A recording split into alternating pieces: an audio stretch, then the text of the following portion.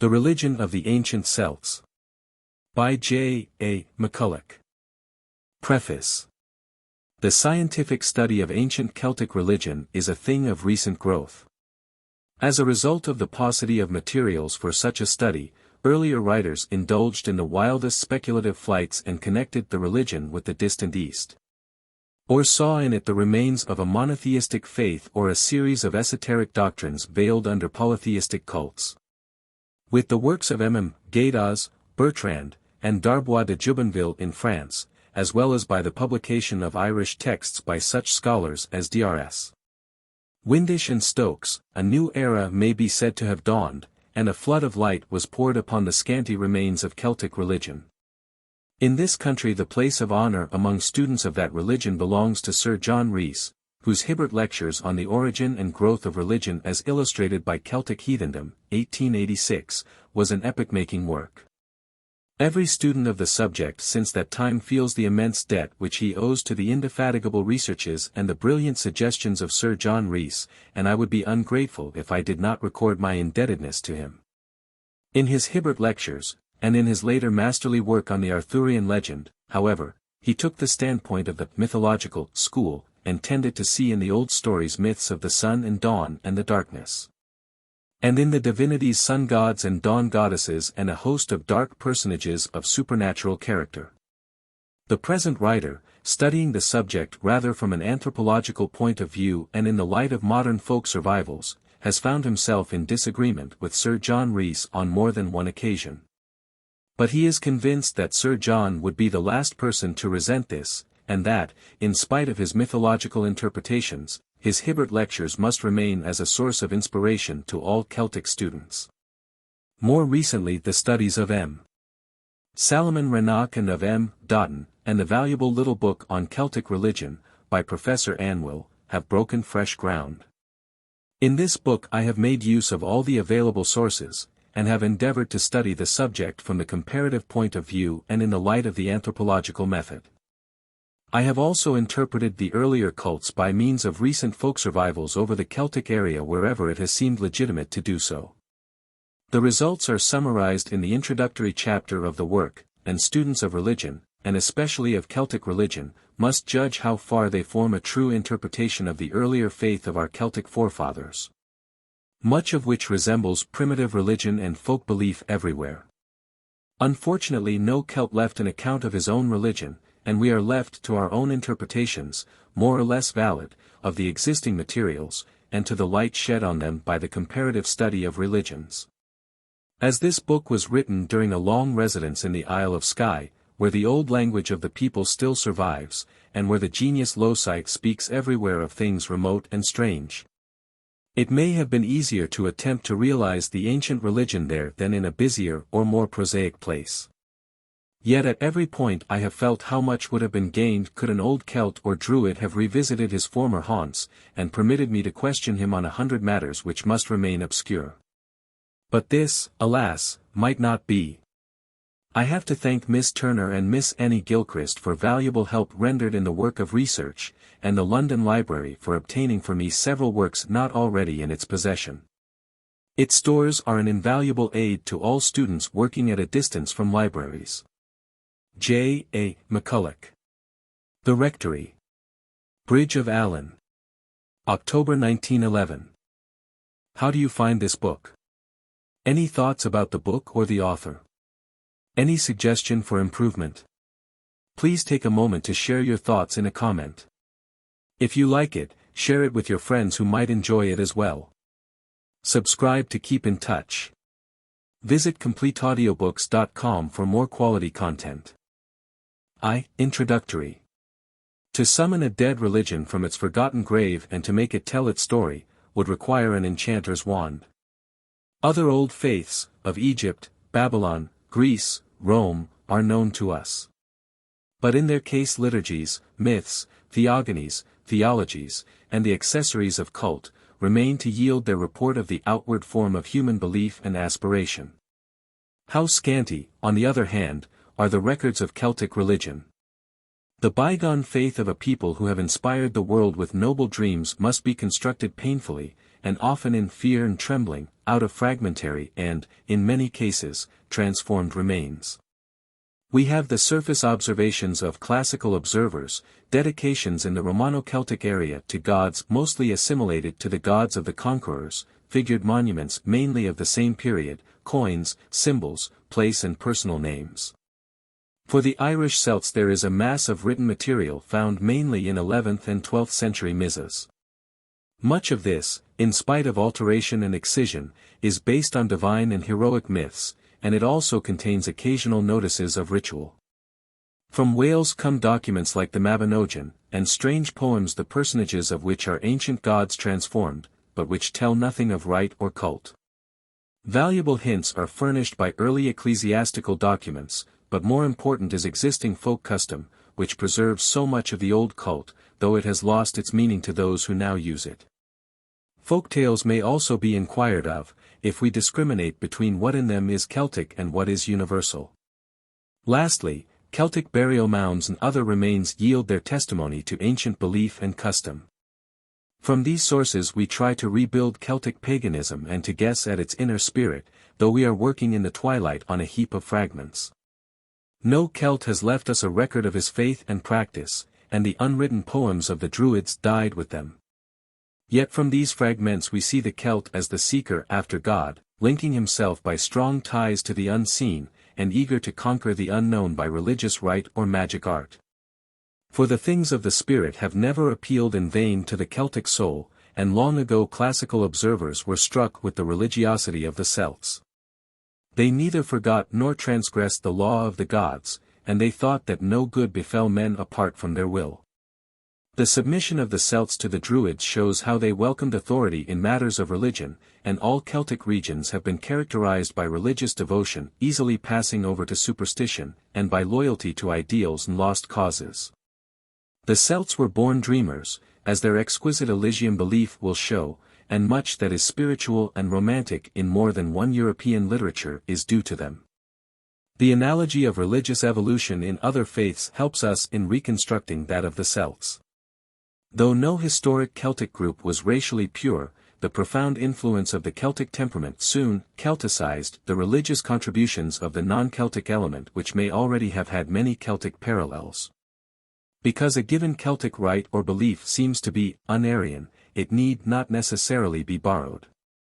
The Celts had a savage past, and, conservative as they were, they kept much of it alive. Our business, therefore, lies with Celtic religion as a whole. These primitive elements were there before the Celts migrated from the old Aryan home, yet since they appear in Celtic religion to the end, we speak of them as Celtic. The earliest aspect of that religion, before the Celts became a separate people, was a cult of nature spirits, or of the life manifested in nature. But men and women probably had separate cults, and, of the two, perhaps that of the latter is more important. As hunters, men worshipped the animals they slew, apologizing to them for the slaughter. This apologetic attitude, found with all primitive hunters, is of the nature of a cult.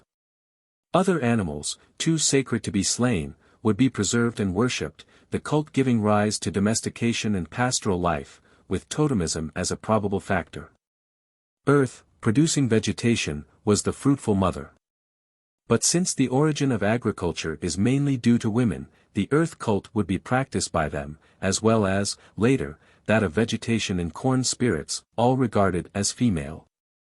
As men began to interest themselves in agriculture, they would join in the female cults, probably with the result of changing the sex of the spirits worshipped. An earth god would take the place of the earth mother, or stand as her consort or son. Vegetation and corn spirits would often become male, though many spirits, even when they were exalted into divinities, remained female. With the growth of religion the vaguer spirits tended to become gods and goddesses, and worshipful animals to become anthropomorphic divinities, with the animals as their symbols, attendants, or victims. And as the cult of vegetation spirits centered in the ritual of planting and sowing, so the cult of the divinities of growth centered in great seasonal and agricultural festivals, in which the key to the growth of Celtic religion is to be found. But the migrating Celts, conquering new lands, evolved divinities of war, and here the old female influence is still at work, since many of these are female. In spite of possessing so many local war gods, the Celts were not merely men of war. Even the Equites engaged in war only when occasion arose, and agriculture as well as pastoral industry was constantly practiced, both in Gaul and Britain, before the conquest. In Ireland, the belief in the dependence of fruitfulness upon the king shows to what extent agriculture flourished there. Music, poetry, crafts, and trade gave rise to culture divinities, perhaps evolved from gods of growth, since later myths attributed to them both the origin of arts and crafts, and the introduction of domestic animals among men. Possibly some culture gods had been worshipful animals, now worshipped as gods, who had given these animals to man. Culture goddesses still held their place among culture gods, and were regarded as their mothers. The prominence of these divinities shows that the Celts were more than a race of warriors. The pantheon was thus a large one, but on the whole the divinities of growth were more generally important. The older nature spirits and divine animals were never quite forgotten, especially by the folk, who also preserved the old rituals of vegetation spirits, while the gods of growth were worshipped at the great festivals. Yet in essence the lower and the higher cults were one and the same, and, save where Roman influence destroyed Celtic religion, the older primitive strands are everywhere apparent. The temperament of the Celt kept him close to nature, and he never quite dropped the primitive elements of his religion. Moreover, the early influence of female cults of female spirits and goddesses remained to the end as another predominant factor. Most of the Celtic divinities were local in character, each tribe possessing its own group, each god having functions similar to those of other groups. Some, however, had or gained a more universal character, absorbing divinities with similar functions. Still this local character must be borne in mind. The numerous divinities of Gaul, with differing names but, judging by their assimilation to the same Roman divinity, similar functions, are best understood as gods of local groups. This is probably true also of Britain and Ireland. But those gods worshipped far and wide over the Celtic area may be gods of the undivided Celts, or gods of some dominant Celtic group extending their influence on all sides, or, in some cases, popular gods whose cult passed beyond the tribal bounds. If it seem precarious to see such close similarity in the local gods of a people extending right across Europe, appeal can be made to the influence of the Celtic temperament, producing everywhere the same results. And to the homogeneity of Celtic civilization, save in local areas, e.g., the south of Gaul. Moreover, the comparison of the various testimonies of onlookers points to a general similarity, while the permanence of the primitive elements in Celtic religion must have tended to keep it everywhere the same.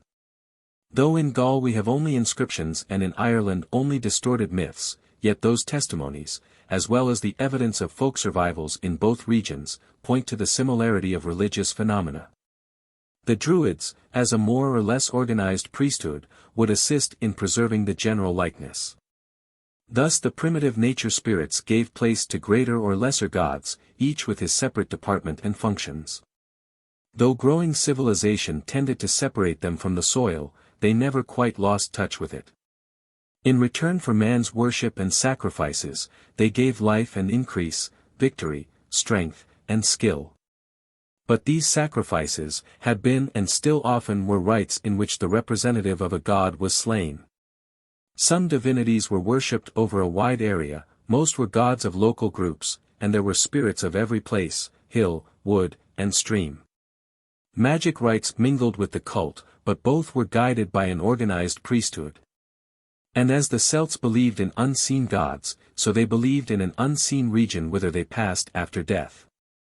Our knowledge of the higher side of Celtic religion is practically a blank, since no description of the inner spiritual life has come down to us.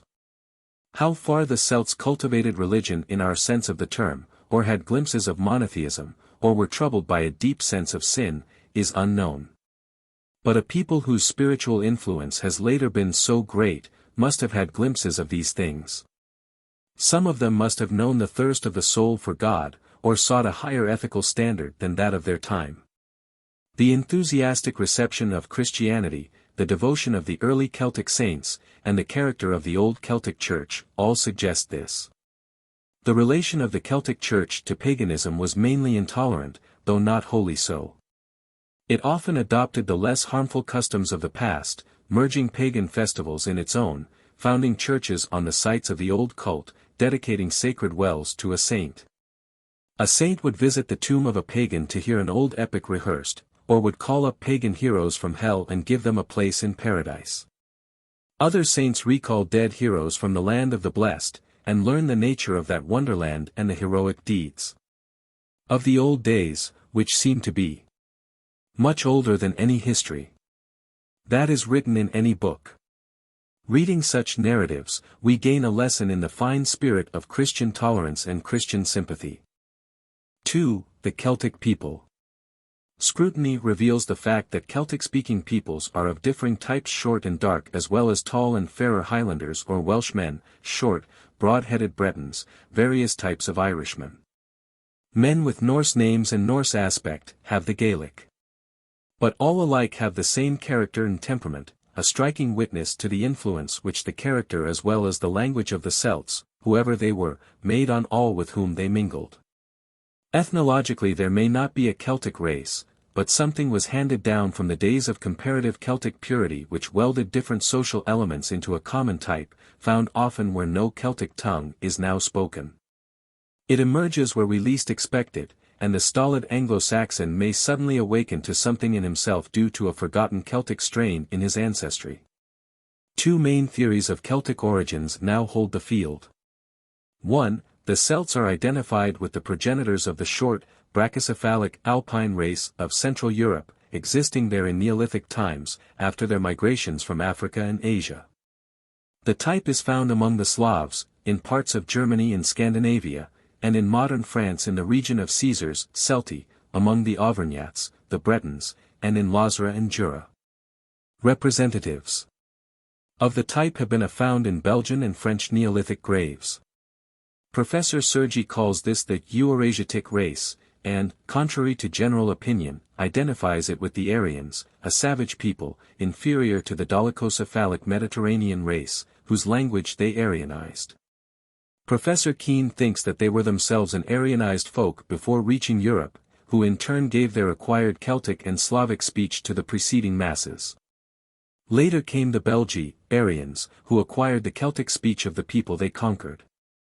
Broca assumed that the dark, brachycephalic people whom he identified with Caesars, Celti, differed from the Belgi, were conquered by them, and acquired the language of their conquerors, hence wrongly called Celtic by philologists. The Belgi were tall and fair, and overran Gaul, except Aquitaine, mixing generally with the Celti, who in Caesar's time had thus an infusion of Belgic blood. But before this conquest, the Celti had already mingled with the aboriginal dolichocephalic folk of Gaul, Iberians, or Mediterraneans of Professor Sergi. The latter had apparently remained comparatively pure from admixture in Aquitaine, and are probably the Aquitani of Caesar. But were the short, brachycephalic, folk Celts? Caesar says the people who call themselves Celti were called Gauls by the Romans, and Gauls, according to classical writers, were tall and fair. Hence the Celti were not a short, dark race, and Caesar himself says that Gauls, including Celti, looked with contempt on the short Romans. Strabo also says that Celti and Belgi had the same Gaulish appearance, i.e. tall and fair. Caesar's statement that Aquitani, Galli, and Belgi differ in language, institutions, and laws is vague and unsupported by evidence, and may mean as to language no more than a difference in dialects. This is also suggested by Strabo's words, Celti and Belgi differ a little, in language. No classical writer describes the Celts as short and dark, but the reverse. Short, dark people would have been called Iberians, without respect to skulls. Classical observers were not craniologists. The short, brachycephalic type is now prominent in France, because it has always been so, eliminating the tall, fair Celtic type.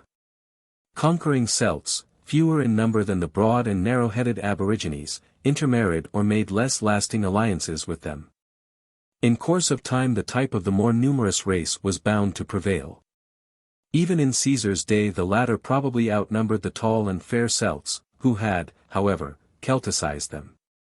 But classical writers, who knew the true Celt as tall and fair, saw that type only, just as every one, on first visiting France or Germany, sees his generalized type of Frenchman or German everywhere. Later, he modifies his opinion, but this the classical observers did not do. Caesar's campaigns must have drained Gaul of many tall and fair Celts. This, with the tendency of dark types to outnumber fair types in South and Central Europe, may help to explain the growing prominence of the dark type, though the tall, fair type is far from uncommon. 2. The second theory, already anticipated, sees in Gauls and Belgi a tall, fair Celtic folk, speaking a Celtic language and belonging to the race which stretched from Ireland to Asia Minor, from North Germany to the Po, and were masters of Teutonic tribes till they were driven by them from the region between Elbe and Rhine. Some Belgic tribes claimed a Germanic ancestry, but German was a word seldom used with precision, and in this case may not mean Teutonic. The fair hair of this people has made many suppose that they were akin to the Teutons.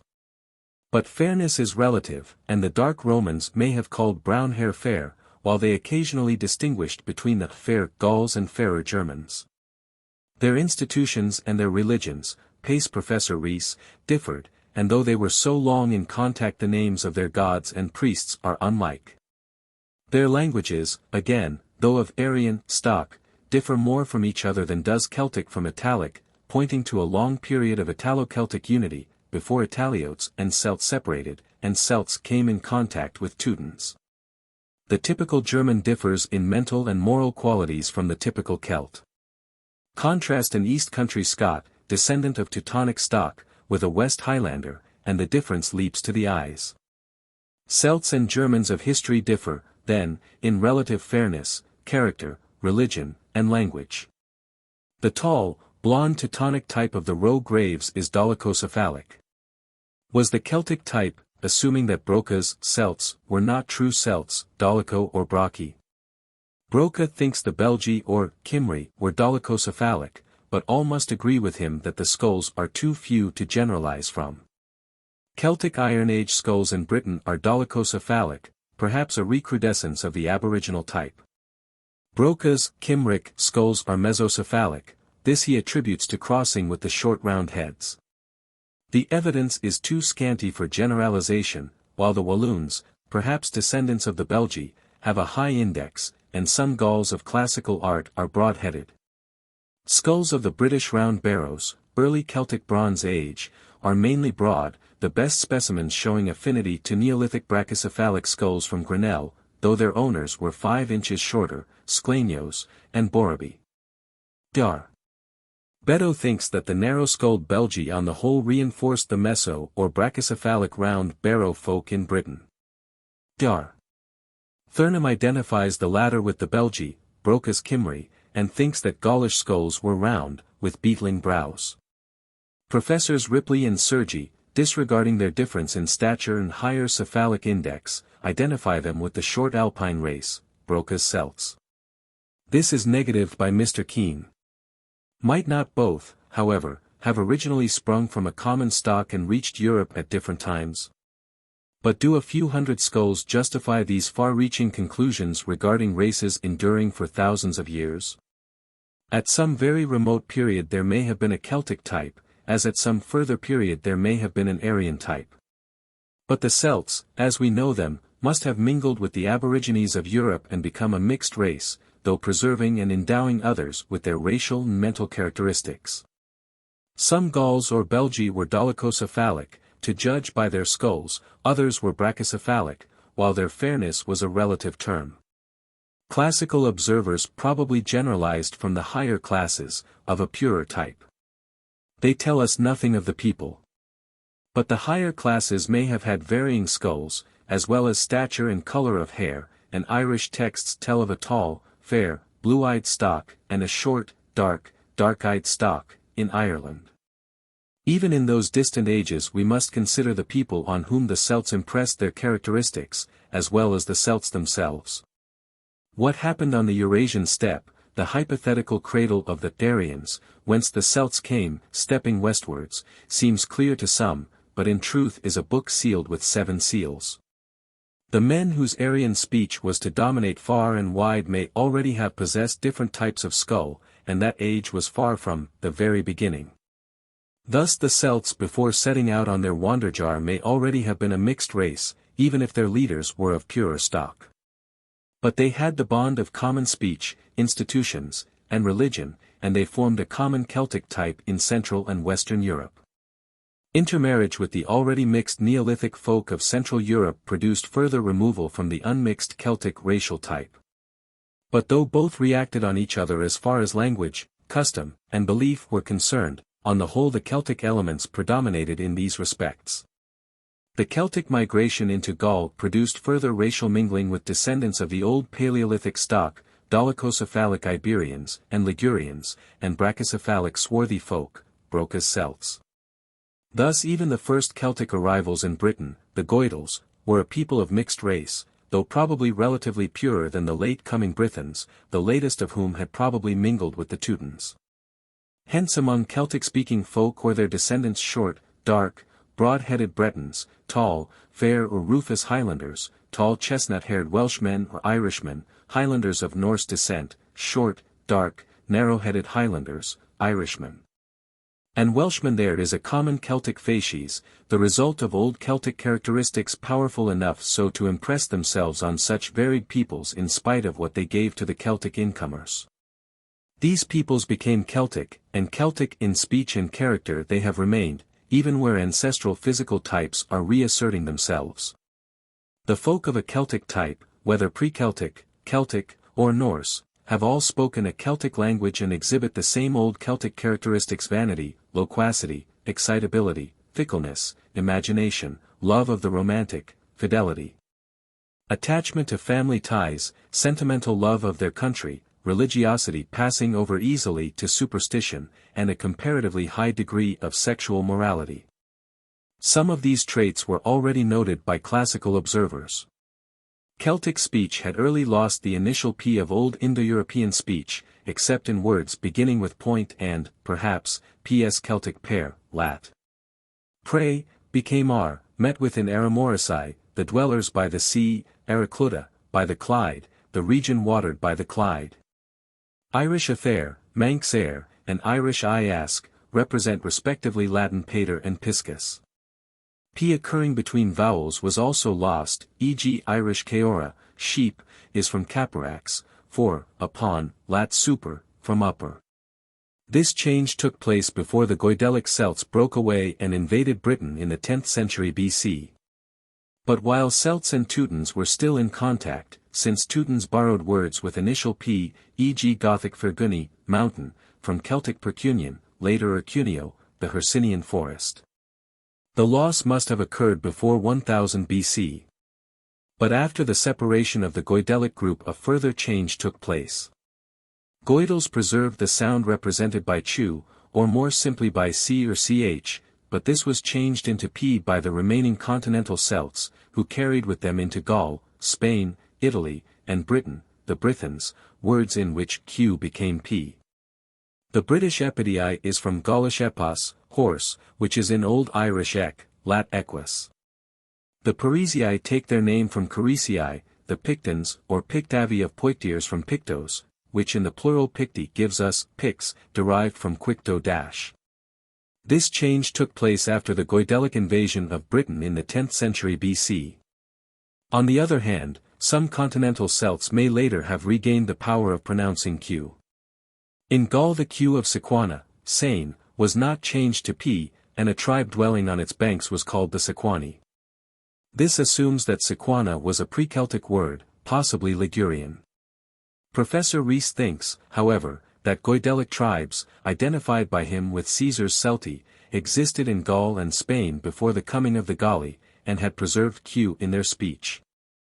To them we owe Sequana, as well as certain names with q in Spain. This at least is certain, that Goidelic Celts of the Q group occupied Gaul and Spain before reaching Britain and Ireland. Irish tradition and archaeological data confirm this. But whether their descendants were represented by Caesar's Celti must be uncertain. Celti and Galli, according to Caesar, were one and the same, and must have had the same general form of speech. The dialects of Goidelic speech Irish, Manx, Gaelic, and that of the continental Goidels preserved the Q sound, those of Gallo-Brythonic speech Gaulish, Breton, Welsh, Cornish changed Q into P. The speech of the Picts, perhaps connected with the Pictons of Gaul, also had this P sound. Who, then, were the Picts? According to Professor Rees they were pre-Aryans, but they must have been under the influence of Brythonic Celts. Dar. Skene regarded them as Goidels speaking a Goidelic dialect with Brythonic forms. Mr. Nicholson thinks they were Goidels who had preserved the Indo-European P. But might they not be descendants of a Brythonic group, arriving early in Britain and driven northwards by newcomers? Professor Windisch and Dr. Stokes regard them as Celts, allied to the Brythons rather than to the Goidels, the phonetics of their speech resembling those of Welsh rather than Irish. The theory of an early Goidelic occupation of Britain has been contested by Professor Meyer, who holds that the first Goidels reached Britain from Ireland in the 2nd century, while Dr. MacBain was of the opinion that England, apart from Wales and Cornwall, knew no Goidels, the place names being Brythonic. But unless all Goidels reached Ireland from Gaul or Spain, as some did, Britain was more easily reached than Ireland by migrating Goidels from the continent. Prominent Goidelic place names would become Brythonic, but insignificant places would retain their Goidelic form, and to these we must look for decisive evidence. A Goidelic occupation by the 9th century BC is suggested by the name Cassiterides, a word of the Q group, applied to Britain. If the Goidels occupied Britain first, they may have called their land Cretanes or Cretanes, which Pictish invaders would change to Pretanes, found in Welsh, Wynys Prydain, Prydain's Isle, or Isle of the Picts. Pointing to the original underlying the Greek Pyro Epsilon Tau Alpha Nu Iota Kappa Alpha Eta Sigma Omicron Iota or Pictish Isles, though the change may be due to continental P Celts trading with Q Celts in Britain. With the Pictish occupation would agree the fact that Irish Goidels called the Picts who came to Ireland Cruthn equals Cretani equals Prytani. In Ireland they almost certainly adopted Goidelic speech. Whether or not all the Pictish invaders of Britain were called Pictavi, this word or Picti, perhaps from Quicto, Irish sict, engraver, became a general name for this people. Q had been changed into P on the continent. Hence, Pictavi or Pictons, the tattooed men, those who engraved figures on their bodies, as the Picts certainly did. Dispossessed and driven north by incoming Brythons and Belgae, they later became the virulent enemies of Rome. In 306 Eumenius describes all the northern tribes as Caledonii and other Picts, while some of the tribes mentioned by Ptolemy have Brythonic names or names with Gaulish cognates.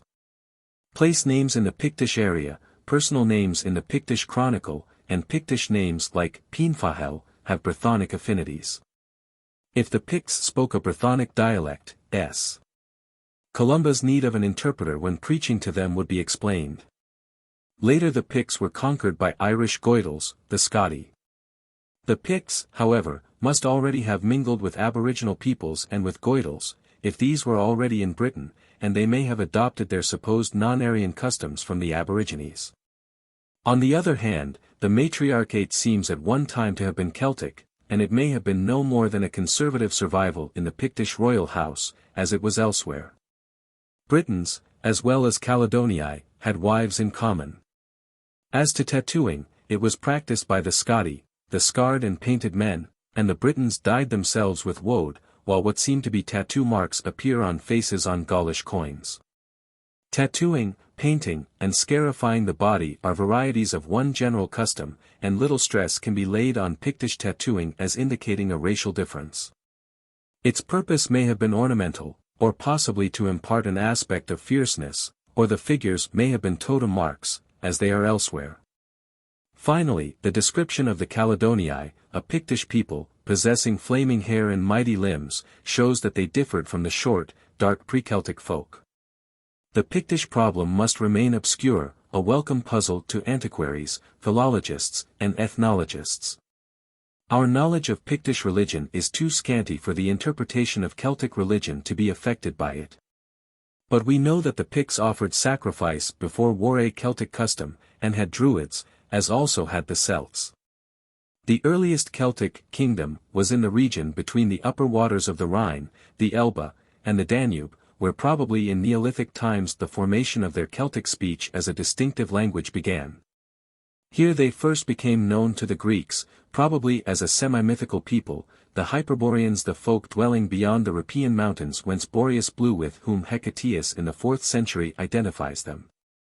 But they were now known as Celts, and their territory as Celtica, while Galati was used as a synonym of Celti in the 3rd century BC.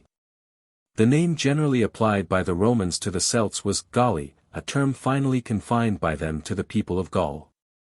Successive bands of Celts went forth from this comparatively restricted territory, until the Celtic Empire, for some centuries before 300 BC, included the British Isles, parts of the Iberian Peninsula, Gaul, North Italy, Belgium, Holland, great part of Germany, and Austria.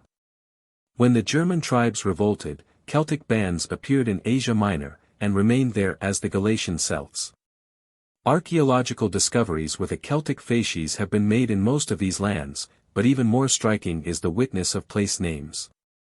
Celtic Dunan, a fort or castle, the Gaelic Dun, is found in compound names from Ireland to southern Russia.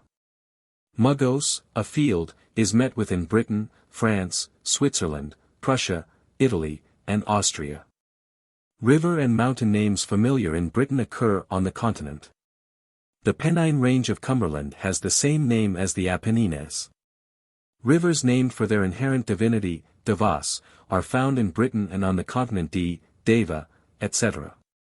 Besides this linguistic, had the Celts also a political unity over their great empire, under one bead? Such a unity certainly did not prevail from Ireland to the Balkan Peninsula, but it prevailed over a large part of the Celtic area. Livy, following Timagenes, who perhaps cited a lost Celtic epos, speaks of King Ambicatus ruling over the Celts from Spain to Germany, and sending his sister's sons, Bellovesus and Segovesus, with many followers, to found new colonies in Italy and the Hercynian forest. Mythical as this may be, it suggests the hegemony of one tribe or one chief over other tribes and chiefs, for Livy says that the sovereign power rested with the Bituriges who appointed the king of Celticum, viz. Ambicatus. Some such unity is necessary to explain Celtic power in the ancient world, and it was made possible by unity of race or at least of the congeries of Celticized peoples, by religious solidarity, and probably by regular gatherings of all the kings or chiefs. If the Druids were a Celtic priesthood at this time, or already formed a corporation as they did later in Gaul, they must have endeavored to form and preserve such a unity. And if it was never so compact as Livy's words suggest, it must have been regarded as an ideal by the Celts or by their poets, Ambicatus serving as a central figure round which the ideas of empire crystallized. The hegemony existed in Gaul, where the Arverni and their king claimed power over the other tribes, and where the Romans tried to weaken the Celtic unity by opposing to them the Aedui. In Belgium the hegemony was in the hands of the Suessians, to whose king Belgic tribes in Britain submitted.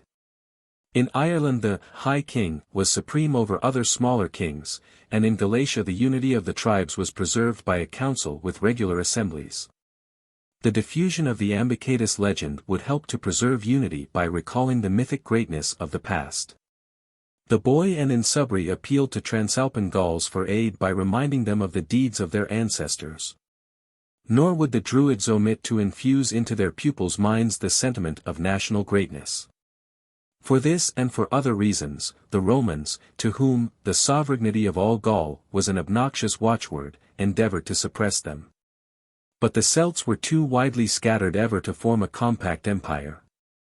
The Roman Empire extended itself gradually in the consciousness of its power. The cohesion of the Celts in an empire or under one king was made impossible by their migrations and diffusion. Their unity, such as it was broken by the revolt of the Teutonic tribes, and their subjugation was completed by Rome. The dreams of wide empire remain dreams. For the Celts, in spite of their vigor, have been a race of dreamers, their conquests in later times, those of the spirit rather than of the mailed fist. Their superiority has consisted in imparting to others their characteristics. Organized unity and a vast empire could never be theirs. 3. The gods of Gaul and the Continental Celts. The passage in which Caesar sums up the Gaulish pantheon runs, "They worship chiefly the god Mercury. Of him there are many symbols, and they regard him as the inventor of all the arts, as the guide of travelers, and as possessing great influence over bargains and commerce. After him they worship Apollo and Mars, Jupiter and Minerva. About these they hold much the same beliefs as other nations. Apollo heals diseases, Minerva teaches the elements of industry in the arts, Jupiter rules over the heavens, Mars directs war. All the Gauls assert that they are descended from Despater, their progenitor. As will be seen in this chapter, the Gauls had many other gods than these, while the Roman gods, by whose names Caesar calls the Celtic divinities, probably only approximately corresponded to them in functions. As the Greeks called by the names of their own gods those of Egypt, Persia, and Babylonia, so the Romans identified Greek, Teutonic, and Celtic gods with theirs. The identification was seldom complete, and often extended only to one particular function or attribute. But, as in Gaul, it was often part of a state policy, and there the fusion of cults was intended to break the power of the Druids. The Gauls seem to have adopted Roman civilization easily, and to have acquiesced in the process of assimilation of their divinities to those of their conquerors. Hence we have thousands of inscriptions in which a god is called by the name of the Roman deity to whom he was assimilated and by his own Celtic name Jupiter Tyrannis, Apollo Granus, etc. Or sometimes to the name of the Roman god is added a descriptive Celtic epithet or a word derived from a Celtic place name. Again, since Augustus reinstated the cult of the Lares, with himself as chief Lar, the epithet Augustus was given to all gods to whom the character of the Lares could be ascribed, e.g. Bellinos Augustus. Cults of local gods became cults of the genius of the place, coupled with the genius of the emperor. In some cases, however, the native name stands alone. The process was aided by art. Celtic gods are represented after Greco-Roman or Greco-Egyptian models. Sometimes these carry a native divine symbol, or, in a few cases, the type is purely native, e.g. that of Cernunnos. Thus the native paganism was largely transformed before Christianity appeared in Gaul. Many Roman gods were worshipped as such, not only by the Romans in Gaul, but by the Gauls, and we find there also traces of the Oriental cults affected by the Romans. There were probably in Gaul many local gods, tribal or otherwise, of roads and commerce, of the arts, of healing, etc., who, bearing different names, might easily be identified with each other or with Roman gods. Caesar's Mercury, Mars, Minerva, etc., probably include many local Minervas, Mars, and Mercuries. There may, however, have been a few great gods common to all Gaul, universally worshipped, besides the numerous local gods, some of whom may have been adopted from the Aborigines. An examination of the divine names in Holder's Altceltischer Sprachschatz will show how numerous the local gods of the continental Celts must have been. Professor Anwell reckons that 270 gods are mentioned once on inscriptions, 24 twice, 11 thrice, 10 4 times, 3 5 times, 2 7 times, 4 15 times, 1 19 times, Grannos, and 1 39 times, Bellinos. The god or gods identified with Mercury were very popular in Gaul, as Caesar's words and the witness of place names derived from the Roman name of the god show. These had probably supplanted earlier names derived from those of the corresponding native gods. Many temples of the god existed, especially in the region of the Allobrogi, and bronze statuettes of him have been found in abundance. Pliny also describes a colossal statue designed for the Arverni who had a great temple of the god on the Puy de Dôme. Mercury was not necessarily the chief god, and at times, e.g. in war, the native war gods would be prominent. The native names of the gods assimilated to Mercury are many in number. In some cases they are epithets, derived from the names of places where a local Mercury was worshipped, in others they are derived from some function of the gods. One of these titles is Arteos, perhaps cognate with Irish art, god, or connected with Artos, bear. Professor Rees, however, finds its cognate in Welsh ar, ploughed land, as if one of the god's functions connected him with agriculture. This is supported by another inscription to Mercurius Coulter at Württemberg. Local gods of agriculture must thus have been assimilated to Mercury. A god Macus, swine, was also identified with Mercury, and the swine was a frequent representative of the corn spirit or of vegetation divinities in Europe. The flesh of the animal was often mixed with the seed corn or buried in the fields to promote fertility. The swine had been a sacred animal among the Celts, but had apparently become an anthropomorphic god of fertility, Macus, assimilated to Mercury, perhaps because the Greek Hermes caused fertility in flocks and herds. Such a god was one of a class whose importance was great among the Celts as an agricultural people.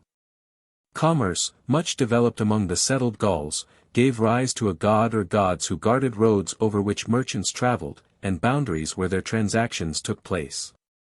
Hence we have an inscription from Yorkshire, to the god who invented roads and paths, while another local god of roads, equated with Mercury, was Simiosinus. Another god, Ogmios, a native god of speech, who draws men by chains fastened to the tip of his tongue, is identified in Lucian with Heracles, and is identical with the Goidelic Ogma. Eloquence and speech are important matters among primitive peoples, and this god has more likeness to Mercury as a culture god than to Heracles, Greek writers speaking of eloquence as binding men with the chains of Hermes. Several local gods, of agriculture, commerce, and culture, were thus identified with Mercury, and the Celtic Mercury was sometimes worshipped on hilltops, one of the epithets of the god, Dumias, being connected with the Celtic word for hill or mound. Irish gods were also associated with mounds. Many local gods were identified with Apollo both in his capacity of god of healing and also that of god of light. The two functions are not incompatible, and this is suggested by the name Grannos, god of thermal springs both in Britain and on the continent. The name is connected with a root which gives words meaning, burning, shining, etc. And from which comes also Irish Grian, sun. The god is still remembered in a chant sung round bonfires in Auvergne. A sheaf of corn is set on fire, and called, Grano mio, while the people sing, Grano, my friend, Grano, my father. Grano, my mother. Another god of thermal springs was Borvo, Bormo, or Bormanus, whose name is derived from Borvo, whence Welsh buru, boiling, and is evidently connected with the bubbling of the springs. Votive tablets inscribed Grannos or Borvo show that the offerers desired healing for themselves or others. The name Belinos found over a wide area, but mainly in Aquileia, comes from Belos, bright, and probably means, the shining one. It is thus the name of a Celtic sun god, equated with Apollo in that character. If he is the Belinus referred to by Geoffrey of Monmouth, his cult must have extended into Britain from the continent, and he is often mentioned by classical writers, while much later Ausonius speaks of his priest in Gaul. Many place and personal names point to the popularity of his cult, and inscriptions show that he, too, was a god of health and of healing springs. The plant Belenuntia was called after him and venerated for its healing powers. The sun god's functions of light and fertility easily passed over into those of health-giving, as our study of Celtic festivals will show. A god with the name Maponos, connected with words denoting youthfulness, is found in England and Gaul, equated with Apollo, who himself is called Bonus Pure in a Dacian inscription. Another god Mogons or Magunos, whose name is derived from Mao, to increase, and suggests the idea of youthful strength, may be a form of the sun god, though some evidence points to his having been a sky god. The Celtic Apollo is referred to by classical writers. Diodorus speaks of his circular temple in an island of the Hyperboreans, adorned with votive offerings. The kings of the city where the temple stood, and its overseers, were called Borads, and every 19th year the god appeared dancing in the sky at the spring equinox. The identifications of the temple with Stonehenge and of the Borads with the bards are quite hypothetical. Apollonius says that the Celts regarded the waters of Eridanus as due to the tears of Apollo, probably a native myth attributing the creation of springs and rivers to the tears of a god, equated by the Greeks with Apollo. The Celtic sun god, as has been seen, was a god of healing springs. Some 60 names or titles of Celtic war gods are known, generally equated with Mars. These were probably local tribal divinities regarded as leading their worshippers to battle. Some of the names show that these gods were thought of as mighty warriors, e.g. Caturix, battle king, Belatacodros, a common name in Britain perhaps meaning, comely in slaughter, and Albirix, world king. Another name, Regissimus, from Rix and Samus, like to, gives the idea of king-like. Totatus, Totatus, and Totatus are found in inscriptions from Secca, York, and Old Carlisle, and may be identified with Lucan's Tutates, who with Tyrannes and Essus mentioned by him, is regarded as one of 3 pan-Celtic gods. Had this been the case, we should have expected to find many more inscriptions to them. The scholiast on Lucan identifies Tutates now with Mars, now with Mercury. His name is connected with Tuatha, tribe, and he is thus a tribal war god, regarded as the embodiment of the tribe in its warlike capacity. Nitan, a war god of the Aquitaini, has a name connected with Irish Nia, warrior, and may be equated with the Irish war god Net. Another god, Cúmullos, known from British and Continental inscriptions, and figured on British coins with warlike emblems, has perhaps some connection with Cumul, father of Fionn, though it is uncertain whether Cumul was an Irish divinity. Another god equated with Mars is the Gaulish Brasiaca, god of malt. According to classical writers, the Celts were a drunken race, and besides importing quantities of wine, they had their own native drinks, e.g. Kappa Omicron Romeu Iota, the Irish quorum, and bracket, both made from malt, break. These words, with the Gaulish brace, spelt, are connected with the name of this god, who was a divine personification of the substance from which the drink was made, which produced, according to primitive ideas, the divine frenzy of intoxication. It is not clear why Mars should have been equated with this god. Caesar says that the Celtic Jupiter governed heaven. A god who carries a wheel, probably a sun god, and another, a god of thunder, called Tyrannes, seem to have been equated with Jupiter.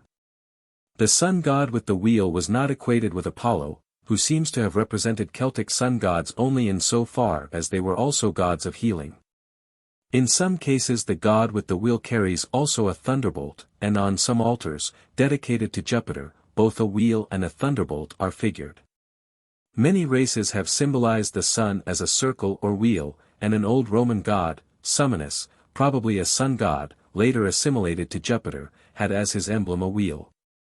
The Celts had the same symbolism, and used the wheel symbol as an amulet, while at the midsummer festivals blazing wheels, symbolizing the sun, were rolled down a slope.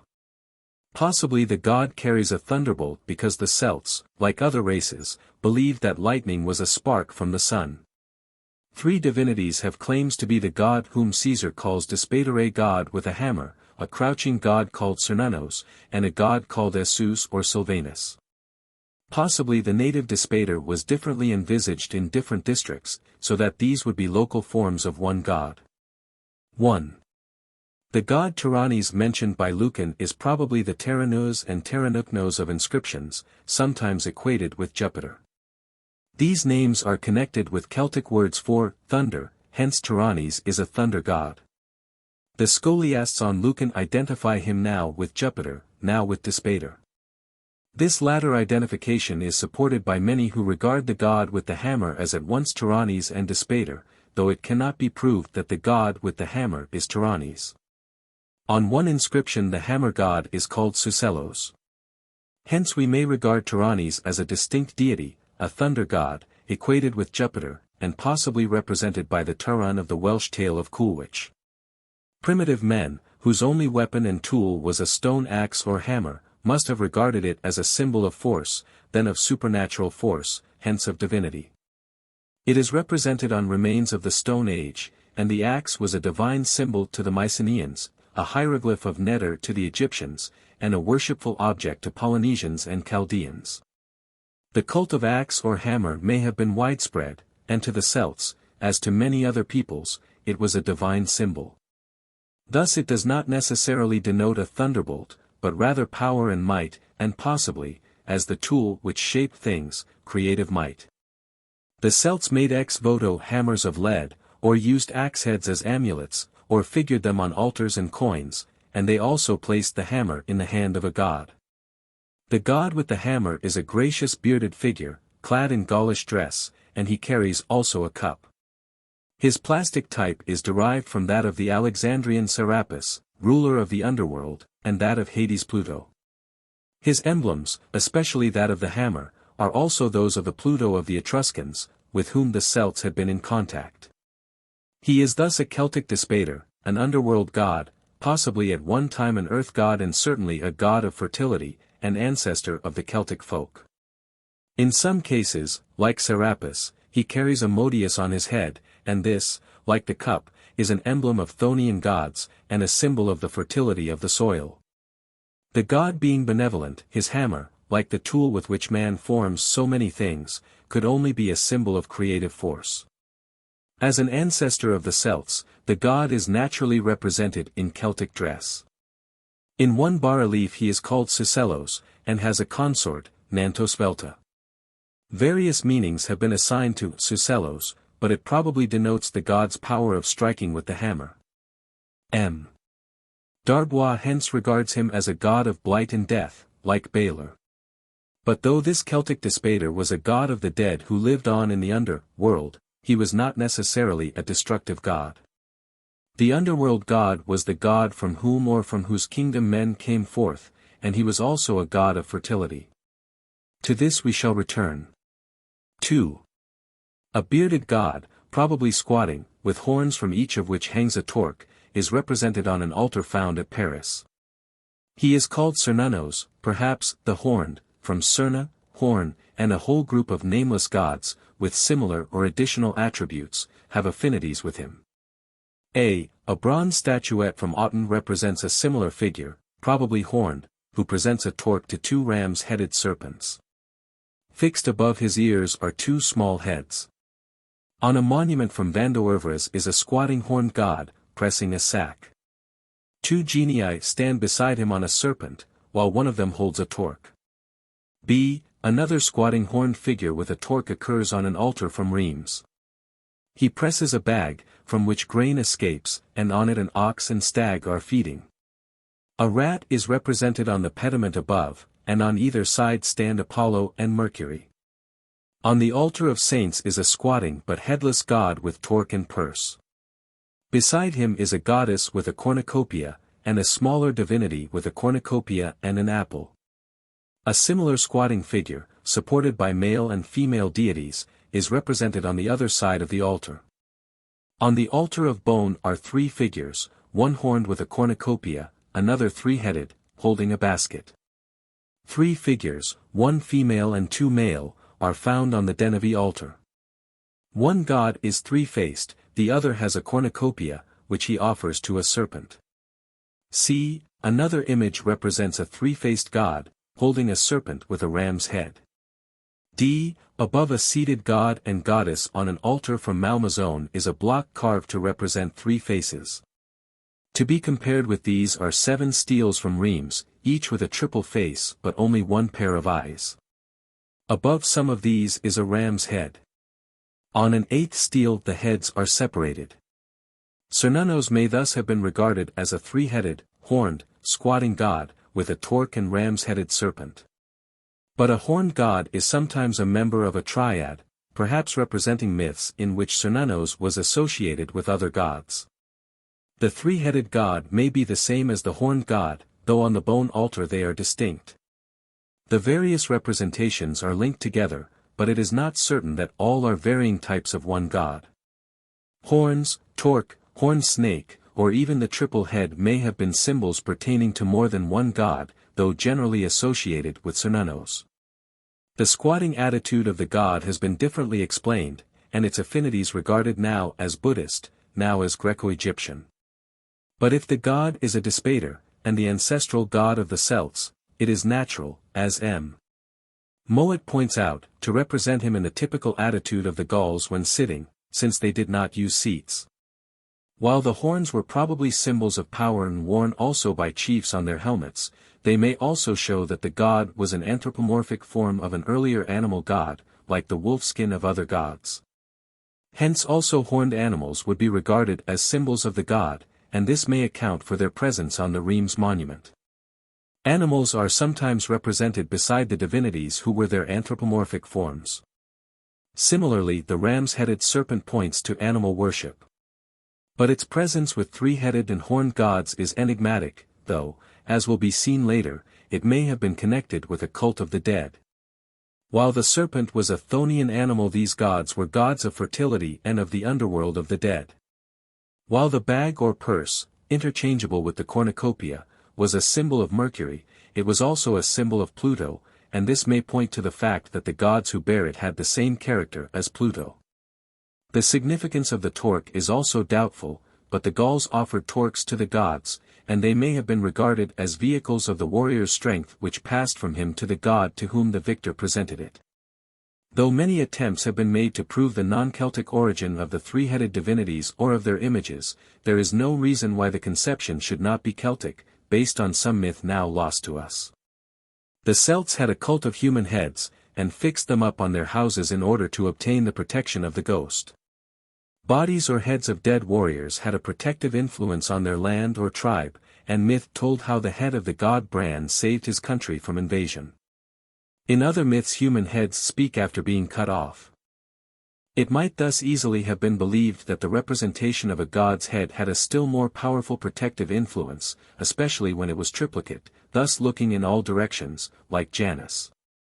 The significance of the triad on these monuments is uncertain, but since the supporting divinities are now male, now female, now male and female, it probably represents myths of which the horned or three-headed god was the central figure.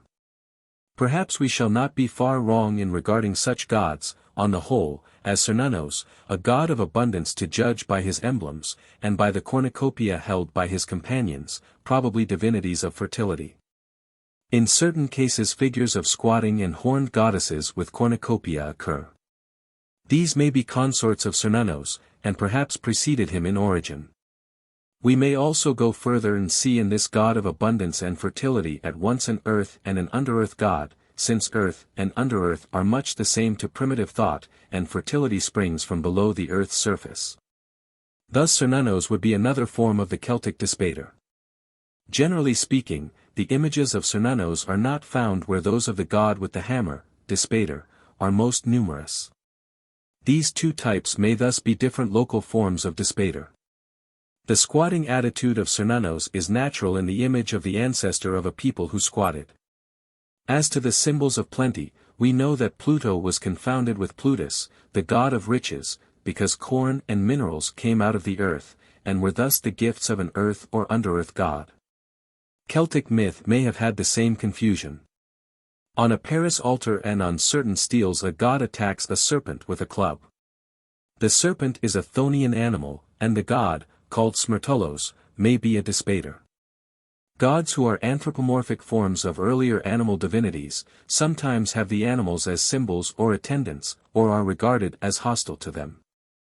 In some cases despater may have outgrown the serpent symbolism, the serpent being regarded locally as his foe. This assumes that the god with the club is the same as the god with the hammer. But in the case of Cernunnos the animal remained as his symbol.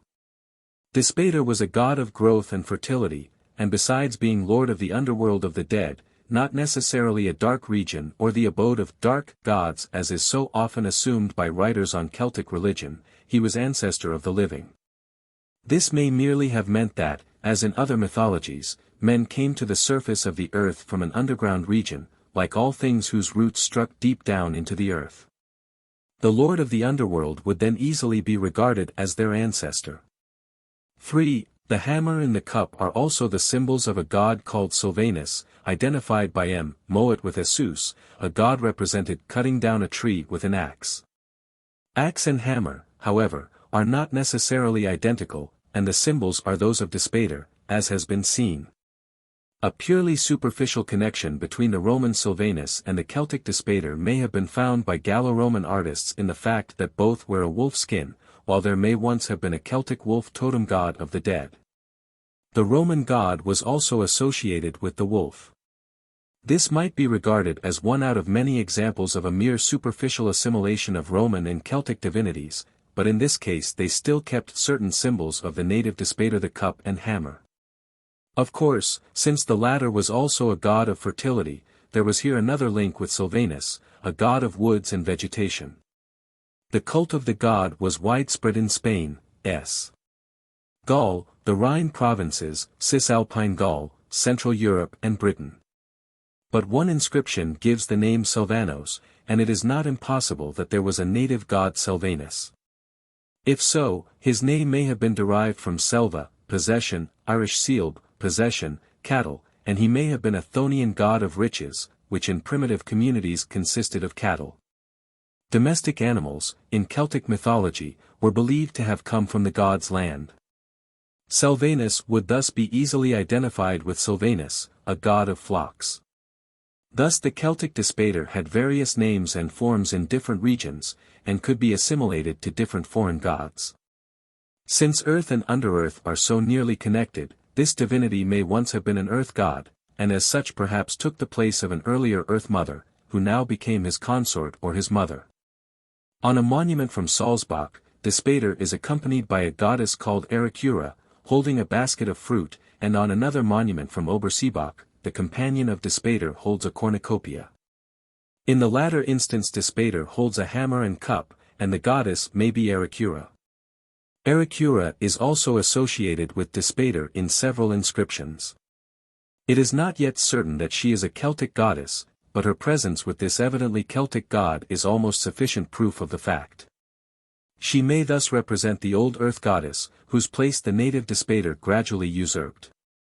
Lucan mentions a god Esus, who is represented on a Paris altar as a woodman cutting down a tree, the branches of which are carried round to the next side of the altar, on which is represented a bull with 3 cranes Tarvos Trigeranos.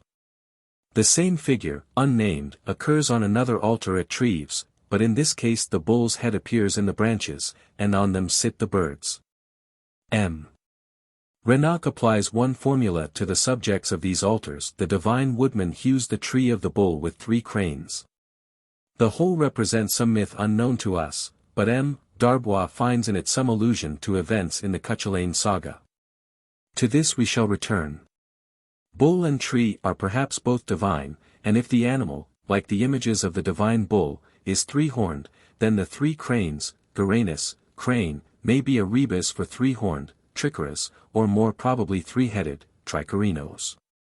In this case woodman, tree, and bull might all be representatives of a god of vegetation. In early ritual, human, animal, or arboreal representatives of the god were periodically destroyed to ensure fertility, but when the god became separated from these representatives, the destruction or slaying was regarded as a sacrifice to the god. And myths arose telling how he had once slain the animal. In this case, tree and bull, really identical, would be mythically regarded as destroyed by the god whom they had once represented. If Esus was a god of vegetation, once represented by a tree, this would explain why, as the scholiast on Lucan relates, human sacrifices to Esus were suspended from a tree. Esus was worshipped at Paris and at Treves.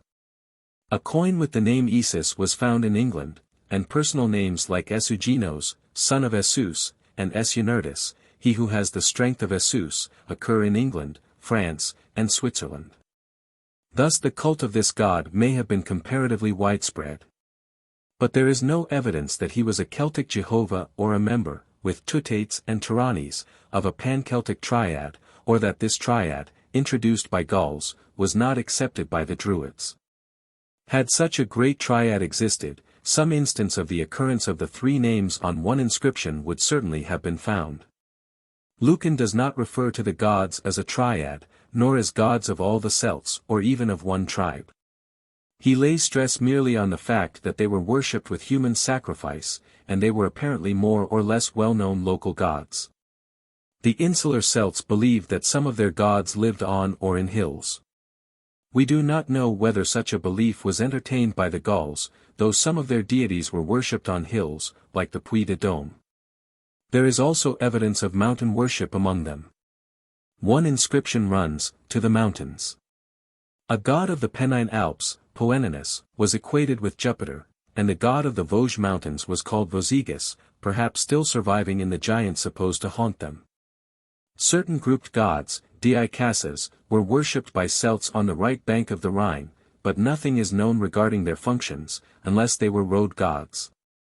The name means beautiful or pleasant, and Cassi appears in personal and tribal names, and also in Cassiterides, an early name of Britain, perhaps signifying that the new lands were more beautiful than those the Celts had left. When tin was discovered in Britain, the Mediterranean traders called it Kappa Alpha Sigma Sigma Tau Epsilon Rho Omicron after the name of the place where it was found, as Cupreus, copper, was so called from Cyprus. Many local tutelar divinities were also worshipped. When a new settlement was founded, it was placed under the protection of a tribal god, or the name of some divinest river on whose banks the village was placed, passed to the village itself, and the divinity became its protector. Thus Dea Bibract, Nemesis, and Vajo were tutelar divinities of Bibract, Nîmes, and Vaison. Other places were called after Belinos, or a group of divinities, usually the matres with a local epithet, watched over a certain district. The founding of a town was celebrated in an annual festival, with sacrifices and libations to the protecting deity, a practice combated by S. Eloy in the 8th century. But the custom of associating a divinity with a town or region was a great help to patriotism. Those who fought for their homes felt that they were fighting for their gods, who also fought on their side. Several inscriptions, to the genius of the place, occur in Britain, and there are a few traces of tutelar gods in Irish texts, but generally local saints had taken their place. The Celtic cult of goddesses took two forms, that of individual and that of grouped goddesses, the latter much more numerous than the grouped gods. Individual goddesses were worshipped as consorts of gods, or as separate personalities, and in the latter case the cult was sometimes far extended. Still more popular was the cult of grouped goddesses. Of these the matres, like some individual goddesses, were probably early earth mothers, and since the primitive fertility cults included all that might then be summed up as civilization, such goddesses had already many functions. And might the more readily become divinities of special crafts or even of war. Many individual goddesses are known only by their names, and were of a purely local character. Some local goddesses with different names but similar functions are equated with the same Roman goddess, others were never so equated. The Celtic Minerva, or the goddesses equated with her, taught the elements of industry and the arts, and is thus the equivalent of the Irish Bridget. Her functions are in keeping with the position of woman as the first civilizer discovering agriculture, spinning, the art of pottery, etc. During this period goddesses were chiefly worshipped, and though the Celts had long outgrown this primitive stage, such culture goddesses still retained their importance. A goddess equated with Minerva in southern France and Britain is Belisama, perhaps from Kval, to burn, or shine. Hence she may have been associated with a cult of fire, like Bridget and like another goddess Sul, equated with Minerva at Bath and in Hesse, and in whose temple perpetual fires burned. She was also a goddess of hot springs. Belisama gave her name to the Mersey, and many goddesses in Celtic myth are associated with rivers. Some war goddesses are associated with Mars Nemetona, in Britain and Germany, perhaps the same as the Irish Nemen, and Cathabodua, identical with the Irish war goddess Bad Catha, Battle Crow, who tore the bodies of the slain. Another goddess Andrasta, invincible, perhaps the same as the Andarta of the Vocances, was worshipped by the people of Boudica with human sacrifices, like the native Bellona of the Scordisci. A goddess of the chase was identified with Artemis in Galatia, where she had a priestess Camma, and also in the west. At the feast of the Galatian goddess dogs were crowned with flowers, her worshippers feasted and a sacrifice was made to her, feast and sacrifice being provided out of money laid aside for every animal taken in the chase. Other goddesses were equated with Diana, and one of her statues was destroyed in Christian times at Treves. These goddesses may have been thought of as rushing through the forest with an attendant train, since in later times Diana, with whom they were completely assimilated, became, like Holda, the leader of the furious host, and also of witches' revels. The life of Caesarius of All speaks of a demon called Diana by the rustics. A bronze statuette represents the goddess riding a wild boar, her symbol and, like herself, a creature of the forest, but at an earlier time itself a divinity of whom the goddess became the anthropomorphic form. Goddesses, the earlier spirits of the waters, protected rivers and springs, or were associated with gods of healing wells. Dirona or Sirona is associated with Grannos mainly in eastern Gaul and the Rhine provinces, and is sometimes represented carrying grapes and grain. Thus this goddess may once have been connected with fertility, perhaps an earth mother, and if her name means, the long-lived, this would be an appropriate title for an earth goddess. Another goddess, Stana, mentioned in an inscription at Perigord, is perhaps the standing or abiding one, and thus may also have been an earth goddess. Grannos was also associated with the local goddesses Vasuna and Aventia, who gave their names to Visona and Avanch. His statue also stood in the temple of the goddess of the Seine, Sequana. With Bormo were associated Bormona in southern Gaul, and Damona in eastern Gaul, perhaps an animal goddess, since the root of her name occurs in Irish dam, ox, and Welsh daffod, sheep. Dea Brixia was the consort of Luxovius, god of the waters of Luxul. Names of other goddesses of the waters are found on ex-votos and plaques which were placed in or near them. The Roman nymphae, sometimes associated with Bormo, were the equivalents of the Celtic water goddesses, who survived in the water fairies of later folk belief. Some river goddesses gave their names to many rivers in the Celtic area, the numerous Avons being named from Abnaba, goddess of the sources of the Danube, and the many Dees and Dives from Divona. Clodagh was goddess of the Clyde, Sabrina had her throne beneath the translucent wave of the Severn, Icona was goddess of the Yann, Sequana of the Seine, and Sinnan of the Shannon. In some cases forests were ruled by goddesses, that of the Ardennes by Dea Arduina, and the Black Forest, perhaps because of the many waters in it, by Dea Abnaba. While some goddesses are known only by being associated with a god, e.g. Rosmerta with Mercury in eastern Gaul, others have remained separate, like Epona, perhaps a river goddess merged with an animal divinity, and known from inscriptions as a horse goddess. But the most striking instance is found in the grouped goddesses. Of these the Dei Matres, whose name has taken a Latin form and whose cult extended to the Teutons, are mentioned in many inscriptions all over the Celtic area, save in East and Northwest Gaul. In art they are usually represented as 3 in number, holding fruit, flowers, a cornucopia, or an infant. They were thus goddesses of fertility, and probably derived from a cult of a great mother goddess, the earth personified. She may have survived as a goddess Berecynthia, worshipped at Autun, where her image was borne through the fields to promote fertility, or as the goddesses equated with Demeter and Kore, worshipped by women on an island near Britain. Such cults of a mother goddess lie behind many religious, but gradually her place was taken by an earth god, the Celtic Despater or Dagda, whose consort the goddess became.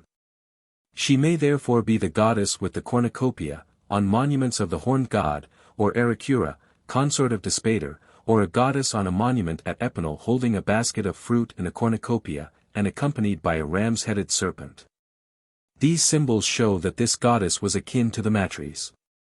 But she sometimes preserved her individuality, as in the case of Berecynthia and the Matres, though it is not quite clear why she should have been thus triply multiplied. A similar phenomenon is found in the close connection of Demeter and Persephone, while the Celts regarded 3 as a sacred number. The primitive division of the year into 3 seasons, spring, summer, and winter, may have had its effect in triplicating a goddess of fertility with which the course of the seasons was connected. In other mythologies groups of 3 goddesses are found, the Hathors in Egypt, the Moirai, Gorgons, and Graii of Greece, the Roman Fates, and the Norse Norni, and it is noticeable that the Matres were sometimes equated with the Parsi and Fates.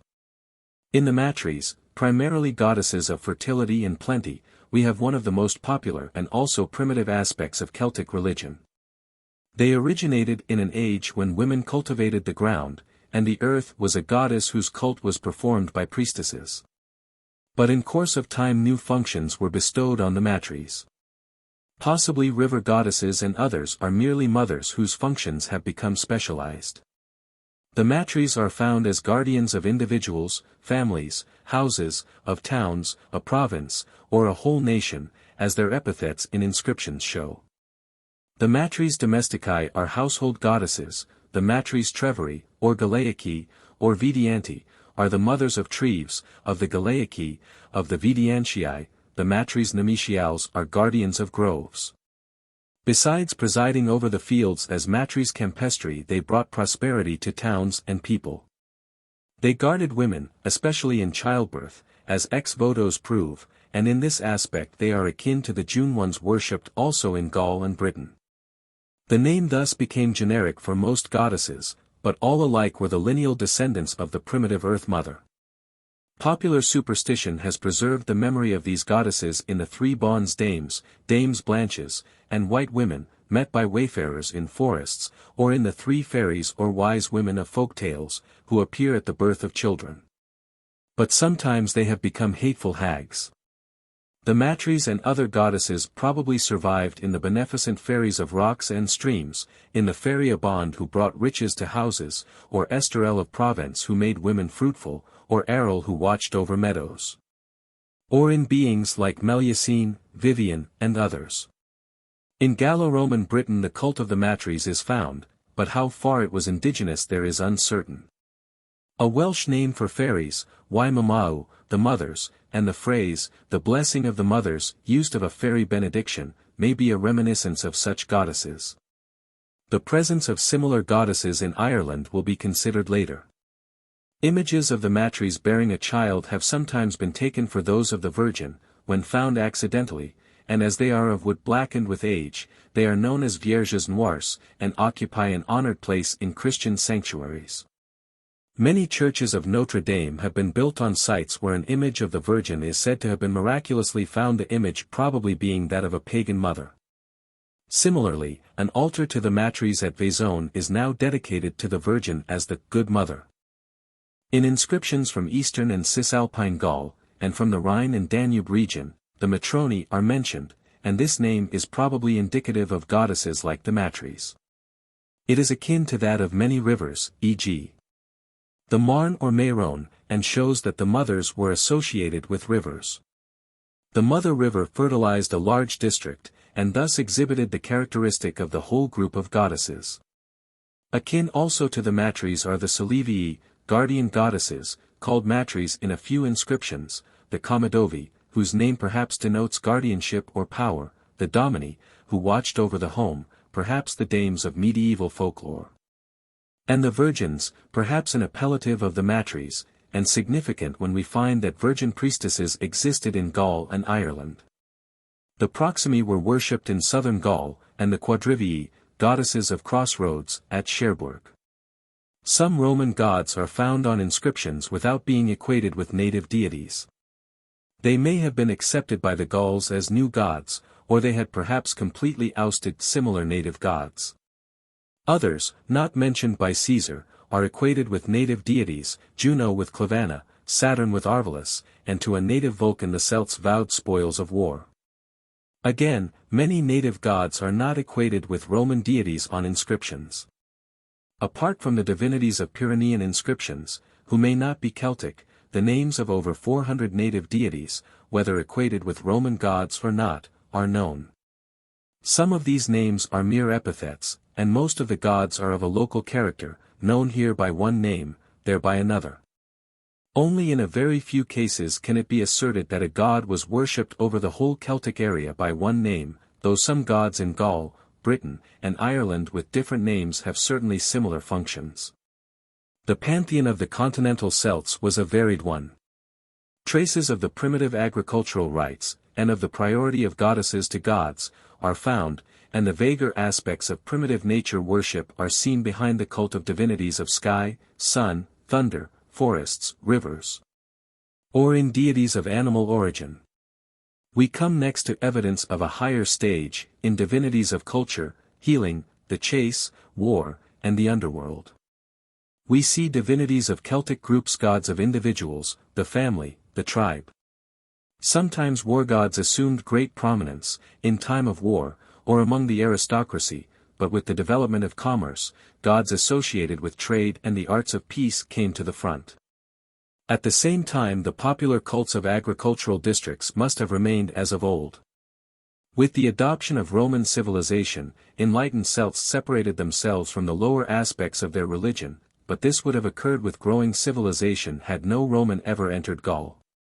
In rural districts the more savage aspects of the cult would still have remained, but that these were entirely due to an aboriginal population is erroneous. The Celts must have brought such cults with them or adopted cults similar to their own wherever they came. The persistence of these cults is seen in the fact that though Christianity modified them, it could not root them out, and in out-of-the-way corners, survivals of the old ritual may still be found. For everywhere the old religion of the soil dies hard. 4. The Irish Mythological Cycle. 3 divine and heroic cycles of myths are known in Ireland, one telling of the Tuatha Dé Danann, the others of Cúchulainn and of the Fionns. They are distinct in character and contents, but the gods of the first cycle often helped the heroes of the other groups, as the gods of Greece and India assisted the heroes of the epics. We shall see that some of the personages of these cycles may have been known in Gaul. They are remembered in Wales, but, in the Highlands, where stories of Cúchulainn and Fionn are still told, the Tuatha Dé Danann are less known now than in 1567, when Bishop Carsoul lamented the love of the Highlanders for idle, turbulent, lying, worldly stories concerning the Tuatha Dé Dananns.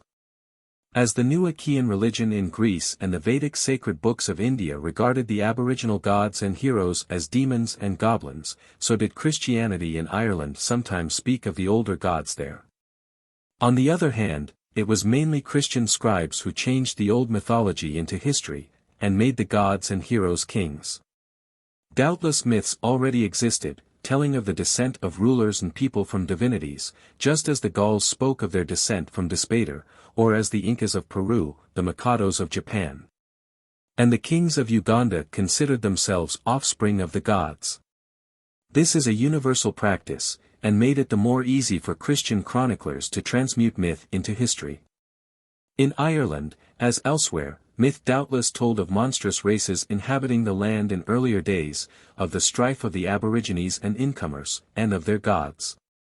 Though the aboriginal gods may in some cases have been identified with Celtic gods, or worshipped in their own persons. Many mythical elements may therefore be looked for in the euhemerized chronicles of ancient Ireland. But the chroniclers themselves were but the continuers of a process which must have been at work as soon as the influence of Christianity began to be felt. Their passion, however, was to show the descent of the Irish and the older peoples from the old biblical personages, a process dear to the modern Anglo-Israelite, some of whose arguments are based on the wild romancing of the chroniclers. Various stories were told of the first peopling of Ireland. Banba, with 2 other daughters of Cain, arrived with 50 women and 3 men, only to die of the plague. 3 fishermen next discovered Ireland, and, of the island of Banba of fair women with hardihood they took possession. Having gone to fetch their wives, they perished in the deluge at Tuatha Dé Danann. A more popular account was that of the coming of Cessair, Noah's granddaughter, with her father, husband, a 3rd man, Ladru, the first dead man of Aaron, and 50 damsels. Her coming was the result of the advice of a lame Dia, or hand god, but their ship was wrecked, and all save her husband, Fionn, who survived for centuries, perished in the flood. Cessair's ship was less serviceable than her grandparents'. Followed the race of Partholon, no wiser one than the other, who increased on the land until plague swept them away, with the exception of Tuan Mac Carail, who, after many transformations, told the story of Ireland to Fionn centuries after. The survival of Fionn and Tuan, doubles of each other, was an invention of the chroniclers, to explain the survival of the history of colonists who had all perished. Keating, on the other hand, rejecting the sole survivor theory as contradictory to scripture, suggests that aerial demons, followers of the invaders, revealed all to the chroniclers. Unless indeed they found it engraved with an iron pen and lead in the rocks. 200 years before Partholon's coming, the Fomorians had arrived, and they and their chief Sickle Grasenkos fought Partholon at Mag Itha, where they were defeated. Cycle was footless, and some of his host had but one arm and one leg. They were demons, according to the chroniclers, and descendants of the luckless Ham. Nennius makes Partholon and his men the first Scots who came from Spain to Ireland. The next arrivals were the people of Nemd who returned to Spain, whence they came, Nennius, or died to a man, Tuan. They also were descendants of the inevitable Noah, and their sojourn in Ireland was much disturbed by the Fomorians who had recovered from their defeat and finally overpowered the Nemedians after the death of Nemd. From Tory Island the Fomorians ruled Ireland, and forced the Nemedians to pay them annually on the eve of Samhain, November 1st, 2/3 of their corn and milk and of the children born during the year. If the Fomorians are gods of darkness, or, preferably, aboriginal deities, the tribute must be explained as a dim memory of sacrifice offered at the beginning of winter when the powers of darkness and blight are in the ascendant. The Fomorians had a tower of glass in Tory Island. This was one day seen by the Milesians, to whom appeared on its battlements what seemed to be men. A year after they attacked the tower and were overwhelmed in the sea. From the survivors of a previously wrecked vessel of their fleet are descended the Irish. Another version makes the Nemedians the assailants. 30 of them survived their defeat, some of them going to Scotland or Man, the Britons, some to Greece, to return as the Firbolgs, some to the north, where they learned magic and returned as the Tuatha Dé Danann. The Firbolgs, men of bags, resenting their ignominious treatment by the Greeks, escaped to Ireland. They included the Firbolgs proper, the Firdomnan, and the Gallioan. The Fomorians are called their gods, and this, with the contemptuous epithets bestowed on them, may point to the fact that the Firbolgs were the pre-Celtic folk of Ireland and the Fomorians their divinities. Hostile to the gods of the Celts or regarded as dark deities. The Firbolgs are vassals of Ailill and Medb, and with the Firdomnan and Gallioan are hostile to Cúchulainn and his men, just as Fomorians were to the Tuatha Dé Danann. The strifes of races and of their gods are inextricably confused. The Tuatha Dé Danann arrived from heaven, an idea in keeping with their character as beneficent gods, but later legend told how they came from the north. They reached Ireland on Beltane, shrouded in a magic mist, and finally, after one or, in other accounts, 2 battles, defeated the Firbolgs and Fomorians at Magchurd. The older story of one battle may be regarded as a euhemerized account of the seeming conflict of nature powers. The first battle is described in a 15th to 16th century MS. And is referred to in a 15th century account of the second battle, full of archaic reminiscences, and composed from various earlier documents. The Firbolgs, defeated in the first battle, joined the Fomorians, after great losses.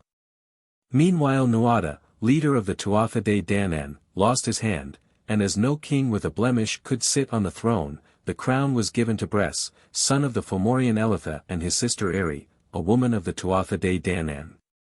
One day Eri espied a silver boat speeding to her across the sea. From it stepped forth a magnificent hero, and without delay the pair, like the lovers in Theocritus, rejoiced in their wedlock. The hero, Elitha, foretold the birth of Eri's son, so beautiful that he would be a standard by which to try all beautiful things. He gave her his ring, but she was to part with it only to one whose finger it should fit. This was her child Bres, and by this token he was later, as an exile, recognized by his father, and obtained his help against the Tuatha Dé Danann. Like other wonderful children, Bres grew twice as quickly as any other child until he was 7. Though Elitha and Eri are brother and sister, she is among the Tuatha Dé Danann. There is the usual inconsistency of myth here and in other accounts of Fomorian and Tuatha Dé Danann unions. The latter had just landed, but already had united in marriage with the Fomorians.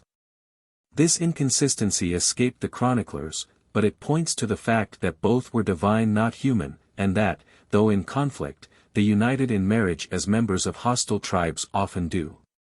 The second battle took place 27 years after the first, on Samhain.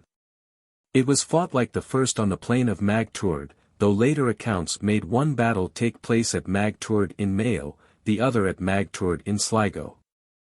Inconsistently, the conquering Tuatha Dé Danann in the interval, while Bress is their king, must pay tribute imposed by the Fomorians.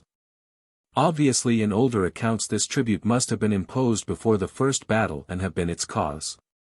But why should gods, like the Tuatha Dé Danann, ever have been in subjection? This remains to be seen, but the answer probably lies in parallel myths of the subjection or death of divinities like Ishtar, Adonis, Persephone, and Osiris.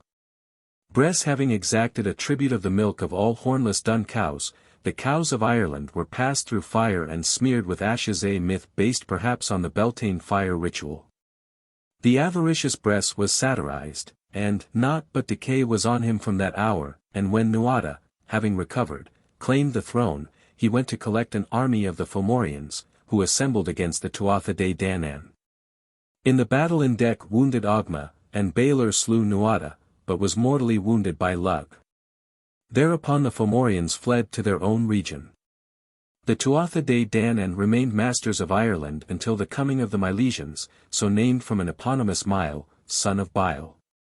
Ith, having been sent to reconnoitre, was slain, and the Milesians now invaded Ireland in force. In spite of a mist raised by the Druids, they landed, and, having met the three princes who slew Ith, demanded instant battle or surrender of the land. The princes agreed to abide by the decision of the Milesian poet Emergin, who bade his friends re-embark and retire for the distance of 9 waves. If they could then effect a landing, Ireland was theirs. A magic storm was raised, which wrecked many of their ships, but Emergin recited verses, fragments, perhaps, of some old ritual, and overcame the dangers.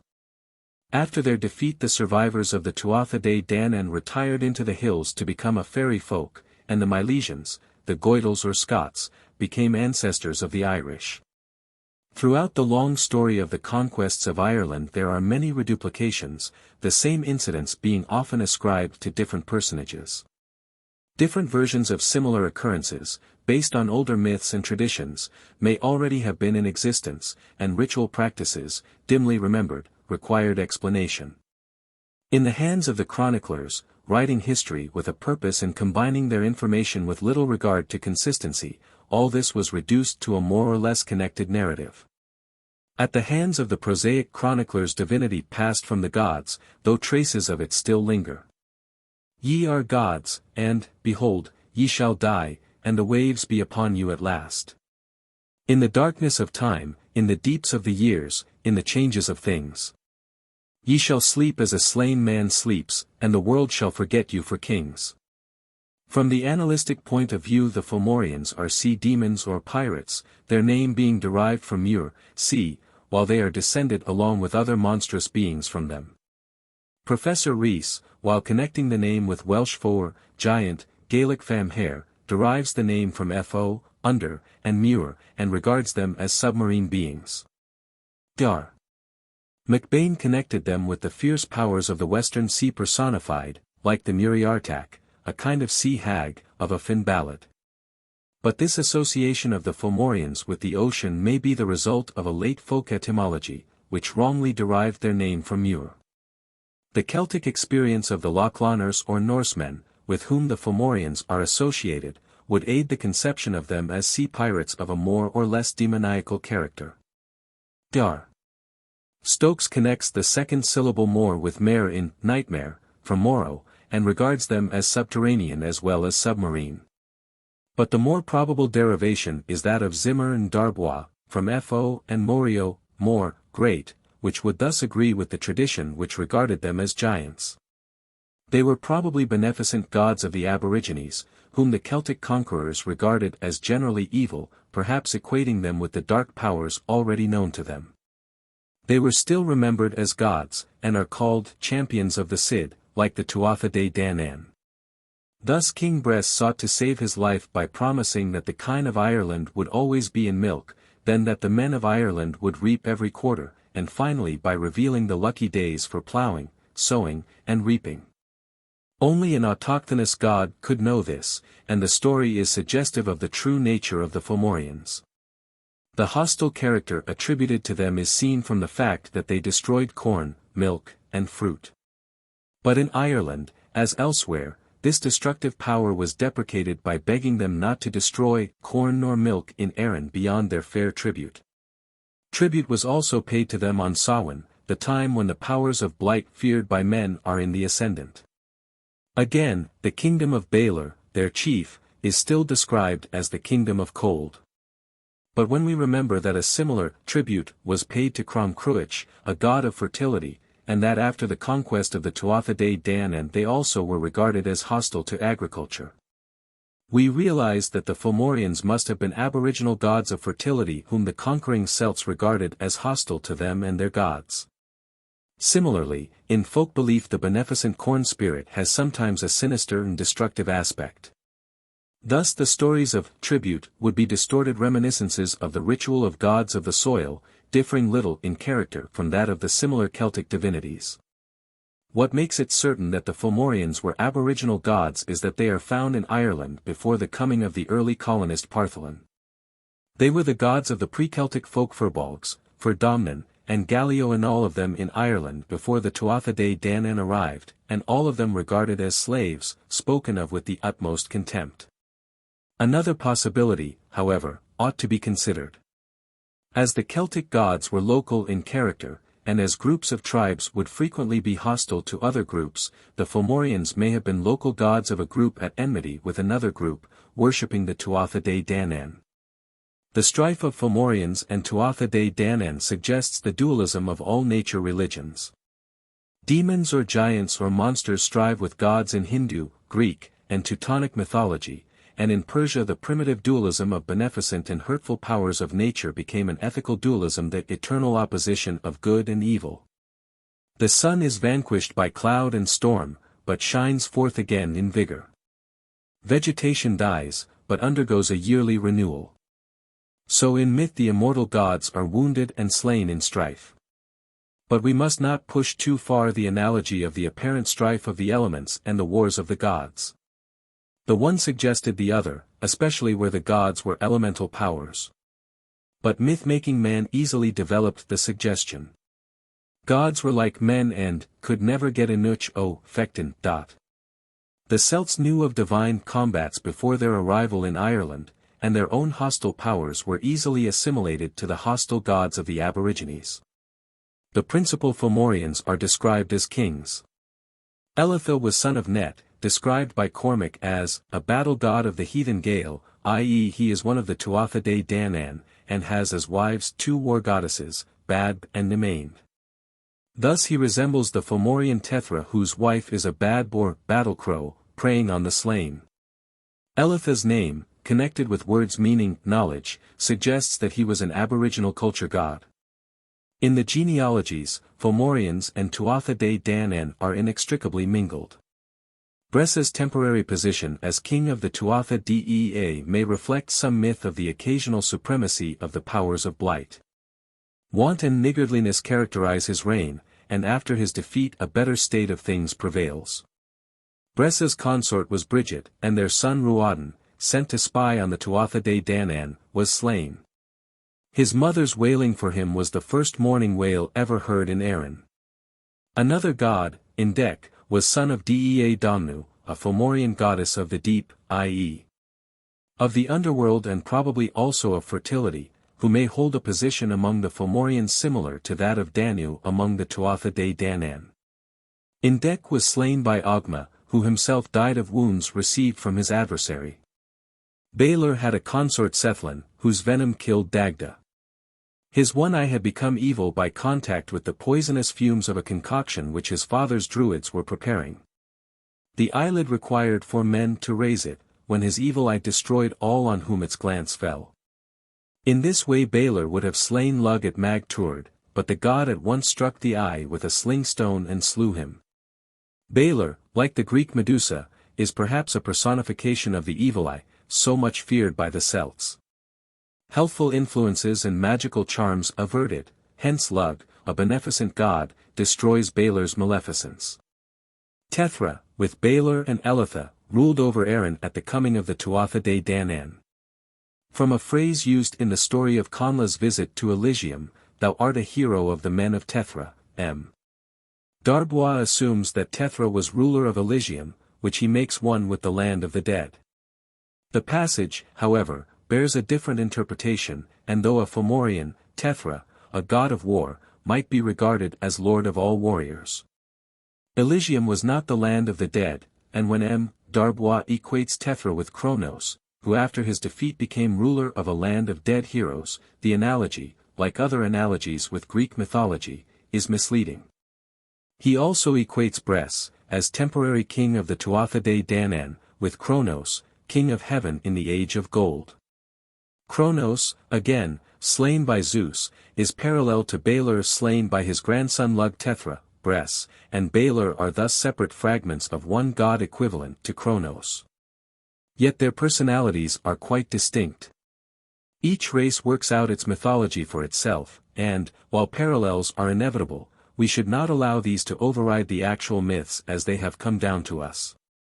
Professor Rees makes Bile, ancestor of the Milesians who came from Spain, a Goidelic counterpart of the Gaulish Despater, lord of the dead, from whom the Gauls claimed descent. But Bile, neither a Fomorian nor of the Tuatha Dé Danann, is an imaginary and shadowy creation. Bile is next equated with a Brythonic Beli, assumed to be consort of Don, whose family are equivalent to the Tuatha Dé Danann. Beli was a mythic king whose reign was a kind of golden age, and if he was father of Don's children, which is doubtful, Bile would then be father of the Tuatha Dé Danann.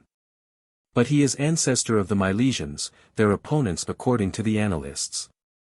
Beli is also equated with Elitha, and since Don, reputed consort of Beli, was grandmother of Lu, equated with Irish Lug, grandson of Balor, Balor is equivalent to Beli, whose name is regarded by Professor Rees as related etymologically to Balor's. Bile, Balor, and Elitha are thus Goidelic equivalents of the shadowy Beli. But they also are quite distinct personalities, nor are they ever hinted at as ancestral gods of the Celts, or gods of a gloomy underworld. In Celtic belief the underworld was probably a fertile region and a place of light, nor were its gods harmful and evil, as Balor was. On the whole, the Fomorians came to be regarded as the powers of nature in its hostile aspect. They personified blight, winter, darkness, and death, before which men trembled, yet were not wholly cast down, since the immortal gods of growth and light, rulers of the bright otherworld, were on their side, and fought against their enemies. Year by year the gods suffered deadly harm, but returned as conquerors to renew the struggle once more. Myth spoke of this as having happened once for all, but it went on continuously. Gods were immortal and only seemed to die. The strife was represented in ritual, since men believe that they can aid the gods by magic, rite, or prayer. Why, then, do hostile Fomorians and Tuatha Dé Danann intermarry? This happens in all mythologies, and it probably reflects, in the divine sphere, what takes place among men. Hostile peoples carry off each the other's women, or they have periods of friendliness and consequent intermarriage.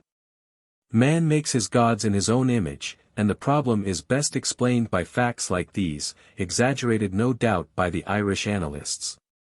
The Tuatha Dé Danann, in spite of their euhemerization, are more than human. In the north where they learned magic, they dwelt in 4 cities, from each of which they brought a magical treasure, the Stone of Foul, which roared under every king, Lug's unconquerable spear, Nuada's irresistible sword, the Dagda's inexhaustible cauldron. But they are more than wizards or druids. They are reborn as mortals, they have a divine world of their own, they interfere in and influence human affairs. The euhemerists did not go far enough, and more than once their divinity is practically acknowledged. When the Fionn Cycle and a woman of the Tuatha Dé Danann appear before S. Patrick, he asks, "Why is she youthful and beautiful, while you are old and wrinkled?" And Cycle replies, "She is of the Tuatha Dé Danann, who are unfading and whose duration is perennial. I am of the sons of Milesius, that are perishable and fade away." After their conversion, the Celts, sons of Milesius, thought that the gods still existed in the hollow hills, their former dwellings and sanctuaries, or in far-off islands, still caring for their former worshippers. This tradition had its place with that which made them a race of men conquered by the Milesians, the victory of Christianity over paganism and its gods having been transmuted into a strife of races by the Euhemerists. The new faith, not the people, conquered the old gods. The Tuatha Dé Danann became the Daoine Sidhe, a fairy folk, still occasionally called by their old name, just as individual fairy kings or queens bear the names of the ancient gods. The Euhemerists gave the Fomorians a monstrous and demoniac character, which they did not always give to the Tuatha Dé Danann, in this continuing the old tradition that Fomorians were hostile and the Tuatha Dé Danann beneficent and mild. The mythological cycle is not a complete body of divinity, its apparent completeness results from the chronological order of the annalists. Fragments of other myths are found in the Din Senkas. Others exist as romantic tales, and we have no reason to believe that all the old myths have been preserved. But enough remains to show the true nature of the Tuatha Dé Danann, their supernatural character, their powers, their divine and unfailing food and drink, their mysterious and beautiful abode. In their contents, their personages, in the actions that are described in them, the materials of the mythological cycle, show how widely it differs from the Cúchulainn and Fionn cycles. The white radiance of eternity suffuses it. The heroic cycles, magical and romantic as they are, belong far more to earth and time. The Tuatha Dé Danann. The meaning formerly given to Tuatha Dé Danann was, the men of science who were gods, Danann being here connected with Dan, knowledge. But the true meaning is, the tribes or folk of the goddess Danu, which agrees with the cognates Tuatha or Fur Dea, tribes or men of the goddess. The name was given to the group, though Danu had only 3 sons, Brian, Yukar, and Yukarbar. Hence the group is also called Fur Trindia, men of the 3 gods. The equivalents in Welsh story of Danu and her folk are Dawn and her children. We have seen that though they are described as kings and warriors by the annalists, traces of their divinity appear. In the Cúchulainn Cycle they are supernatural beings and sometimes demons, helping or harming men, and in the Fionn Cycle all these characteristics are ascribed to them. But the theory which prevailed most is that which connected them with the hills or mounds, the last resting places of the mighty dead. Some of these bore their names, while other beings were also associated with the mounds, Cid, Fomorians and Milesian chiefs, heroes of the sagas, or those who had actually been buried in them. Legend told how, after the defeat of the gods, the mounds were divided among them, the method of division varying in different versions.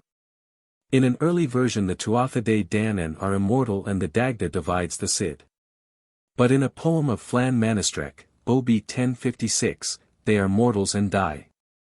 Now follows a regular chronology giving the dates of their reigns and their deaths, as in the poem of Gilla Comain, 11th century. Hence another legend told how, Dagda being dead, Bod Bdirch divided the Cid, yet even here Manannan is said to have conferred immortality upon the Tuatha Dé Danann. The old pagan myths had shown that gods might die, while in ritual their representatives were slain, and this may have been the starting point of the euhemerizing process. But the divinity of the Tuatha Dé Danann is still recalled. Iachad O'Flynn, 10th century, doubtful whether they are men or demons, concludes, though I have treated of these deities in order, yet have I not adored them. Even in later times they were still thought of as gods in exile, a view which appears in the romantic tales and sagas existing side by side with the notices of the annalists. They were also regarded as fairy kings and queens, and yet fairies of a different order from those of ordinary tradition. They are fairies or sprites with corporeal forms, endowed with immortality, and yet also de terrini or side worshipped by the folk before the coming of S. Patrick. Even the saint and several bishops were called by the fair pagan daughters of King Logair, for side, men of the Cid, that is, gods. The Cid were named after the names of the Tuatha Dé Danann who reigned in them, but the tradition being localized in different places, several mounds were sometimes connected with one god. The Cid were marvelous underground palaces, full of strange things, and thither favored mortals might go for a time or forever. In this they correspond exactly to the oversea Elysium, the divine land. But why were the Tuatha Dé Danann associated with the mounds? If fairies or an analogous race of beings were already in pagan times connected with hills or mounds, gods now regarded as fairies would be connected with them. Dar. Joyce and Oakary think that an older race of aboriginal gods or Sid folk preceded the Tuatha Dé Danann in the mountains. These may have been the Fomorians, the champions of the Sid, while in Mesca Ulad the Tuatha Dé Danann go to the underground dwellings and speak with the Cid already there. We do not know that the fairy creed as such existed in pagan times, but if the Cid and the Tuatha Dé Danann were once distinct, they were gradually assimilated. Thus the Dagda is called King of the Cid. Ed Abrat and his daughters, Fand and Liban, and Labraid, Liban's husband, are called Cid, and Manannan is Fand's consort. Labraid's island, like the Cid of Midr and the land to which women of the Cid invite Conla, differs but little from the usual divine Elysium, while Midr, one of the Cid, is associated with the Tuatha Dé Danann. The Cid are once said to be female, and are frequently supernatural women who run away or marry mortals. Thus they may be a reminiscence of old earth goddesses. But they are not exclusively female, since there are kings of the Cid, and as the name Fur Cid, men of the Cid, shows, while S. Patrick and his friends were taken for Cid folk. The formation of the legend was also aided by the old cult of the gods on heights, some of them sepulchral mounds, and now occasionally sites of Christian churches. The Irish god Sen Cruach and his Welsh equivalent Pen Cruach, whose name survives in Penacrucium, have names meaning chief or head of the mound. Other mounds or hills had also a sacred character.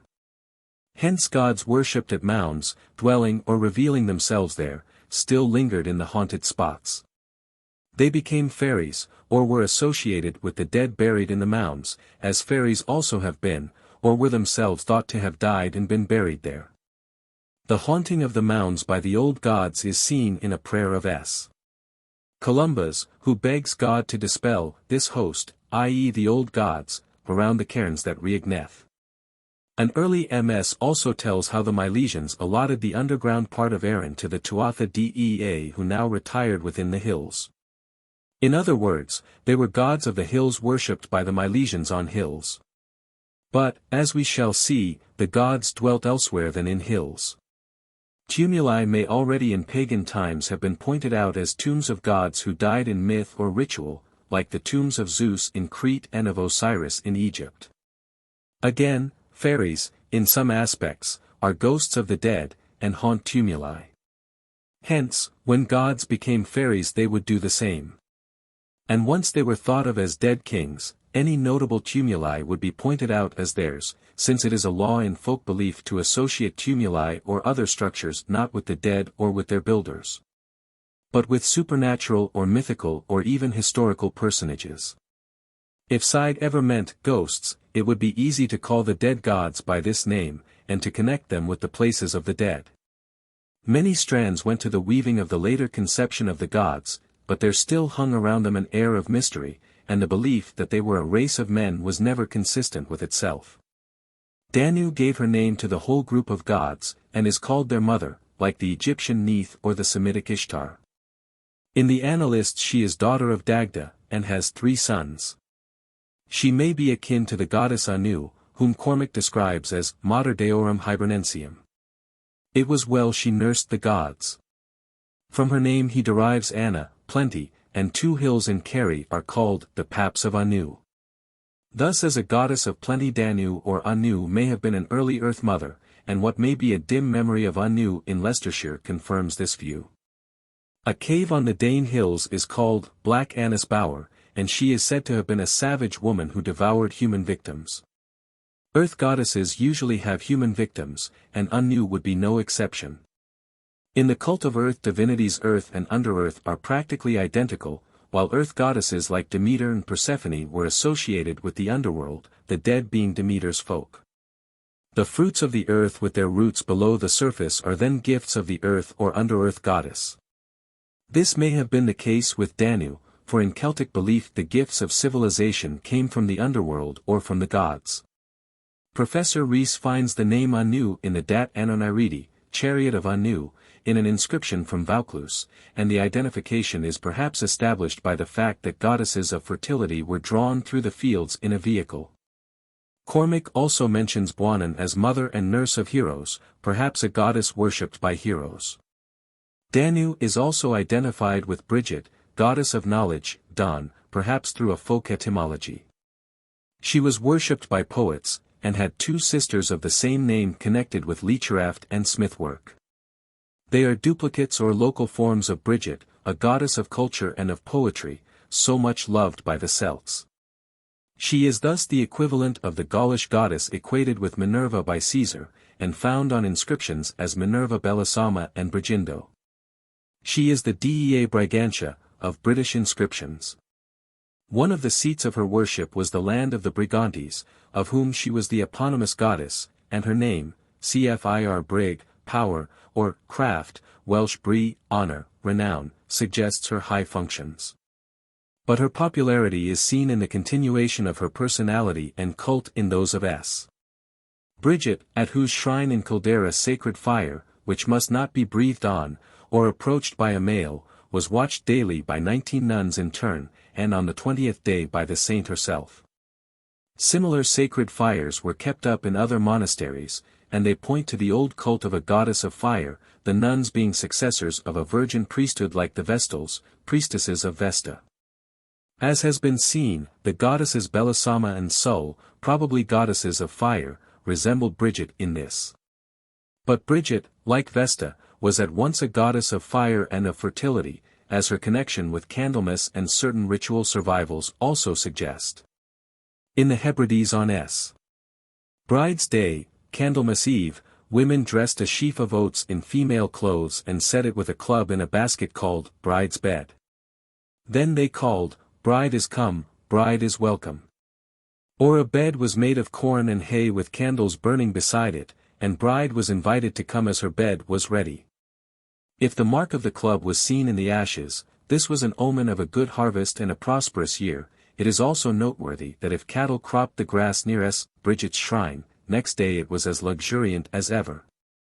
Bridget, or goddesses with similar functions, was regarded by the Celts as an early teacher of civilization, inspirer of the artistic, poetic, and mechanical faculties, as well as a goddess of fire and fertility. As such she far excelled her sons, gods of knowledge. She must have originated in the period when the Celts worshipped goddesses rather than gods, and when knowledge leechcraft, agriculture, inspiration were women's rather than men's.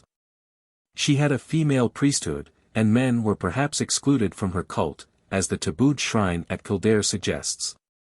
Perhaps her fire was fed from sacred oak wood, for many shrines of Bridget were built under oaks, doubtless displacing pagan shrines of the goddess. As a goddess, Bridget is more prominent than Danu, also a goddess of fertility, even though Danu is mother of the gods. Other goddesses remembered in tradition are Clina and Vera, celebrated in fairy and witch lore, the former perhaps akin to a river goddess Clota, the Clotoida, a fountain nymph, of the continental Celts. The latter, under her alternative name Dira, perhaps a form of a goddess of Gaul, Dirona. Ain, one of the great fairy queens of Ireland, has her seat at Knockaney in Limerick, where rites connected with her former cult are still performed for fertility on Midsummer Eve. If they were neglected she and her troops performed them, according to local legend. She is thus an old goddess of fertility, whose cult, even at a festival in which gods were latterly more prominent, is still remembered. She is also associated with the waters as a water nymph captured for a time as a fairy bride by the Earl of Desmond. But older legends connect her with the Cid. She was daughter of Eoghabal, king of the Cid of Knockaney, the grass on which was annually destroyed at Samhain by his people, because it had been taken from them, its rightful owners. Oilil Olam and Furchas resolved to watch the Cid on Samhain Eve. They saw Eoghabal and Ain emerge from it. Furchas killed Eoghabal, and Oilil tried to outrage Ain, who bit the flesh from his ear. Hence his name of Bare Ear. In this legend we see how earlier gods of fertility come to be regarded as hostile to growth. Another story tells of the love of Ailin, Eoghabal's son, for Manannan's wife and that of Ain for Manannan. Ain offered her favors to the god if he would give his wife to her brother, and the complicated bit of romance, as S. Patrick calls it, was thus arranged. Although the Irish gods are warriors, and there are special war gods, yet war goddesses are more prominent, usually as a group of three Morrigan, Nemen, and Macha. A fourth, Badb, sometimes takes the place of one of these, or is identical with Morrigan, or her name, like that of Morrigan, may be generic. Badb means a scald crow, under which form the war goddesses appeared, probably because these birds were seen near the slain.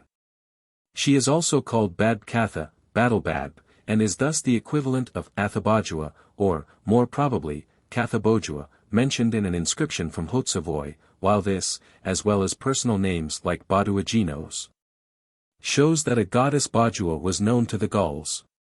The Badb or battle crow is associated with the Fomorian Tethra, but Badb herself is consort of a war god Net, one of the Tuatha Dé Danann, who may be the equivalent of Neton, mentioned in Spanish inscriptions and equated with Mars. Elsewhere Nemen is Net's consort, and she may be the Nemetona of inscriptions, e.g. at Bath, the consort of Mars. Cormac calls Net and Nemen a venomous couple, which we may well believe them to have been. To Macha were devoted the heads of slain enemies, Macha's mast, but she, according to the annalists, was slain at Mag Tuaird, though she reappears in the Cúchulainn Saga as the Macha whose ill treatment led to the debility of the Ulstermen. The name Morrigan may mean Great Queen, though Dr. Stokes, connecting more with the same syllable in Fomorian, explains it as Nightmare Queen. She works great harm to the Fomorians at Mag Tuaird, and afterwards proclaims the victory to the hills, rivers, and fairy hosts, uttering also a prophecy of the evils to come at the end of time. She reappears prominently in the Cúchulainn Saga, hostile to the hero because he rejects her love, yet aiding the hosts of Ulster and the Brown Bull, and in the end trying to prevent the hero's death. The prominent position of these goddesses must be connected with the fact that women went out to war, a custom said to have been stopped by a Damnan at his mother's request, and that many prominent heroines of the heroic cycles are warriors. Like the British Boudica, whose name may be connected with Budi, victory. Specific titles were given to such classes of female warriors Bangisgedig, Banfianity, etc. But it is possible that these goddesses were at first connected with fertility, their functions changing with the growing warlike tendencies of the Celts. Their number recalls that of the threefold matres, and possibly the change in their character is hinted in the Romano-British inscription at Benwell to the Lamius tribus, since Morrigan's name is glossed Lamia. She is also identified with Anu, and is mistress of Dagda, an earth god, and with Badb and others expels the Fomorians when they destroyed the agricultural produce of Ireland. Probably the Scald Crow was at once the symbol and the incarnation of the war goddesses, who resemble the Norse Valkyries, appearing sometimes as crows, and the Greek Kuris, bird-like beings which drank the blood of the slain. It is also interesting to note that Badb, who has the character of a prophetess of evil, is often identified with the washer at the ford, whose presence indicates death to him whose armor or garments she seems to cleanse. The matres, goddesses of fertility, do not appear by name in Ireland, but the triplication of such goddesses as Morrigan and Bridget, the threefold name of Dagda's wife, or the fact that Anu, Danu, and Buanan are called mothers.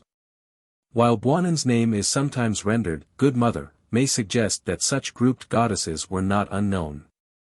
Later legend knows of white women who assist in spinning, or three hags with power over nature, or, as in the Battle of Ventry, of three supernatural women who fall in love with Countcruther, aid him in fight, and heal his wounds. In this document and elsewhere is mentioned the Cid of the White Women.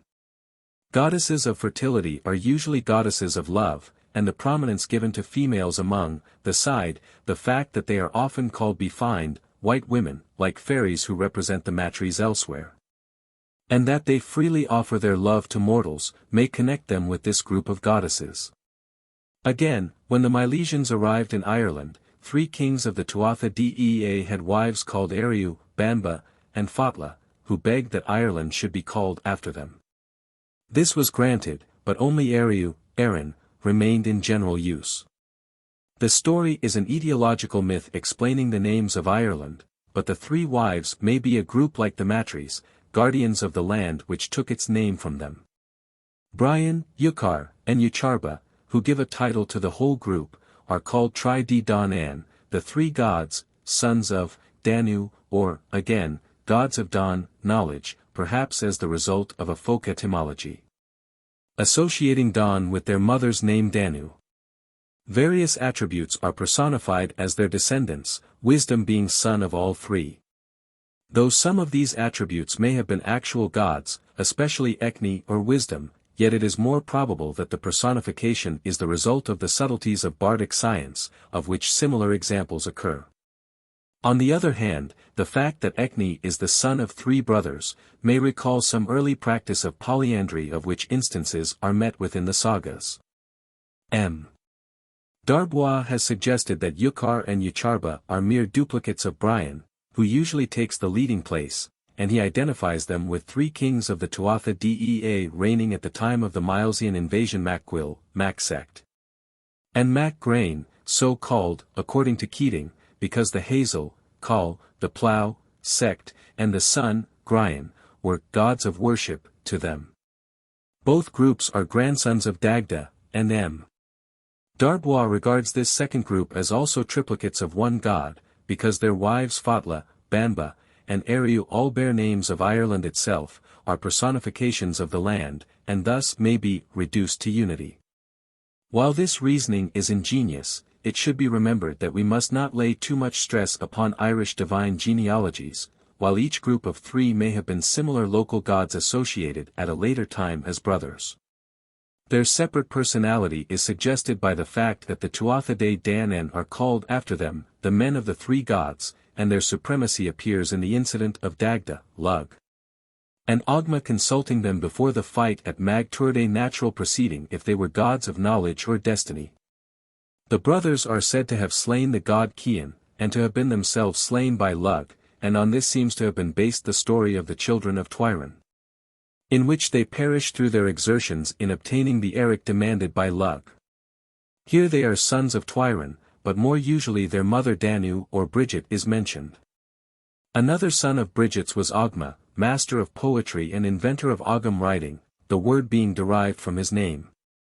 It is more probable that Ogma's name is a derivative from some word signifying speech or writing, and that the connection with Ogham may be a mere folk etymology.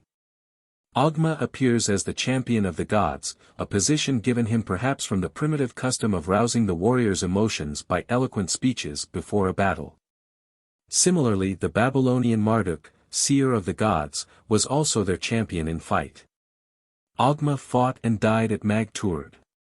But in other accounts he survives, captures Tethra's sword, goes on the quest for Dagda's harp, and is given a Cid after the Milesian victory. Ogma's counterpart in Gaul is Ogmios, a Heracles and a god of eloquence, thus bearing the dual character of Ogma, while Ogma's epithet Griananek, of the smiling countenance, recalls Lucian's account of the smiling face of Ogmios. Ogma's high position is the result of the admiration of bardic eloquence among the Celts, whose loquacity was proverbial, and to him its origin was doubtless ascribed, as well as that of poetry. The genealogists explain his relationship to the other divinities in different ways, but these confusions may result from the fact that gods had more than one name, of which the annalists made separate personalities. Most usually Ogma is called Bridget's son. Her functions were like his own, but in spite of the increasing supremacy of gods over goddesses, he never really eclipsed her. Among other culture gods were those associated with the arts and crafts, the development of Celtic art in metalwork necessitating the existence of gods of this art. Such a god is Goibniu, eponymous god of smiths, Old Ir. Goba, smith, and the divine craftsman at the Battle of Mag Tuatha, making spears which never failed to kill. Smiths have everywhere been regarded as uncanny, a tradition surviving from the first introduction of metal among those hitherto accustomed to stone weapons and tools. Patrick prayed against the spells of women, smiths, and druids, and it is thus not surprising to find that Goibniu had a reputation for magic, even among Christians. A spell for making butter, in an 8th century MS preserved at S. Gaul, appeals to his science. Curiously enough, Goibniu is also connected with the culinary art in myth, and, like Hephaestos, prepares the feast of the gods, while his ale preserves their immortality. The elation produced by heady liquors caused them to be regarded as draughts of immortality, like soma, hauma, or nectar. Goibniu survives in tradition as the Gobhan Sar, to whom the building of round towers is ascribed. Another god of crafts was Craden the Brazier, Ir Surd, artificer, cf. Scots Caird, tinker, who assisted in making a silver hand for Nuada, and supplied with magical rapidity parts of the weapons used at Mag Tuaird. According to the annalists, he was drowned while bringing golden ore from Spain. Luctine, god of carpenters, provided spear handles for the battle, and with marvelous skill flung them into the sockets of the spearheads. Dionsect, whose name may mean swift in power, was god of medicine, and, with Craden's help, fashioned a silver hand for Nuada. His son Mayak replaced this by a magic restoration of the real hand, and in jealousy his father slew him a version of the Merkin formula of the jealous master. 365 herbs grew from his grave, and were arranged according to their properties by his sister Ermed, but Dionsect again confused them, so that no one knows their proper cures.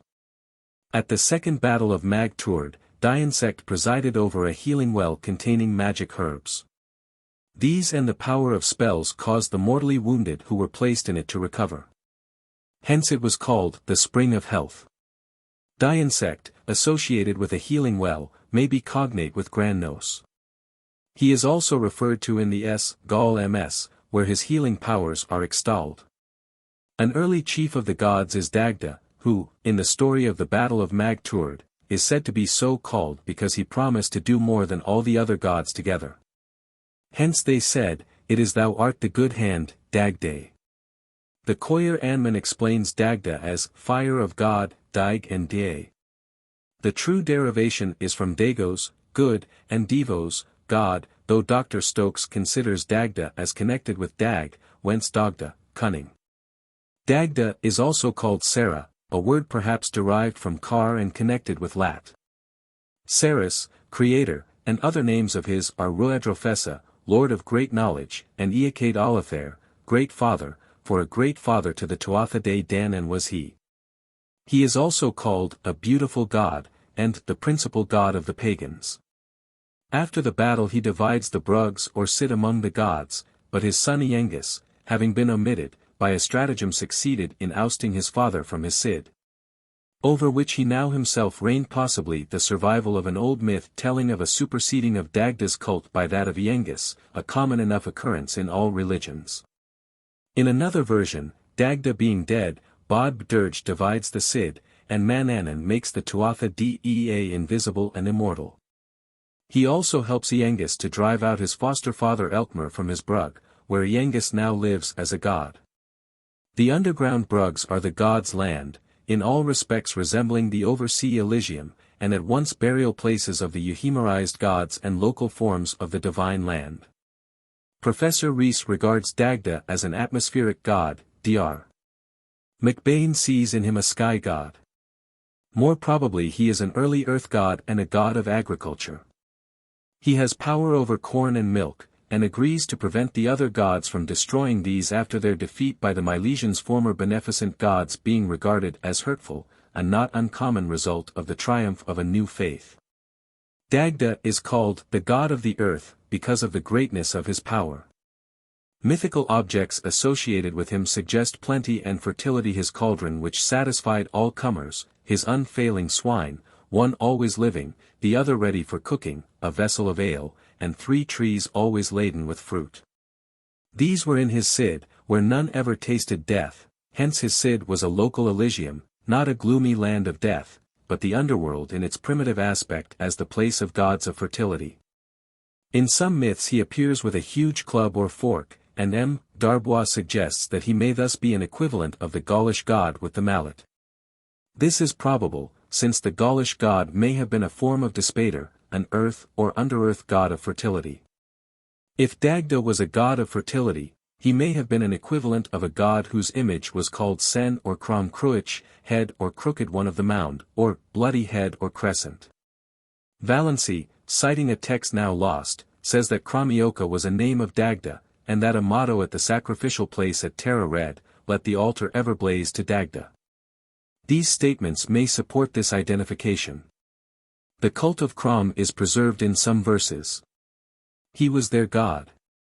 The withered Crom. With many mists. To him without glory. They would kill their piteous wretched offspring. With much wailing and peril. To pour their blood around Crom Cruach. Milk and corn. They would ask from him speedily. In return for a third of their healthy issue. Great was the horror and fear of him. To him noble Gauls would prostrate themselves. Elsewhere we learn that this sacrifice in return for the gifts of corn and milk from the god took place at Samhain, and that on one occasion the violent prostrations of the worshippers caused 3/4 of them to die. Again, they beat their palms, they pounded their bodies, they shed falling showers of tears. These are reminiscences of orgiastic rites in which pain and pleasure melt into one. The god must have been a god of fertility. The blood of the victims was poured on the image, the flesh, as in analogous savage rites and folk survivals, may have been buried in the fields to promote fertility. If so, the victim's flesh was instinct with the power of the divinity, and, though their number is obviously exaggerated, several victims may have taken the place of an earlier slain representative of the god. A mythic Crom Dub, Black Crom, whose festival occurs on the first Sunday in August, may be another form of Crom Cruach. In one story the name is transferred to S. Patrick's servant, who is asked by the fairies when they will go to paradise. Not till the day of judgment, is the answer, and for this they cease to help men in the processes of agriculture. But in a variant Manannan bids Crom ask this question, and the same result follows. These tales thus enshrine the idea that Crom and the fairies were ancient gods of growth who ceased to help men when they deserted them for the Christian faith. If the sacrifice was offered at the Crust festival, or, as the texts suggest, at Samhain, after harvest, it must have been on account of the next year's crop, and the flesh may have been mingled with the seed corn. Dagda may thus have been a god of growth and fertility. His wife or mistress was the river goddess, Bond, the Boyne, and the children ascribed to him were Iengus, Bod Dirge, Danu, Bridget, and perhaps Ogma. The Euhemerists made him die of Cethlen's venom, long after the Battle of Mag Tuath in which he encountered her. Irish mythology is remarkably free from obscene and grotesque myths, but some of these cluster round Dagda. We hear of the gargantuan meal provided for him in sport by the Fomorians, and of which he ate so much that, not easy was it for him to move and unseemly was his apparel, as well as his conduct with a Fomorian beauty. Another amour of his was with Morrigan, the place where it occurred being still known as the couple's bed. In another tale Dagda acts as cook to Conaire the Great. The beautiful and fascinating Iengus is sometimes called Mac Indoc, son of the young ones, i.e. Dagda and Bond, or in Mac Oc, the young son. This name, like the myth of his disinheriting his father, may point to his cult superseding that of Dagda.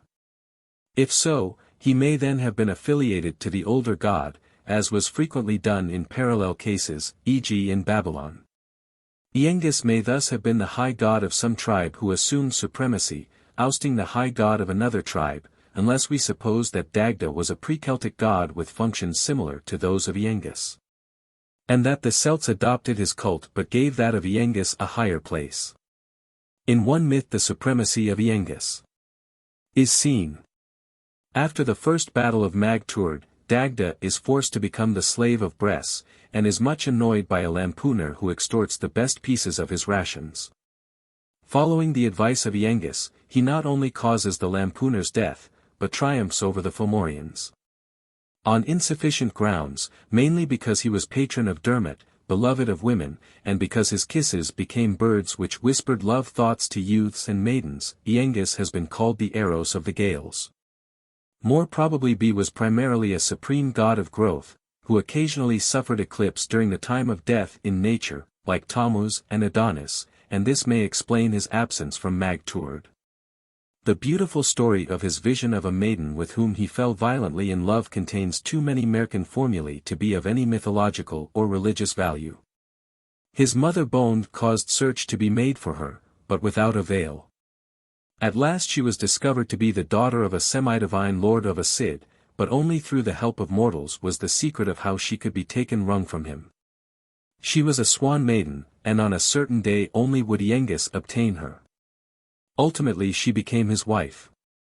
The story is interesting because it shows how the gods occasionally required mortal aid. Equally influenced by Mercan formulae is the story of Iengus and Etain. Etain and Fuamnak were wives of Midir, but Fuamnak was jealous of Etain, and transformed her into an insect. In this shape Iengus found her, and placed her in a glass grianan or bower filled with flowers, the perfume of which sustained her. He carried the grianan with him wherever he went, but Fuamnak raised a magic wind which blew Etain away to the roof of Aether, a noble of Ulster. She fell through a smoke hole into a golden cup of wine, and was swallowed by Aether's wife, of whom she was reborn. Professor Rees resolves all this into a sun and dawn myth. Iengus is the sun, Etain the dawn, the grianan the expanse of the sky. But the dawn does not grow stronger with the sun's influence, as Etain did under that of Iengus. At the sun's appearance the dawn begins. To faint in the light of the sun she loves. To faint in his light and to die. The whole story is built up on the well-known Mercan formulae of the true bride and the two brothers, but accommodated to well-known mythic personages. And the grianan is the Celtic equivalent of various objects in stories of the Cinderella type, in which the heroine conceals herself, the object being bought by the hero and kept in his room. Thus the tale reveals nothing of Etain's divine functions, but it illustrates the method of the mythological school in discovering sun heroes and dawn maidens in any incident, mythical or not. Iengus appears in the Fionn cycle as the fosterer and protector of Dermot. With Midir, Bod, and Morrigan, he expels the Fomorians when they destroy the corn, fruit, and milk of the Tuatha Dé Danann. This may point to his functions as a god of fertility. Although Midir appears mainly as a king of the side and ruler of the Brug of Bree Leith, he is also connected with the Tuatha Dé. Learning that Etain had been reborn and was now married to King Eachad, he recovered her from him, but lost her again when Eachad attacked his Brug. He was ultimately avenged in the series of tragic events which led to the death of Eachad's descendant Conair. Though his Cid is located in Ireland, it has so much resemblance to Elysium that Midir must be regarded as one of its lords. Hence he appears as ruler of the Isle of Falga, i.e. the Isle of Man regarded as Elysium. Thence his daughter Blathnat, his magical cows and cauldron, were stolen by Cúchulainn and Cúchulainn. And his 3 cranes from Bree Leith by Éitheann, perhaps distorted versions of the myths which told how various animals and gifts came from the gods' land. Midir may be the Irish equivalent of a local Gaulish god, Medros, depicted on bas-reliefs with a cow or bull. The victory of the Tuatha Dé Danann at the First Battle of Mag Tuaird, in June, their victory followed, however, by the deaths of many of them at the Second Battle in November, may point to old myths dramatizing the phenomena of nature. And connected with the ritual of summer and winter festivals. The powers of light and growth are in the ascendant in summer, they seem to die in winter. Christian euhemerists made use of these myths, but regarded the gods as warriors who were slain, not as those who die and revive again. At the second battle, Nuada loses his life. At the first, though his forces are victorious, his hand was cut off by the Fomorian Sreng, for even when victorious the gods must suffer. A silver hand was made for him by Dionsect, and hence he was called Nuada Argitlam, of the silver hand. Professor Rees regards him as a Celtic Zeus, partly because he is king of the Tuatha Dé Danann, partly because B, like Zeus or Tyr, who lost tendons or a hand through the wiles of evil gods, is also maimed.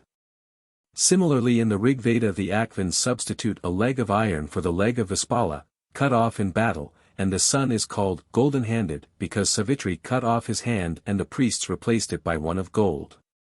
The myth of Nuada's hand may have arisen from primitive attempts at replacing lopped-off limbs, as well as from the fact that no Irish king must have any bodily defect. Or possibly because an image of Nuada may have lacked a hand or possessed one of silver.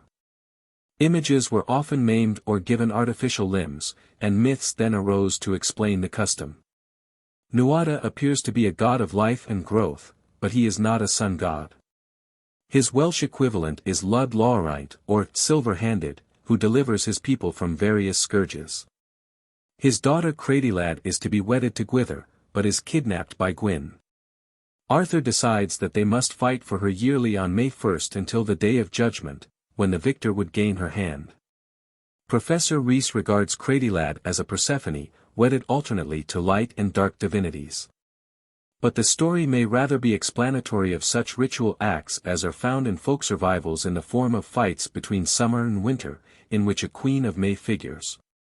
And intended to assist the conflict of the gods of growth with those of blight.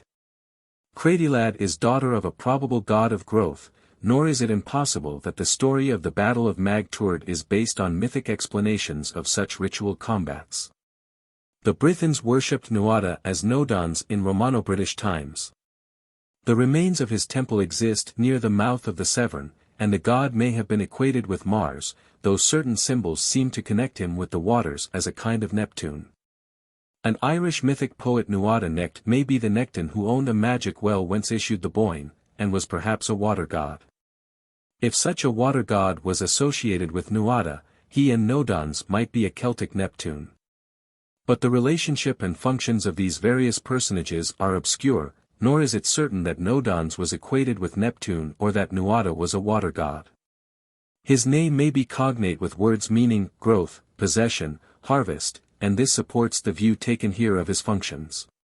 The Welsh Nud Hale, or the Generous, who possessed a herd of 21,000 milch kine, may be a memory of this god, and it is possible that, as a god of growth, Nuada had human incarnations called by his name. Lur, whose name means sea, and who was a god of the sea, is father of Manannan as well as of the personages of the beautiful story called the Children of Lyre, from which we learn practically all that is known of him. He resented not being made ruler of the Tuatha Dé Danann, but was later reconciled and the daughter of Bod Bdirge was given to him as his wife. On her death, he married her sister, who transformed her stepchildren into swans. Lur is the equivalent of the Brythonic Llyr, later immortalized by Shakespeare as King Lear. The greatness of Manannan Mac Lir, son of the sea, is proved by the fact that he appears in many of the heroic tales, and is still remembered in tradition and folktale. He is a sea god who has become more prominent than the older god of the sea, and though not a supreme god, he must have had a far-spreading cult. With Bod Bdirge he was elected king of the Tuatha Dé Danann. He made the gods invisible and immortal, gave them magical food, and assisted Iengus in driving out Elkmer from his Cid. Later tradition spoke of 4 Manannans, probably local forms of the god, as is suggested by the fact that the true name of one of them is said to be Orbson, son of Alot. Another, the son of Lur, is described as a renowned trader who dwelt in the Isle of Man, the best of pilots, weather-wise, and able to transform himself as he pleased. The Coir Anman adds that the Britons and the men of Erin deemed him god of the sea. That position is plainly seen in many tales, e.g. in the magnificent passage of the Voyage of Bran, where he suddenly sweeps into sight, riding in a chariot across the waves from the land of promise. Or in the tale of Cúchulainn's sickness, where his wife Fan sees him, the horseman of the crested sea, coming across the waves. In the Agalam na Senarak he appears as a cavalier breasting the waves. For the space of 9 waves he would be submerged in the sea, but would rise on the crest of the 10th without wetting chest or breast. In one archaic tale he is identified with a great sea wave which swept away Tuag, while the waves are sometimes called the son of Lyr's horses, a name still current in Ireland, or, again, the locks of Manannan's wife. His position as god of the sea may have given rise to the belief that he was ruler of the oversea Elysium, and, later, of the otherworld as a magical domain coterminous with this earth. He is still remembered in the Isle of Man, which may owe its name to him, and which, like many another island, was regarded by the Goidels as the island Elysium under its name of Isle of Falga. He is also the Manawyddan of Welsh story. Manannan appears in the Cúchulainn and Fionn cycles, usually as a ruler of the otherworld. His wife Fand was Cuchulainn's mistress, Dermot was his pupil in Fairyland, and Cormac was his guest there. Even in Christian times surviving pagan beliefs caused legend to be busy with his name. King Fiachna was fighting the Scots and in great danger, when a stranger appeared to his wife and announced that he would save her husband's life if she would consent to abandon herself to him. She reluctantly agreed, and the child of the amour was the 7th century King Mongan, of whom the annalist says, "Every one knows that his real father was Manannan." Mongan was also believed to be a rebirth of Fionn. Manannan is still remembered in folk tradition, and in the Isle of Man, where his grave is to be seen, some of his rituals survived until lately, bundles of rushes being placed for him on Midsummer Eve on 2 hills. Berintis, who steers Arthur to the Fortunate Isles, and Svbari, who crossed the sea on horseback, may have been legendary forms of a local sea god akin to Manannan, or of Manannan himself. His steed was in Bar, water foam or hair, and Manannan was the horseman of the main sea. Berintis, perhaps connected with Bar Find, white-topped, would thus be a surname of the god who rode on Inbar, the foaming wave, or who was himself the wave, while his mythic sea riding was transferred to the legend of Bari, if such a person ever existed. Various magical possessions were ascribed to Manannan: his armor and sword, the one making the wearer invulnerable, the other terrifying all who beheld it, his horse and canoe. His swine, which came to life again when killed, his magic cloak, his cup which broke when a lie was spoken, his tablecloth, which, when waved, produced food. Many of these are found everywhere in Merkin, and there is nothing peculiarly Celtic in them. We need not, therefore, with the mythologists, see in his armor the vapory clouds or in his sword lightning or the sun's rays. But their magical nature, as well as the fact that so much wizardry is attributed to Manannan, points to a copious mythology clustering round the god, now forever lost. The parentage of Lug is differently stated, but that account which makes him son of Cian and of Ethne, daughter of Baelor, is best attested. Folk tradition still recalls the relation of Lug and Baelor. Baelor, a robber living in Tory Island, had a daughter whose son was to kill her father. He therefore shut her up in an inaccessible place, but in revenge for Baelor's stealing Macculloch's cow, the latter gained access to her, with the result that Ethne bore 3 sons, whom Baelor cast into the sea. One of them, Lug, was recovered by Macculloch and fostered by his brother Gavada. Baelor now slew Macculloch, but was himself slain by Lug, who pierced his single eye with a red-hot iron. In another version, Cian takes Macculloch's place and is aided by Manannan, in accordance with older legends. But Lug's birth story has been influenced in these tales by the Merkin formula of the girl hidden away because it has been foretold that she will have a son who will slay her father. Lug is associated with Manannan, from whose land he comes to assist the Tuatha Dé Danann against the Fomorians. His appearance was that of the sun, and by this brilliant warrior's prowess the hosts were utterly defeated. This version, found in the Children of Twyron, differs from the account in the story of Mag Tuired.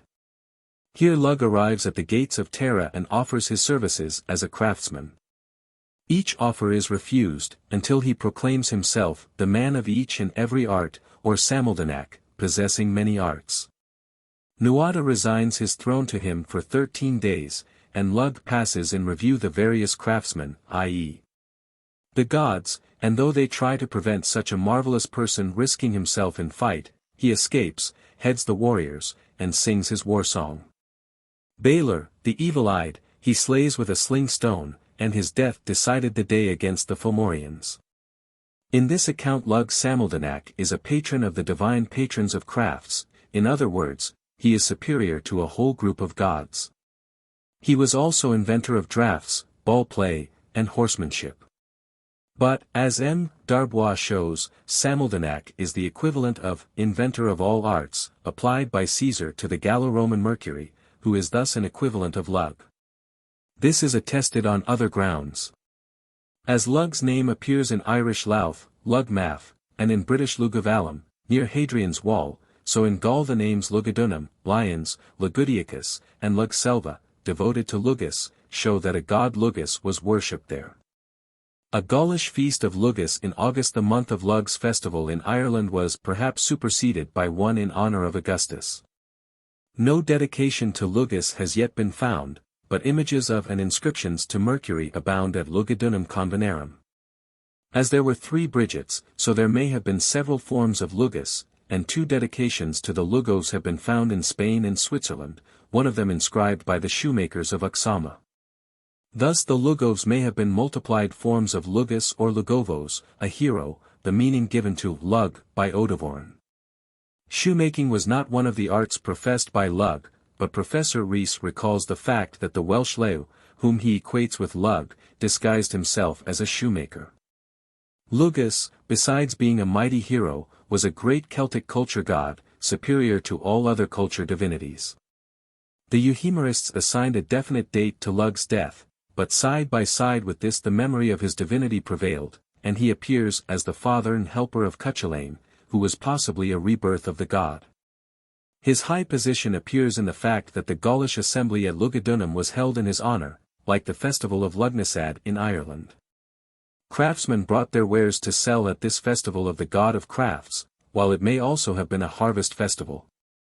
Whether it was a strictly solar feast is doubtful, though Professor Rees and others insist that Lug is a sun god. The name of the Welsh Llew, light, is equated with Lug, and the same meaning assigned to the latter. This equation has been contested and is doubtful, Lugus probably meaning hero. Still the sun-like traits ascribed to Lug before Mag Tuired suggest that he was a sun god, and solar gods elsewhere, e.g. the Polynesian Maui, are culture gods as well. But it should be remembered that Lug is not associated with the true solar festivals of Beltane and Midsummer. While our knowledge of the Tuatha Dé Danann is based upon a series of mythic tales and other records, that of the gods of the continental Celts, apart from a few notices in classical authors and elsewhere, comes from inscriptions. But as far as can be judged, though the names of the 2 groups seldom coincide, their functions must have been much alike, and their origins certainly the same. The Tuatha Dé Danann were nature divinities of growth, light, agriculture, their symbols and possessions suggesting fertility, e.g. the cauldron. They were divinities of culture and crafts, and of war. There must have been many other gods in Ireland than those described here, while some of those may not have been worshipped all over Ireland. Generally speaking, there were many local gods in Gaul with similar functions but different names, and this may have been true of Ireland. Perhaps the different names given to Dagda, Manannan, and others were simply names of similar local gods, one of whom became prominent, and attracted to himself the names of the others. So, too, the identity of Danu and Bridget might be explained, or the fact that there were 3 Bridgets. We read also in the texts of the god of Connaught, or of Ulster, and these were apparently regional divinities, or of the god of Druidism, perhaps a god worshipped specially by Druids. The remote origin of some of these divinities may be sought in the primitive cult of the earth personified as a fertile being, and in that of vegetation and corn spirits, and the vague spirits of nature in all its aspects. Some of these still continued to be worshipped when the greater gods had been evolved. Though animal worship vast not lacking in Ireland, divinities who are anthropomorphic forms of earlier animal gods are less in evidence than on the continent. The divinities of culture, crafts, and war, and of departments of nature, must have slowly assumed the definite personality assigned them in Irish religion. But, doubtless, they already possessed that before the Goidels reached Ireland. Strictly speaking, the underground domain assigned later to the Tuatha Dé Danann belongs only to such of them as were associated with fertility. But in course of time most of the group, as underground dwellers, were connected with growth and increase. These could be blighted by their enemies, or they themselves could withhold them when their worshippers offended them. Irish mythology points to the early preeminence of goddesses. As agriculture and many of the arts were first in the hands of women, goddesses of fertility and culture preceded gods, and still held their place when gods were evolved. Even war goddesses are prominent in Ireland. Celtic gods and heroes are often called after their mothers, not their fathers, and women loom largely in the tales of Irish colonization, while in many legends they play a most important part. Goddesses give their name to divine groups, and, even where gods are prominent, their actions are free, their personalities still clearly defined. The supremacy of the divine women of Irish tradition is once more seen in the fact that they themselves woo and win heroes. While their capacity for love, their passion, their eternal youthfulness and beauty are suggestive of their early character as goddesses of ever-springing fertility. This supremacy of goddesses is explained by Professor Rees as non-Celtic, as borrowed by the Celts from the Aborigines. But it is too deeply impressed on the fabric of Celtic tradition to be other than native, and we have no reason to suppose that the Celts had not passed through a stage in which such a state of things was normal. Their innate conservatism caused them to preserve it more than other races who had long outgrown such a state of things. 6. The Gods of the Brythons. Our knowledge of the Gods of the Brythons, i.e. as far as Wales is concerned, is derived, apart from inscriptions, from the Mabinogion, which, though found in a 14th century MS, was composed much earlier, and contains elements from a remote past. Besides this, the Triads, probably of 12th century origin, the Taliesin, and other poems, though obscure and artificial, the work of many a confused bard drivelling, to cite the words of one of them, preserve echoes of the old mythology. Some of the gods may lurk behind the personages of Geoffrey of Monmouth's Historia Brittonum and of the Arthurian cycle, though here great caution is required. The divinities have become heroes and heroines, kings and princesses, and if some of the episodes are based on ancient myths, they are treated in a romantic spirit. Other episodes are mere merkin formulae. Like the wreckage of some rich galleon, the debris of the old mythology has been used to construct a new fabric, and the old divinities have even less of the godlike traits of the personages of the Irish texts. Some of the personages bear similar names to the Irish divinities, and in some cases there is a certain similarity of incidents to those of the Irish tales. Are, then, the gods dimly revealed in Welsh literature as much Goidelic as Brythonic? Analyzing the incidents of the Mabinogion, Professor Anwyl has shown that they have an entirely local character, and are mainly associated with the districts of Dyfed and Gwent, of Anglesey, and of Gwynedd, of which Pryderi, Branwen, and Gwydion are respectively the heroic characters. These are the districts where a strong Goidelic element prevailed, whether these Goidels were the original inhabitants of Britain, driven there by Brythons, or tribes who had settled there from Ireland, or perhaps a mixture of both. In any case they had been conquered by Brythons and had become Brythonic in speech from the 5th century onwards. On account of this Goidelic element, it has been claimed that the personages of the Mabinogion are purely Goidelic. But examination proves that only a few are directly parallel in name with Irish divinities, and while here there are fundamental likenesses, the incidents with Irish parallels may be due to mere superficial borrowings. To that interchange of merkin and mythical dons which has everywhere occurred. Many incidents have no Irish parallels, and most of the characters are entirely different in name from Irish divinities. Hence any theory which would account for the likenesses, must also account for the differences, and must explain why, if the Mabinogion is due to Irish Goidels, there should have been few or no borrowings in Welsh literature from the popular Cúchulainn and Ossianic sagas, and why, at a time when Brythonic elements were uppermost, such care should have been taken to preserve Goidelic myths. If the tales emanated from native Welsh Goidels, the explanation might be that they, the kindred of the Irish Goidels, must have had a certain community with them in divine names and myths, while others of their gods, more local in character, would differ in name.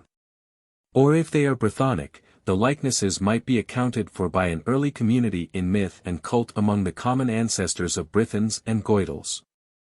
But as the date of the composition of the Mabinogion is comparatively late, at a time when Brythons had overrun these Goidelic districts, more probably the tales contain a mingling of Goidelic, Irish or Welsh, and Brythonic divinities.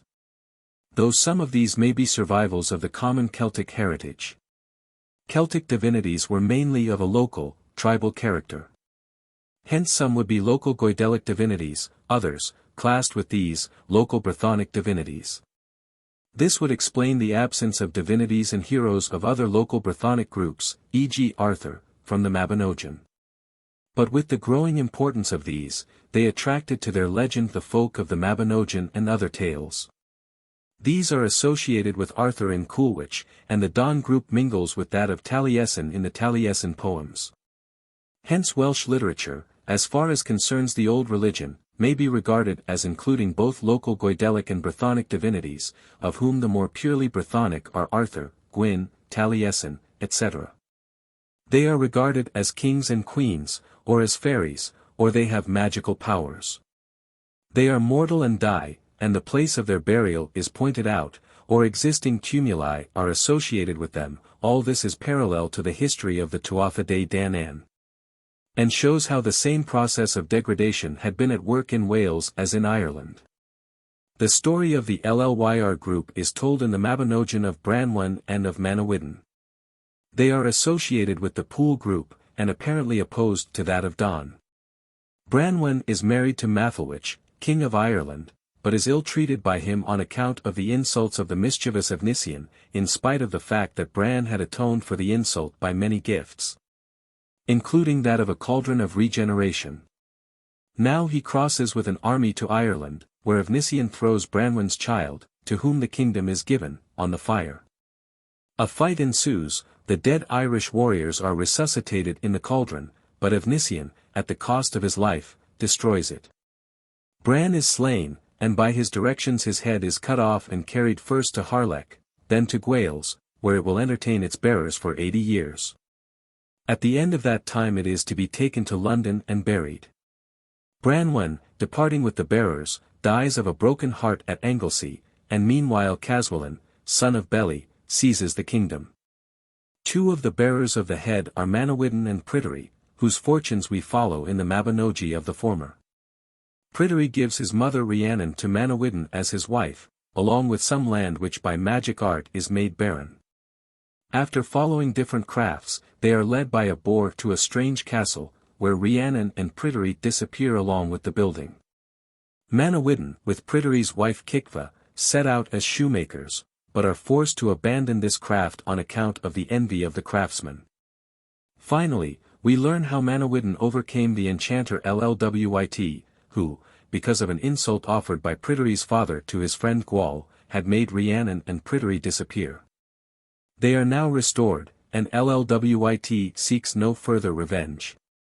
The story of Branwen is similar to a tale of which there are variants in Teutonic and Scandinavian sagas, but the resemblance is closer to the latter. Possibly a similar story with their respective divinities or heroes for its characters existed among Celts, Teutons, and Norsemen, but more likely it was borrowed from Norsemen who occupied both sides of the Irish Sea in the 9th and 10th century, and then naturalized by furnishing it with Celtic characters. But into this framework many native elements were set, and we may therefore scrutinize the story for Celtic mythical elements utilized by its redactor, who probably did not strip its Celtic personages of their earlier divine attributes.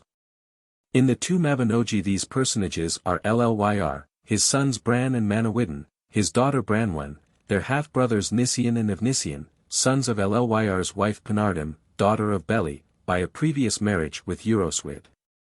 Llyr is the equivalent of the Irish Llyr, the sea god, but two other Llyrs, probably duplicates of himself, are known to Welsh story Llyr Marini, and the Llyr, father of Cordelia, of the chroniclers. He is constantly confused with Lud Laurite, e.g. both are described as one of three notable prisoners of Britain, and both are called fathers of Cordelia or Cradilad. Perhaps the two were once identical, for Manannan is sometimes called son of Alloyd equals Lud, in Irish texts, as well as son of Llyr. But the confusion may be accidental, nor is it certain that Nodons or Lud was a sea god. Llyr's prison was that of Euroswyd, whose wife he may have abducted and hence suffered imprisonment. In the Black Book of Caermarthen Bran is called son of Werid or Foshan, according to M. Loth's interpretation of the name, which would thus point to Llyr's position as a sea god. But this is contested by Professor Rees, who makes Uerit wife of Llyr, the name being in his view a form of the Welsh word for Ireland. In Geoffrey and the chroniclers Llyr becomes a king of Britain whose history and that of his daughters was immortalized by Shakespeare. Geoffrey also refers to Llyr's burial in a vault built in honor of Janus. On this Professor Rees builds a theory that Llyr was a form of the Celtic Dis with two faces and ruler of a world of darkness. But there is no evidence that the Celtic Despater was lord of a gloomy underworld, and it is best to regard Llyr as a sea divinity. Manawyddan is not godlike in these tales in the sense in which the majestic Manannan of Irish story is, though elsewhere we learn that deep was his counsel. Though not a magician, he baffles one of the great wizards of Welsh story, and he is also a master craftsman, who instructs Pryderi in the arts of shoemaking, shield-making, and saddlery. In this he is akin to Manannan, the teacher of Dermot. Incidents of his career are reflected in the triads, and his union with Rhiannon may point to an old myth in which they were from the first a divine pair, parents of Pryderi. This would give point to his deliverance of Pryderi and Rhiannon from the hostile magician. Rhiannon resembles the Irish Elysium goddesses, and Manawyddan, like Manannan, is lord of Elysium in a Taliesin poem. He is a craftsman and follows agriculture, perhaps a reminiscence of the old belief that fertility and culture come from the gods' land. Manawyddan, like other divinities, was drawn into the Arthurian cycle, and is one of those who capture the famous boar, the Twrchtrwith. Bran, or Bendigeid Bran, Bran the Blessed, probably an old pagan title which appropriately enough denotes one who figured later in Christian hagiology, is so huge that no house or ship can hold him. Hence he wades over to Ireland, and as he draws near is thought to be a mountain. This may be an archaic method of expressing his divinity, a gigantic non-natural man like some of the Tuatha Dé Danann and Ossianic heroes.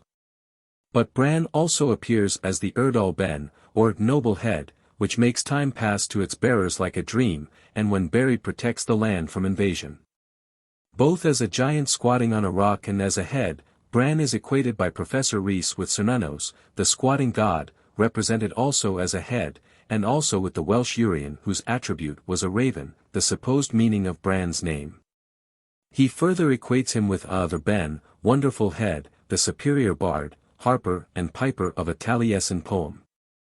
Urien, Bran, and are three forms of a god worshipped by bards, and a dark divinity, whose wading over to Ireland signifies crossing to Hades, of which he, like Yama, who first crossed the rapid waters to the land of death, is the ruler. But Bran is not a dark god in the sense implied here. Cernunnos is god of a happy underworld, and there is nothing dark or evil in him or in Bran and his congeners. Professor Rees's dark divinities are sometimes, in his view, light gods, but they cannot be both. The Celtic lords of the dead had no dark character, and as gods of fertility they were, so to speak, in league with the sun god, the slayer of Bran, according to Professor Rees's ingenious theory. And although to distracted Irish secretaries Ireland may be Hades, its introduction into this Mabinogi merely points to the interpretation of a mythico-historic connection between Wales and Ireland. Thus if Bran is Cernunnos, this is because he is a lord of the underworld of fertility, the counterpart of which is the distant Elysium, to which Bran seems rather to belong. Thus, in presence of his head, time passes as a dream in feasting and joy. This is a true Elysian note, and the tabooed door of the story is also suggestive of the taboos of Elysium, which when broken rob men of happiness. As to the power of the head in protecting the land, this points to actual custom and belief regarding the relies of the dead and the power of divine images or sculptured heads. The god Bran has become a king and lawgiver in the Mabinogion and the Triads, while Geoffrey of Monmouth describes how Belinus and Brennus, in the Welsh version Beli and Bran, dispute the crown of Britain, are reconciled, and finally conquer Gaul and Rome. The mythic Bran is confused with Brennus, leader of the Gauls against Rome in 390 BC, and Belinus may be the god Belinos, as well as Beli, father of Lud and Caswallon. But Bran also figures as a Christian missionary. He is described as hostage at Rome for his son Caradoc, returning thence as preacher of Christianity to the Cymriae legend arising out of a misunderstanding of his epithet, blessed, and a confusing of his son with the historic Caractacus.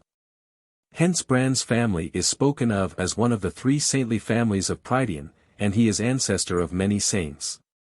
Branwen, white bosom, daughter of a sea god, may be a sea goddess, Venus of the Northern Sea, unless with Mr. Nut we connect her with the cauldron described in her legend, symbol of an orgiastic cult, and regard her as a goddess of fertility. But the connection is not clear in the story, though in some earlier myth the cauldron may have been her property. As Brangwain, she reappears in romance, giving a love potion to Tristram, perhaps a reminiscence of her former functions as a goddess of love, or earlier of fertility. In the Mabinogion she is buried in Anglesey at Ynys Bronwyn, where a cairn with bones discovered in 1813 was held to be the grave and remains of Branwen. The children of Dawn, the equivalent of Danu, and probably like her, a goddess of fertility, are Gwydion, Gilvathwy, Amathon, Govannon, and Arianrhod, with her sons, Dylan and Lugh. These correspond, therefore, in part to the Tuatha Dé Danann, though the only members of the group who bear names similar to the Irish gods are Govannon equals Goibniu, and possibly Lugh equals Lug. Gwydion as a culture god corresponds to Ogma. In the triads Beli is called father of Arianrhod, and assuming that this Arianrhod is identical with the daughter of Dawn, Professor Rees regards Beli as husband of Dawn. But the identification is far from certain, and the theory built upon it that Beli is one with the Irish Bile, and that both are lords of a dark underworld, has already been found precarious. In later belief Dawn was associated with the stars, the constellation Cassiopeia being called her court.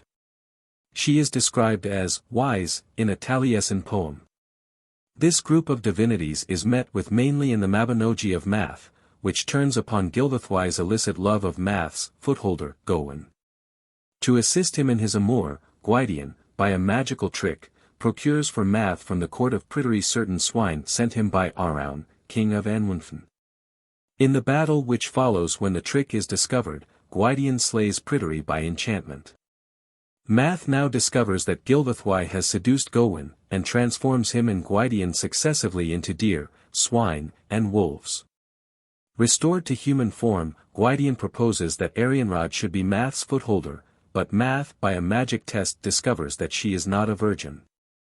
She bears two sons, Dylan, fostered by Math, and another whom Gwydion nurtures and for whom he afterwards by a trick obtains a name from Arianrhod, who had sworn never to name him. The name is Lola Gifs, Lion of the Sure Hand. By magic, Math and Gwydion form a wife for Lugh out of flowers. She is called Blodud, and later, at the instigation of a lover, Granu, she discovers how Lugh can be killed. Granu attacks and wounds him, and he flies off as an eagle. Gwydion seeks for Lugh, discovers him, and retransforms him to human shape. Then he changes Blodud into an owl, and slays Granu. Several independent tales have gone to the formation of this Mabinogi, but we are concerned here merely with the light it may throw on the divine characters who figure in it. Math or Math Hen, the ancient, is probably an old divinity of Gwynd, of which he is called Lord. He is a king and a magician, preeminent in wizardry, which he teaches to Gwydion, and in a triad he is called one of the great men of magic and metamorphosis of Britain. More important are his traits of goodness to the suffering, and justice with no trace of vengeance to the wrongdoer. Whether these are derived from his character as a god or from the Celtic kingly ideal, it is impossible to say, though the former is by no means unlikely. Possibly his supreme magical powers make him the equivalent of the Irish god of Druidism, but this is uncertain, since all gods were more or less dowered with these. Gwydion's magical powers are abundantly illustrated in the tale.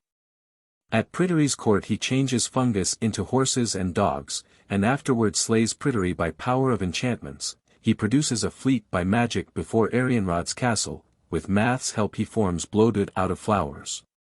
He gives Lugh his natural shape when he finds him as a wasted eagle on a tree, his flesh and the worms breeding in it dropping from him. He transforms the faithless Blodud into an owl. Some of these and other deeds are referred to in the Taliesin poems, while Taliesin describes himself as enchanted by Gwydion. In the triads he is one of the three great astrologers of Prydian, and this emphasis laid on his powers of divination is significant when it is considered that his name may be derived from a root vet, giving words meaning, saying, or poetry. While cognate words are Irish faith, a prophet, or poet, German wuth, rage, and the name of Odin. The name is suggestive of the ecstasy of inspiration producing prophetic and poetic utterance.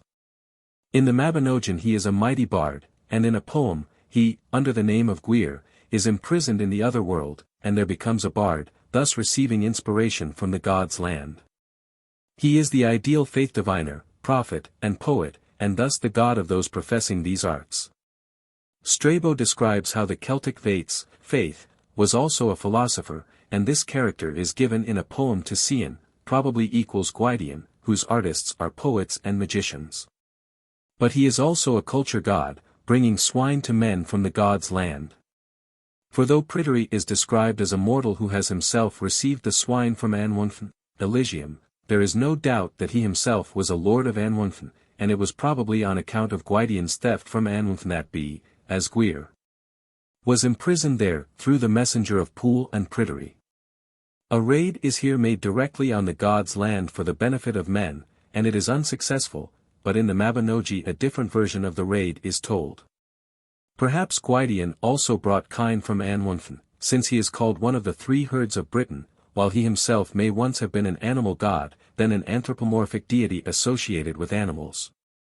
Thus in the Mabinogi, when Gwydion flees with the swine, he rests each night at a place one of the syllables of which is mach, swine, an etiological myth explaining why places which were once sites of the cult of a swine god, afterwards worshipped as Gwydion, were so called. Gwydion has also a tricky, fraudulent character in the Mabinogi, and although, in his life there was counsel, yet he had a vicious muse. It is also implied that he is lover of his sister Arianrhod and father of Dylan and Lugh, the mythic reflections of a time when such unions, perhaps only in royal houses, were permissible. Instances occur in Irish tales, and Arthur was also his sister's lover. In later belief Gwydion was associated with the stars, and the Milky Way was called Caer Gwydion.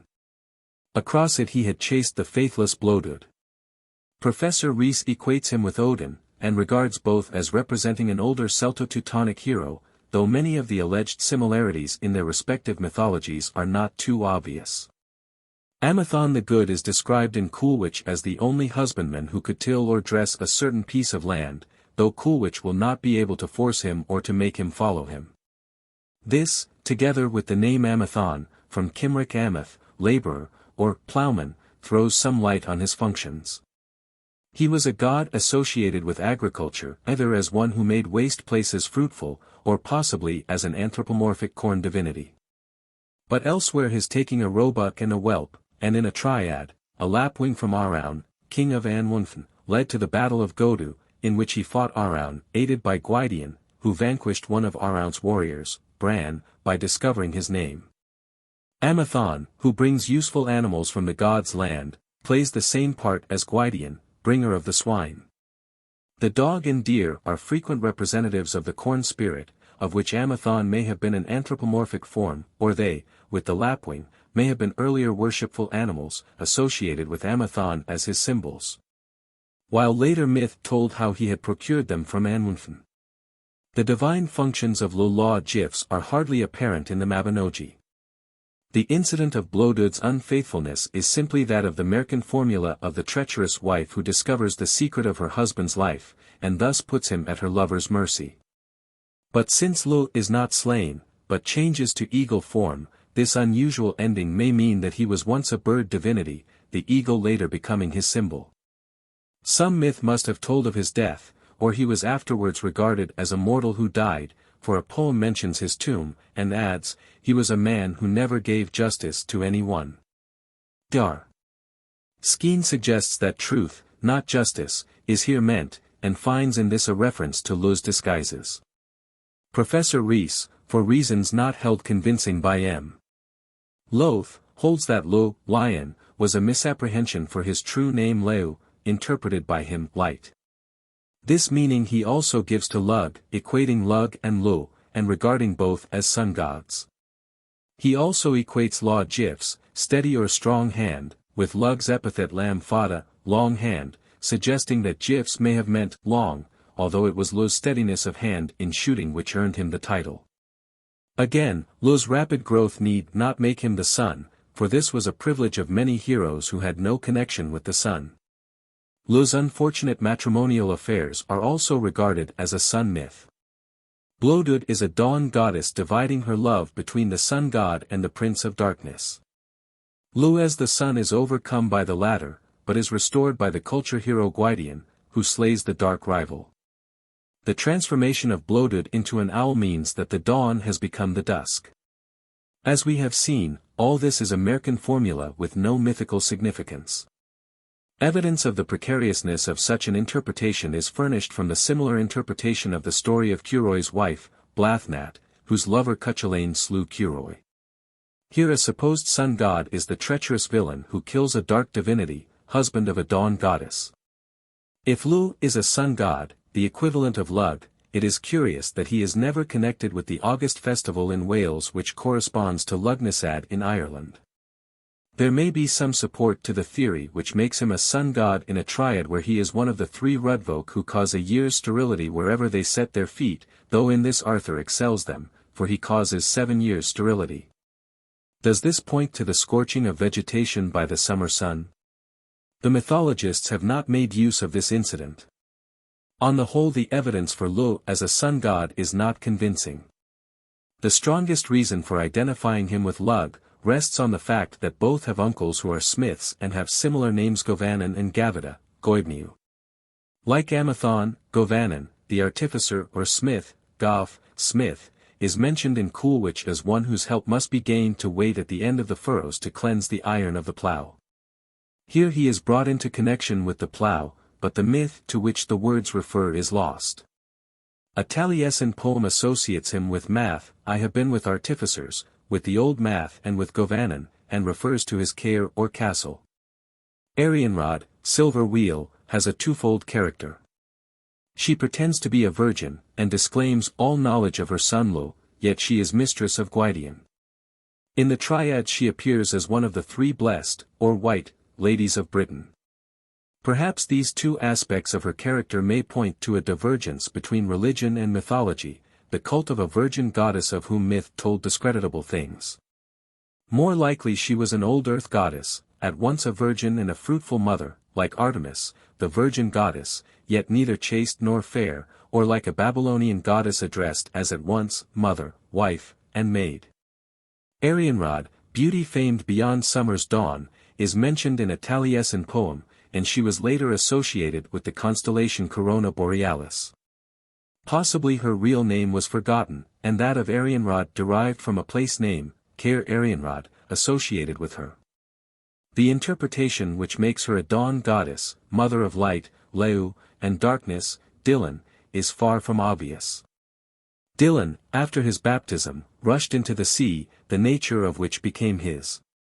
No wave ever broke under him, he swam like a fish, and hence was called Dylan Ail Tun or son of the wave. Govanan, his uncle, slew him, an incident interpreted as the defeat of darkness, which hies away to lurk in the sea. Dylan, however, has no dark traits and is described as a blonde. The waves lament his death, and, as they dash against the shore, seek to avenge it. His grave is, where the wave makes a sullen sound, but popular belief identifies him with the waves, and their noise as they press into the conway is his dying groan. Not only is he Ail Tun, son of the wave, but also Ail Mor, son of the sea. He is thus a local sea god, and like Manannan identified with the waves, and yet separate from them, since they mourn his death. The Mabinogi gives us the debris of myths explaining how an anthropomorphic sea god was connected with the goddess Arianrod and slain by a god Govanan. Another Mabinogian group is that of Pwyll, prince of Dyfed, his wife Rhiannon, and their son Pryderi. Pwyll agrees with Arawn, king of Anwunfn, Elysium, to reign over his kingdom for a year. At the end of that time he slays Arawn's rival Havgon. Arawn sends him gifts, and Pwyll is now known as Pen or head of Anwunfn, a title showing that he was once a god, belonging to the gods' land, later identified with the Christian Hades. Pwyll now agrees with Rhiannon, who appears mysteriously on a magic hillock, and whom he captures, to rid her of an unwelcome suitor Gaul. He imprisons him in a magical bag, and Rhiannon weds Pwyll. The story thus resolves itself into the formula of the fairy bride, but it paves the way for the vengeance taken on Pryderi and Rhiannon by Gwaul's friend Llwyd. Rhiannon has a son who is stolen as soon as born. She is accused of slaying him and is degraded, but Tiernan recovers the child from its superhuman robber and calls him Gree. As he grows up, Tiernan notices his resemblance to Pwyll, and takes him to his court. Rhiannon is reinstated, and because she cries that her anguish, Pryderi, is gone, the boy is now called Pryderi. Here, again, we have Merkin incidents, which also appear in the Fionn saga.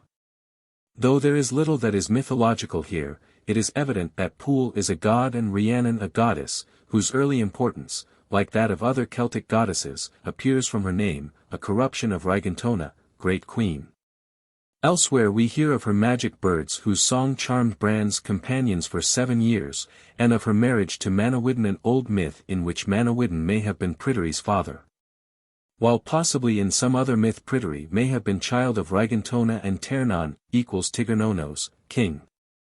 We may postulate an old Rhiannon saga, fragments of which are to be found in the Mabinogi, and there may have been more than one goddess called Rhagantona, later fused into one. But in the tales she is merely a queen of old romance. Pryderi, as has been seen, was despoiled of his swine by Gwydion. They were the gift of Arawn, but in the triads they seem to have been brought from Anwunfn by Pwyll, while Pryderi acted as swineherd. Both Pwyll and Pryderi are thus connected with those myths which told of the bringing of domestic animals from the gods' land. But since they are certainly gods, associated with the gods' land, this is perhaps the result of misunderstanding. A poem speaks of the magic cauldron of Pen Anwunfn, i.e. Pwyll, and this points to a myth explaining his connection with Anwunfn in a different way from the account in the Mabinogi. The poem also tells how Gwir was imprisoned in Caer Sidi, equals Anwunfn, through the messenger of Pwyll and Pryderi. They are thus lords of Anwunfn, whose swine Gwir, Gwydion, tries to steal. Elsewhere Caer Sidi is associated with Manawyddan and Pryderi, perhaps a reference to their connection as father and son. Thus Pryderi and Pwyll belong to the bright Elysium, and may once have been gods of fertility associated with the under-earth region, which was by no means a world of darkness. Whatever be the meaning of the death of Pryderi at the hands of Gwydion, it is connected with later references to his grave. A fourth group is that of Beli and his sons, referred to in the Mabinogi of Branwen, where one of them, Caswallon, usurps the throne, and thus makes Manawyddan, like MacGregor, landless. In the dream of Maxen, the sons of Beli are Lud, Caswallon, Ninja, and Leivlis. Geoffrey calls Beli Heli, and speaks of an earlier king Belinus, at enmity with his brother Brennius. But probably Beli or Heli and Belinus are one and the same, and both represent the earlier god Belinos. Caswallon becomes Cassivellaunus, opponent of Caesar, but in the Mabinogi he is hostile to the race of Llyr, and this may be connected with whatever underlies Geoffrey's account of the hostility of Belinus and Brennius, equals Bran, son of Llyr. Perhaps, like the enmity of the race of Dawn to Pryderi, a reminiscence of the strife of rival tribes or of Goidel and Brython. As has been seen, the evidence for regarding Beli as Dawn's consort or the equivalent of Bile is slender. Nor, if he is Belinos, the equivalent of Apollo, is he in any sense a dark god. He is regarded as a victorious champion, preserver of his Honey Isle and of the stability of his kingdom, in a Taliesin poem and in the Triads. The personality of Caswallon is lost in that of the historic Cassivellaunus, but in a reference to him in the Triads where, with Caradoc and Gwyrid, he bears the title, War King, we may see a glimpse of his divine character. That of a god of war, invisibly leading on armies to battle, and as such embodied in great chiefs who bore his name. Ninja appears in Geoffrey's pages as Nennius, who dies of wounds inflicted by Caesar, to the great grief of Cassivellaunus. The theory that Lud Law Eraint or Lodens Lemargentios represents Nodens, Nuada, Lemargentios, the change being the result of alliteration, has been contested. While if the Welsh Lud and Nud were identical, it is strange that they should have become distinct personalities, Gwyn, son of Nud, being the lover of Cradilad, daughter of Lud, unless in some earlier myth their love was that of brother and sister. Lud is also confused or is identical with Llyr, just as the Irish Lur is with Alloyd. He is probably the son of Beli who, in the tale of Lud and Leavleys, by the advice of Leavleys rids his country of 3 plagues. These are, first, the Coranians who hear every whisper, and whom he destroys by throwing over them water in which certain insects given him by Leavleys have been bruised. The second is a shriek on May Eve which makes land and water barren, and is caused by a dragon which attacks the dragon of the land. These Lud captures and imprisons at Dinas Emrius, where they afterwards cause trouble to Vortigern at the building of his castle. The third is that of the disappearance of a year's supply of food by a magician, who lulls everyone to sleep and who is captured by Lud. Though the Coranians appear in the triads as a hostile tribe, they may have been a supernatural folk, since their name is perhaps derived from Seor, dwarf, and they are now regarded as mischievous fairies. They may thus be analogous to the Fomorians, and their story, like that of the dragon and the magician who produce blight and loss of food, may be based on older myth or ritual embodying the belief in powers hostile to fertility. Though it is not clear why those powers should be most active on May Day. But this may be a misunderstanding, and the dragons are overcome on May Eve. The references in the tale to Lud's generosity and liberality in giving food may reflect his function as a god of growth, but, like other euhemerized gods, he is also called a mighty warrior. And is said to have rebuilt the walls of Caer Lud, London, his name still surviving in Ludgate Hill, where he was buried.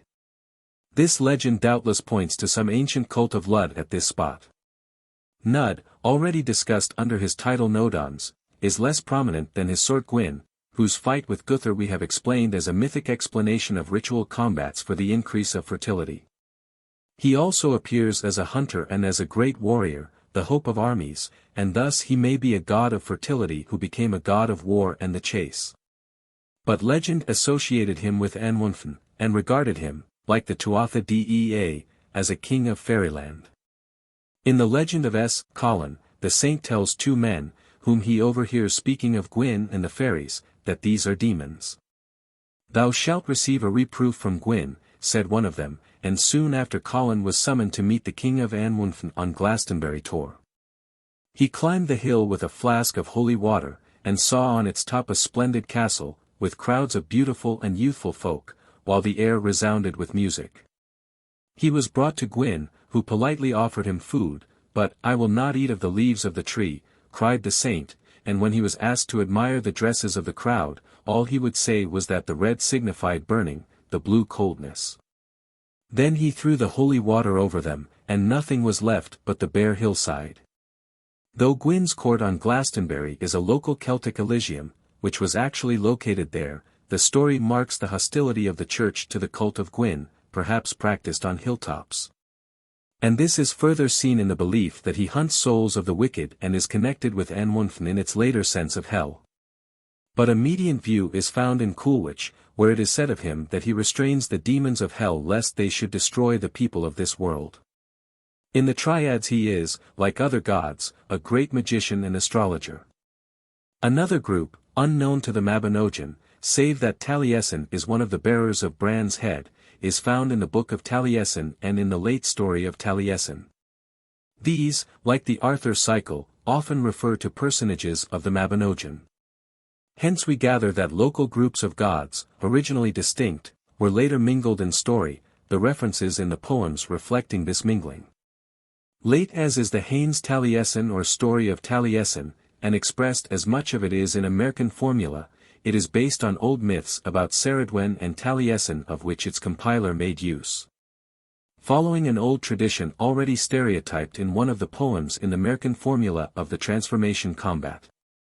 But the mythical fragments are also mingled with traditions regarding the 6th century poet Taliesin. The older saga was perhaps developed in a district south of the Dayu estuary. In Lake Tegid dwell Tegid Vol, Ceridwen, and their children the fair maiden Crearwi, Morvran, and the ugly Avagdu. To give Avagda knowledge, his mother prepares a cauldron of inspiration from which 3 drops of inspiration will be produced. These fall on the finger of Gwayan, whom she set to stir it. He put the finger in his mouth, and thus acquired the inspiration. He fled, and Ceridwen pursued, the rest of the story being accommodated to the Transformation combat formula. Finally, Cerridwen as a hen swallows Gwaun as a grain of wheat, and bears him as a child, whom she throws into the sea. Elphin, who rescues him, calls him Taliesin, and brings him up as a bard. The water world of Tegid is a submarine Elysium with the customary cauldron of inspiration, regeneration, and fertility, like the cauldron associated with a water world in the Mabinogion. Shall not my chair be defended from the cauldron of Cerridwen, runs a line in a Taliesin poem, while another speaks of her chair, which was probably in Elysium like that of Taliesin himself in Caer Sidi. Further references to her connection with poetry show that she may have been worshipped by bards, her cauldron being the source of their inspiration. Her anger at Gwaun may point to some form of the Celtic myth of the theft of the elements of culture from the gods' land. But the cauldron was first of all associated with a fertility cult, and Cerridwen must therefore once have been a goddess of fertility, who, like Bridget, was later worshipped by bards. She may also have been a corn goddess, since she is called a goddess of grain, and tradition associates the pig a common embodiment of the corn spirit with her. If the tradition is correct, this would be an instance, like that of Demeter and the pig, of an animal embodiment of the corn spirit being connected with a later anthropomorphic corn goddess.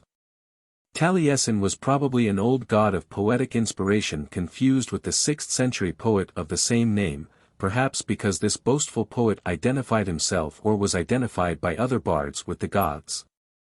He speaks of his splendid chair, inspiration of fluent and urgent song, in Caer Sidi or Elysium, and, speaking in the god's name or identifying himself with him, describes his presence with Lo, Bran, Gwydion, and others. As well as his creation and his enchantment before Bee became immortal. He was present with Arthur when a cauldron was stolen from Anwunfn, and basing his verses on the mythic transformations and rebirths of the gods, recounts in highly inflated language his own numerous forms and rebirths. His claims resemble those of the shaman who has the atre of the spirit world and can transform himself at will. Taliesin's rebirth is connected with his acquiring of inspiration.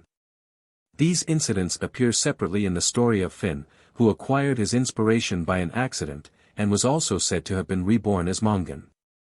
They are myths common to various branches of the Celtic people, and applied in different combinations to outstanding gods or heroes.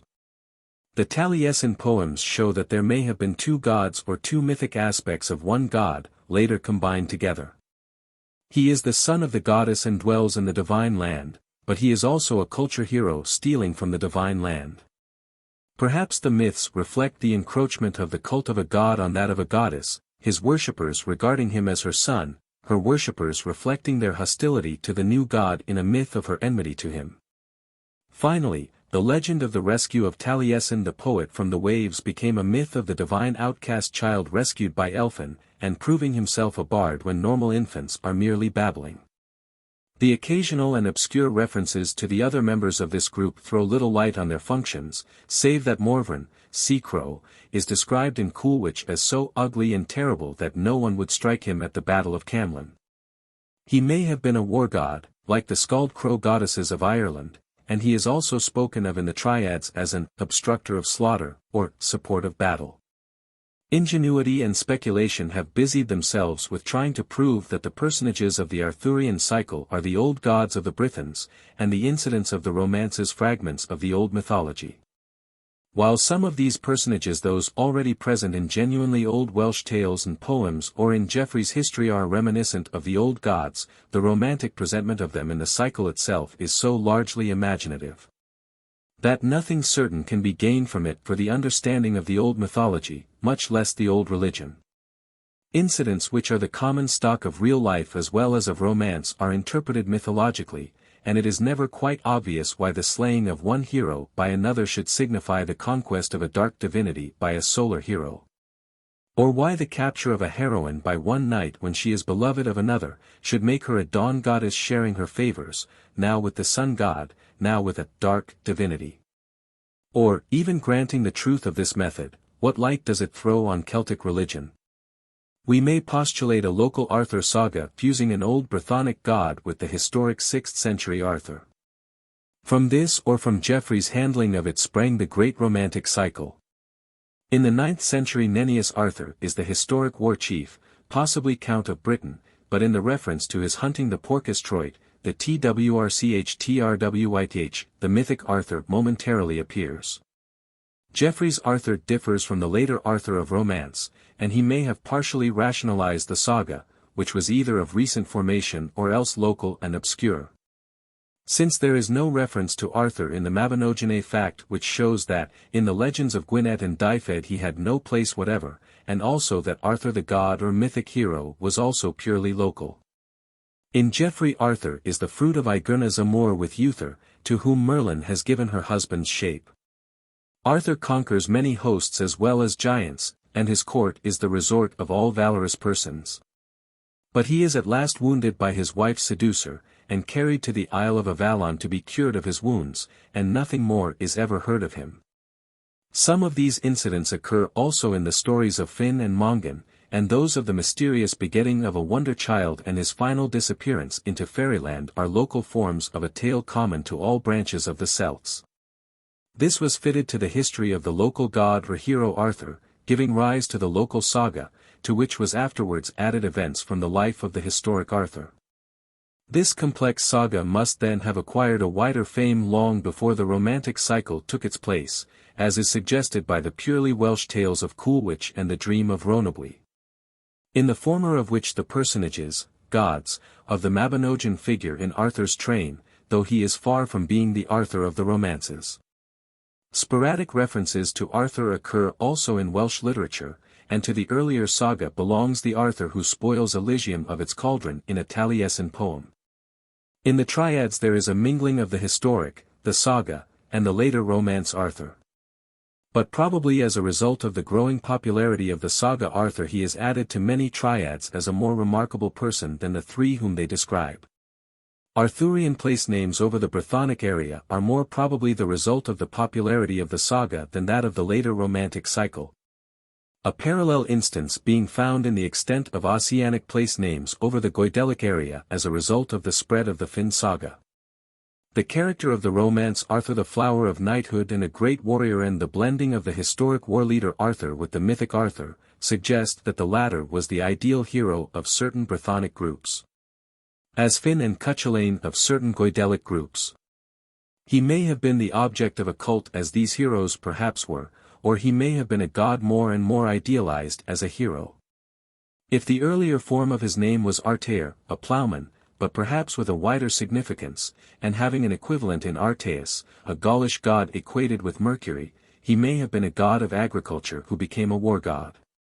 But he was also regarded as a culture hero, stealing a cauldron and also swine from the god's land, the last incident euhemerized into the tale of an unsuccessful theft from March, son of Merchan, while, like other culture heroes, he is a bard. To his story was easily fitted that of the wonder child, who, having finally disappeared into Elysium, later located at Glastonbury, would reappear one day, like Fionn, as the savior of his people. The local Arthur finally attained a fame far exceeding that of any Brythonic god or hero. Merlin, or Myrddin, appears in the romances as a great magician who is finally overcome by the Lady of the Lake, and is in Geoffrey son of a mysterious invisible personage who visits a woman, and, finally taking human shape, begets Merlin. As a son who never had a father he is chosen as the foundation sacrifice for Vortigern's tower by his magicians, but he confutes them and shows why the tower can never be built, namely, because of the dragons in the pool beneath it.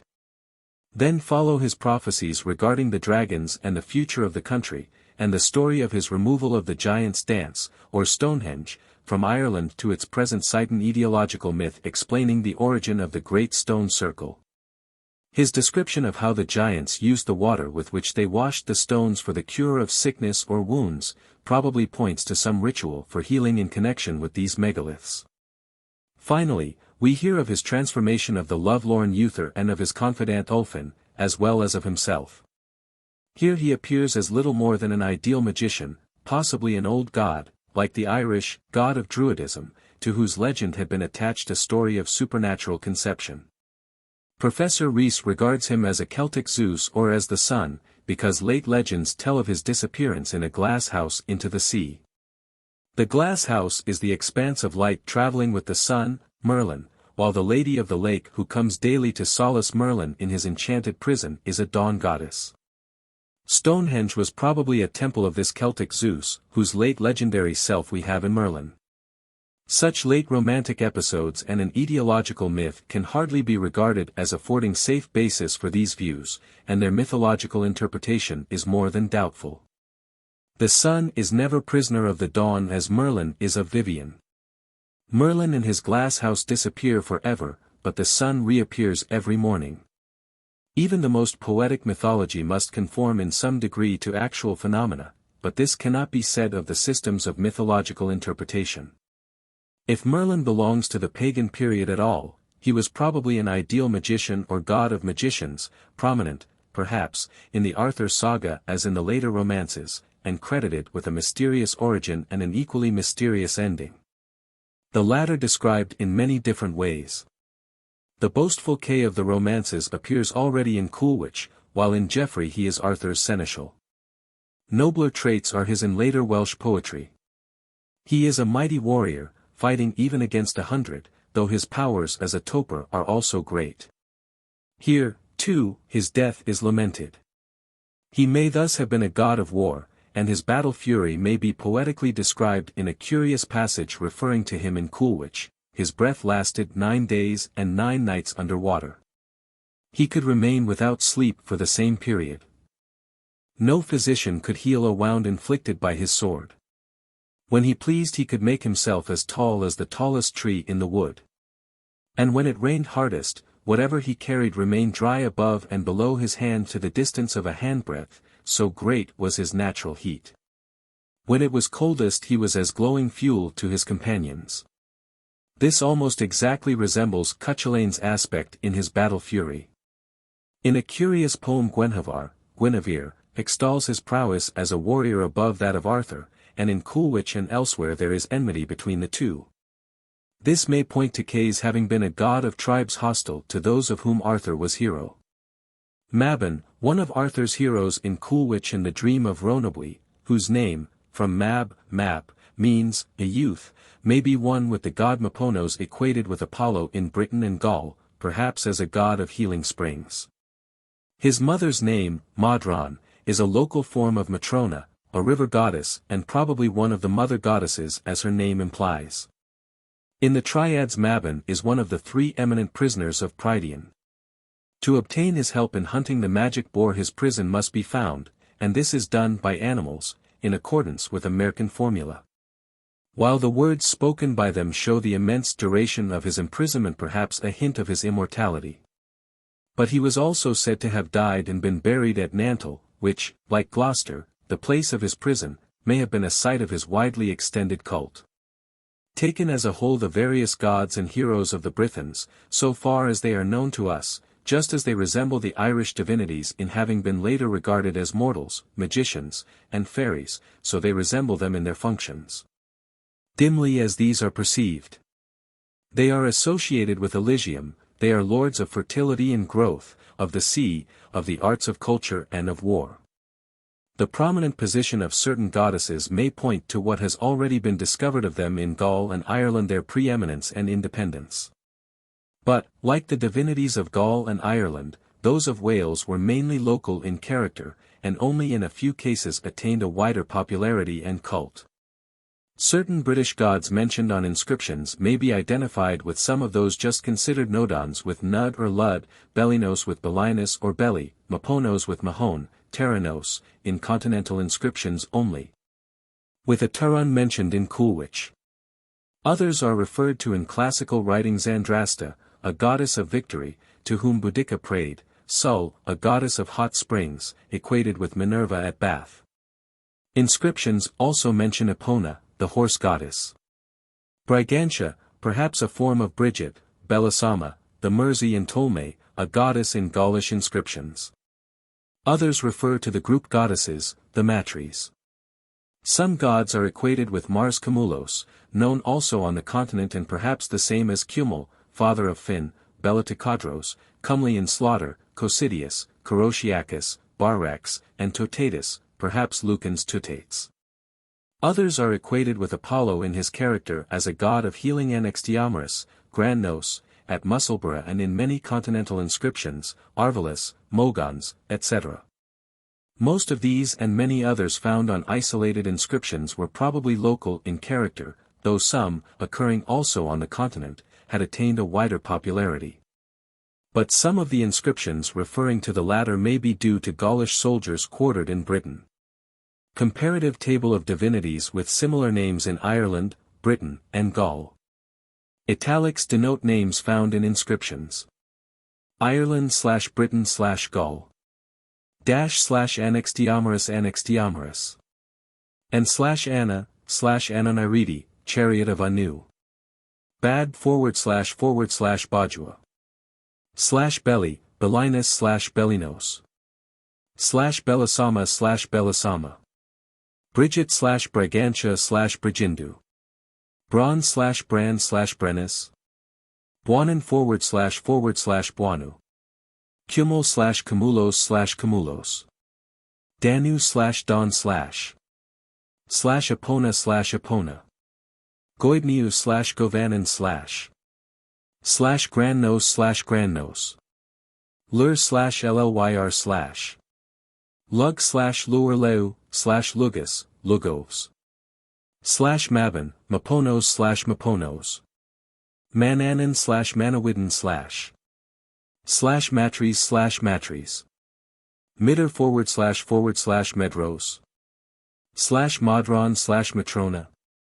Neman//Nematona. Net//Neton. Nuada/Nodons, Nud/. /Hail, Lud, /Ogma//Sylvanus/Sylvanus/Turans/Turanis/Totatis/Totatis. 7. The Cúchulainn Cycle. The events of the Cúchulainn Cycle are supposed to date from the beginning of the Christian era, King Concobar's death synchronizing with the crucifixion. But though some personages who are mentioned in the annals figure in the tales, on the whole they deal with persons who never existed. They belong to a world of romance and myth, and embody the ideals of Celtic paganism, modified by Christian influences and those of classical tales and romantic sagas of other regions, mainly Scandinavian. The present form of the tales as they exist in the Book of the Dun Cow and the Book of Leinster must have been given them in the 7th or 8th century, but they embody materials of a far older date. At an early time the saga may have had a more or less definite form, but new tales were being constantly added to it, and some of the longer tales are composed of incidents which once had no connection with each other. Cúchulainn is the central figure of the cycle, and its central episode is that of the Tain Buachailln, or cattle spoil of Cooley. Other personages are Concobar and Dectyre, Ailil and Medb, Fergus, Conall Cernach, Curoy, Deirdre, and the sons of Usnach. Some of these are of divine descent, some are perhaps euhemerized divinities. Concobar is called Dia Talmaid, a terrestrial god, and Dectyre a goddess. The cycle opens with the birth of Concobar, son of Cathbad and of Nessa, daughter of one of the Tuatha Dé Danann, though in an older recension of the tale he is Nessa's son by the god Lug. During Concobar's reign over Ulster Cúchulainn was born.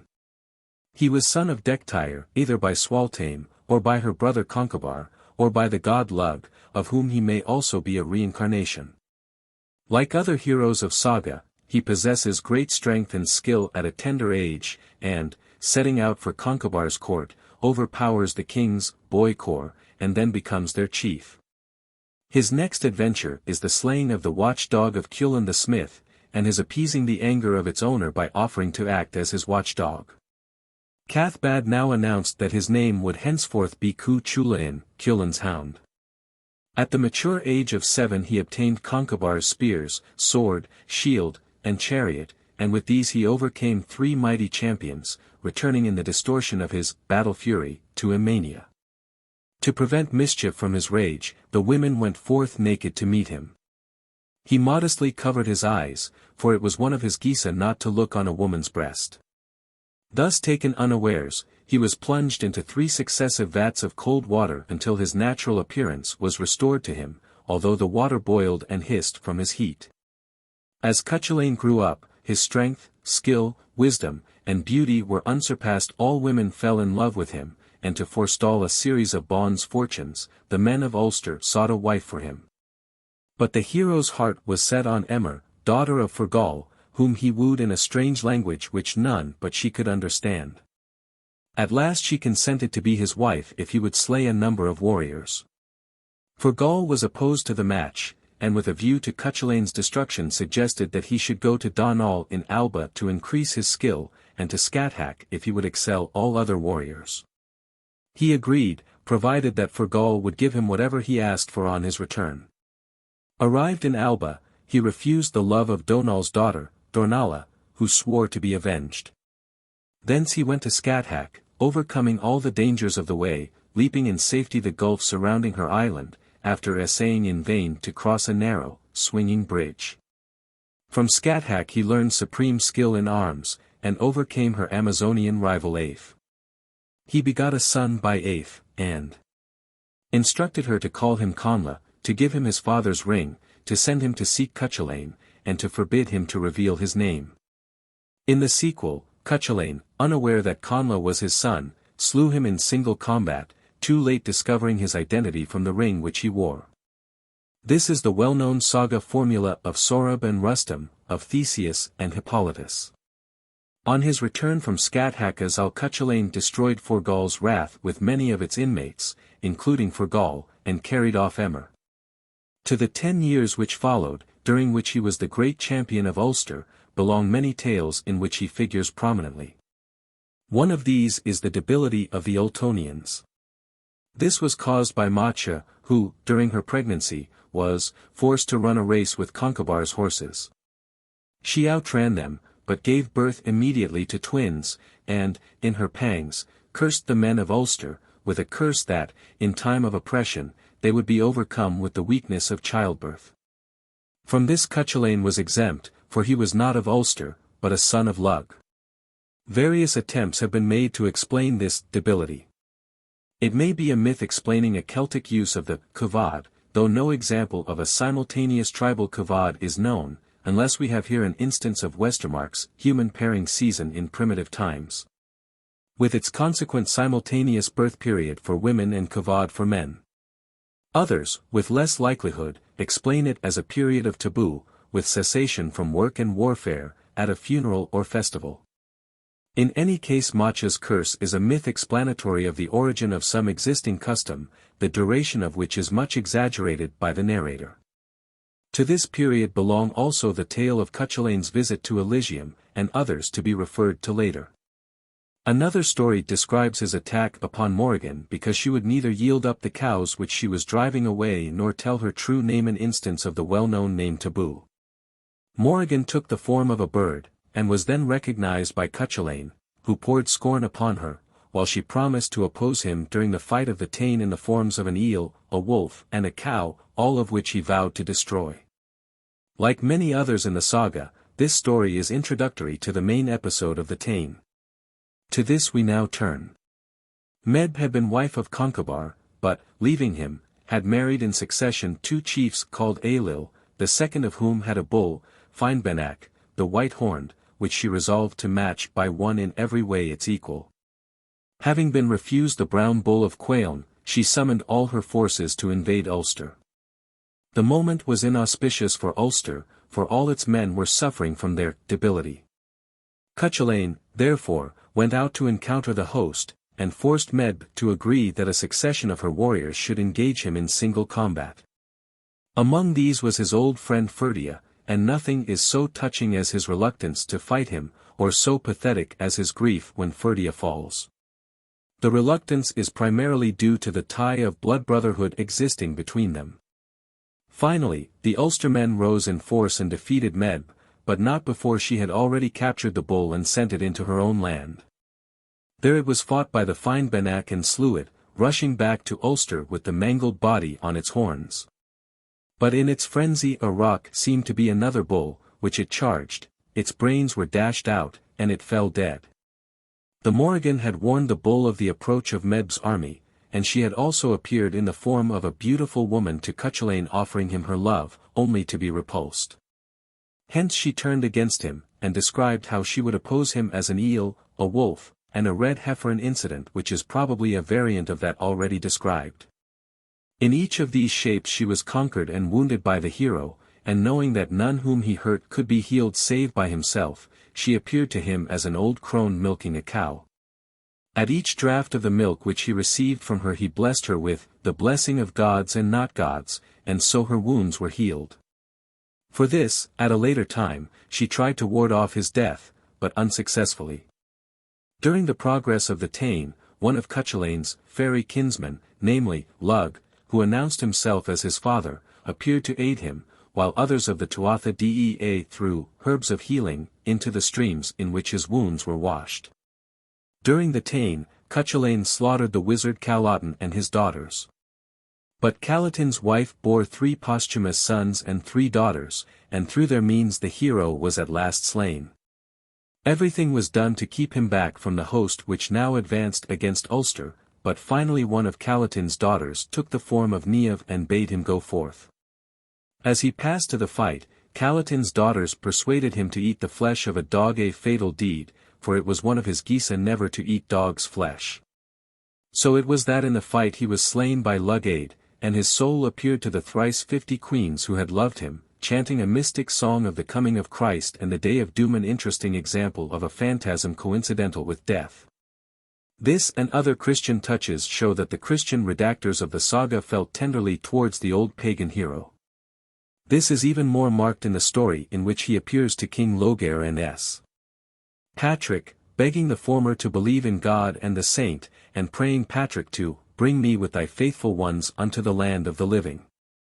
A similar Christianizing appears in the story of Concobar's death, the result of his mad frenzy on bearing from his druid that an earthquake is the result of the shameful crucifixion of Christ. In the saga, Cúchulainn appears as the ideal Celtic warrior, but, like other ideal warriors, he is a magnified, non-natural man, many of his deeds being merely exaggerations of those common among barbaric folk. Even his distortion or battle frenzy is but a magnifying of the wild frenzy of all wild fighters. To the person of this ideal warrior, some of whose traits may have been derived from traditional stories of actual heroes, Merkin and saga episodes attach themselves.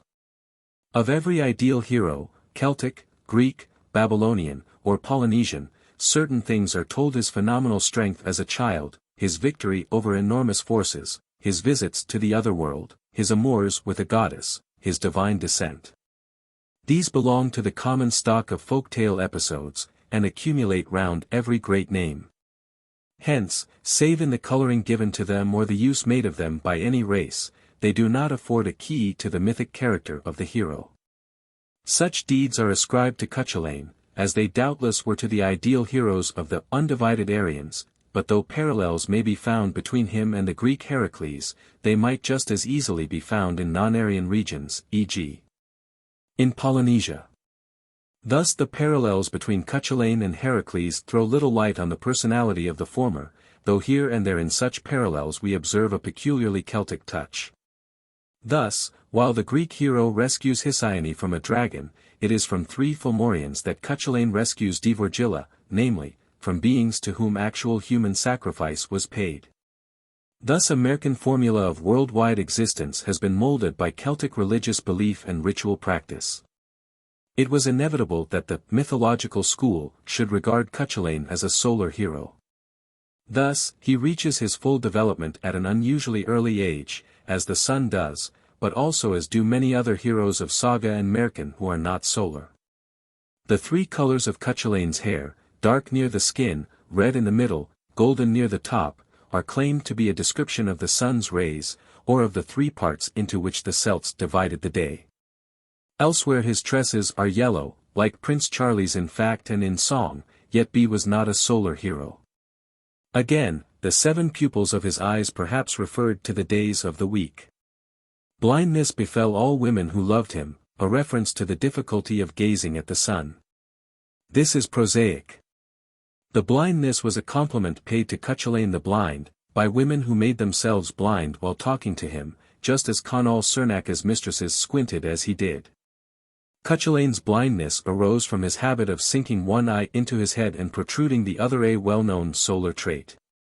His distortion, during which, Besides this blindness, blood shot upwards from his head and formed a magic mist, and his anger caused showers of sparks to mount above him, points to dawn or sunset. Though the setting sun would rather suggest a hero sinking calmly to rest than a mad giant setting out to slaughter friend and foe. The distortion, as already pointed out, is the exaggerated description of the mad warrior rage, just as the fear which produced death to those who saw him brandish his weapons, was also produced by Maori warrior methods. Lugh, who may be a sun god, has no such distortion. The cooling of the hero in 3 vats, the waters of which boil over, and his emergence from them pinky red in color, symbolize the sun sinking into the waters and reappearing at dawn. Might it not describe in an exaggerated way the refreshing bath taken by frenzied warriors, the water being supposed to grow warm from the heat of their bodies? One of the hero's Gisa was not to see Manannan's horses, the waves. Which, being interpreted, means that the sun is near its death as it approaches the sea. Yet Lugh, a sun god, rides the steed in Bar, a personification of the waves, while Cúchulainn himself often crossed the sea, and also lived with the sea god's wife, Fionn, without coming to grief. Again, the magic horses which he drives, black and grey in color, are symbols of day and night, though it is not obvious why a grey horse should symbolize day, which is not always grey even in the Isles of the West. Unlike a solar hero, too, Cúchulainn is most active in winter, and rests for a brief space from slaughtering at midday, the time of the sun's greatest activity both in summer and winter. Another theory is that every visit of the hero to a strange land signifies a descent to Hades, suggested by the sun sinking in the west. Skathaka's island may be Hades, but it is more probably Elysium with some traits borrowed from the Christian idea of hell. But Emer's land, also visited by Cúchulainn, suggests neither Hades nor Elysium. Emer calls herself Injin Rig Rikhisgarda, translated by Professor Rees as daughter of the coal-faced king, i.e. she is daughter of darkness. Hence she is a dawn maiden and becomes the sun hero's wife. There is nothing in the story to corroborate this theory, apart from the fact that it is not clear, even to the hypothetical primitive mind, why dawn and sun should be a divine pair. Emer's words probably mean that she is daughter of a king and a flame of hospitality, Rikhisgarda. Cúchulainn, in visiting her, went from west to east, contrary to the apparent course of the sun. The extravagance of the solar theory is further seen in the hypothesis that because Cúchulainn has other wives, the sun god made love to as many dawn maidens as there are days in the year, like the king in Louis' romance with his 366 wives. One for each day of the year, leap year included. Further examples of the solar theory need not be cited. It is enough to see in Cúchulainn the ideal warrior, whose traits are bombastic and obscure exaggerations of actual custom and warfare, or are borrowed from folktale motifs not exclusively Celtic. Possibly he may have been a war god, since he is associated with Badb and also with Morrigan.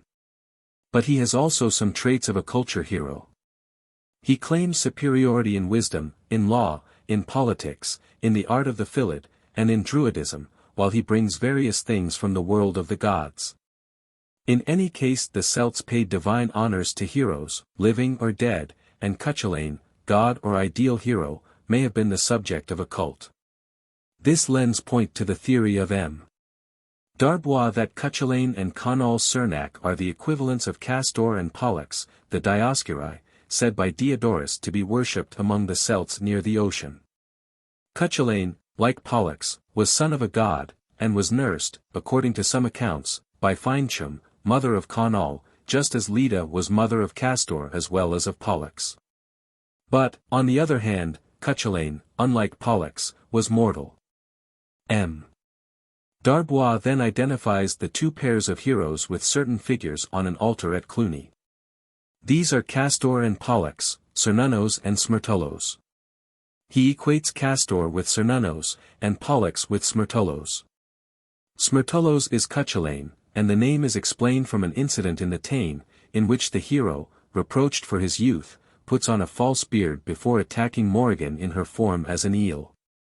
This is expressed by Smertheim, to attach, and is thus connected with and gave rise to the name Smertullos. On the altar Smertulos is attacking an eel or serpent. Hence Pollux is Smertulos Cúchulainn. Again, the name Cernunnos signifies the horned one, from cernu, horn, a word found in Conall's epithet Cernac. But this was not given him because he was horned, but because of the angular shape of his head, the angle, cern, being the result of a blow. The epithet may mean victorious. On the whole, the theory is more ingenious than convincing, and we have no proof that the figures of Castor and Pollux on the altar were duplicates of the Celtic pair. Cernunnos was an underworld god, and Conall has no trace of such a character. M. Darbois also traces the saga in Gaul in the fact that on the menhir of Curvedel Mercury is figured with a child, Mercury, in his opinion, being Lug, and the child Cúchulainn. On another altar are depicted, 1. A woodman, Esus, cutting down a tree, and, 2. A bull on which are perched 3 birds Tarvos Trigeranos. The two subjects, as M. Renock points out, are combined on another altar at Treves, on which a woodman is cutting down a tree in which are perched 3 birds, while a bull's bead appears in the branches. These represent, according to M. Darbois, incidents of the Táin cutting down of trees by Cúchulainn and placing them in the way of his enemies, and the warning of the bull by Morrigan in the bird form which she shared with her sisters Badb and Macha. Why, then, is Cúchulainn called Esus? Esus comes from a root which gives words meaning rapid motion, anger, strength, all shown by the hero. The altars were found in the land of the Belgic Treverai, and some Belgic tribes may have passed into Britain and Ireland carrying the Esus Cúchulainn legend there in the 2nd century BC, e.g. the Satantii, dwelling by the Mersey, and bearing a name similar to that of the hero in his childhood Satanta, Satanchos, as well as the Menapii and Brigantes, located in Ireland by Ptolemy. In other words, the divine Esus, with his surname Smertulos, was called in Ireland Satanta, after the Satantii, and at a later date, Cúchulainn. The princely name Donatorus resembles Don Tarb, the brown bull of the saga, and also suggests its presence in Gaul, while the name Delta Eta Iota Tau Alpha Rho Omicron, perhaps the equivalent of Duioteruos, divine bull, is found in Galatia. Thus the main elements of the saga may have been known to the continental Celts before it was localized in Ireland, and, it may be added, if it was brought there by Gallo-British tribes, this might account for the greater popularity of the native. Possibly pre-Celtic, Finn saga among the folk, as well as for the finer literary quality of the Cúchulainn saga. But the identification of Esus with Cúchulainn rests on slight grounds. The names Esus and Smertulos are not found in Ireland, and the Gaulish Esus, worshipped with human sacrifice, has little affinity with the hero, unless his deeds of slaughter are reminiscent of such rites. It is possible, however, that the episode of the Táin came from a myth explaining ritual acts. This myth may have been the subject of the bas-reliefs, carried to Ireland, and they're worked into the saga. The folk versions of the saga, though resembling the literary versions, are less elaborate and generally wilder, and perhaps represent its primitive form. The greatest differences are found in versions of the Táin and of Cúchulainn's death, which, separate in the saga, are parts of one folk tale, the death occurring during the fighting over the bull. The bull is his property, and Medb sends Garb Mac Stern to take it from him. He pretends to be a child, goes to bed, and tricks Garb, who goes off to get the bull.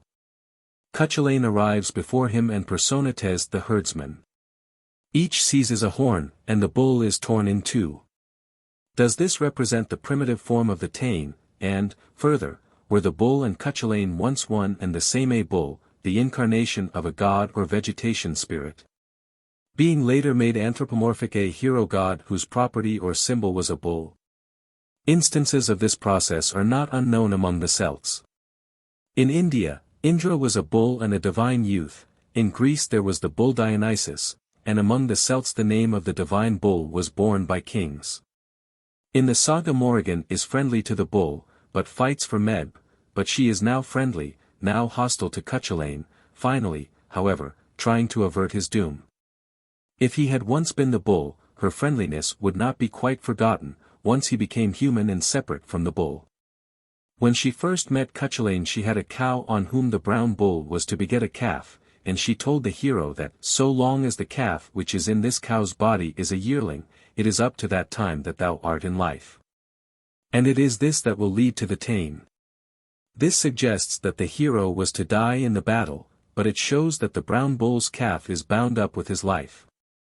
The bull was a reincarnation of a divine swineherd, and if, as in the case of Cúchulainn, his rebirth could only be of himself, the calf was simply a duplicate of the bull, and, as it was bound up with the hero's life.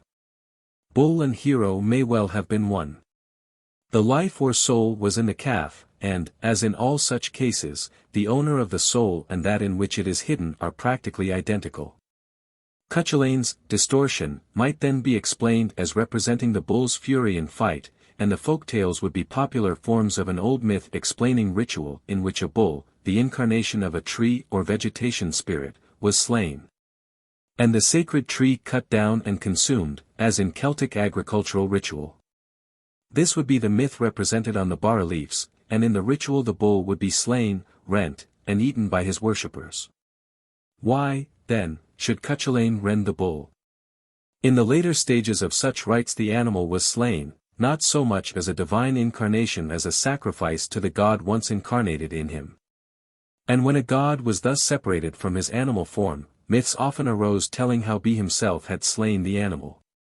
In the case of Cúchulainn and the bull, the god represented by the bull became separate from it, became anthropomorphic, and in that form was associated with or actually was the hero Cúchulainn. Bull sacrifices were common among the Celts with whom the bull had been a divine animal. Possibly a further echo of this myth and ritual is to be found in the folk belief that S. Martin was cut up and eaten in the form of an ox, the god incarnate in the animal being associated with a saint. Thus the literary versions of the Tame, departing from the hypothetical primitive versions, kept the bull as the central figure, but introduced a rival bull, and described its death differently. While both bulls are said to be reincarnations of divine swineherds. The idea of a fight for a bull is borrowed from actual custom, and thus the old form of the story was further distorted. The Cúchulainn Saga is more coherent than the Fionn Saga, because it possesses one central incident. The canon of the saga was closed at an early date, while that of Fionn has practically never been closed, mainly because it has been more a saga of the folk than that of Cúchulainn. In some respects the two may have been rivals, for if the Cúchulainn Saga was introduced by conquerors from Britain or Gaul, it would not be looked on with favour by the folk. Or if it is the Saga of Ulster as opposed to that of Leinster, rivalry would again ensue. The Fionn Saga lives more in the hearts of the people, though it sometimes borrows from the other. This borrowing, however, is less than some critics, e.g. Zimmer, maintain. Many of the likenesses are the result of the fact that wherever a hero exists a common stock of incidents becomes his. Hence there is much similarity in all sagas wherever found. 8. The Fionn Saga. The most prominent characters in the Fionn Saga, after the death of Fionn's father Cúchulainn, are Fionn, his son Oisin, his grandson Oscar, his nephew Dermot with his Balsirk, or beauty spot, which no woman could resist. Fergus famed for wisdom and eloquence, Caoilt Mac Ronan, the swift, Conan, the comic character of the saga, Gall Mac Morna, the slayer of Cúchulainn, but later the devoted friend of Fionn, besides a host of less important personages. Their doings, like those of the heroes of saga and epos everywhere, are mainly hunting, fighting, and love-making. They embody much of the Celtic character: vivacity, valor, kindness, tenderness, as well as boastfulness and fiery temper. Though dating from pagan times, the saga throws little light upon pagan beliefs, but reveals much concerning the manners of the period.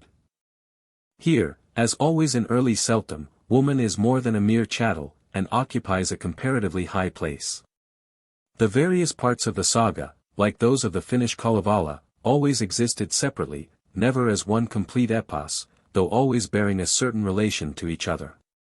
Lönnrot, in Finland, was able, by adding a few connecting links of his own, to give unity to the Kalevala, and had Macpherson been content to do this for the Fionn Saga, instead of inventing, transforming, and serving up the whole in the manner of the sentimental 18th century, what a boon would he have conferred on Celtic literature. The various parts of the saga belong to different centuries and come from different authors, all, however, imbued with the spirit of the Finn tradition. A date cannot be given to the beginnings of the saga, and additions have been made to it even down to the 18th century, Michael Coman's poem of Oisin in Tir na Nog being as genuine a part of it as any of the earlier pieces. Its contents are in part written, but much more oral. Much of it is in prose, and there is a large poetic literature of the ballad kind, as well as merkin of the universal stock made purely Celtic, with Finn and the rest of the heroic band as protagonists. The saga embodies Celtic ideals and hopes. It was the literature of the Celtic folk on which was spent all the riches of the Celtic imagination, a world of dream and fancy into which they could enter at all times and disport themselves. Yet, in spite of its immense variety, the saga preserves a certain unity, and it is provided with a definite framework, recounting the origin of the heroes, the great events in which they were concerned, their deaths or final appearances, and the breaking up of the Finn band. The historic view of the Fianns is taken by the annalists, by Keating, O'Cary, Dr. Joyce, and Dr. Douglas Hyde. According to this view, they were a species of militia maintained by the Irish kings for the support of the throne and the defence of the country. From Samhain to Beltane they were quartered on the people, and from Beltane to Samhain they lived by hunting. How far the people welcomed this billeting, we are not told. Their method of cooking the game which they hunted was one well known to all primitive peoples.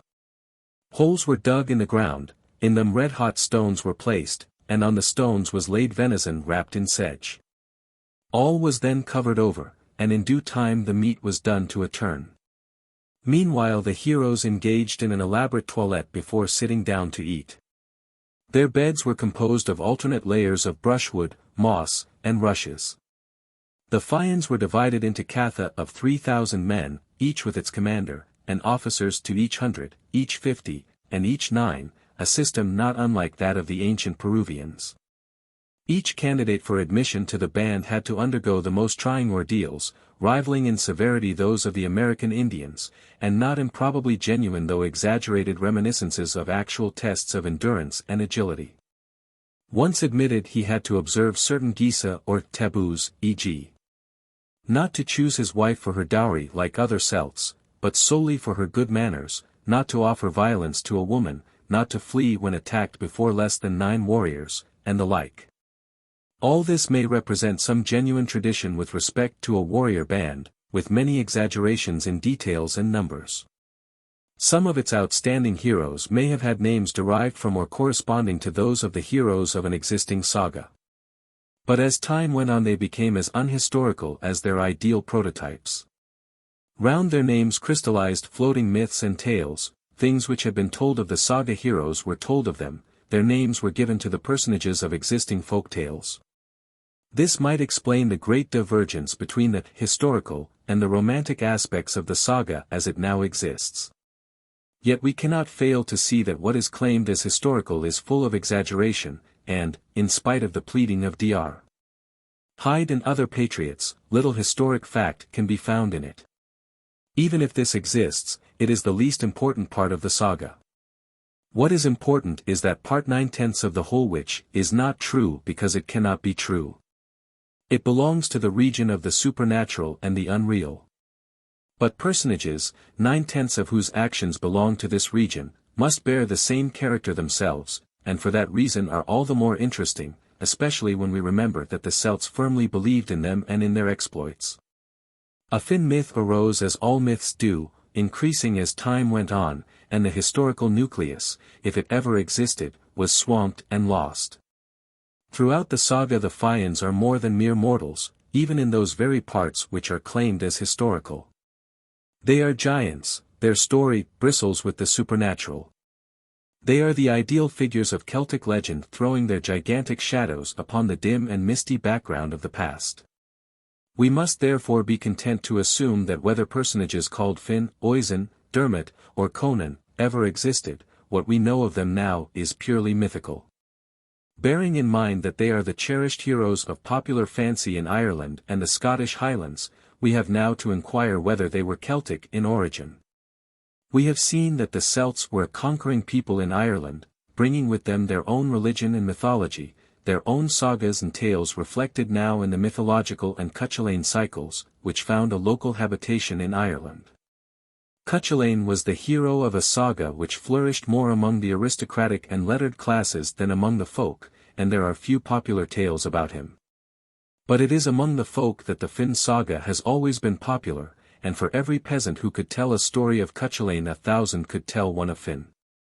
Conquerors often adopt beliefs, traditions, and customs of the Aboriginal folk, after hostilities have ceased, and if the pre-Celtic people had a popular hero and a saga concerning him. It is possible that in time it was accepted by the Celts or by the lower classes among them. But in the process it must have been completely Celticized, like the Aborigines themselves. To its heroes were given Celtic names, or they may have been associated with existing Celtic personages like Cúchulainn, and the whole saga was in time adapted to the conceptions and legendary history of the Celts. Thus we might account for the fact that it has so largely remained without admixture with the mythological and Cúchulainn cycles, though its heroes are brought into relation with the older gods. Thus also we might account for its popularity as compared with the Cúchulainn saga among the peasantry in whose veins must flow so much of the Aboriginal blood both in Ireland and the Highlands. In other words, it was the saga of a non-Celtic people occupying both Ireland and Scotland. If Celts from Western Europe occupied the west of Scotland at an early date, they may have been so few in number that their own saga or sagas died out. Or if the Celtic occupation of the West Highlands originated first from Ireland, the Irish may have been unable to impose their Cúchulainn saga there, or if they themselves had already adopted the Fionn saga and found it again in the Highlands. They would but be the more attached to what was already localized there. This would cut the ground from the theory that the Fionn saga was brought to Scotland from Ireland, and it would account for its popularity in the Highlands. As well as for the fact that many Fionn stories are attached to Highland as well as to Irish localities, while many place names in both countries have a Fionn origin. Finally, the theory would explain the existence of so many merkin about Fionn and his men, so few about Cúchulainn. Returning to the theory of the historic aspect of the Fions, it should be noted that, while, when seen through the eyes of the annalists, the saga belongs to a definite historical period, when viewed by itself it belongs to a mythic age. And though the Fions are regarded as champions of Ireland, their foes are usually of a supernatural kind, and they themselves move in a magic atmosphere.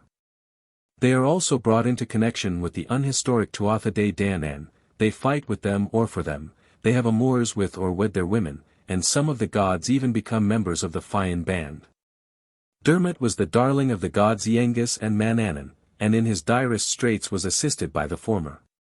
In all this we are in the wonderland of myth, not the terra firma of history. There is a certain resemblance between the Cúchulainn and Fionn sagas, but no more than that which obtains between all sagas everywhere. Both contain similar incidents, but these are the stock episodes of universal saga belief, fitted to the personages of individual sagas. Hence we need not suppose with Professor Windisch that the mythic incidents of the Fionn saga are derived from the Cúchulainn cycle. The personages against whom Fionn and his men fight show the mythic nature of the saga. As champions of Leinster they fight the men of Ulster and Connaught, but they also war against oversea invaders the Lochlanners. While Lachlan may mean any land beyond the sea, like the Welsh Llychly, and it probably meant the fabulous land beneath the lakes or the waves of the sea, or simply the abode of hostile, supernatural beings. Lochlanners would thus be counterparts of the Fomorians, and the conflicts of the Fions with them would reflect old myths. But with the Norse invasions, the Norsemen became the true Lochlanners, against whom Fionn and his men fight as Charlemagne fought Mohammedans, a sheer impossibility. Professor Zimmer, however, supposes that the Fionn saga took shape during the Norse occupation from the 9th century onwards. Fionn is half Norse, half Irish, and equivalent to Cadel Find, who commanded the apostate Irish in the 9th century, while Oyvind and Oscar are the Norse Asvin and Asker. But it is difficult to understand why one who was half a Norseman should become the chosen hero of the Celts in the very age in which Norsemen were their bitter enemies, and why Fionn, if of Norse origin, fights against Lochlanners, i.e. Norsemen. It may also be inquired why the borrowing should have affected the saga only, not the myths of the gods. No other Celtic scholar has given the slightest support to this brilliant but audacious theory. On the other hand, if the saga has Norse affinities, and if it is, in origin, pre-Celtic, these may be sought in an earlier connection of Ireland with Scandinavia in the early Bronze Age. Ireland had a flourishing civilization then, and exported beautiful gold ornaments to Scandinavia, where they are still found in Bronze Age deposits. This flourishing civilization was overwhelmed by the invasion of the Celtic barbarians. But if the Scandinavians borrowed gold and artistic decorations from Ireland, and if the Finn saga or part of it was already in existence, why should they not have borrowed some of its incidents, or why, on the other hand, should not some episodes have found their way from the north to Ireland? We should also consider, however, that similar incidents may have been evolved in both countries on similar lines and quite independently. The various contents of the saga can only be alluded to in the briefest manner. Finn's birth story belongs to the well-known expulsion and return formula, applied to so many heroes of saga and folktale, but highly elaborated in his case at the hands of the annalists. Thus his father Cúchulainn, uncle of Conn the Hundred Fighter, 122 to 157 AD, wished to wed Muireann, daughter of Conn's chief Druid, Taj. Taj refused, knowing that through this marriage he would lose his ancestral seat. Cúchulainn seized Muireann and married her, and the king, on Taj's appeal, sent an army against him. Cúchulainn was slain, Muireann fled to his sister, and gave birth to Demne, afterwards known as Finn. Perhaps in accordance with old matriarchal usage, Finn's descent through his mother is emphasized, while he is related to the ancient gods, Taj being son of Nuada. This at once points to the mythical aspect of the saga. Cúchulainn may be identical with the god Cúmulós. In a short time, Finn, now a marauder and an outlaw, appeared at Conn's court, and that same night slew one of the Tuatha Dé Danann, who came yearly and destroyed the palace. For this he received his rightful heritage, the leadership of the Fianns, formerly commanded by Cúchulainn. Another incident of Finn's youth tells how he obtained his thumb of knowledge. The eating of certain salmon of knowledge was believed to give inspiration, an idea perhaps derived from earlier totemistic beliefs. The bard Finneses, having caught one of the coveted salmon, set his pupil Finn to cook it, forbidding him to taste it. But as he was turning the fish, Finn burnt his thumb and thrust it into his mouth, thus receiving the gift of inspiration. Hereafter he had only to suck his thumb in order to obtain secret information. In another story the inspiration is already in his thumb, as Samson's strength was in his hair, but the power is also partly in his tooth, under which, after ritual preparation, he has to place his thumb and chew it. Finn had many wives and sweethearts, one of them, Sar, being mother of Oisin. Sar was turned into a fawn by a Druid, and fled from Finn's house. Long after he found a beast child in the forest and recognized him as his son. He nourished him until his beast nature disappeared, and called him Oisin, little fawn. Round this birth legend many stories sprang up, a sure sign of its popularity. Oisin's fame as a poet far excelled that of Finn, and he became the ideal bard of the Gaels. By far the most passionate and tragic story of the saga is that of Dermot and Grain, to whom Finn was betrothed. Grain put Gisa upon Dermot to elope with her, and these he could not break. They fled, and for many days were pursued by Finn, who at last overtook them, but was forced by the Fianns to pardon the beloved hero. Meanwhile Finn waited for his revenge. Knowing that it was one of Dermot's Gisa never to hunt a wild boar, he invited him to the chase of the boar of Gulban. Dermot slew it, and Finn then bade him measure its length with his foot.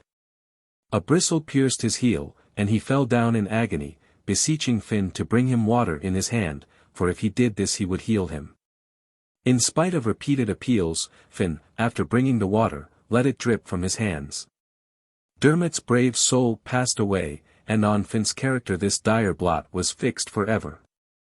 Other tales relate how several of the Fianns were spirited away to the land beyond the seas, how they were rescued, how Dermot went to land under waves, and how Finn and his men were entrapped in a fairy palace.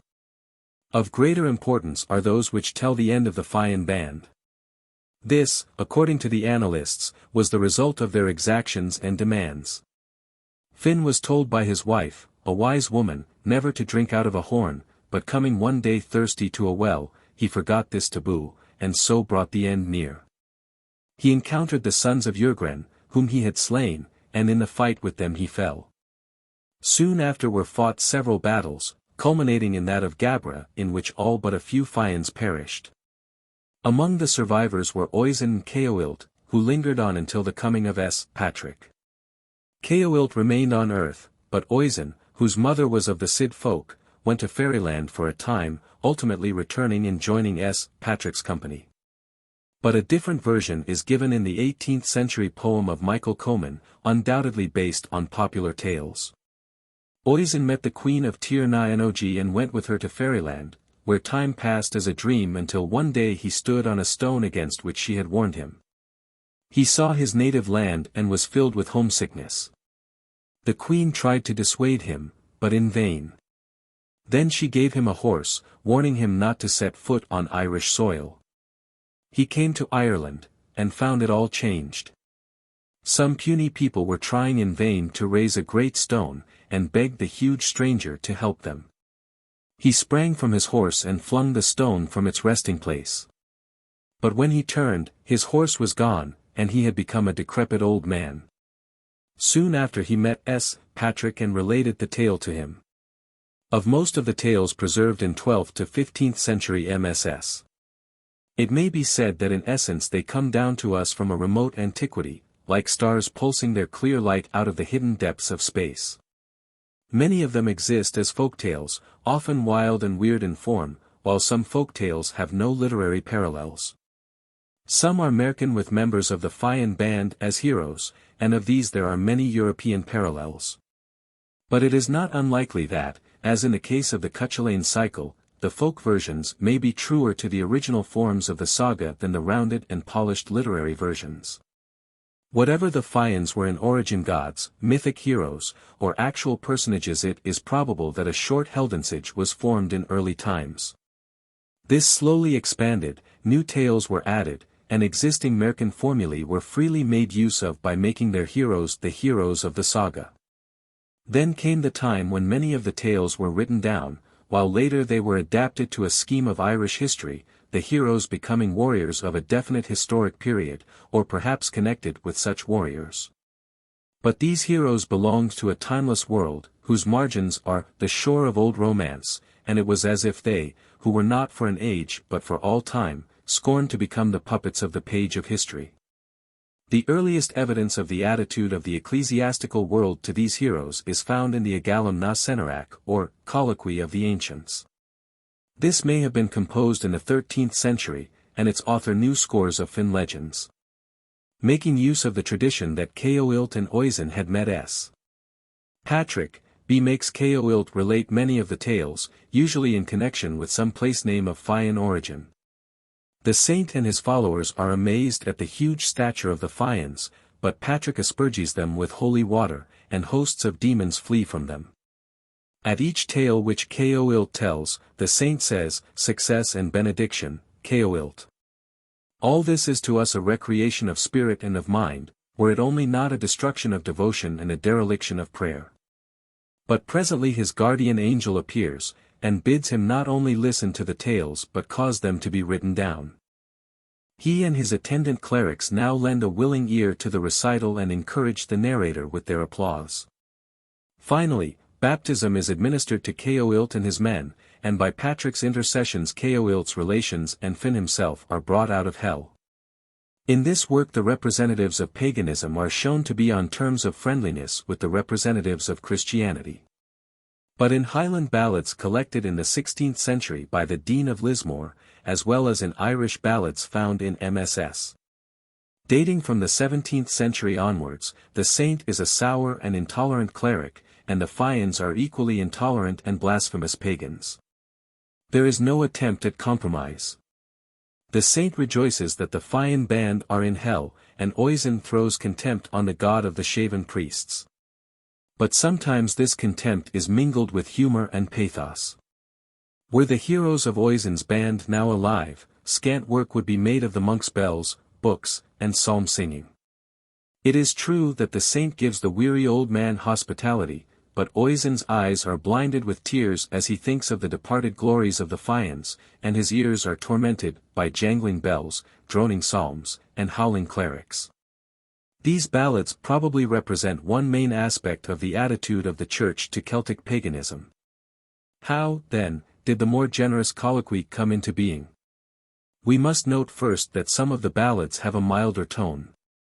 Oisin is urged to accept the faith, and he prays for salvation. Probably these represent the beginning of a reaction in favor of the old heroes, dating from a time when the faith was well established.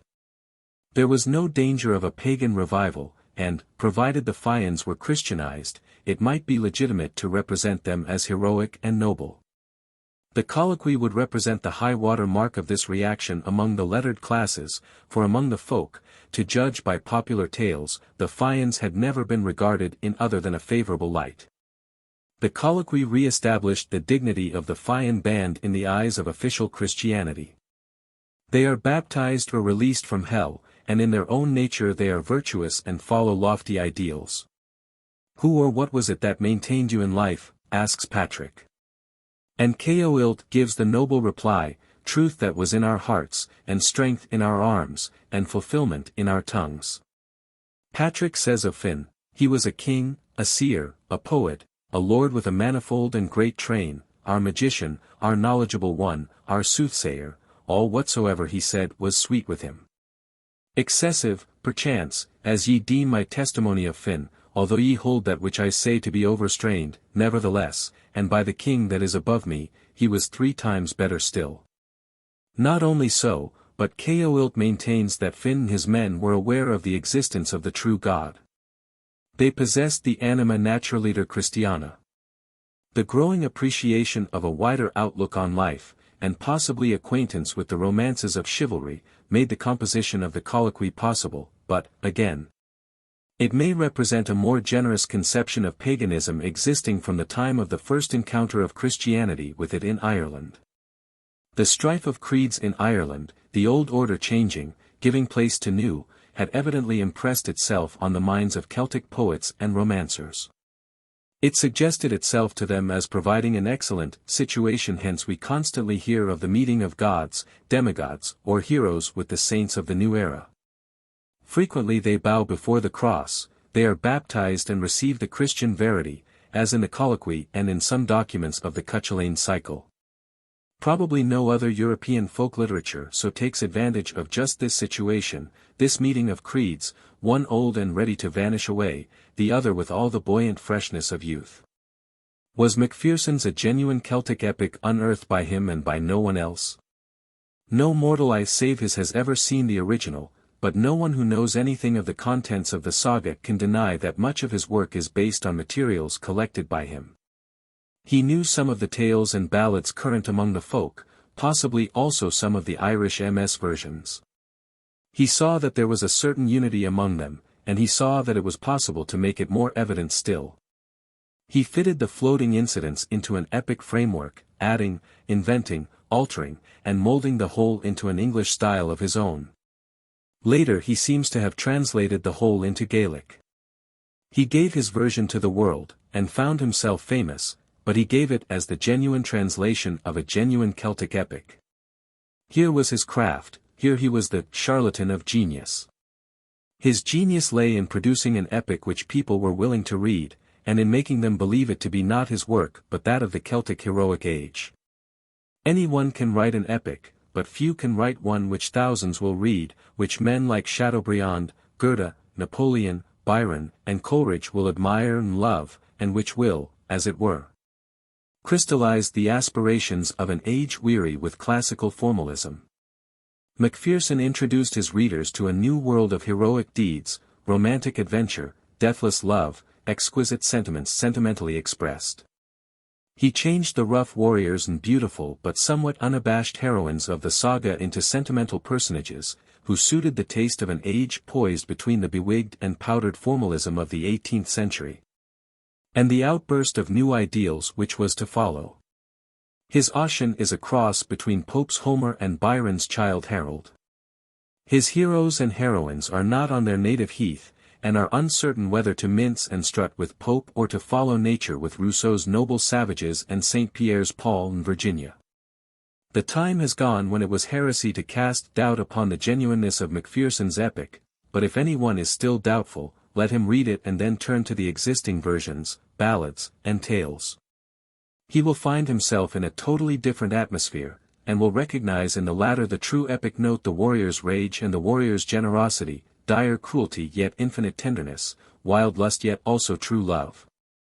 A world of magic supernaturalism, but an exact copy of things as they were in that far-off age.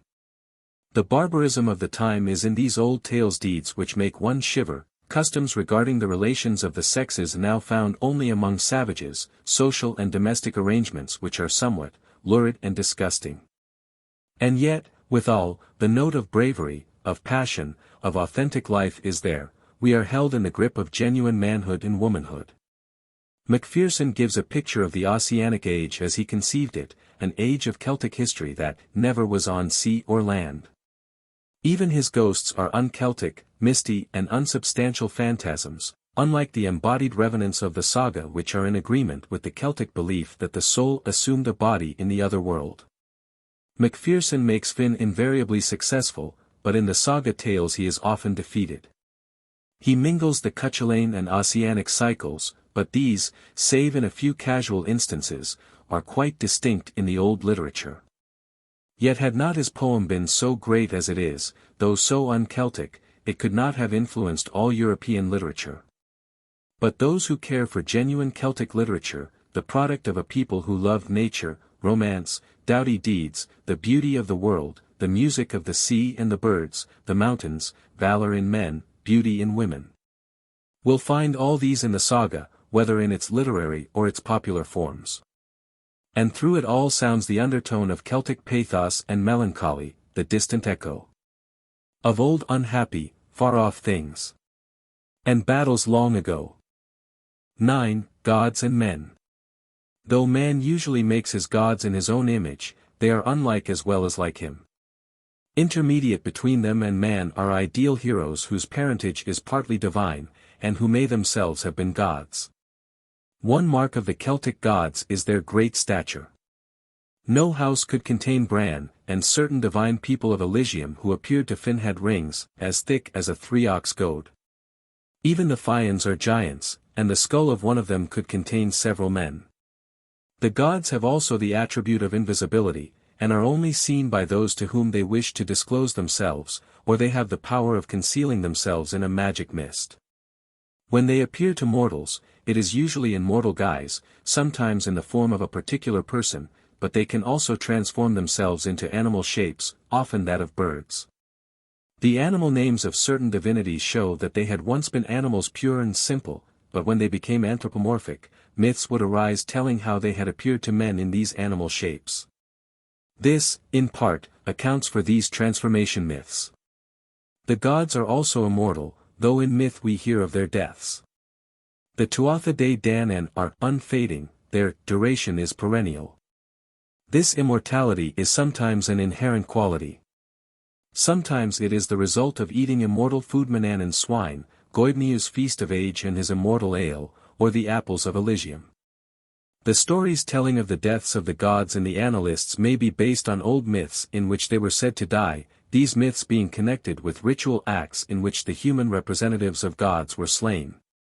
Such rites were an inherent part of Celtic religion. Elsewhere the ritual of gods like Osiris or Adonis, based on their functions as gods of vegetation, was connected with elaborate myths telling of their death and revival. Something akin to this may have occurred among the Celts. The divinities often united with mortals. Goddesses sought the love of heroes who were then sometimes numbered among the gods, and gods had amours with the daughters of men. Frequently the heroes of the sagas are children of a god or goddess and immortal, and this divine parentage was firmly believed in by the Celts, since personal names formed of a divine name and genos or natos, born of, son of, are found in inscriptions over the whole Celtic area, or in Celtic documents Baduaginos, Camulagnata, etc.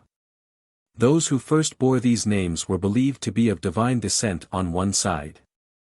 Spirits of nature or the elements of nature personified might also be parents of mortals, as a name like Morgan, from Morigenos, son of the sea, and many others suggest. For this and for other reasons the gods frequently interfere in human affairs, assisting their children or their favorites. Or, again, they seek the aid of mortals or of the heroes of the sagas in their conflicts or in time of distress, as when Morrigan besought healing from Cúchulainn. As in the case of early Greek and Roman kings, Celtic kings who bore divine names were probably believed to be representatives or incarnations of gods. Perhaps this explains why a chief of the Boy called himself a god and was revered after his death, and why the Gauls so readily accepted the divinity of Augustus. Irish kings bear divine names, and of these Nuada occurs frequently, one king, Earl Faith, being identified with Nuada Ergetlam, while in one text Nuadat is glossed in rig, of the king, as if Nuada had come to be a title meaning, king. Welsh kings bear the name Nud, Nodons, and both the actual and the mythic leader Brennus took their name from the god Bran. King Concobar is called Dia Talmaid, a terrestrial god. If kings were thought to be godmen like the pharaohs, this might account for the frequency of tales about divine fatherhood or reincarnation, while it would also explain the numerous Gisa which Irish kings must observe, unlike ordinary mortals. Prosperity was connected with their observance, though this prosperity was later thought to depend on the king's goodness. The nature of the prosperity mild seasons, abundant crops, fruit, fish, and cattle shows that the king was associated with fertility, like the gods of growth. Hence they had probably been once regarded as incarnations of such gods. Wherever divine kings are found, fertility is bound up with them and with the due observance of their taboos. To prevent misfortune to the land, they are slain before they grow old and weak, and their vigor passes on to their successors. Their death benefits their people. But frequently the king might reign as long as he could hold his own against all comers, or, again, a slave or criminal was for a time treated as a mock king, and slain as the divine king's substitute. Scattered hints in Irish literature and in folk survivals show that some such course as this had been pursued by the Celts with regard to their divine kings, as it was also elsewhere. It is not impossible that some at least of the Druids stood in a similar relation to the gods. Kings and priests were probably at first not differentiated. In Galatia 12, tetrarchs met annually with 300 assistants at Drunmedon as the great national council. This council at a consecrated place, Nemedon, its likeness to the annual Druidic gathering in Gaul, and the possibility that Dru has some connection with the name Druid, point to a religious as well as political aspect of this council. The tetrarchs may have been a kind of priest-kings, they had the kingly prerogative of acting as judges as had the Druids of Gaul. The wife of one of them was a priestess, the office being hereditary in her family, and it may have been necessary that her husband should also be a priest. One tetrarch, Deiodorus, divine bull, was skilled in augury, and the priest-kingship of Pessinus was conferred on certain Celts in the 2nd century BC, as if the double office were already a Celtic institution. Mythic Celtic kings consulted the gods without any priestly intervention, and Queen Boudica had priestly functions. Without giving these hints undue emphasis, we may suppose that the differentiation of the two offices would not be simultaneous over the Celtic area. But when it did take effect, priests would probably lay claim to the prerogatives of the priest-king as incarnate god. Kings were not likely to give these up, and where they retained them, priests would be content with seeing that the taboos and ritual and the slaying of the mock king were duly observed. Irish kings were perhaps still regarded as gods, though certain Druids may have been divine priests, since they called themselves creators of the universe, and both Continental and Irish Druids claimed superiority to kings. Further, the name Sigma Epsilon Mu Omicron Theta Omicron Iota, applied along with the name Druids to Celtic priests, though its meaning is obscure, points to divine pretensions on their part.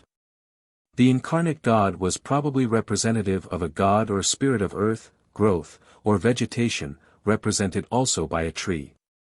A symbolic branch of such a tree was borne by kings, and perhaps by Druids, who used oak branches in their rites. King and tree would be connected, the king's life being bound up with that of the tree, and perhaps at one time both perished together. But as kings were represented by a substitute, so the sacred tree, regarded as too sacred to be cut down, may also have had its succedaneum. The Irish bile or sacred tree, connected with the kings, must not be touched by any impious hand, and it was sacrilege to cut it down. Probably before cutting down the tree a branch or something growing upon it, e.g. mistletoe, had to be cut, or the king's symbolic branch secured before he could be slain. This may explain Pliny's account of the mistletoe rite. The mistletoe or branch was the soul of the tree, and also contained the life of the divine representative. It must be plucked before the tree could be cut down or the victim slain. Hypothetical as this may be, Pliny's account is incomplete, or he is relating something of which all the details were not known to him. The rite must have had some other purpose than that of the magico-medical use of the mistletoe which he describes, and though he says nothing of cutting down the tree or slaying a human victim, it is not unlikely that, as human sacrifice had been prohibited in his time, the oxen which were slain during the rite took the place of the latter.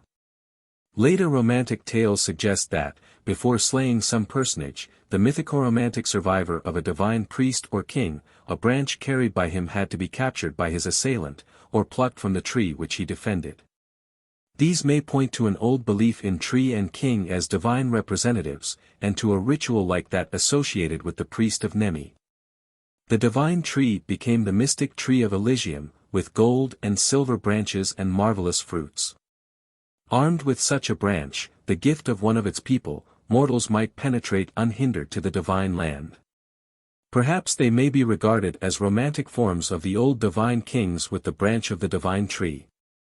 If in early times the spirit of vegetation was feminine, her representative would be a woman, probably slain at recurring festivals by the female worshippers. This would explain the slaying of one of their number at a festival by non-night women. But when male spirits or gods superseded goddesses, the divine priest-king would take the place of the female representative. On the other hand, just as the goddess became the consort of the god, a female representative would continue as the divine bride in the ritual of the sacred marriage, the May Queen of later folk custom. Sporadically, too, conservatism would retain female cults with female divine incarnations, as is seen by the presence of the May Queen alone in certain folk survivals, and by many Celtic rituals from which men were excluded. The cult of the dead. The custom of burying grave goods with the dead, or slaying wife or slaves on the tomb, does not necessarily point to a cult of the dead, yet when such practices survive over a long period they assume the form of a cult.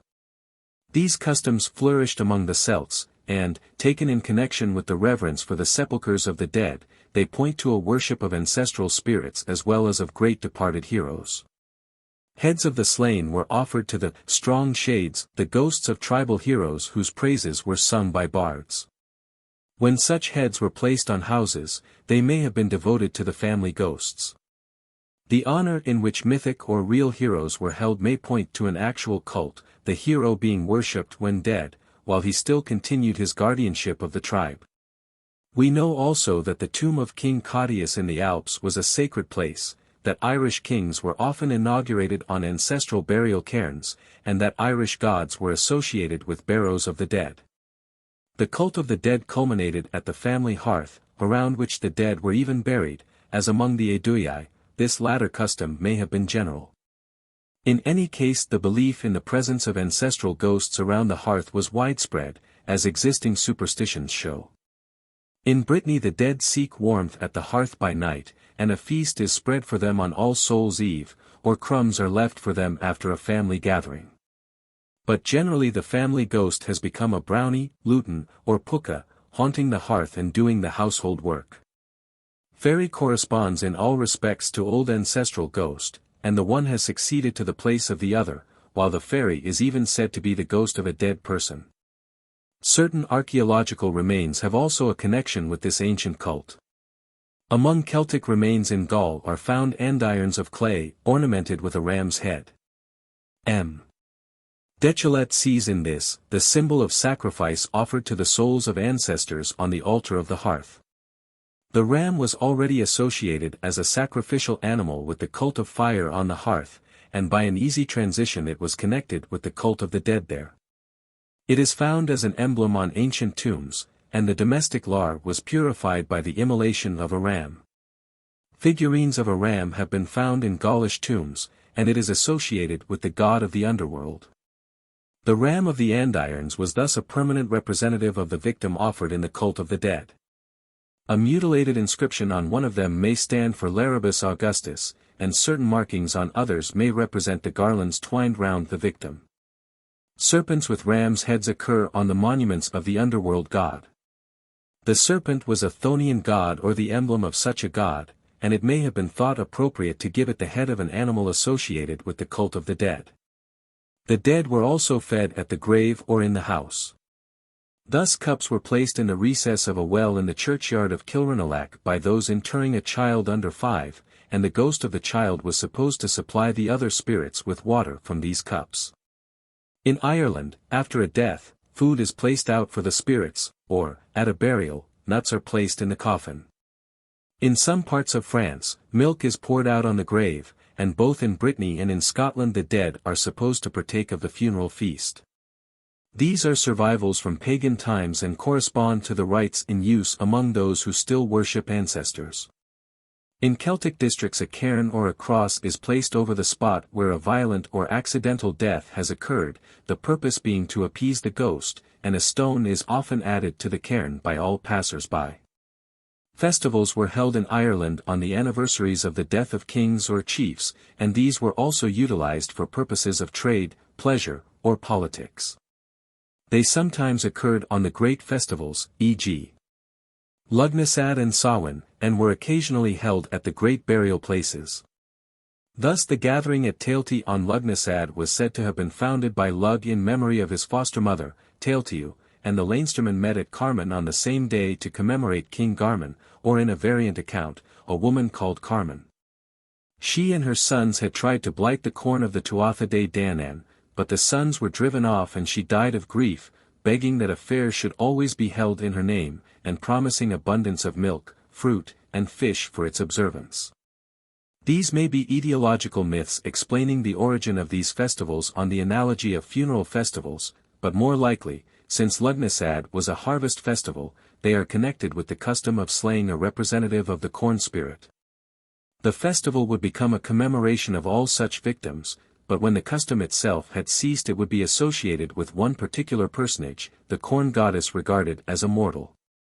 This would be the case where the victim was a woman, but where a male was slain, the analogy of the slaying of the divine king or his succedaneum would lead to the festivals being regarded as commemorative of a king, e.g. Garman. This agrees with the statement that observance of the festival produced plenty, non-observance, dearth. The victims were slain to obtain plenty, and the festival would also commemorate those who had died for this good cause, while it would also appease their ghosts should these be angry at their violent deaths. Certain of the dead were thus commemorated at Lugnasad, a festival of fertility. Both the corn spirit or divinity slain in the reaping of the corn, and the human victims, were appeased by its observance. The legend of Carman makes her hostile to the corn, a curious way of regarding a corn goddess.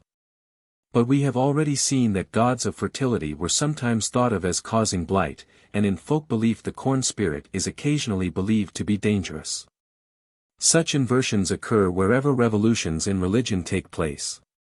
The great commemoration of the dead was held on Samhain Eve, a festival intended to aid the dying powers of vegetation, whose life, however, was still manifested in evergreen shrubs, in the mistletoe. In the sheaf of corn from last harvest, the abode of the corn spirit. Probably, also, human representatives of the vegetation or corn spirit were slain, and this may have suggested the belief in the presence of their ghosts at this festival. Or the festival being held at the time of the death of vegetation, the dead would naturally be commemorated then. Or, as in Scandinavia, they may have been held to have an influence on fertility, as an extension of the belief that certain slain persons represented spirits of fertility. Or because trees and plants growing on the barrows of the dead were thought to be tenanted by their spirits.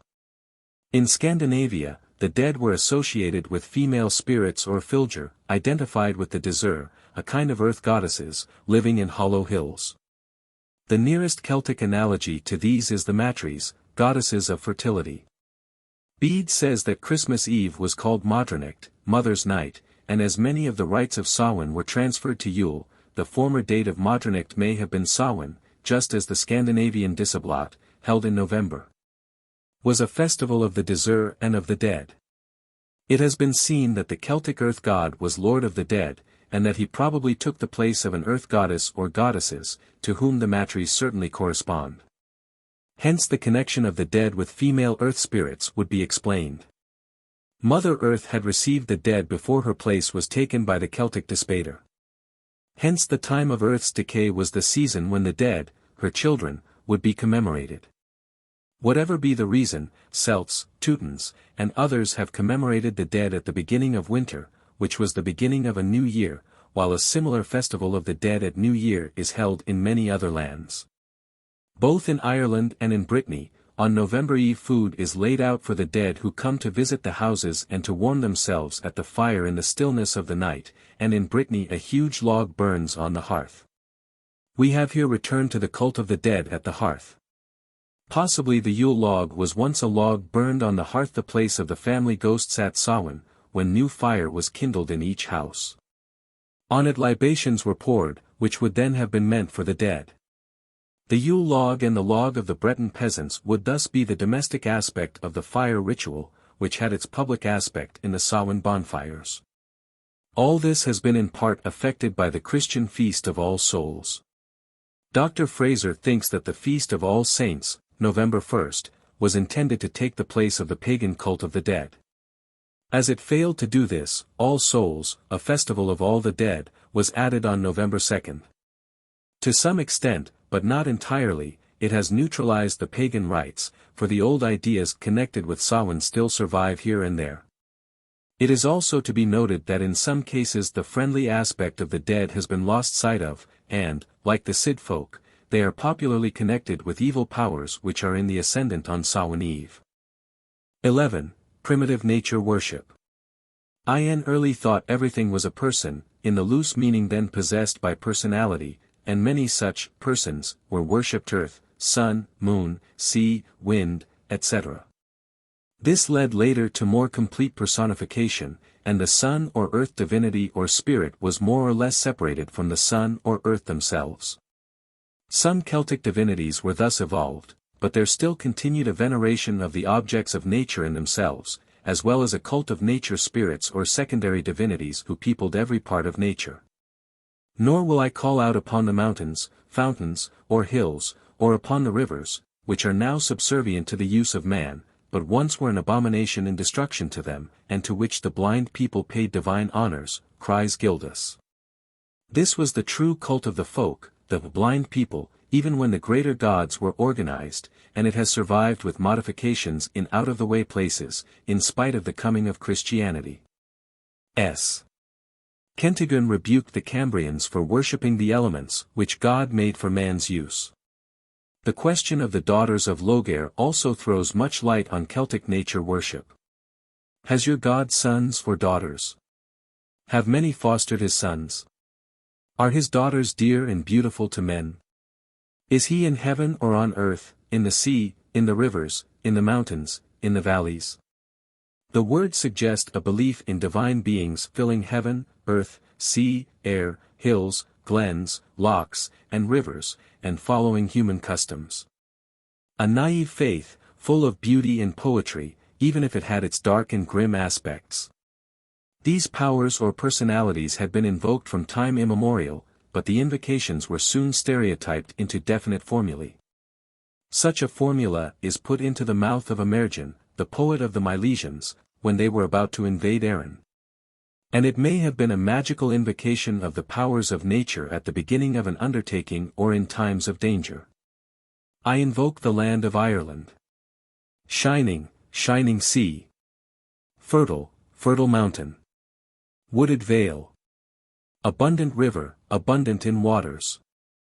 Fish abounding lake. Fish abounding sea. Fertile earth. Eruption of fish. Fish there. Bird under wave. Great fish. Crab hole. Eruption of fish. Fish abounding sea. A similar formula was spoken after the destruction of de Durga's hostel by Mac sect on his finding water. He bathed in it and sang. Cold fountain. Surface of strand. Sea of lake, water of Gara, stream of river. High spring well. Cold fountain.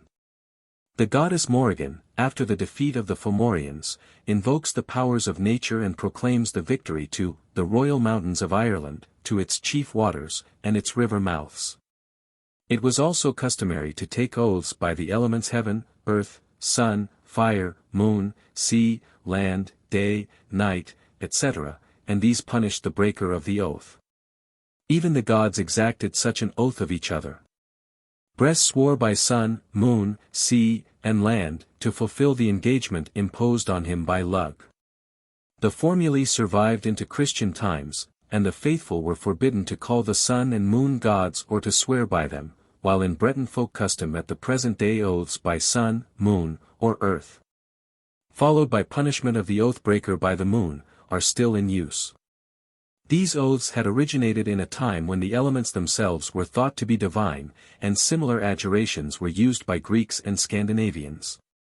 While the greater objects of nature were worshipped for themselves alone, the Celts also peopled the earth with spirits, benevolent or malevolent, of rocks, hills, dales, forests, lakes, and streams. And while greater divinities of growth had been evolved, they still believed in lesser spirits of vegetation, of the corn, and of fertility, connected, however, with these gods. Some of these still survive as fairies seen in meadows, woodlands, or streams, or as demoniac beings haunting lonely places. And even now, in French folk belief, sun, moon, winds, etc., are regarded as actual personages. Sun and moon are husband and wife, the winds have wives, they are addressed by personal names and reverenced. Some spirits may already have had a demoniac aspect in pagan times. The Tuatha Dé Danann conjured up Mysi, spectral bodies that rise from the ground, against the Milesians, and at their service were malignant sprites or Trachta, and, forms, spectres, and great queens, called Guidemain, false demons. The Druids also sent forth mischievous spirits called Siabra. In the Táin there are references to Bacchanacs, Bananaches, and Genitaglini, goblins, eldritch beings, and glenfolk. These are twice called Tuatha Dé Danann, and this suggests that they were nature spirits akin to the greater gods. The Genitaglini would be spirits haunting glen and valley. They are friendly to Cúchulainn in the Táin, but in the feast of Bricriu he and other heroes fight and destroy them. In modern Irish belief they are demons of the air, perhaps fallen angels. Much of this is probably pre-Celtic as well as Celtic, but it held its ground because it was dear to the Celts themselves. They upheld the aboriginal cults resembling those which, in the lands whence they came, had been native and local with themselves. Such cults are as old as the world, and when Christianity expelled the worship of the greater gods, younger in growth, the ancient nature worship, dowered with immortal youth, bowed low before the blast. In patient deep disdain, to rise again in vigor.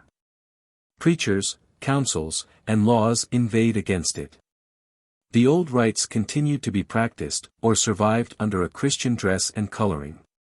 They are found in Breton villages, in Highland glens, in Welsh and Cornish valleys, in Irish townships, and only the spread of school-board education, with its materialism and uninviting common sense, is forcing them at last to yield. The denunciations of these cults throw some light upon them. Offerings at trees, stones, fountains, and crossroads, the lighting of fires or candles there, and vows or incantations addressed to them, are forbidden, as is also the worship of trees, groves, stones, rivers, and wells. The sun and moon are not to be called lords. Wizardry, and divination, and the leapings and dancings, songs and choruses of the pagans, i.e. their orgiastic cults, are not to be practiced. Tempest raisers are not to ply their diabolical craft. These denunciations, of course, were not without their effect, and legend told how the spirits of nature were heard bewailing the power of the Christian saints, their mournful cries echoing in wooded hollows, secluded valleys, and shores of lake and river.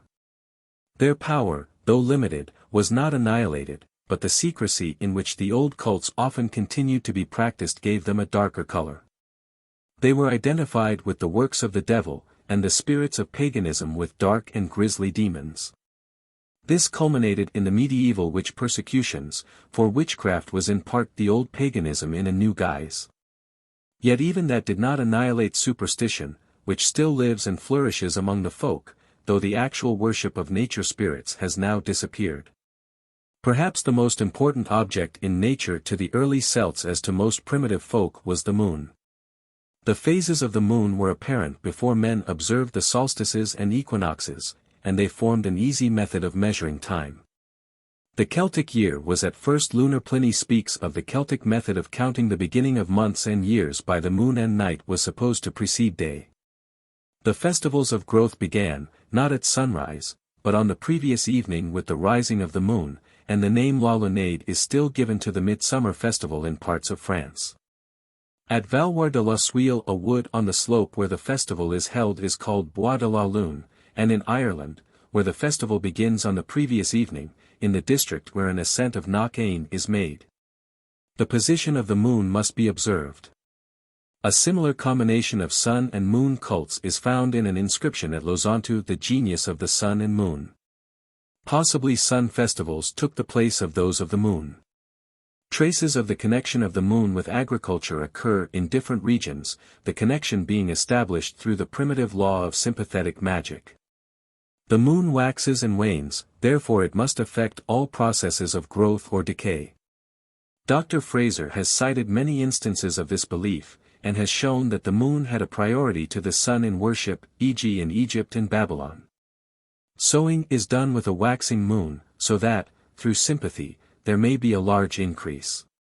But harvesting, cutting timber, etc., should be done with a waning moon, because moisture being caused by a waxing moon, it was necessary to avoid cutting such things as would spoil by moisture at that time. Similar beliefs are found among the Celts. Mistletoe and other magical plants were culled with a waxing moon, probably because their power would thus be greater. Dr. Johnson noted the fact that the Highlanders sowed their seed with a waxing moon, in the expectation of a better harvest.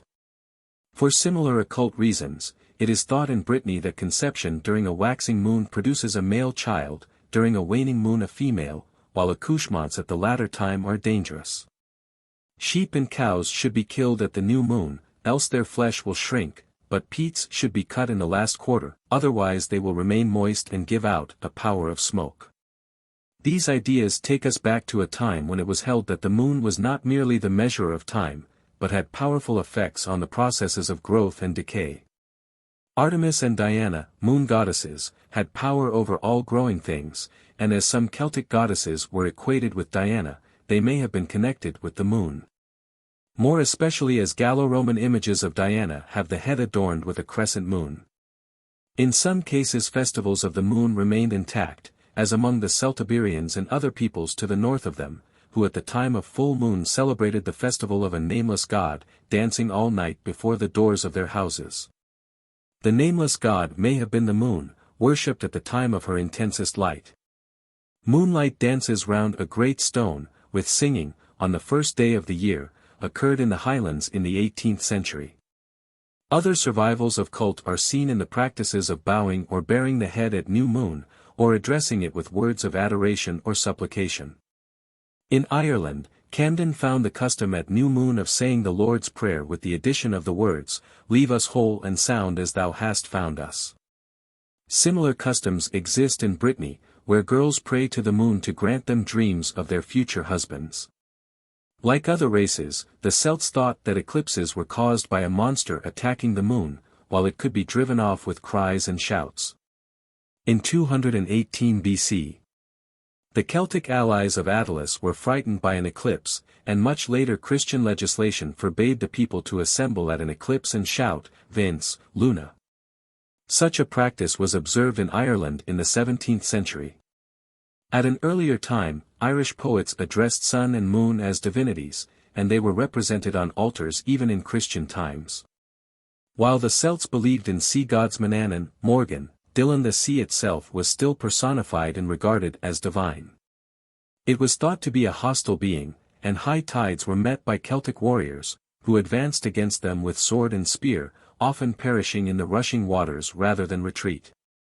The ancients regarded this as bravado. M. Julian sees in it a sacrifice by voluntary suicide, M. Darbois, a tranquil waiting for death and the introduction to another life. But the passages give the sense of an actual attack on the waves, living things which men might terrify, and perhaps with this was combined the belief that no one could die during a rising tide. Similarly, French fishermen threatened to cut a fog in two with a knife, while the legend of S. Lunaire tells how he threw a knife at a fog, thus causing its disappearance. Fighting the waves is also referred to in Irish texts. Thus Tuirbe Tragmar would hurl a cast of his axe in the face of the flood tide, so that he forbade the sea, which then would not come over the axe.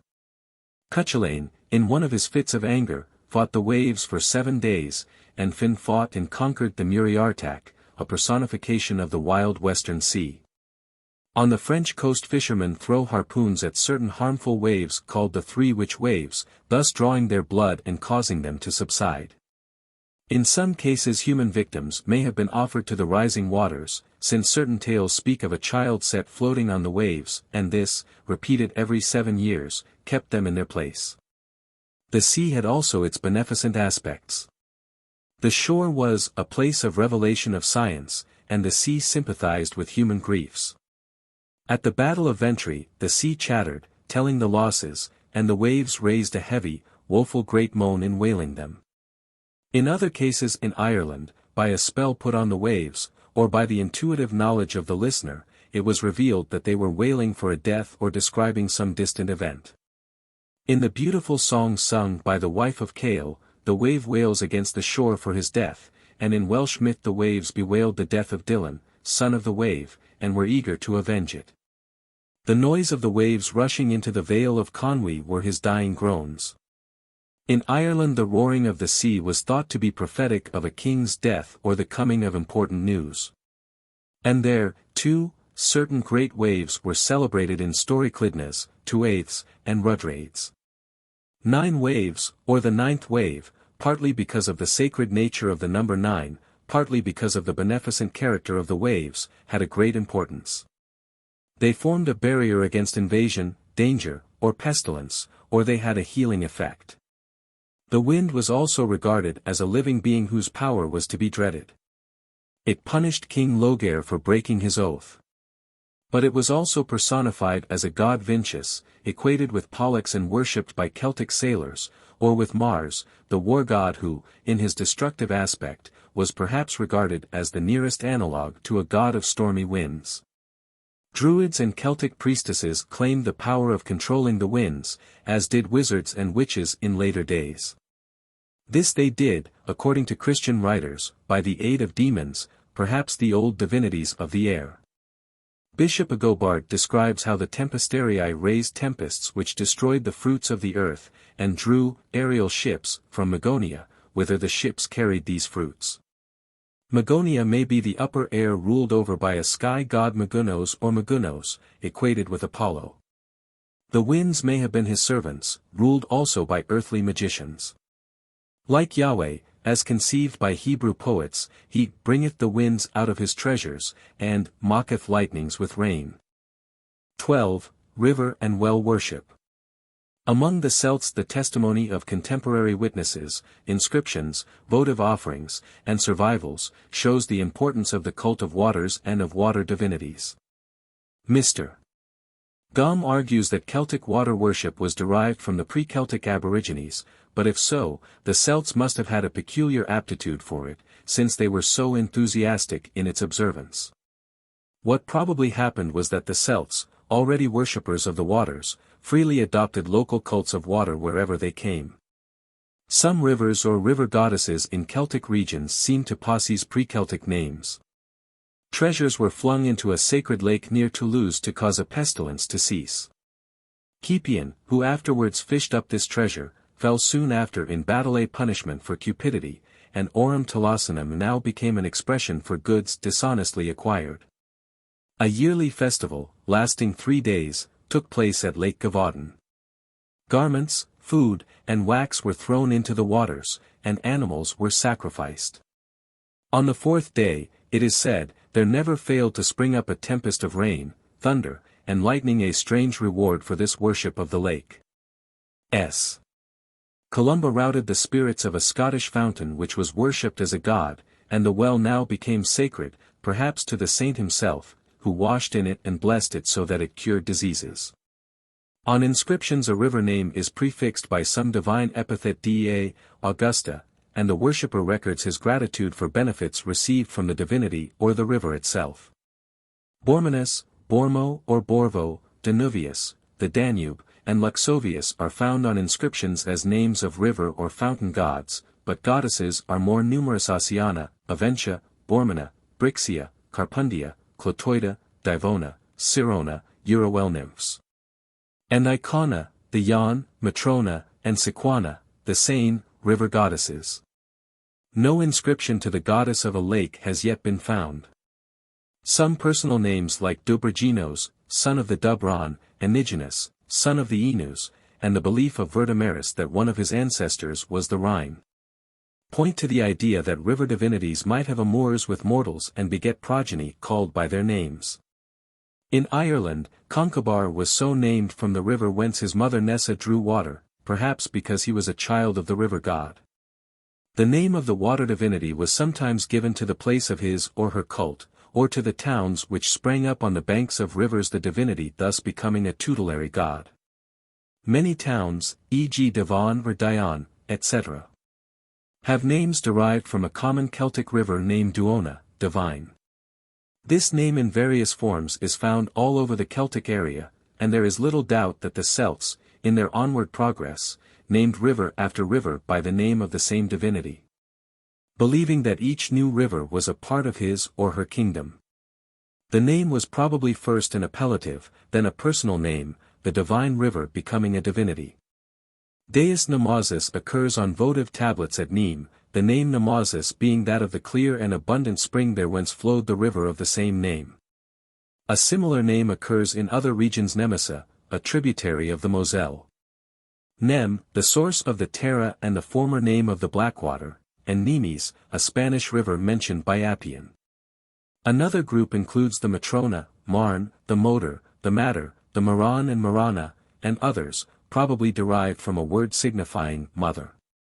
The mother river was that which watered a whole region, just as in the Hindu sacred books the waters are mothers, sources of fertility. The Celtic mother rivers were probably goddesses, akin to the Matries, givers of plenty and fertility. In Gaul, Sirona, a river goddess, is represented like the Matries. She was associated with Grannos, perhaps as his mother, and Professor Rees equates the pair with the Welsh Modron and Mabon. Modron is probably connected with Matrona. In any case, the Celts regarded rivers as bestowers of life, health, and plenty, and offered them rich gifts and sacrifices. Gods like Grannos, Borvo, and others, equated with Apollo, presided over healing springs, and they are usually associated with goddesses, as their husbands or sons. But as the goddesses are more numerous, and as most Celtic river names are feminine, female divinities of rivers and springs doubtless had the earlier and foremost place, especially as their cult was connected with fertility. The gods, fewer in number, were all equated with Apollo, but the goddesses were not merged by the Romans into the personality of one goddess, since they themselves had their groups of river goddesses, nymphs and naiads. Before the Roman conquest, the cult of water divinities, friends of mankind, must have formed a large part of the popular religion of Gaul, and their names may be counted by hundreds. Thermal springs had also their genii, and they were appropriated by the Romans, so that the local gods now shared their healing powers with Apollo, Aesculapius, and the nymphs. Thus every spring, every woodland brook, every river in glen or valley, the roaring cataract, and the lake were haunted by divine beings, mainly thought of as beautiful females with whom the Matries were undoubtedly associated. There they revealed themselves to their worshippers, and when paganism had passed away, they remained as fays or fairies haunting spring, or well, or river. Scores of fairy wells still exist, and by them medieval knights had many a fabled amour with those beautiful beings still seen by the ignorant but romantic peasant. Sanctuaries were erected at these springs by grateful worshippers, and at some of them festivals were held, or they were the resort of pilgrims. As sources of fertility they had a place in the ritual of the great festivals, and sacred wells were visited on Midsummer Day, when also the river gods claimed their human victims. Some of the goddesses were represented by statues or busts in Gallo-Roman times, if not earlier, and other images of them which have been found were of the nature of ex-votos, presented by worshippers in gratitude for the goddesses' healing gifts. Money, ingots of gold or silver, and models of limbs or other parts of the body which had been or were desired to be healed, were also presented. Gregory of Tours says of the Gauls that they represent in wood or bronze the members in which they suffer, and whose healing they desire, and place them in a temple. Contact of the model with the divinity brought healing to the actual limbs on the principle of sympathetic magic. Many such models have been discovered. Thus in the shrine of Dea Sequana was found a vase with over 100. Another contained over 800. Inscriptions were engraved on plaques which were fastened to the walls of temples, or placed in springs. Leaden tablets with inscriptions were placed in springs by those who desired healing or when the waters were low, and on some the actual waters are hardly discriminated from the divinities. The latter are asked to heal or flow or swell words which apply more to the waters than to them, while the tablets, with their frank animism, also show that, in some cases, there were many elemental spirits of a well. Only some of whom were rising to the rank of a goddess. They are called collectively Niskas, the Nixies of later tradition, but some have personal names Lorano, Debona, Dea, showing that they were tending to become separate divine personalities. The Pisci are also appealed to, perhaps the later Pisces, unless the word is a corrupt form of a Celtic Piscos, or the Latin piscis, fish. This is unlikely, as fish could not exist in a warm sulphureous spring, though the Celts believed in the sacred fish of wells or streams. The fairies now associated with wells or with a water world beneath them, are usually nameless, and only in a few cases have a definite name. They, like the older spirits of the wells, have generally a beneficent character. Thus in the fountains of Logres dwelt damsels who fed the wayfarer with meat and bread, until grievous wrong was done them, when they disappeared and the land became waste. Occasionally, however, they have a more malevolent character. The spirit of the waters was often embodied in an animal, usually a fish. Even now in Brittany the fairy dweller in a spring has the form of an eel, while in the 17th century Highland wells contained fish so sacred that no one dared to catch them. In Wales Sibai's well contained a huge eel in whose virtues the villagers believed, and terror prevailed when anyone dared to take it from the water. 2 sacred fish still exist in a holy well at Nantes, Paris, and are replaced by others when they die, the dead fish being buried. This latter act, solemnly performed, is a true sign of the divine or sacred character of the animal. Many wells with sacred fish exist in Ireland, and the fish have usually some supernatural quality. They never alter in size, they become invisible, or they take the form of beautiful women. Anyone destroying such fish was regarded as a sacrilegious person, and sometimes a hostile tribe killed and ate the sacred fish of a district invaded by them, just as Egyptians of one nome insulted those of another by killing their sacred animals. In old Irish beliefs the salmon was the fish of knowledge. Thus whoever ate the salmon of Conla's well was dowered with the wisdom which had come to them through eating nuts from the hazels of knowledge around the well. In this case the sacred fish was eaten, but probably by certain persons only, those who had the right to do so. Sin End, who went to seek inspiration from the well, probably by eating one of its salmon, was overwhelmed by its waters. The legend of the salmon is perhaps based on old ritual practices of the occasional eating of a divine animal. In other cases, legends of a miraculous supply of fish from sacred wells are perhaps later Christian traditions of former pagan beliefs or customs concerning magical methods of increasing a sacred or totem animal species. like those used in Central Australia and New Guinea. The frog is sometimes the sacred animal, and this recalls the merkin of the frog bridegroom living in a well, who insisted on marrying the girl who drew its waters. Though this tale is not peculiar to the Celts, it is not improbable that the divine animal guardian of a well may have become the hero of a folk tale, especially as such wells were sometimes taboo to women. A fly was the guardian spirit of S. Michael's well in Banffshire. Auguries regarding health were drawn from its movements, and it was believed that the fly, when it grew old, transmigrated into another. Such beliefs were not peculiarly Celtic. They are found in all European folklore, and they are still alive among savages, the animal being itself divine or the personification of a divinity. A huge sacred eel was worshipped by the Fijians. In North America and elsewhere there were serpent guardians of the waters, and the Semites worshipped the fish of sacred wells as incarnations or symbols of a god. Later Celtic folk belief associated monstrous and malevolent beings with rivers and lakes. These may be the older divinities to whom a demoniac form has been given, but even in pagan times such monstrous beings may have been believed in, or they may be survivals of the more primitive monstrous guardians of the waters.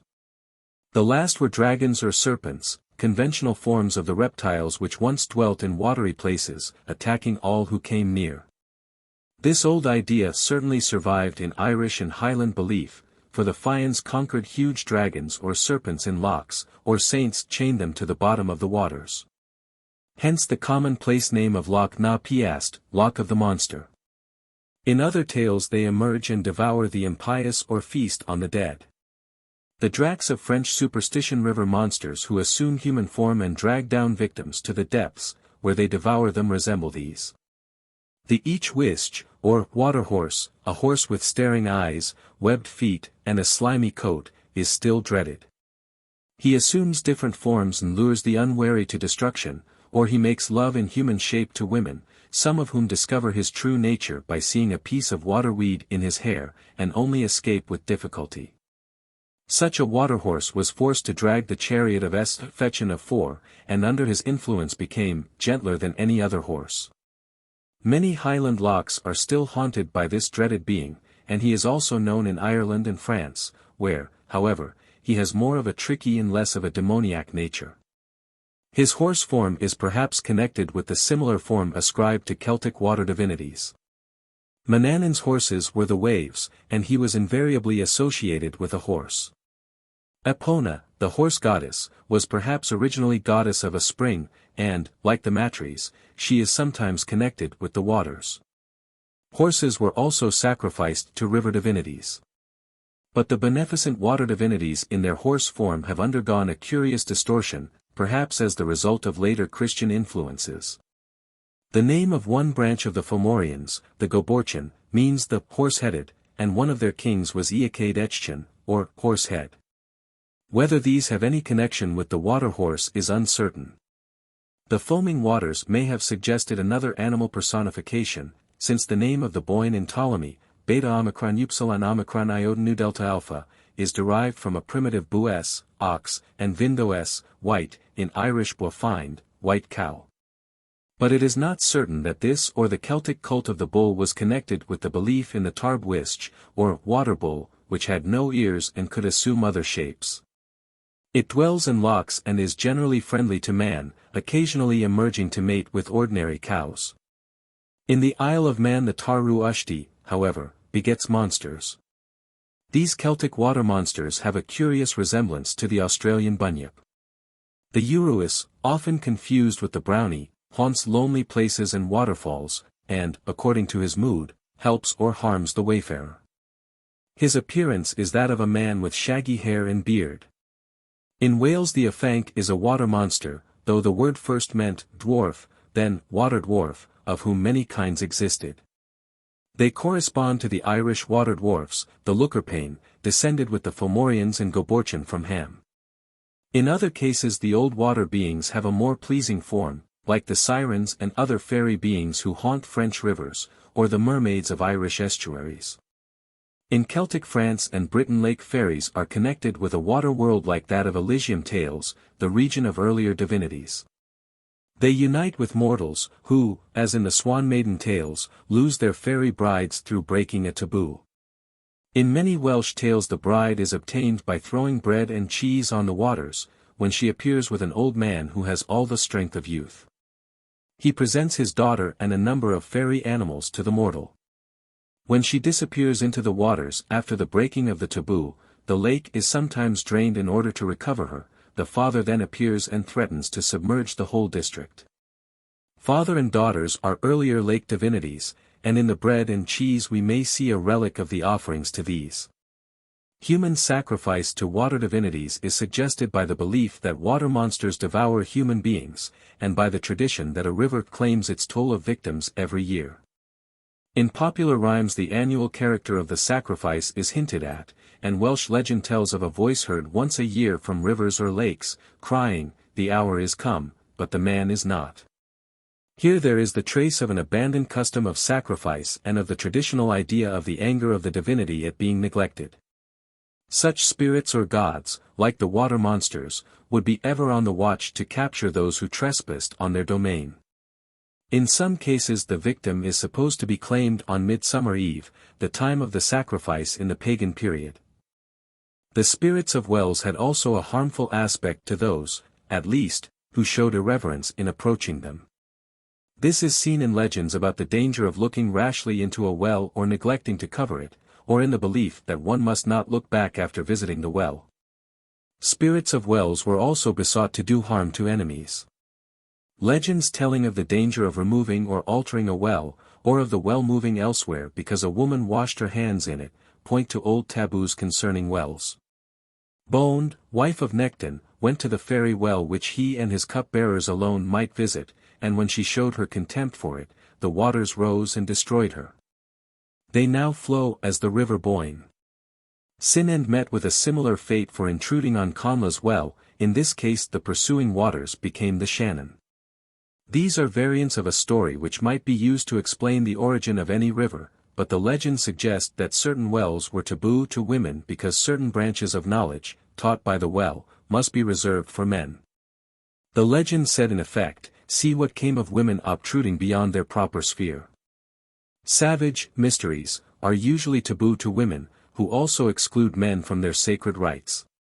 On the other hand, as all tribal lore was once in the hands of the wise woman, such taboos and legends may have arisen when men began to claim such lore.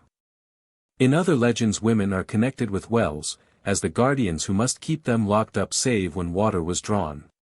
When the woman neglected to replace the cover, the waters burst forth, overwhelming her, and formed a lock. The woman is the priestess of the well who, neglecting part of its ritual, is punished. Even in recent times we find sacred wells in charge of a woman who instructs the visitors in the due ritual to be performed. If such legends and survivals thus point to former Celtic priestesses of wells, these are paralleled by the Norse Horgabrudur, guardians of wells, now elves living in the waters. That such legends are based on the ritual of well worship is suggested by Bones walking 3 times widdershins round the well, instead of the customary daisiel. The due ritual must be observed, and the stories are a warning against its neglect. In spite of 20 centuries of Christianity and the anathemas of saints and councils, the old pagan practices at healing wells have survived, a striking instance of human conservatism. Patrick found the pagans of his day worshipping a well called Slan, health-giving, and offering sacrifices to it, and the Irish peasant today has no doubt that there is something divine about his holy wells. The Celts brought the belief in the divinity of springs and wells with them, but would naturally adopt local cults wherever they found them. Afterwards the Church placed the old pagan wells under the protection of saints, but part of the ritual often remained unchanged. Hence many wells have been venerated for ages by different races and through changes in religion and polity. Thus at the thermal springs of Vicarello offerings have been found which show that their cult has continued from the Stone Age, through the Bronze Age, to the days of Roman civilization, and so into modern times, nor is this a solitary instance. But it serves to show that all races, high and low, preserve the great outlines of primitive nature religion unchanged. In all probability the ritual of the healing wells has also remained in great part unaltered, and wherever it is found it follows the same general type. The patient perambulated the well 3 times dicele or sunwise, taking care not to utter a word.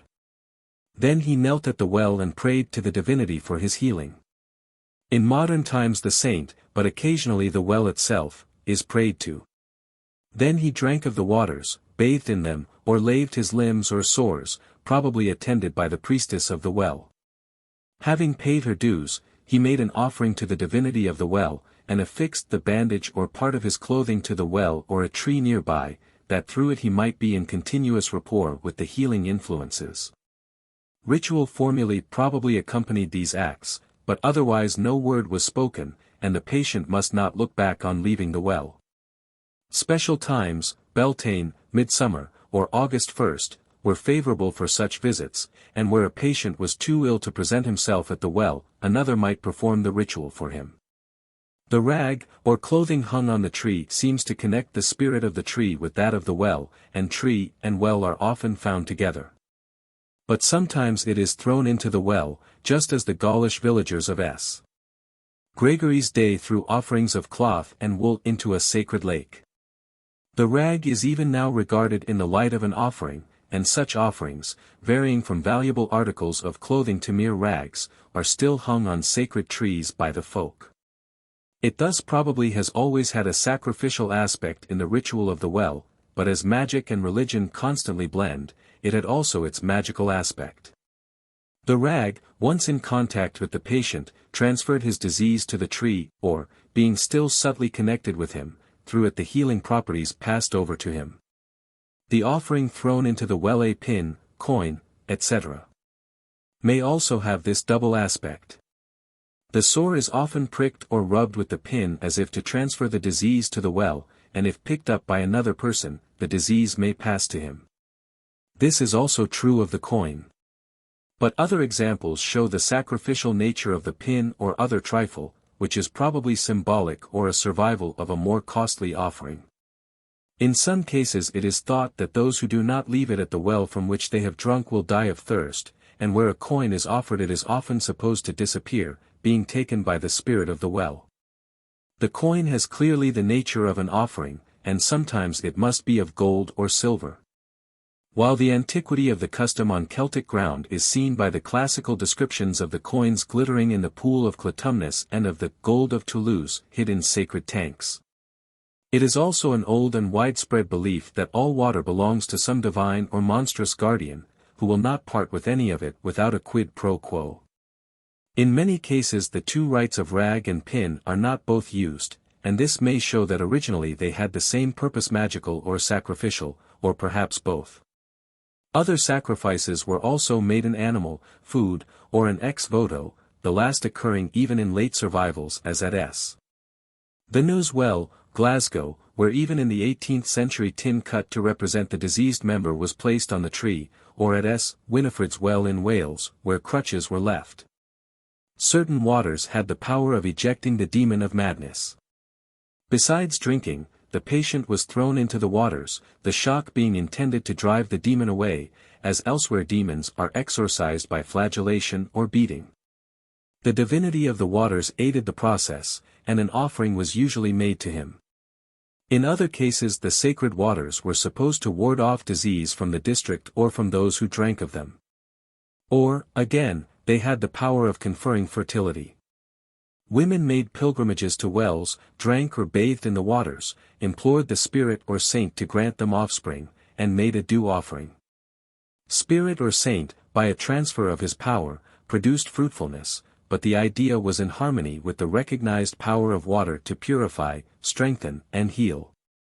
Women, for a similar reason, drank or washed in the waters or wore some articles dipped in them, in order to have an easy delivery or abundance of milk. The waters also gave oracles, their method of flowing, the amount of water in the well, the appearance or non-appearance of bubbles at the surface when an offering was thrown in, the sinking or floating of various articles. All indicating whether a cure was likely to occur, whether fortune or misfortune awaited the inquirer, or, in the case of girls, whether their lovers would be faithful. The movements of the animal guardian of the well were also ominous to the visitor. Rivers or river divinities were also appealed to. In cases of suspected fidelity, the Celts dwelling by the Rhine placed the newly born child in a shield on the waters. If it floated, the mother was innocent; if it sank, it was allowed to drown, and she was put to death. Girls whose purity was suspected were similarly tested, and St. Gregory of Tours tells how a woman accused of adultery was proved by being thrown into the Saône. The medieval witch ordeal by water is connected with this custom, which is, however, widespread. The malevolent aspect of the spirit of the well is seen in the cursing wells, of which it was thought that when some article inscribed with an enemy's name was thrown into them with the accompaniment of a curse, the spirit of the well would cause his death. In some cases the curse was inscribed on a leaden tablet thrown into the waters, just as, in other cases, a prayer for the offerer's benefit was engraved on it. Or, again, objects over which a charm had been said were placed in a well that the victim who drew water might be injured. An excellent instance of a cursing well is that of Fionn in Denbigh, which must once have had a guardian priestess, for in 1815 an old woman who had charge of it presided at the ceremony. She wrote the name of the victim in a book, receiving a gift at the same time. A pin was dropped into the well in the name of the victim, and through it and through knowledge of his name, the spirit of the well acted upon him to his hurt. Obviously rites like these, in which magic and religion mingle, are not purely Celtic, but it is of interest to note their existence in Celtic lands and among Celtic folk. 13. Tree and plant worship. The Celts had their own cult of trees, but they adopted local cults Ligurian, Iberian, and others. The Fagus Deus, the divine beech, the sex arbor or sex arbors of Pyrenean inscriptions, and an anonymous god represented by a conifer on an altar at Toulouse, probably point to local Ligurian tree cults continued by the Celts into Roman times. Forests were also personified or ruled by a single goddess, like Dea Arduina of the Ardennes and Dea Abnaba of the Black Forest. But more primitive ideas prevailed, like that which assigned a whole class of tree divinities to a forest, e.g. the Feti d'Ervones, spirits of the oak woods of northern Italy. Groups of trees like sex arbors were venerated, perhaps for their height, isolation, or some other peculiarity. The Celts made their sacred places in dark groves, the trees being hung with offerings or with the heads of victims. Human sacrifices were hung or impaled on trees, e.g. by the warriors of Boudica. These, like the offerings still placed by the folk on sacred trees, were attached to them because the trees were the abode of spirits or divinities who in many cases had power over vegetation. Pliny said of the Celts, "They esteem nothing more sacred than the mistletoe and the tree on which it grows. But apart from this they choose oak woods for their sacred groves, and perform no sacred rite without using oak branches." Maximus of Tyre also speaks of the Celtic German image of Zeus as a lofty oak, and an Old Irish glossary gives dor, oak, as an early Irish name for God, and glosses it by dia, God. The sacred need fire may have been obtained by friction from oak wood, and it is because of the old sacredness of the oak that a piece of its wood is still used as a talisman in Brittany. Other Aryan folk besides the Celts regarded the oak as the symbol of a high god, of the sun or the sky, but probably this was not its earliest significance. Oak forests were once more extensive over Europe than they are now, and the old tradition that men once lived on acorns has been shown to be well founded by the witness of archaeological finds, e.g. in northern Italy. A people living in an oak region and subsisting in part on acorns might easily take the oak as a representative of the spirit of vegetation or growth. It was long-lived, its foliage was a protection, it supplied food, its wood was used as fuel, and it was thus clearly the friend of man. For these reasons, and because it was the most abiding and living thing men knew, it became the embodiment of the spirits of life and growth. Folklore survivals show that the spirit of vegetation in the shape of his representative was annually slain while yet in full vigor, that his life might benefit all things and be passed on undiminished to his successor. Hence the oak or a human being representing the spirit of vegetation, or both together, were burned in the midsummer fires. How, then, did the oak come to symbolize a god equated with Zeus? Though the equation may be worthless, it is possible that the connection lay in the fact that Zeus and Jupiter had agricultural functions, or that, when the equation was made, the earlier spirit of vegetation had become a divinity with functions resembling those of Zeus. The fires were kindled to recruit the sun's life, they were fed with oak wood, and in them an oak or a human victim representing the spirit embodied in the oak was burned. Hence it may have been thought that the sun was strengthened by the fire residing in the sacred oak, it was thus the original storehouse or reservoir of the fire which was from time to time drawn out to feed the sun. The oak thus became the symbol of a bright god also connected with growth. But, to judge by folk survivals, the older conception still remained potent, and tree or human victim affected for good all vegetable growth as well as man's life, while at the same time the fire strengthened the sun. Dar. Evans argues that, the original holy object within the central triliths of Stonehenge was a sacred tree, an oak, image of the Celtic Zeus. The tree and the stones, once associated with ancestor worship, had become symbols of a more celestial spirit or spirits than those of departed human beings. But Stonehenge has now been proved to have been in existence before the arrival of the Celts, hence such a cult must have been pre-Celtic, though it may quite well have been adopted by the Celts. Whether this hypothetical cult was practiced by a tribe, a group of tribes, or by the whole people, must remain obscure, and, indeed, it may well be questioned whether Stonehenge was ever more than the scene of some ancestral rites. Other trees, the yew, the cypress, the alder, and the ash, were venerated, to judge by what Lucan relates of the sacred grove at Marseilles. The Irish Druids attributed special virtues to the hazel, rowan, and yew, the wood of which was used in magical ceremonies described in Irish texts. Fires of rowan were lit by the Druids of rival armies, and incantations said over them in order to discomfit the opposing host, and the wood of all these trees is still believed to be efficacious against fairies and witches. The Irish bile was a sacred tree, of great age, growing over a holy well or fort. 5 of them are described in the Din Sencas, and 1 was an oak, which not only yielded acorns, but nuts and apples. The mythic trees of Elysium had the same varied fruitage, and the reason in both cases is perhaps the fact that when the cultivated apple took the place of acorns and nuts as a food staple, words signifying nut or acorn were transferred to the apple. A myth of trees on which all these fruits grew might then easily arise. Another Irish bile was a yew described in a poem as a firm strong god, while such phrases in this poem as word pure man, judgment of origin, spell of knowledge, may have some reference to the custom of writing divinations in Ogham on rods of yew. The other bile were ash trees, and from one of them the fir bile, men of the tree, were named perhaps a totem clan. The lives of kings and chiefs appear to have been connected with these trees, probably as representatives of the spirit of vegetation embodied in the tree, and under their shadow they were inaugurated. But as a substitute for the king was slain, so doubtless these preeminent sacred trees were too sacred, too much charged with supernatural force, to be cut down and burned, and the yearly ritual would be performed with another tree. But in time of feud one tribe gloried in destroying the bile of another, and even in the 10th century, when the bile Meadair was destroyed by Milo Eolan the act was regarded with horror. But, O reader, this deed did not pass unpunished. Of another bile, that of Borissocane, it was said that any house in which a fragment of it was burned would itself be destroyed by fire. Tribal and personal names point to belief in descent from tree gods or spirits and perhaps to totemism.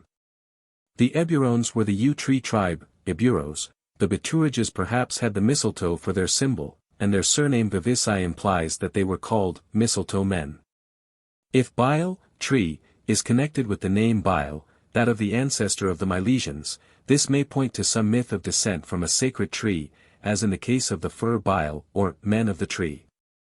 Other names like Gideon, Vidrogenos, son of the tree, Durgen, Dervogenos, son of the oak, Gurngen, Vernogenos, son of the alder, imply filiation to a tree. Though these names became conventional, they express what had once been a living belief.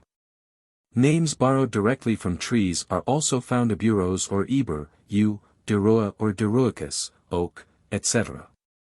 The veneration of trees growing beside burial mounds or megalithic monuments was probably a pre-Celtic cult continued by the Celts. The tree embodied the ghost of the person buried under it, but such a ghost could then hardly be differentiated from a tree spirit or divinity. Even now in Celtic districts extreme veneration exists for trees growing in cemeteries and in other places. It is dangerous to cut them down or to pluck a leaf or branch from them, while in Breton churchyards the yew is thought to spread a root to the mouth of each corpse. The story of the grave of Cyparissa, daughter of a Celtic king in the Danube region, from which first sprang the mournful cypress, is connected with universal legends of trees growing from the graves of lovers until their branches intertwine. These embody the belief that the spirit of the dead is in the tree, which was thus in all likelihood the object of a cult. Instances of these legends occur in Celtic story. Yew stakes driven through the bodies of Nisai and Deirdre to keep them apart, became yew trees the tops of which embraced over Armagh Cathedral. A yew sprang from the grave of Baal Mac Bwain, and an apple tree from that of his lover Ailinn, and the top of each had the form of their heads. The identification of tree and ghost is here complete.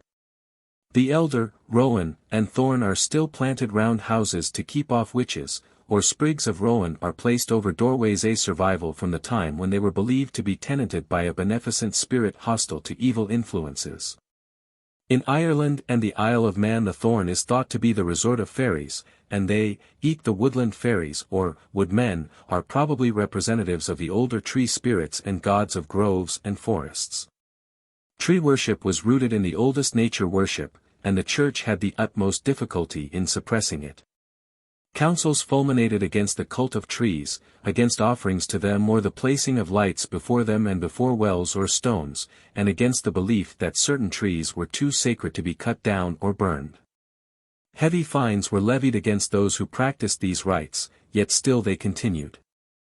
Almadier, Bishop of Auxerre, tried to stop the worship of a large pear tree standing in the center of the town and on which the semi-Christian inhabitants hung animals' heads with much ribaldry.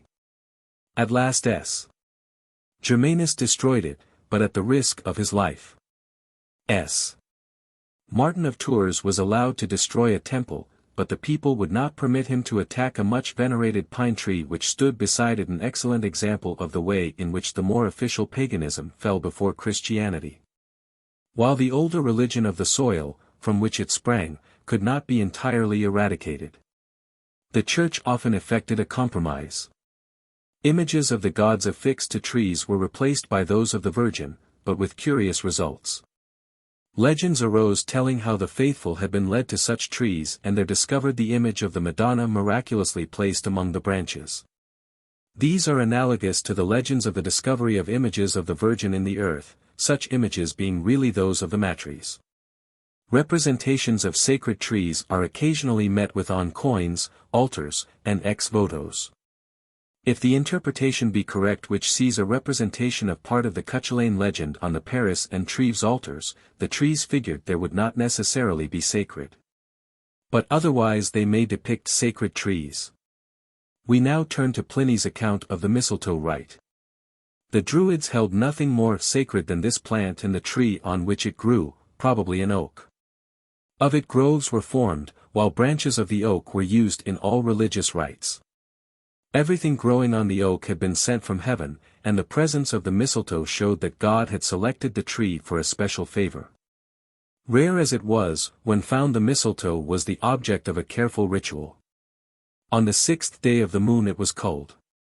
Preparations for a sacrifice and feast were made beneath the tree, and 2 white bulls whose horns had never been bound were brought there. A Druid, clad in white, ascended the tree and cut the mistletoe with a golden sickle. As it fell it was caught in a white cloth. The bulls were then sacrificed, and prayer was made that God would make his gift prosperous to those on whom he had bestowed it. The mistletoe was called the universal healer, and a potion made from it caused barren animals to be fruitful. It was also a remedy against all poisons. We can hardly believe that such an elaborate ritual merely led up to the medico-magical use of the mistletoe. Possibly, of course, the rite was an attenuated survival of something which had once been more important, but it is more likely that Pliny gives only a few picturesque details and passes by the rationale of the ritual. He does not tell us who the god of whom he speaks was, perhaps the sun god or the god of vegetation. As to the gift, it was probably in his mind the mistletoe, but it may quite well have meant the gift of growth in field and fold.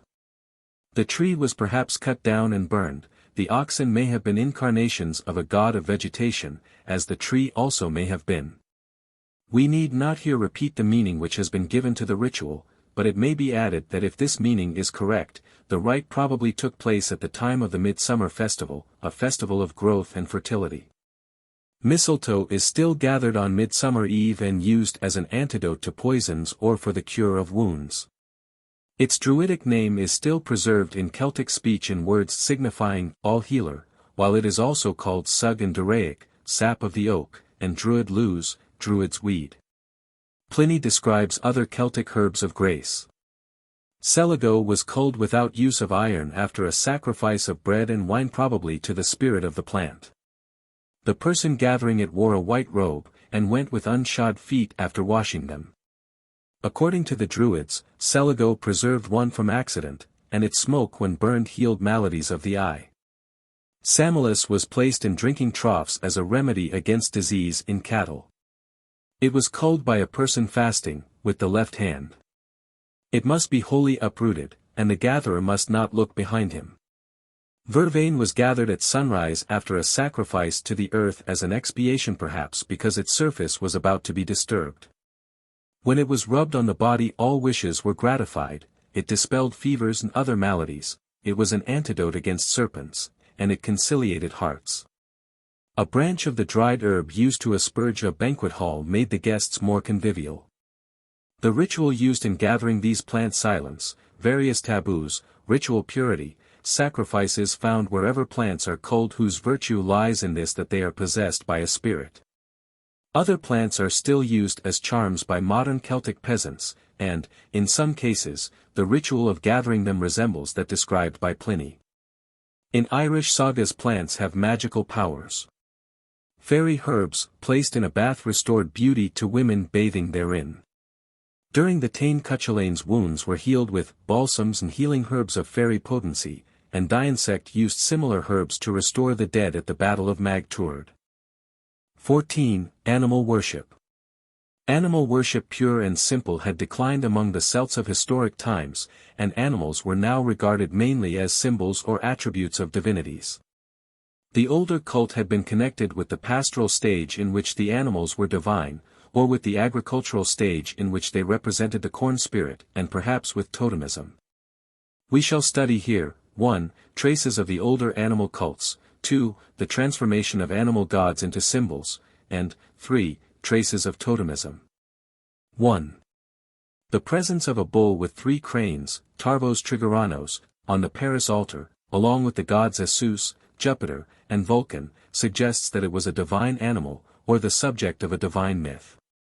As has been seen, this bull may be the bull of the Táin Bhuacáin. Both it and its opponent were reincarnations of the swineherds of 2 gods. In the Irish sagas, reincarnation is only attributed to gods or heroes, and this may point to the divinity of the bulls. We have seen that this and another altar may depict some myth in which the bull was the incarnation of a tree or vegetation spirit. The divine nature of the bull is attested by its presence on Gaulish coins as a religious symbol, and by images of the animal with 3 horns, an obvious symbol of divinity. On such an image in bronze the Cimbri, Celticized Germans, swore. The images are pre-Roman, since they are found at Hallstatt and Latine. Personal names like Donatorus, the equivalent of the Don Teruos of the Táin, or Diataros, divine bull, show that men were called after the divine animal. Similarly, many place names in which the word Teruos occurs, in northern Italy, the Pyrenees, Scotland, Ireland, and elsewhere, suggest that the places bearing these names were sites of a bull cult, or that some myth, like that elaborated in the Táin, had been there localized. But, as possibly in the case of Cúchulainn and the bull, the animal tended to become the symbol of a god, a tendency perhaps aided by the spread of Mithraism with its symbolic bull. A god Medros leaning on a bull is represented at Haguenau, possibly a form of Midir or of Meduris, a surname of Totatis, unless Medros is simply Mithras. Echoes of the cult of the bull or cow are heard in Irish tales of these animals brought from the Cid, or of magic bulls or of cows which produced enormous supplies of milk.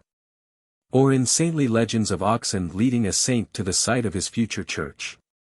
These legends are also told of the swine, and they perhaps arose when a Christian church took the place of the site of a local animal cult, legend fusing the old and the new cult by making the once divine animal point out the site of the church. A late relic of a bull cult may be found in the carnival procession of the Bœuf Gras at Paris. A cult of a swine god Bacchus has been referred to. The boar was a divine symbol on standards, coins, and altars, and many bronze images of the animal have been found. These were temple treasures, and in one case the boar is three-horned. But it was becoming the symbol of a goddess, as is seen by the altars on which it accompanies a goddess, perhaps of fertility, and by a bronze image of a goddess seated on a boar. The altars occur in Britain, of which the animal may be the emblem, the Caledonian monster of Claudian's poem. The Galatian Celts abstained from eating the swine, and there has always been a prejudice against its flesh in the Highlands. This has a totemic appearance. But the swine is esteemed in Ireland, and in the texts monstrous swine are the staple article of famous feasts. These may have been legendary forms of old swine gods, the feasts recalling sacrificial feasts on their flesh. Magic swine were also the immortal food of the gods. But the boar was taboo to certain persons, e.g. Dermot, though whether this is the attenuated memory of a clan totem restriction is uncertain. In Welsh story the swine comes from Elysium, a myth explaining the origin of its domestication, while domestication certainly implies an earlier cult of the animal. When animals come to be domesticated, the old cult restrictions, e.g. against eating them, usually pass away. For this reason, perhaps, the Gauls, who worshipped an anthropomorphic swine god, trafficked in the animal and may have eaten it. Welsh story also tells of the magic boar, the Twrchtrwyth, hunted by Arthur, possibly a folktale reminiscence of a boar divinity. Place names also point to a cult of the swine, and a recollection of its divinity may underlie the numerous Irish tales of magical swine. The magic swine which issued from the cave of Cúchulainn and destroyed the young crops are suggestive of the theriomorphic corn spirit in its occasional destructive aspect. Bones of the swine, sometimes cremated, have been found in Celtic graves in Britain and at Hallstatt, and in one case the animal was buried alone in a tumulus at Hallstatt, just as sacred animals were buried in Egypt, Greece, and elsewhere. When the animal was buried with the dead, it may have been as a sacrifice to the ghost or to the god of the underworld. The divinity of the serpent is proved by the occurrence of a horned serpent with 12 Roman gods on a Gallo-Roman altar. In other cases a horned or ram's-headed serpent appears as the attribute of a god, and we have seen that the ram's-headed serpent may be a fusion of the serpent as a Chthonian animal with the ram, sacrificed to the dead. In Greece Dionysus had the form both of a bull and a horned serpent, the horn being perhaps derived from the bull symbol. M. Renoch claims that the primitive elements of the Orphic myth of the Thracian Dionysus Zagreus divine serpents producing an egg whence came the horned snake Zagreus, occur in dislocated form in Gaul. Their enlacing serpents were believed to produce a magic egg, and there a horned serpent was worshipped, but was not connected with the egg. But they may once have been connected, and if so, there may be a common foundation both for the Greek and the Celtic conceptions in a Celtic element in Thrace. The resemblances, however, may be mere coincidences, and horned serpents are known in other mythologies, the horn being perhaps a symbol of divinity. The horned serpent sometimes accompanies a god who has horns, possibly Cernunnos, the underworld god, in accordance with the Chthonian character of the serpent. In the Cúchulainn Cycle Log on his visit to the other world saw two-headed serpents, perhaps a further hint of this aspect of the animal. In all these instances of animal cults examples of the tendency to make the divine animal anthropomorphic have been seen. We have now to consider some instances of the complete anthropomorphic process. 2. An old bear cult gave place to the cult of a bear goddess and probably of a god. At Burn, an old Celtic place name meaning bear, was found a bronze group of a goddess holding a patera with fruit, and a bear approaching her as if to be fed. The inscription runs, Dei Archioni Lycinia Sabanilla. A local bear cult had once existed at Burn, and is still recalled in the presence of the famous bears there, but the divine bear had given place to a goddess whose name and symbol were Ursine. From an old Celtic artos, fem. Arta, bear, were derived various divine names. Of these Daardio, n, means, bear goddess, and Arteos, equated with Mercury, is perhaps a bear god. Another bear goddess, Andarta, was honored at Dai, Drome, the word perhaps meaning, strong bear, and, being an augmentive. Numerous place names derived from Artos perhaps witness to a widespread cult of the bear, and the word also occurs in Welsh and Irish personal names Arthmeal, Arthbayu, and possibly Arthur, and the numerous arts of Irish texts. Descent from the divine bear is also signified in names like Welsh Arthgen, Irish Artigan, from Artiginos, son of the bear. Another Celtic name for bear was the Gaulish Matu Irish Math, found in Machiginos, son of the bear, and in MacMahon, which is a corrupt form of Macmath Gamhain, son of the bear's son, or of the bear. Similarly, a cult of the stag seems to have given place to that of a god with stag's horns, represented on many bas-reliefs, and probably connected with the underworld.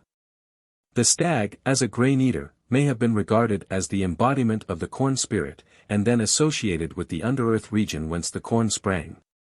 By one of those inversions of thought so common in the stage of transition from animal gods to gods with animal symbols. The elk may have been worshipped in Ireland, and a three-antlered stag is the subject of a story in the Fionn Saga. Its third antler, like the third horn of bull or boar, may be a sign of divinity. The horse had also been worshipped, but a goddess Epona, Gaul. Epos, horse, protectress of horses and asses, took its place, and had a far-spread cult. She rides a horse or mare with its foal, or is seated among horses, or feeds horses. A representation of a mare suckling a foal design analogous to those in which Epona feeds foals shows that her primitive equine nature had not been forgotten. The Gauls were horse-rearers, and Epona was the goddess of the craft. But, as in other cases, a cult of the horse must have preceded its domestication, and its flesh may not have been eaten, or, if so, only sacramentally. Finally, the divine horse became the anthropomorphic horse goddess. Her images were placed in stables, and several inscriptions and statuettes have been found in such buildings or in cavalry barracks. The remains of the cult have been found in the Danube and Rhine valleys, in eastern Gaul, and in northern Italy, all Celtic regions, but it was carried everywhere by Roman cavalry recruited from the Celtic tribes. Epona is associated with, and often has, the symbols of the matres, and one inscription reads Eponibus, as if there were a group of goddesses called Epona. A goddess who promoted the fertility of mares would easily be associated with goddesses of fertility. Epona may also have been confused with a river goddess conceived of as a spirited steed. Water spirits took that shape, and the matres were also river goddesses. A statuette of a horse, with a dedication to a god Rhudiobus, otherwise unknown, may have been carried processionally, while a mule has a dedication to Sigomo, equated elsewhere with Mars. A mule god Mullo, also equated with Mars, is mentioned on several inscriptions. The connection with Mars may have been found in the fact that the October horse was sacrificed to him for fertility, while the horse was probably associated with fertility among the Celts. The horse was sacrificed both by Celts and Teutons at the midsummer festival, undoubtedly as a divine animal. Traces of the Celtic custom survive in local legends, and may be interpreted in the fuller light of the Teutonic accounts. In Ireland, a man wearing a horse's head rushed through the fire, and was supposed to represent all cattle, in other words, he was a surrogate for them. The legend of each labra, a horse which lived in a mound and issued from it every midsummer eve to give oracles for the coming year, is probably connected with the midsummer sacrifice of the horse. Among the Teutons the horse was a divine sacrificial animal, and was also sacred to Freyr, the god of fertility, while in Teutonic survivals a horse's head was placed in the midsummer fire. The horse was sporadically the representative of the corn spirit, and at Rome the October horse was sacrificed in that capacity and for fertility. Among the Celts, the horse sacrificed at midsummer may have represented the vegetation spirit and benefited all domestic animals, the old rite surviving in an attenuated form, as described above. Perhaps the goddess Damona was an animal divinity, if her name is derived from Damados, sheep, cognate to Welsh daffod, sheep, and Gaelic dam, ox. Other divine animals, as has been seen, were associated with the waters, and the use of beasts and birds in divination doubtless points to their divine character. A cult of bird gods may lurk behind the divine name Bran, raven, and the reference to the magic birds of Rhiannon in the triads. 3. Animal worship is connected with totemism, and certain things point to its existence among the Celts, or to the existence of conditions out of which totemism was elsewhere developed. These are descent from animals, animal taboos, the sacramental eating of an animal, and exogamy. 1. Descent from animals. Celtic names implying descent from animals or plants are of two classes, clan and personal names. If the latter are totemistic, they must be derived from the former, since totemism is an affair of the clan, while the so-called personal totem, exemplified by the American Indian Manitou, is the guardian but never the ancestor of a man. Some clan names have already been referred to. Others are the Bybrosi of southeast Britain, probably a beaver clan, Bebros, and the Eburones, a yew tree clan, Eburos. Irish clans bore animal names. Some groups were called calves, others griffins, others red deer, and a plant name is seen in Fir Bile, men of the tree. Such clan totemism perhaps underlies the stories of the descendants of the wolf at Ossory, who became wolves for a time as the result of a saintly curse. Other instances of lycanthropy were associated with certain families. The belief in lycanthropy might easily attach itself to existing wolf clans, the transformation being then explained as the result of a curse. The stories of Cormac Mac Art, suckled by a she-wolf, of Lughaid Mac Con, son of a wolf dog, suckled by that animal, and of Oisin, whose mother was a fawn, and who would not eat venison, are perhaps totemistic. While to totemism or to a cult of animals may be ascribed what early travelers in Ireland say of the people taking wolves as godfathers and praying to them to do them no ill. In Wales bands of warriors at the Battle of Cattraeth are described in Onyarin's Gododin as dogs, wolves, bears, and ravens, while Owen's band of ravens which fought against Arthur, may have been a raven clan, later misunderstood as actual ravens. Certain groups of Dalriad Scots bore animal names Sinel Gabran, Little Goat Clan, and Sinel Lorne, Fox Clan. Possibly the custom of denoting Highland clans by animal or plant badges may be connected with a belief in descent from plants or animals. On many coins an animal is represented on horseback, perhaps leading a clan, as birds led the Celts to the Danube area, and these may depict myths telling how the clan totem animal led the clan to its present territory. Such myths may survive in legends relating how an animal led a saint to the site of his church. Celtic warriors wore helmets with horns, and Irish story speaks of men with cat, dog, or goat heads. These may have been men wearing a headgear formed of the skin or head of the clan totem, hence remembered at a later time as monstrous beings, while the horned helmets would be related to the same custom. Solinus describes the Britons as wearing animal skins before going into battle. Were these skins of totem animals under whose protection they thus placed themselves? The forms of beasts, birds, and fishes, which the Cruth or Picts tattooed on their bodies may have been totem marks, while the painting of their bodies with woad among the southern Britons may have been of the same character. Though Caesar's words hardly denote this. Certain marks on faces figured on Gaulish coins seem to be tattoo marks. It is not impossible that an early wolf totem may have been associated, because of the animal's nocturnal wanderings in forests, with the underworld whence, according to Celtic belief, men sprang and whither they returned. And whence all vegetation came forth. The Gallo-Roman Sylvanus, probably an underworld god, wears a wolf skin, and may thus be a wolf god.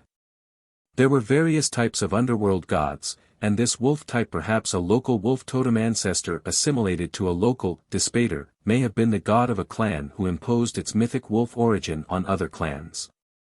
Some Celtic bronzes show a wolf swallowing a man who offers no resistance, probably because he is dead.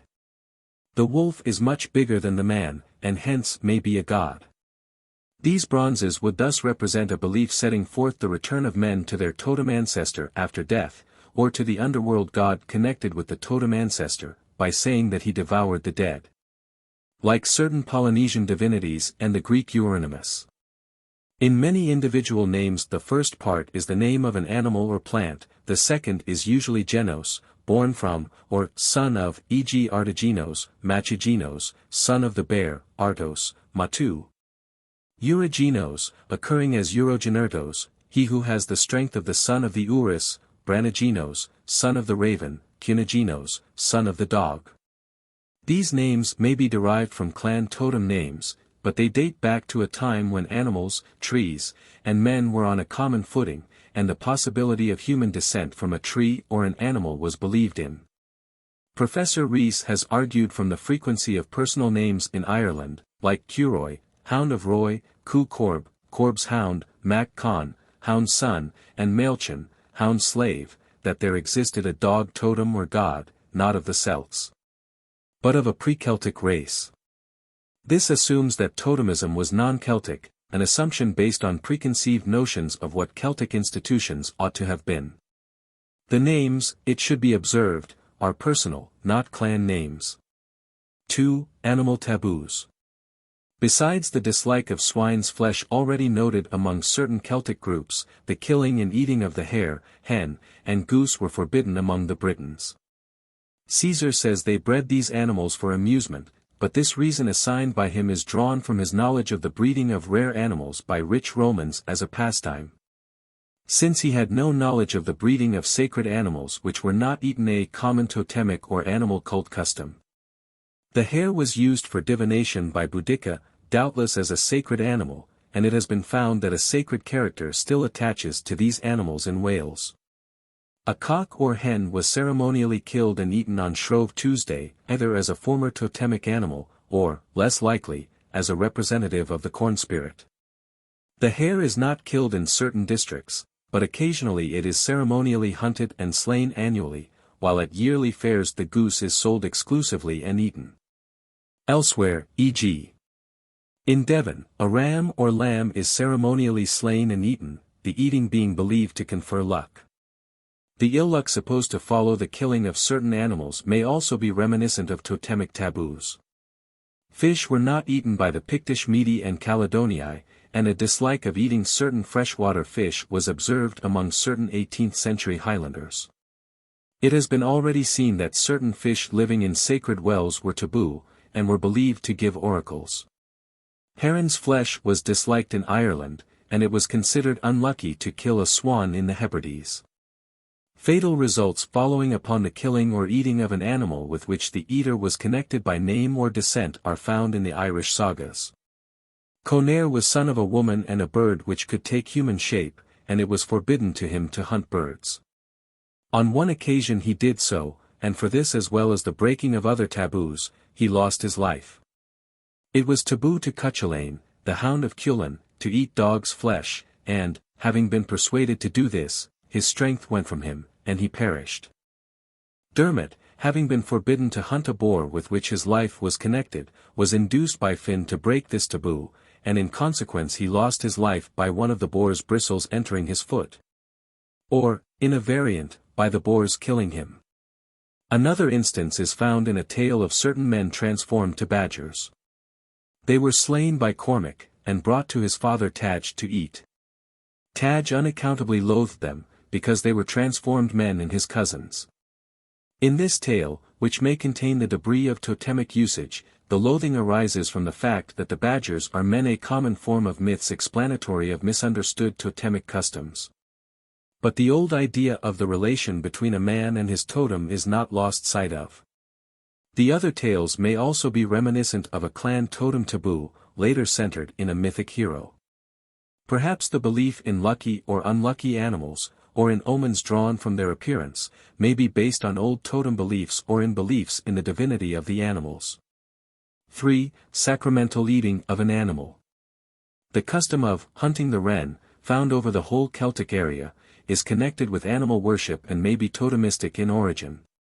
In spite of its small size, the wren was known as the king of birds, and in the Isle of Man it was hunted and killed on Christmas or Stephen's Day. The bird was carried in procession from door to door, to the accompaniment of a chant, and was then solemnly buried, dirges being sung. In some cases a feather was left at each house and carefully treasured, and there are traces of a custom of boiling and eating the bird. In Ireland, the hunt and procession were followed by a feast, the materials of which were collected from house to house, and a similar usage obtained in France, where the youth who killed the bird was called king. In most of these districts it was considered unlucky or dangerous to kill the bird at any other time, yet it might be ceremonially killed once a year, the dead animal conferred luck, and was solemnly eaten or buried with signs of mourning. Similar customs with animals which are actually worshipped are found elsewhere, and they lend support to the idea that the Celts regarded the wren as a divine animal, or perhaps a totem animal, that it was necessary to slay it ritually, and to carry it round the houses of the community to obtain its divine influence, to eat it sacramentally or to bury it. Probably like customs were followed in the case of other animals, and these may have given rise to such stories as that of the eating of Mac Datho's wonderful boar, as well as to myths which regarded certain animals, e.g. the swine, as the immortal food of the gods. Other examples of ritual survivals of such sacramental eating have already been noted, and it is not improbable that the eating of a sacred pastoral animal occurred at Samhain. 4. Exogamy. Exogamy and the counting of descent through the mother are closely connected with totemism, and some traces of both are found among the Celts. Among the Picts, who were, perhaps, a Celtic group of the Brythonic stock, these customs survived in the royal house. The kingship passed to a brother of the king by the same mother, or to a sister's son, while the king's father was never king and was frequently a foreigner. Similar rules of succession prevailed in early Aryan royal houses Greek and Roman and may, as Dr. Stokes thought, have existed at Tara in Ireland, while in a Fionn tale of Oisin he marries the daughter of the king of Tir na Og, and succeeds him as king partly for that reason, and partly because he had beaten him in the annual race for the kingship. Such an athletic contest for the kingship was known in early Greece, and this tale may support the theory of the Celtic priest kingship, the holder of the office retaining it as long as he was not defeated or slain. Traces of succession through a sister's son are found in the Mabinogion, and Livy describes how the mythic Celtic king Ambicatus sent not his own but his sister's sons to found new kingdoms. Irish and Welsh divine and heroic groups are named after the mother, not the father, the children of Danu and of Don, and the men of Domnu. Anu is mother of the gods, Bwanan of heroes. The eponymous ancestor of the Scots is a woman, Scoda, and the earliest colonizers of Ireland are women, not men. In the sagas gods and heroes have frequently a matronymic, and the father's name is omitted. Lug Mac Ethnend, Concobar Mac Nessa, Indec, son of Dedomnan, Corpor, son of Etain, and others. Perhaps parallel to this is the custom of calling men after their wives. G. The son of Fergus is fair Tlactga, Tlactga's husband. In the sagas, females, goddesses and heroines, have a high place accorded to them, and frequently choose their own lovers or husbands, custom suggestive of the matriarchate. Thus what was once a general practice was later confined to the royal house or told of divine or heroic personages. Possibly certain cases of incest may really be exaggerated accounts of misunderstood unions once permissible by totemic law. Caesar speaks of British polyandry, brothers, sons, and fathers sharing a wife in common. Strabo speaks of Irish unions with mothers and sisters, perhaps referring not to actual practice but to reports of saga tales of incest. Dio Cassius speaks of community of wives among the Caledonians and Medi, and Jerome says much the same of the Scoti and Atticati. These notices, with the exception of Caesar's, are vague, yet they refer to marriage customs different from those known to their reporters. In Irish sagas, incest legends circle round the descendants of Etain. Fathers unite with daughters, a son with his mother, a woman has a son by her three brothers, just as Ecne was son of Brian, Ucar, and Ucharba, and is also mother of Crimthan by that son. Brother and sister unions occur both in Irish and Welsh story. In these cases incest with a mother cannot be explained by totemic usage, but the cases may be distorted reminiscences of what might occur under totemism, namely, a son taking the wives of his father other than his own mother, when those were of a different totem from his own. Under totemism, brothers and sisters by different mothers having different totems, might possibly unite, and such unions are found in many mythologies. Later, when totemism passed away, the unions, regarded with horror, would be supposed to take place between children by the same mother. According to totem law, a father might unite with his daughter, since she was of her mother's totem, but in practice this was frowned upon. Polygamy also may coexist with totemism, and of course involves the counting of descent through the mother as a rule. If, as is suggested by the debility of the Ultonians, and by other evidence, the Kavod was a Celtic institution, this would also point to the existence of the matriarchate with the Celts.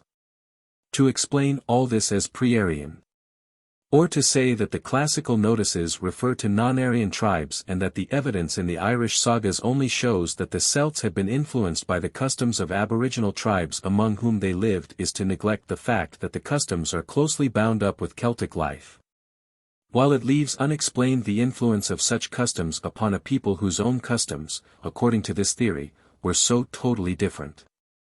The evidence, taken as a whole, points to the existence of totemism among the early Celts, or, at all events, of the elements which elsewhere compose it. Celtic animal worship dates back to the primitive hunting and pastoral period, when men worshipped the animals which they hunted or reared. They may have apologized to the animal hunted and slain, a form of worship, or, where animals were not hunted or were reared and worshipped, one of them may have been slain annually and eaten to obtain its divine power. Care was taken to preserve certain sacred animals which were not hunted, and this led to domestication, the abstinence of earlier generations leading to an increased food supply at a later time, when domesticated animals were freely slain. But the earlier sacramental slaying of such animals survived in the religious aspect of their slaughter at the beginning of winter. The cult of animals was also connected with totemic usage, though at a later stage this cult was replaced by that of anthropomorphic divinities, with the older divine animals as their symbols, sacrificial victims, and the like. This evolution now led to the removal of restrictions upon slaying and eating the animals. On the other hand, the more primitive animal cults may have remained here and there. Animal cults were, perhaps, largely confined to men. With the rise of agriculture mainly as an art in the hands of women, and the consequent cult of the Earth Mother, of fertility and corn spirits probably regarded as female, the sacramental eating of the divine animal may have led to the slaying and eating of a human or animal victim supposed to embody such a spirit. Later the two cults were bound to coalesce, and the divine animal and the animal embodiment of the vegetation spirit would not be differentiated. On the other hand, when men began to take part in women's fertility cults, the fact that such spirits were female or were perhaps coming to be regarded as goddesses, may have led men to envisage certain of the anthropomorphic animal divinities as goddesses, since some of these, e.g. Epona and Damona, are female. But with the increasing participation of men in agriculture, the spirits or goddesses of fertility would tend to become male, or the consorts or mothers of gods of fertility, though the earlier aspect was never lost sight of. Witness the Corn Mother. The evolution of divine priest-kings would cause them to take the place of the earlier priestesses of these cults, one of whom may have been the divine victim.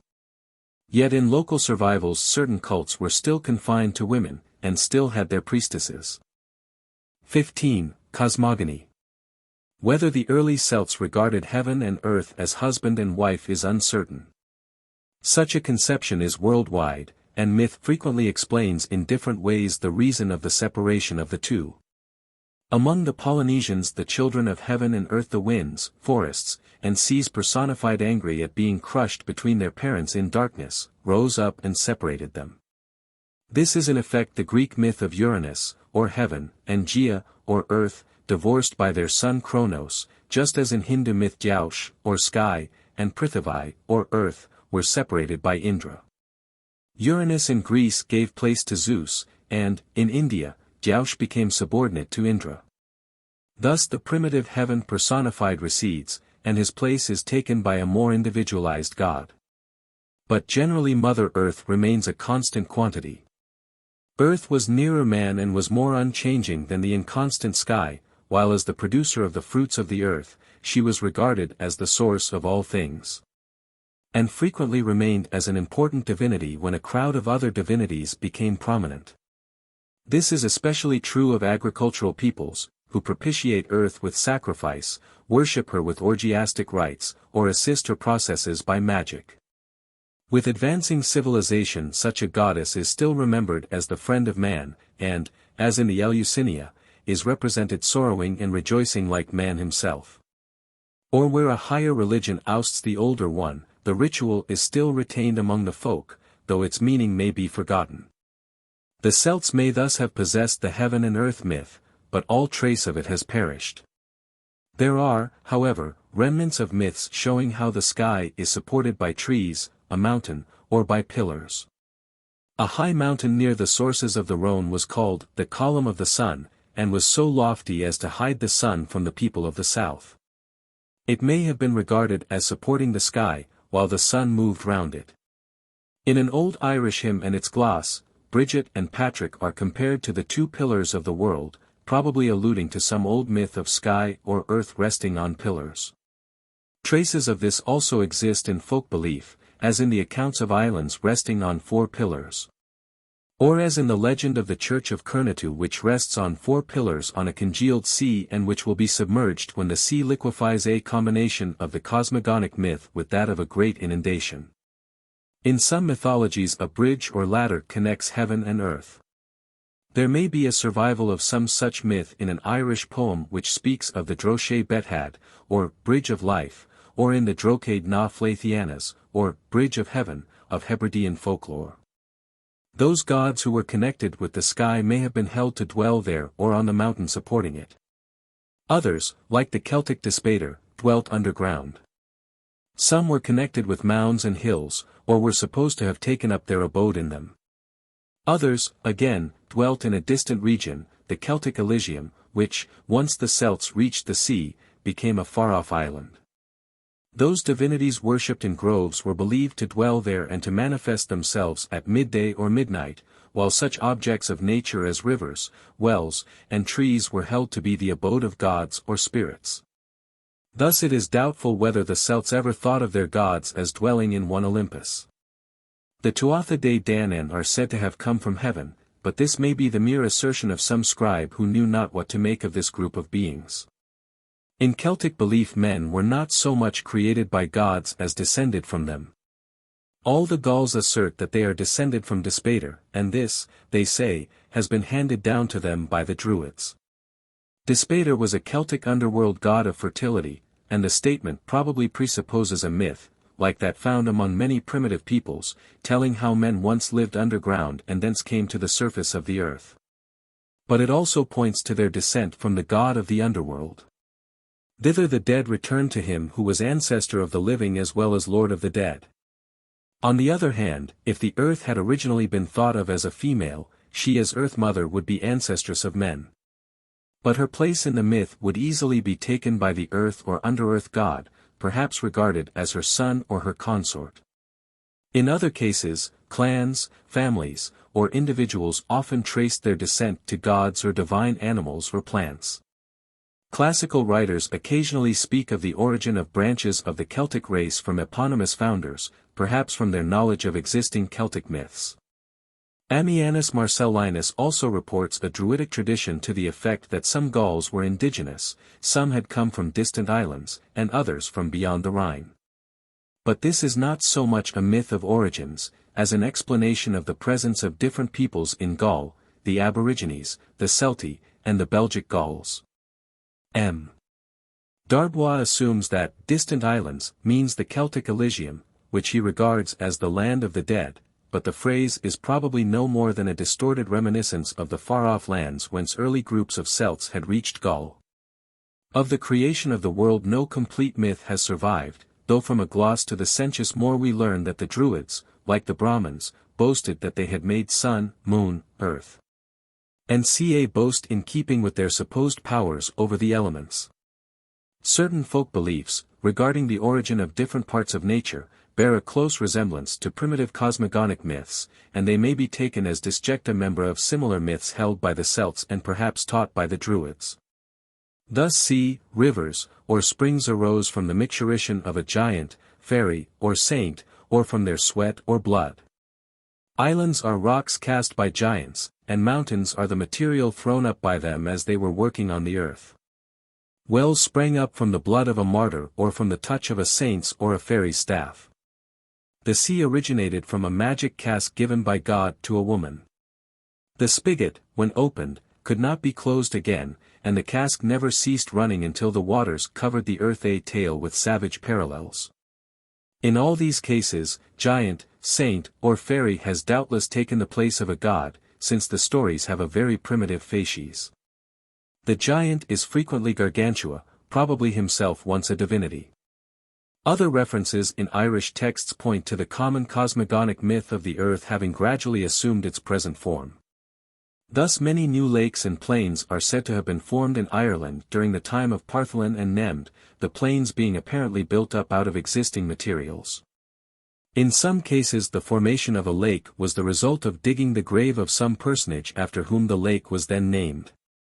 Here we come upon the familiar idea of the danger of encroaching on the domain of a deity, e.g. that of the earth god, by digging the earth, with the consequent punishment by a flood. The same conception is found in Celtic stories of a lake or river formed from the overflowing of a sacred well through human carelessness or curiosity, which led to the anger of the divinity of the well. Or, again, a town or castle is submerged on account of the wickedness of its inhabitants, the waters being produced by the curse of God or a saint, replacing a pagan god, and forming a lake. These may be regarded as forms of a Celtic deluge myth, which in one case, that of the Welsh story of the ship of Nevid, which saved Dwyfan and Dwyfach and a pair of all kinds of animals when Lake Lion overflowed, has apparently borrowed from the biblical story. In other cases lakes are formed from the tears of a god, e.g. Manannan, whose tears at the death of his son formed 3 lochs in Erin. Apollonius reports that the waters of Eridanus originated from the tears of Apollo when driven from heaven by his father. This story, which he says is Celtic, has been clothed by him in a Greek form, and the god in question may have been Belinos, equated with Apollo. Sometimes the formation of streams was ascribed to great hailstorms, an evident mythic rendering of the damage done by actual spates, while the Irish myths of illimitable sea bursts, of which 3 particular instances are often mentioned, were doubtless the result of the experience of tidal waves. Although no complete account of the end of all things, like that of the Scandinavian Ragnarok, has survived, scattered hints tell of its former existence. Strabo says that the Druids taught that fire and water must one day prevail, an evident belief in some final cataclysm. This is also hinted at in the words of certain Gauls to Alexander, telling him that what they feared most of all was the fall of the heavens upon their heads. In other words, they feared what would be the signal of the end of all things. On Irish ground the words of Concobar may refer to this. He announced that he would rescue the captives and spoil taken by Medb, unless the heavens fell, and the earth burst open, and the sea engulfed all things. Such a myth mingled with Christian beliefs may underlie the prophecy of Badb after Magturd regarding the evils to come and the end of the world, and that of Furcertain in the colloquy of the 2 sages. Both have a curious resemblance to the Sibyl's prophecy of doom in the Völuspa. If the gods themselves were involved in such a catastrophe, it would not be surprising, since in some aspects their immortality depended on their eating and drinking immortal food and drink. 16. Sacrifice, prayer, and divination. The Semites are often considered the worst offenders in the matter of human sacrifice, but in this, according to classical evidence, they were closely rivaled by the Celts of Gaul. They offered human victims on the principle of a life for a life, or to propitiate the gods, or in order to divine the future from the entrails of the victim. We shall examine the Celtic custom of human sacrifice from these points of view first. Caesar says that those afflicted with disease or engaged in battle or danger offer human victims or vow to do so, because unless man's life be given for man's life, the divinity of the gods cannot be appeased. The theory appears to have been that the gods sent disease or ills when they desired a human life, but that any life would do, hence one in danger might escape by offering another in his stead. In some cases the victims may have been offered to disease demons or diseases personified, such as Celtic imagination still believes in, rather than to gods, or, again, they may have been offered to native gods of healing. Coming danger could also be averted on the same principle, and though the victims were usually slaves, in times of great peril wives and children were sacrificed. After a defeat, which showed that the gods were still implacable, the wounded and feeble were slain, or a great leader would offer himself. Or in such a case the Celts would turn their weapons against themselves, making of suicide a kind of sacrifice, hoping to bring victory to the survivors. The idea of the victim being offered on the principle of a life for a life is illustrated by a custom at Marseilles in time of pestilence. One of the poorer classes offered himself to be kept at the public expense for some time. He was then led in procession, clad in sacred boughs, and solemnly cursed, and prayer was made that on him might fall the evils of the community. Then he was cast headlong down. Here the victim stood for the lives of the city and was a kind of scape victim, like those at the Thargelia. Human victims were also offered by way of thanksgiving after victory, and vows were often made before a battle, promising these as well as part of the spoil. For this reason the Celts would never ransom their captives, but offered them in sacrifice, animals captured being immolated along with them. The method of sacrifice was slaughter by sword or spear, hanging, impaling, dismembering, and drowning.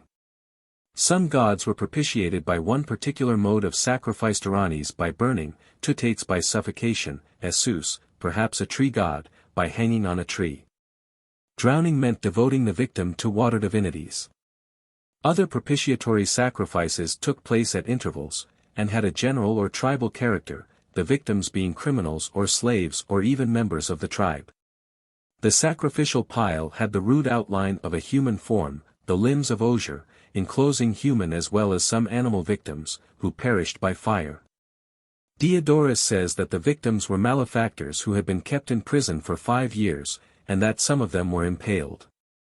This need not mean that the holocausts were quinquennial, for they may have been offered yearly, at midsummer, to judge by the ritual of modern survivals.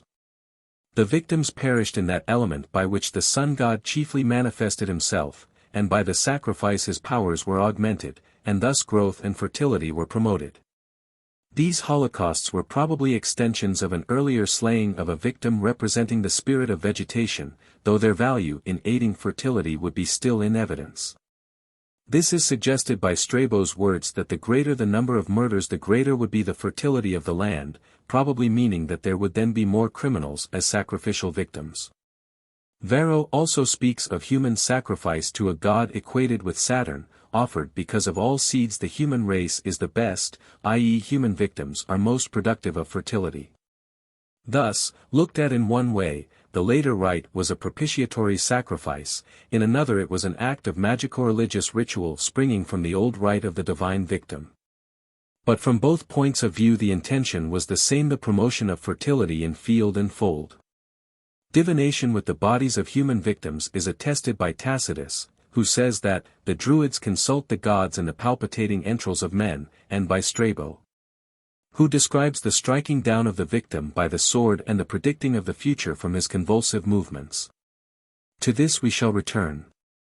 Human sacrifice in Gaul was put down by the Romans, who were amazed at its extent, Suetonius summing up the whole religion in a phrase: Druidarum religionem dieri emanitatis. By the year 40 AD, it had ceased, though victims were offered symbolically, the Druids pretending to strike them and drawing a little blood from them. Only the pressure of a higher civilization forced the so-called philosophic Druids to abandon their revolting customs. Among the Celts of Britain human sacrifice still prevailed in 77 AD. Dio Cassius describes the refinements of cruelty practiced on female victims, prisoners of war, in honor of the goddess Andraste: their breasts cut off and placed over their mouths, and a stake driven through their bodies, which were then hung in the sacred grove. Tacitus speaks of the altars in Mona, Anglesey, laved with human blood. As to the Irish Celts, patriotic writers have refused to believe them guilty of such practices, but there is no a priori reason which need set them apart from other races on the same level of civilization in this custom.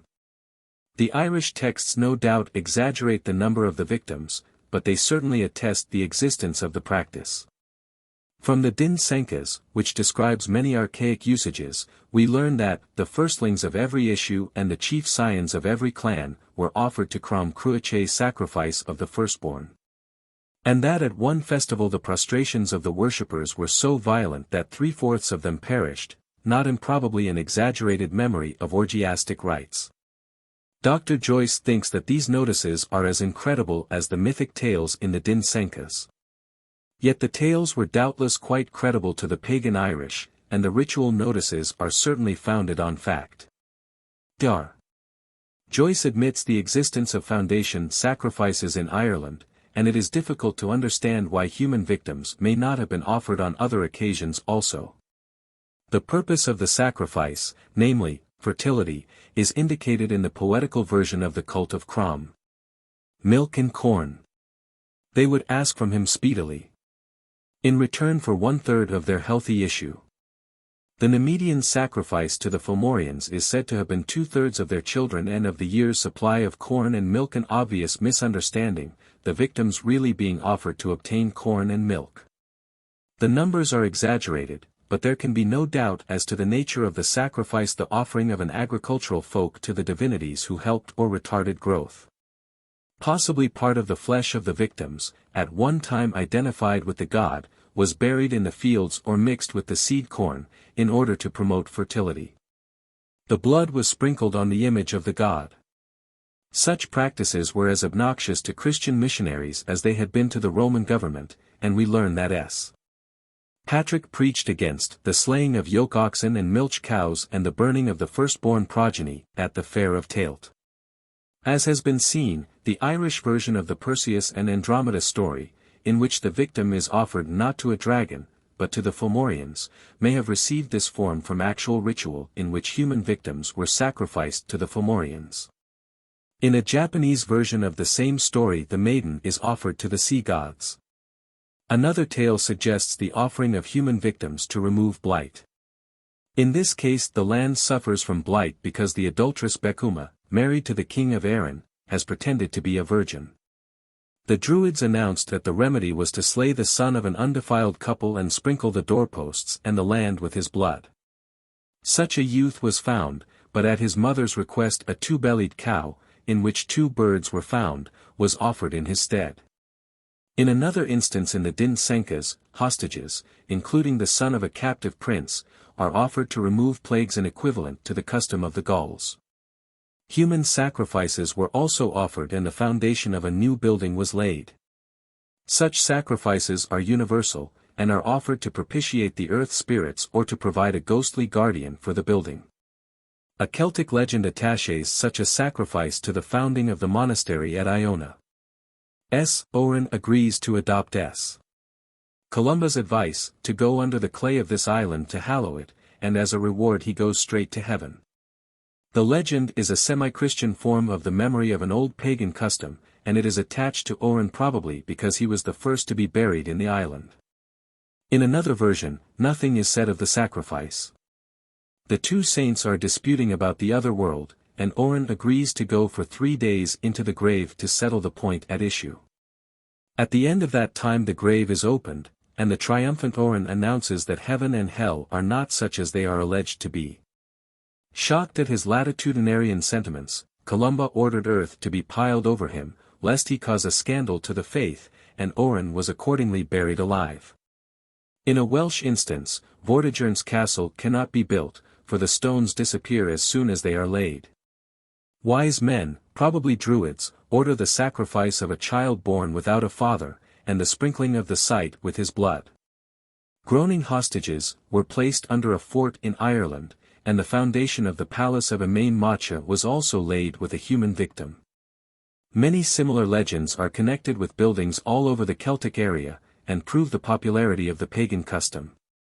The sacrifice of human victims on the funeral pile will be discussed in a later chapter. Of all these varieties of human sacrifice, those offered for fertility, probably at Beltane or midsummer, were the most important. Their propitiatory nature is of later origin, and their real intention was to strengthen the divinity by whom the processes of growth were directed.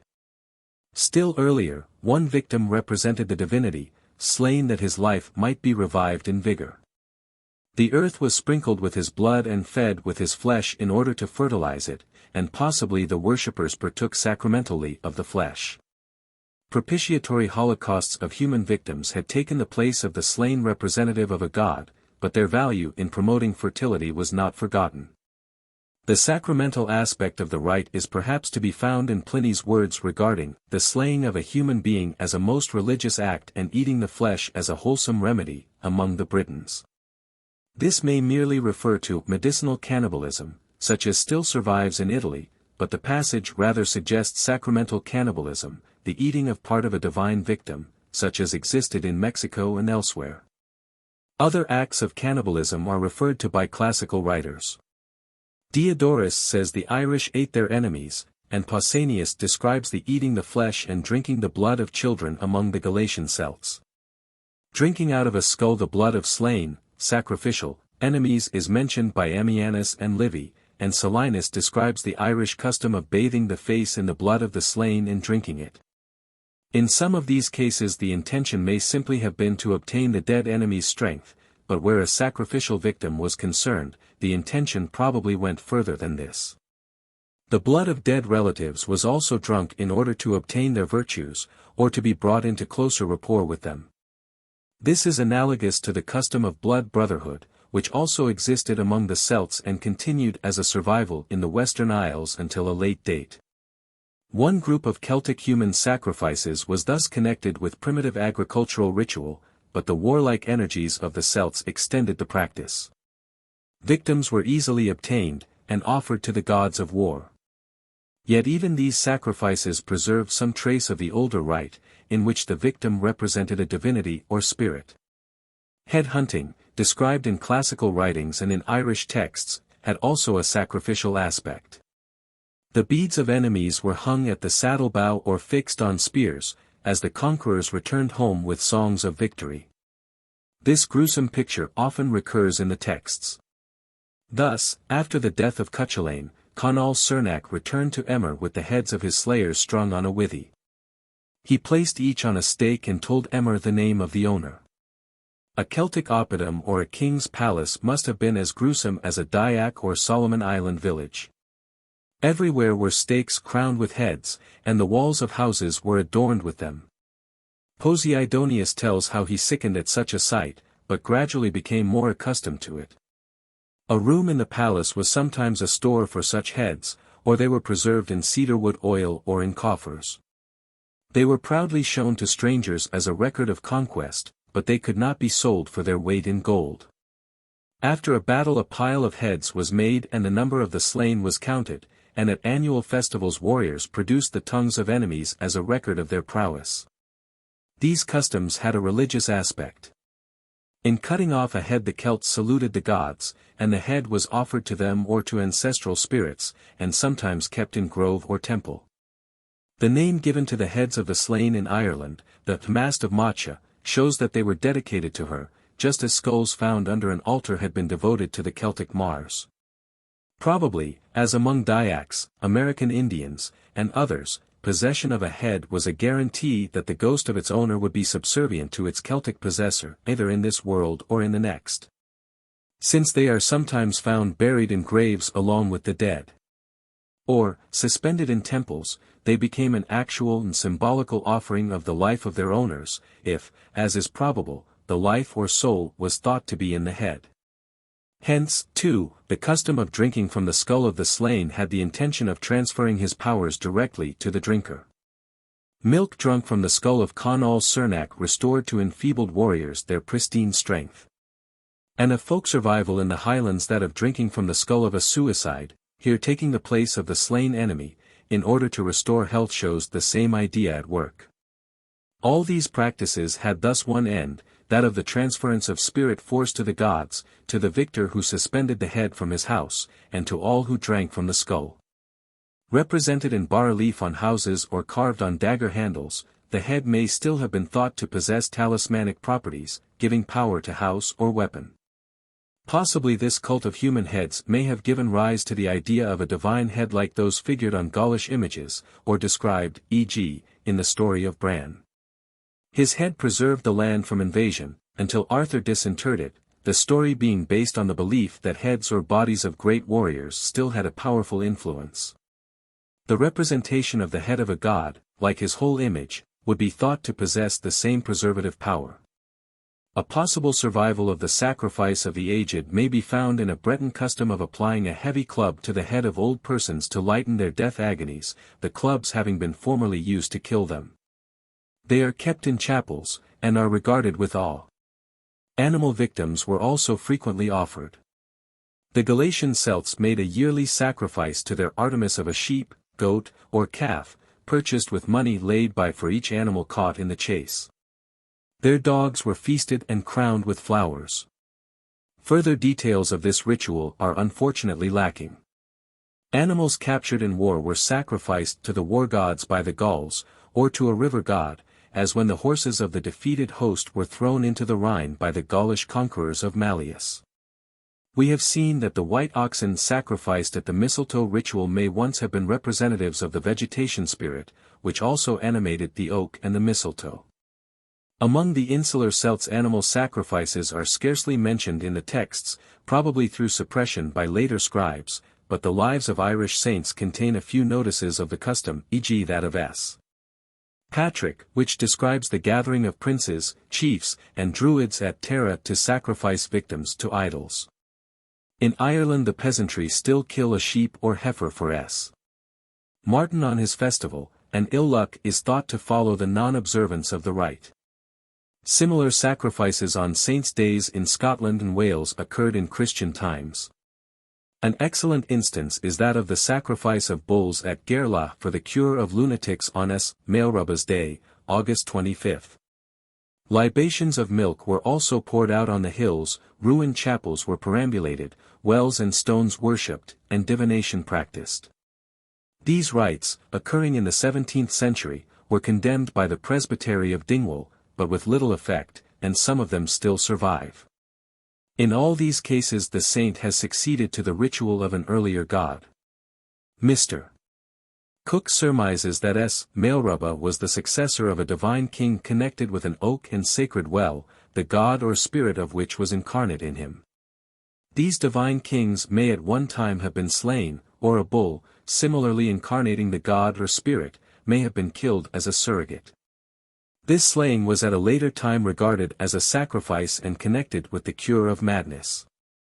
The rite would thus be on a parallel with the slaying of the oxen at the mistletoe gathering, as already interpreted. Eilean Marie, Maelrubba, where the tree and well still exist, was once known as Eilean Mo Rai, the island of my king, or Eilean Amor Rai, of the great king, the king having been worshipped as a god. This piece of corroborative evidence was given by the oldest inhabitant to Sir Arthur Mitchell. The people also spoke of the god Muri. Other survivals of animal sacrifice are found in cases of cattle plague, as in Murrayshire 60 years ago, in Wales, Devon, and the Isle of Man.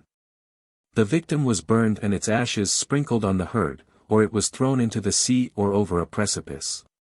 Perhaps it was both a propitiatory sacrifice and escape animal, carrying away the disease, though the rite may be connected with the former slaying of a divine animal whose death benefited all the cattle of the district. In the Hebrides the spirits of earth and air were propitiated every quarter by throwing outside the door a cock, hen, duck, or cat, which was supposed to be seized by them. If the rite was neglected, misfortune was sure to follow. The animal carried away evils from the house, and was also a propitiatory sacrifice. The blood of victims was sprinkled on altars, images, and trees, or, as among the Boy, it was placed in a skull adorned with gold. Other libations are known mainly from folk survivals.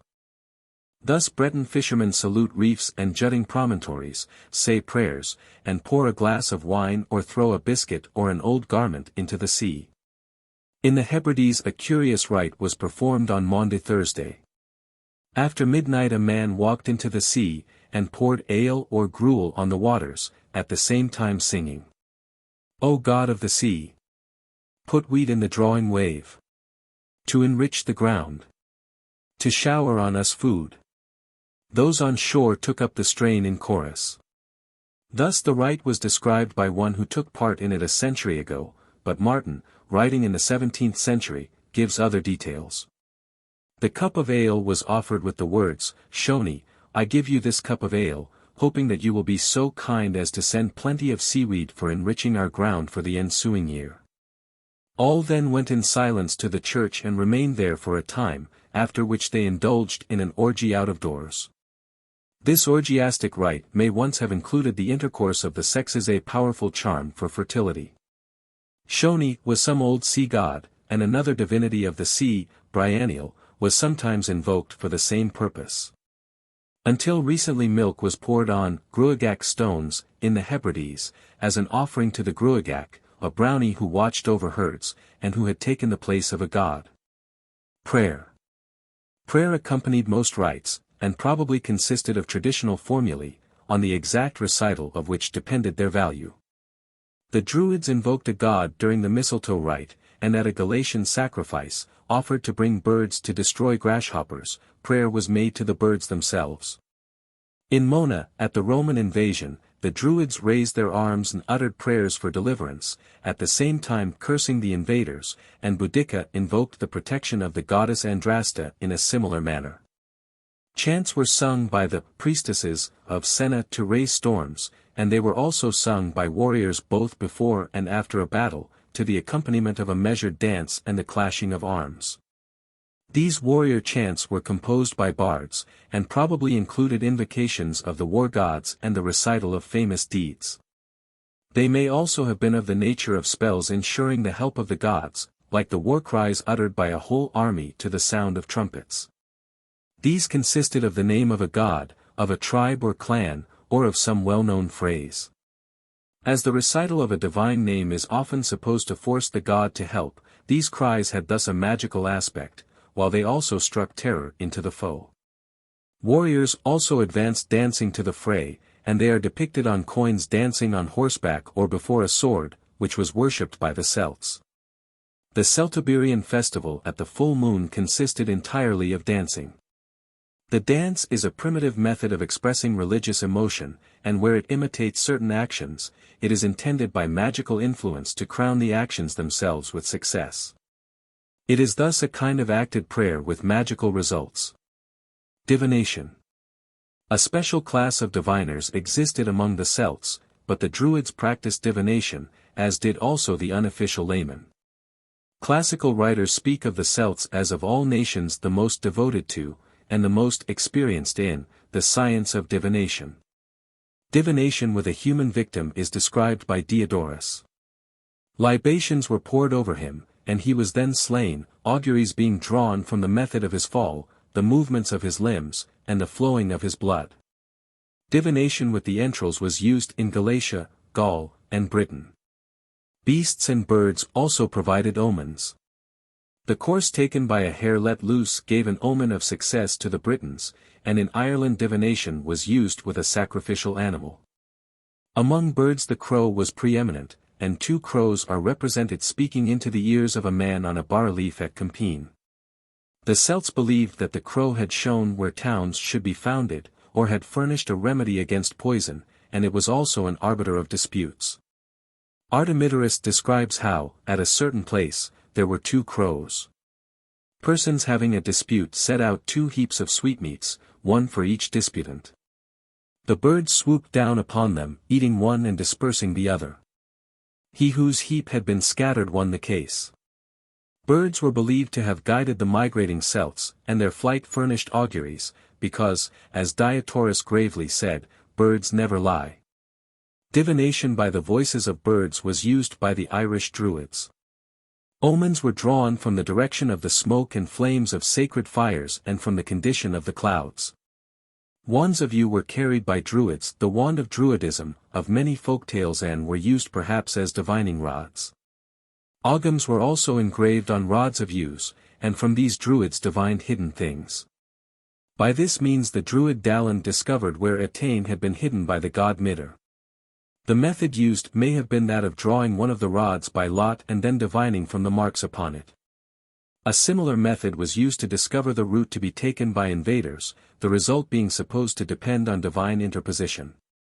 The knowledge of astronomy ascribed by Caesar to the Druids was probably of a simple kind, and much mixed with astrology, and though it furnished the data for computing a simple calendar, its use was largely magical. Irish diviners forecast the time to build a house by the stars, and the date at which Columba's education should begin, was similarly discovered. The imbas forestnae, illumination between the hands, was used by the file to discover hidden things. He chewed a piece of raw flesh and placed it as an offering to the images of the gods whom he desired to help him. If enlightenment did not come by the next day, he pronounced incantations on his palms, which he then placed on his cheeks before falling asleep. The revelation followed in a dream, or sometimes after awaking. Perhaps the animal whose flesh was eaten was a sacred one. Another method was that of the team lega. The file made a verse and repeated it over some person or thing regarding which he sought information, or he placed his staff on the person's body and so obtained what he sought. The rite was also preceded by sacrifice, hence S. Patrick prohibited both it and the imbas forestnae. Another incantation, the setnad, was sung through the fist to discover the track of stolen cattle or of the thief. If this did not bring enlightenment, the file went to sleep and obtained the knowledge through a dream. Another setnad for obtaining information regarding length of life was addressed to the 7 daughters of the sea. Perhaps the incantation was repeated mechanically until the seer fell into a kind of trance. Divination by dreams was also used by the Continental Celts. Other methods resemble transutterance. A great obnubilation was conjured up for the bard so that he slept a heavy sleep, and things magic begotten were shown to him to enunciate, apparently in his sleep. This was called illumination by rhymes, and a similar method was used in Wales. When consulted, the seer roared violently until he was beside himself, and out of his ravings the desired information was gathered. When aroused from this ecstatic condition, he had no remembrance of what he had uttered. Giraldus reports this, and thinks, with the modern spiritualist, that the utterance was caused by spirits. The resemblance to modern transutterance and to similar methods used by savages is remarkable, and psychological science sees in it the promptings of the subliminal self in sleep. The taghairm of the Highlanders was a survival from pagan times. The seer was usually bound in a cow's hide, the animal, it may be conjectured, having been sacrificed in earlier times. He was left in a desolate place, and while he slept spirits were supposed to inspire his dreams. Clothing in the skin of a sacrificial animal, by which the person thus clothed is brought into contact with it and hence with the divinity to which it is offered, or with the divine animal itself where the victim is so regarded, is a widespread custom. Hence, in this Celtic usage, contact with divinity through the hide would be expected to produce enlightenment. For a like reason the Irish sacrificed a sheep for the recovery of the sick, and clothed the patient in its skin.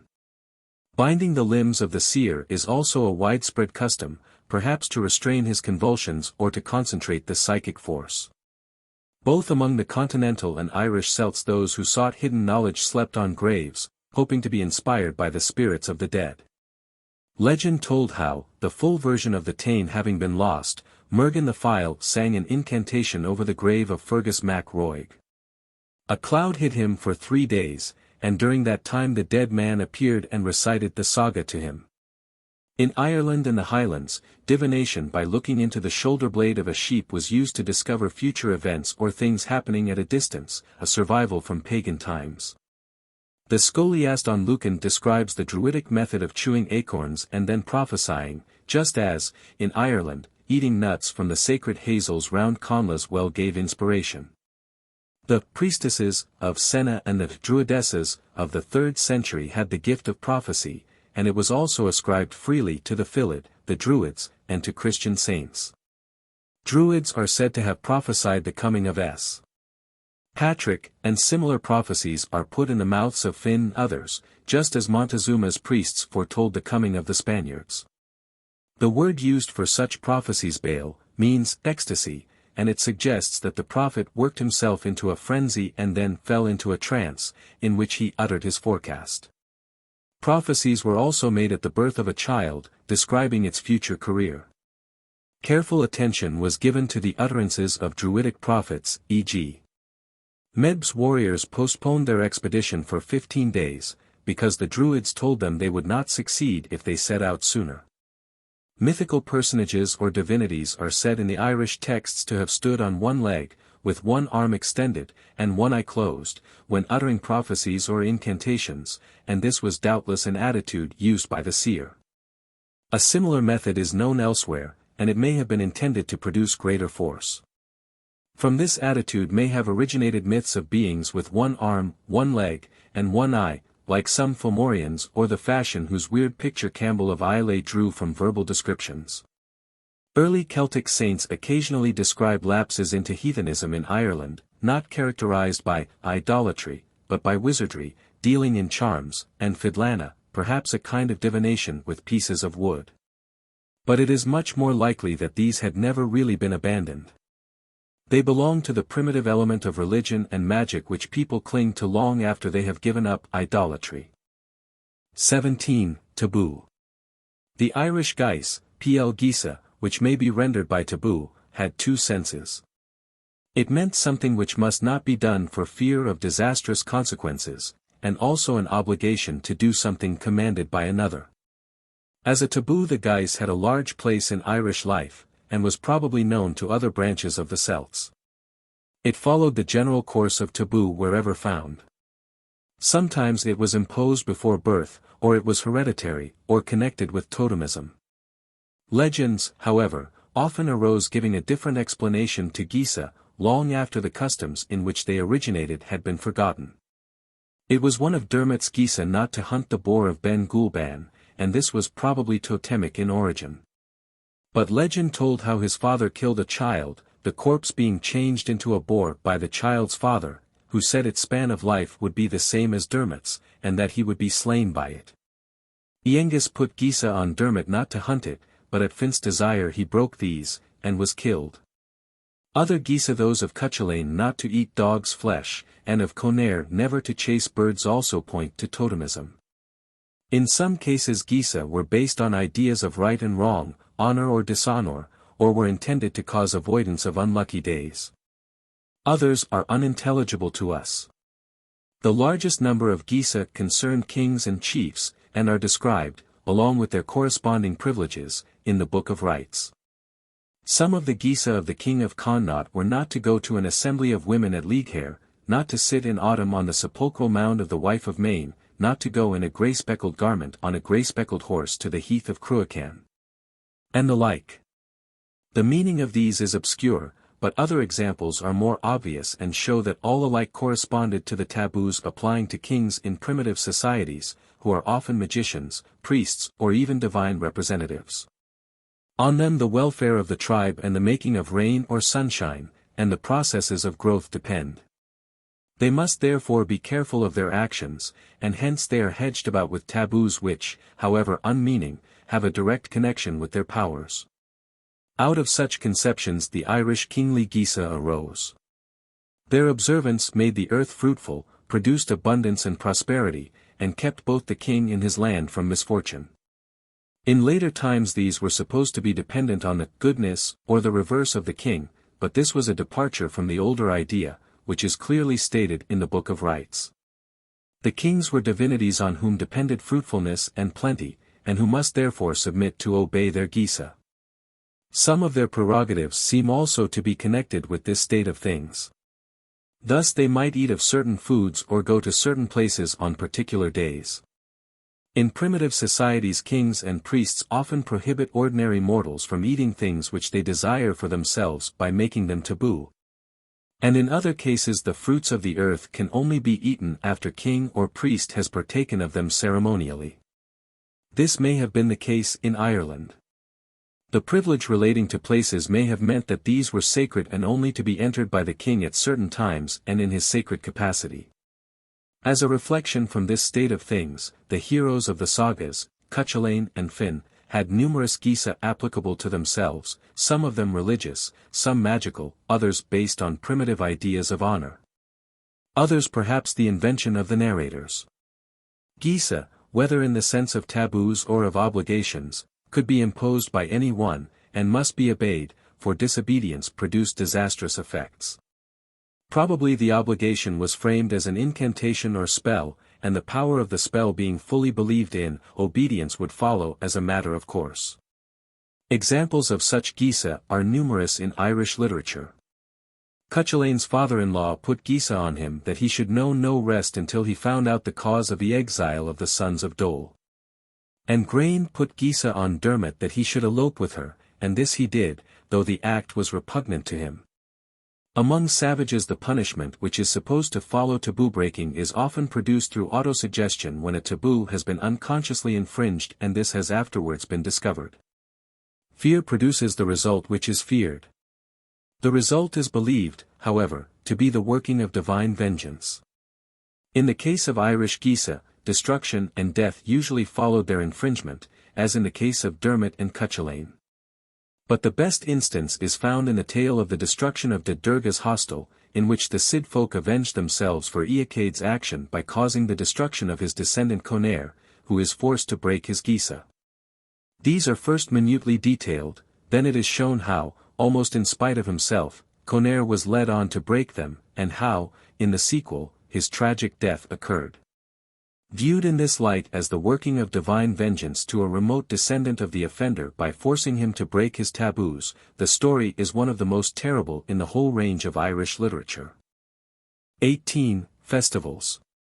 The Celtic year was not at first regulated by the solstices and equinoxes, but by some method connected with agriculture or with the seasons. Later, the year was a lunar one, and there is some evidence of attempts at synchronizing solar and lunar time. But time was mainly measured by the moon, while in all calculations night preceded day. Thus Oichi Samhain was the night preceding Samhain, November 1st, not the following night.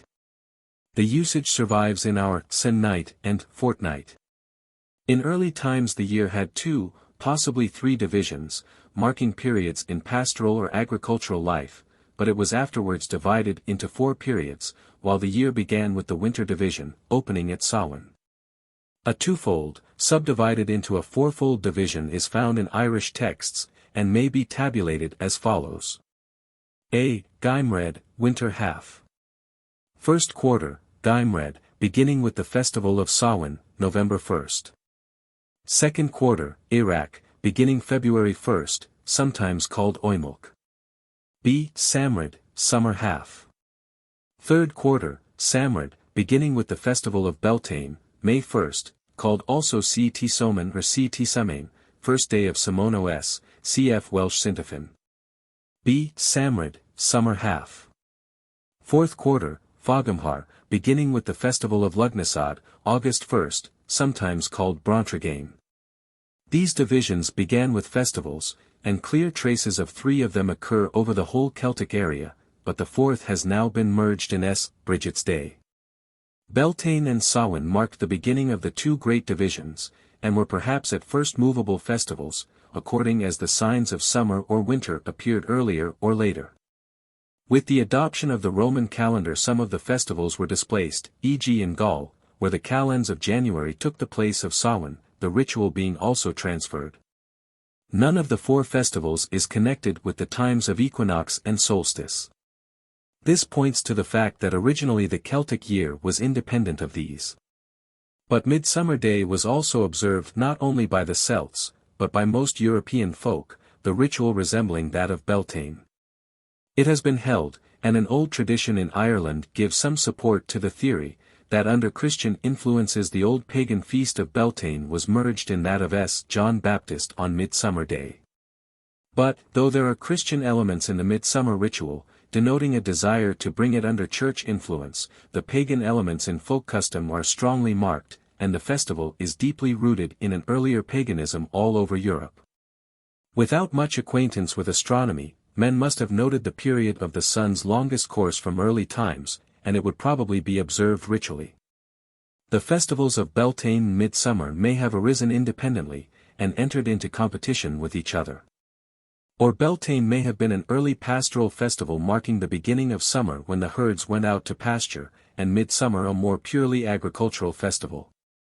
And since their ritual aspect and purpose as seen in folk custom are similar, they may eventually have borrowed each from the other.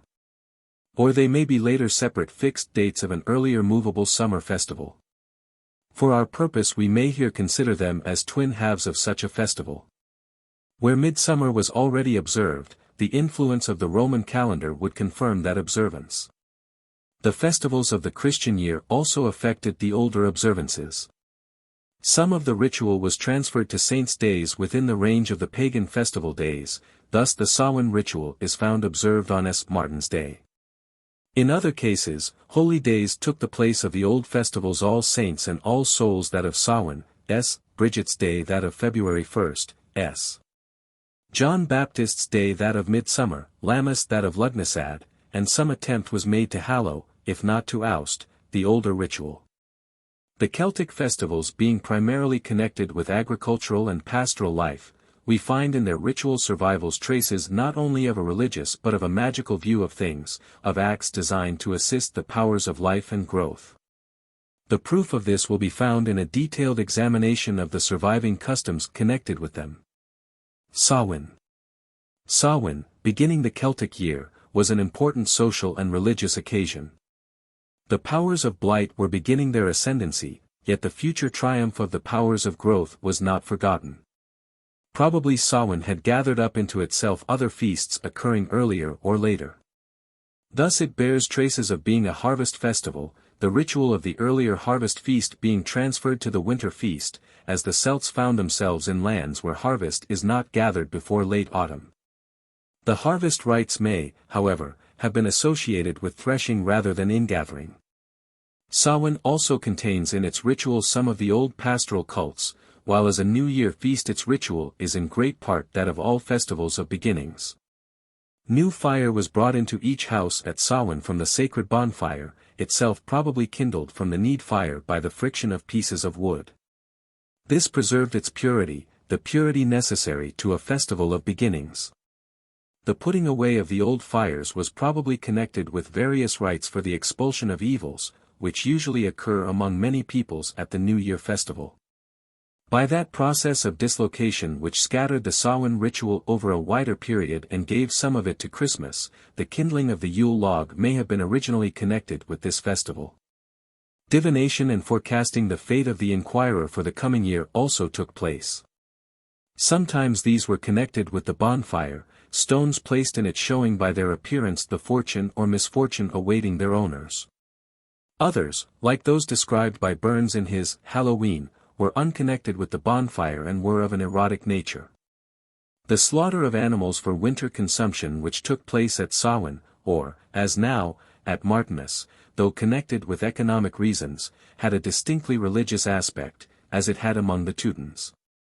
In recent times in Ireland one of the animals was offered to S. Martin, who may have taken the place of a god, and ill luck followed the non-observance of the custom. The slaughter was followed by general feasting. This later slaughter may be traced back to the pastoral stage, in which the animals were regarded as divine, and one was slain annually and eaten sacramentally. Or, if the slaughter was more general, the animals would be propitiated. But when the animals ceased to be worshipped, the slaughter would certainly be more general, though still preserving traces of its original character. The pastoral sacrament may also have been connected with the slaying and eating of an animal representing the corn spirit at harvest time. In one legend S. Martin is associated with the animal slain at Martinmas, and is said to have been cut up and eaten in the form of an ox, as if a former divine animal had become an anthropomorphic divinity. The latter being merged in the personality of a Christian saint. Other rites, connected with the calends of January as a result of dislocation, point also in this direction. In Gaul and Germany riotous processions took place with men dressed in the heads and skins of animals. This rite is said by Tilly to have been introduced from Italy, but it is more likely to have been a native custom. As the people ate the flesh of the slain animals sacramentally, so they clothed themselves in the skins to promote further contact with their divinity. Perambulating the township sunwise dressed in the skin of a cow took place until recently in the Hebrides at New Year, in order to keep off misfortune, a piece of the hide being burned and the smoke inhaled by each person and animal in the township. Similar customs have been found in other Celtic districts, and these animal disguises can hardly be separated from the sacramental slaughter at Samhain. Evils having been or being about to be cast off in the New Year ritual, a few more added to the number can make little difference. Hence among primitive peoples New Year is often characterized by orgiastic rites. These took place at the Calends in Gaul, and were denounced by councils and preachers. In Ireland the merriment at Samhain is often mentioned in the texts. And similar orgiastic rites lurk behind the Halloween customs in Scotland and in the license still permitted to youths in the quietest townships of the West Highlands at Samhain Eve. Samhain, as has been seen, was also a festival of the dead, whose ghosts were fed at this time. As the powers of growth were in danger and in eclipse in winter, men thought it necessary to assist them. As a magical aid the Samhain bonfire was chief, and it is still lit in the Highlands. Brands were carried round, and from it the new fire was lit in each house. In North Wales people jumped through the fire, and when it was extinct, rushed away to escape the Black Sow, who would take the hindmost. The bonfire represented the sun, and was intended to strengthen it. But representing the sun, it had all the sun's force, hence those who jumped through it were strengthened and purified. The Welsh reference to the hindmost and to the black sow may point to a former human sacrifice, perhaps of anyone who stumbled in jumping through the fire. Keating speaks of a druidic sacrifice in the bonfire, whether of man or beast is not specified. Probably the victim, like the scapegoat, was laden with the accumulated evils of the year, as in similar New Year customs elsewhere. Later belief regarded the sacrifice, if sacrifice there was, as offered to the powers of evil the black sow, unless this animal is a reminiscence of the corn spirit in its harmful aspect. Earlier powers, whether of growth or of blight, came to be associated with Samhain as demoniac beings, the malignant bird flocks, which blighted crops and killed animals, the Salmonac which steals children, and Mongfind the banshee, to whom women and the rabble make petitions on Samhain Eve. Witches, evil-intentioned fairies, and the dead were particularly active then. Though the sacrificial victim had come to be regarded as an offering to the powers of blight, he may once have represented a divinity of growth or, in earlier times, the corn spirit. Such a victim was slain at harvest, and harvest is often late in northern Celtic regions, while the slaying was sometimes connected not with the harvest field, but with the later threshing.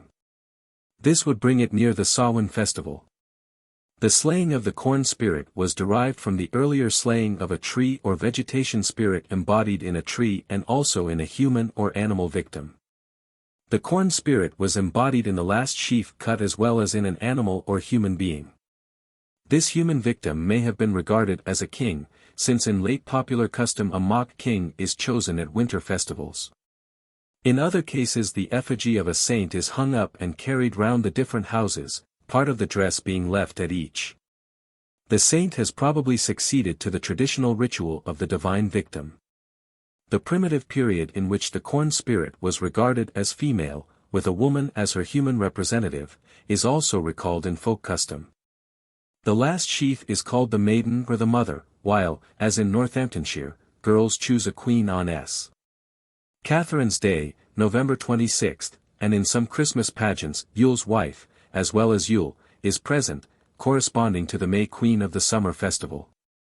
Men also masqueraded as women at the Calends. The dates of these survivals may be explained by that dislocation of the Samhain festival already pointed out. This view of the Samhain human sacrifices is supported by the Irish offerings to the Fomorians gods of growth, later regarded as gods of blight, and to Crom Cruach, in both cases at Samhain. With the evolution of religious thought, the slain victim came to be regarded as an offering to evil powers. This aspect of Samhain, as a festival to promote and assist festivity, is further seen in the belief in the increased activity of fairies at that time. In Ireland, fairies are connected with the Tuatha Dé Danann, the divinities of growth, and in many folk tales they are associated with agricultural processes. The use of evergreens at Christmas is perhaps also connected with the carrying of them round the fields in older times, as an evidence that the life of nature was not extinct.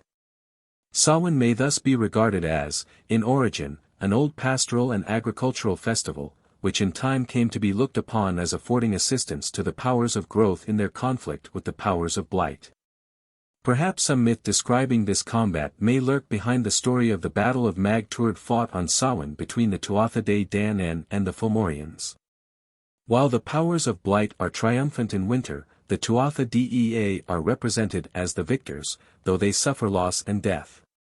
Perhaps this enshrines the belief in the continual triumph of life and growth over blight and decay, or it may arise from the fact that Samhain was both a time of rejoicing for the ingathered harvest, and of wailing for the coming supremacy of winter and the reign of the powers of blight. Beltane.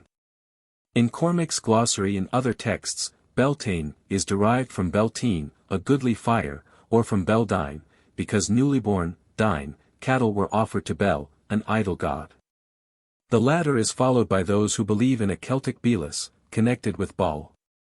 No such god is known, however, and the god Belinos is in no way connected with the Semitic divinity. M. Darbois assumes an unknown god of death, Beltane, from Beltu, to die, whose festival Beltane was.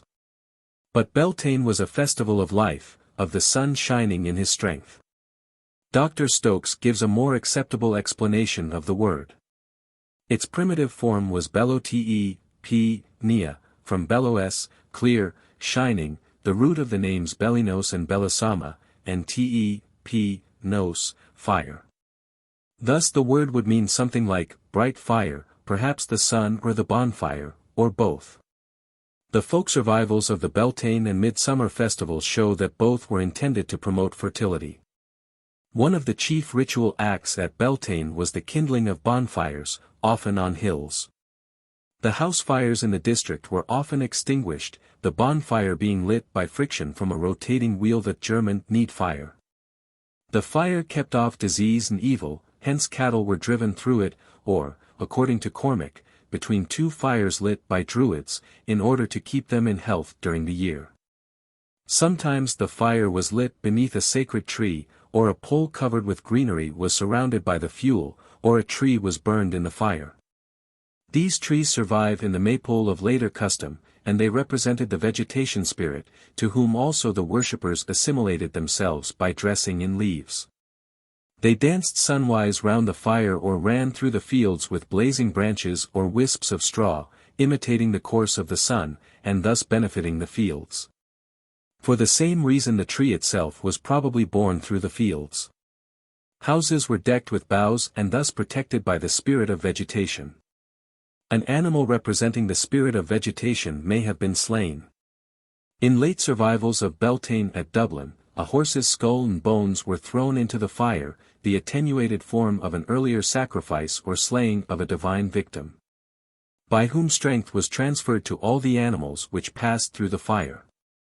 In some cases a human victim may have been slain. This is suggested by customs surviving in Perthshire in the 18th century, when a cake was broken up and distributed, and the person who received a certain blackened portion was called the Beltane Carline, or devoted. A pretense was made of throwing him into the fire, or he had to leap 3 times through it, and during the festival he was spoken of as dead. Martin says that malefactors were burned in the fire, and though he cites no authority, this agrees with the Celtic use of criminals as victims. Perhaps the victim was at one time a human representative of the vegetation spirit.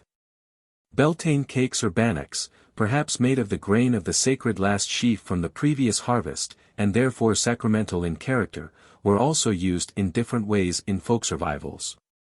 They were rolled down a slope, a magical imitative act, symbolizing and aiding the course of the sun. The cake had also a divinatory character.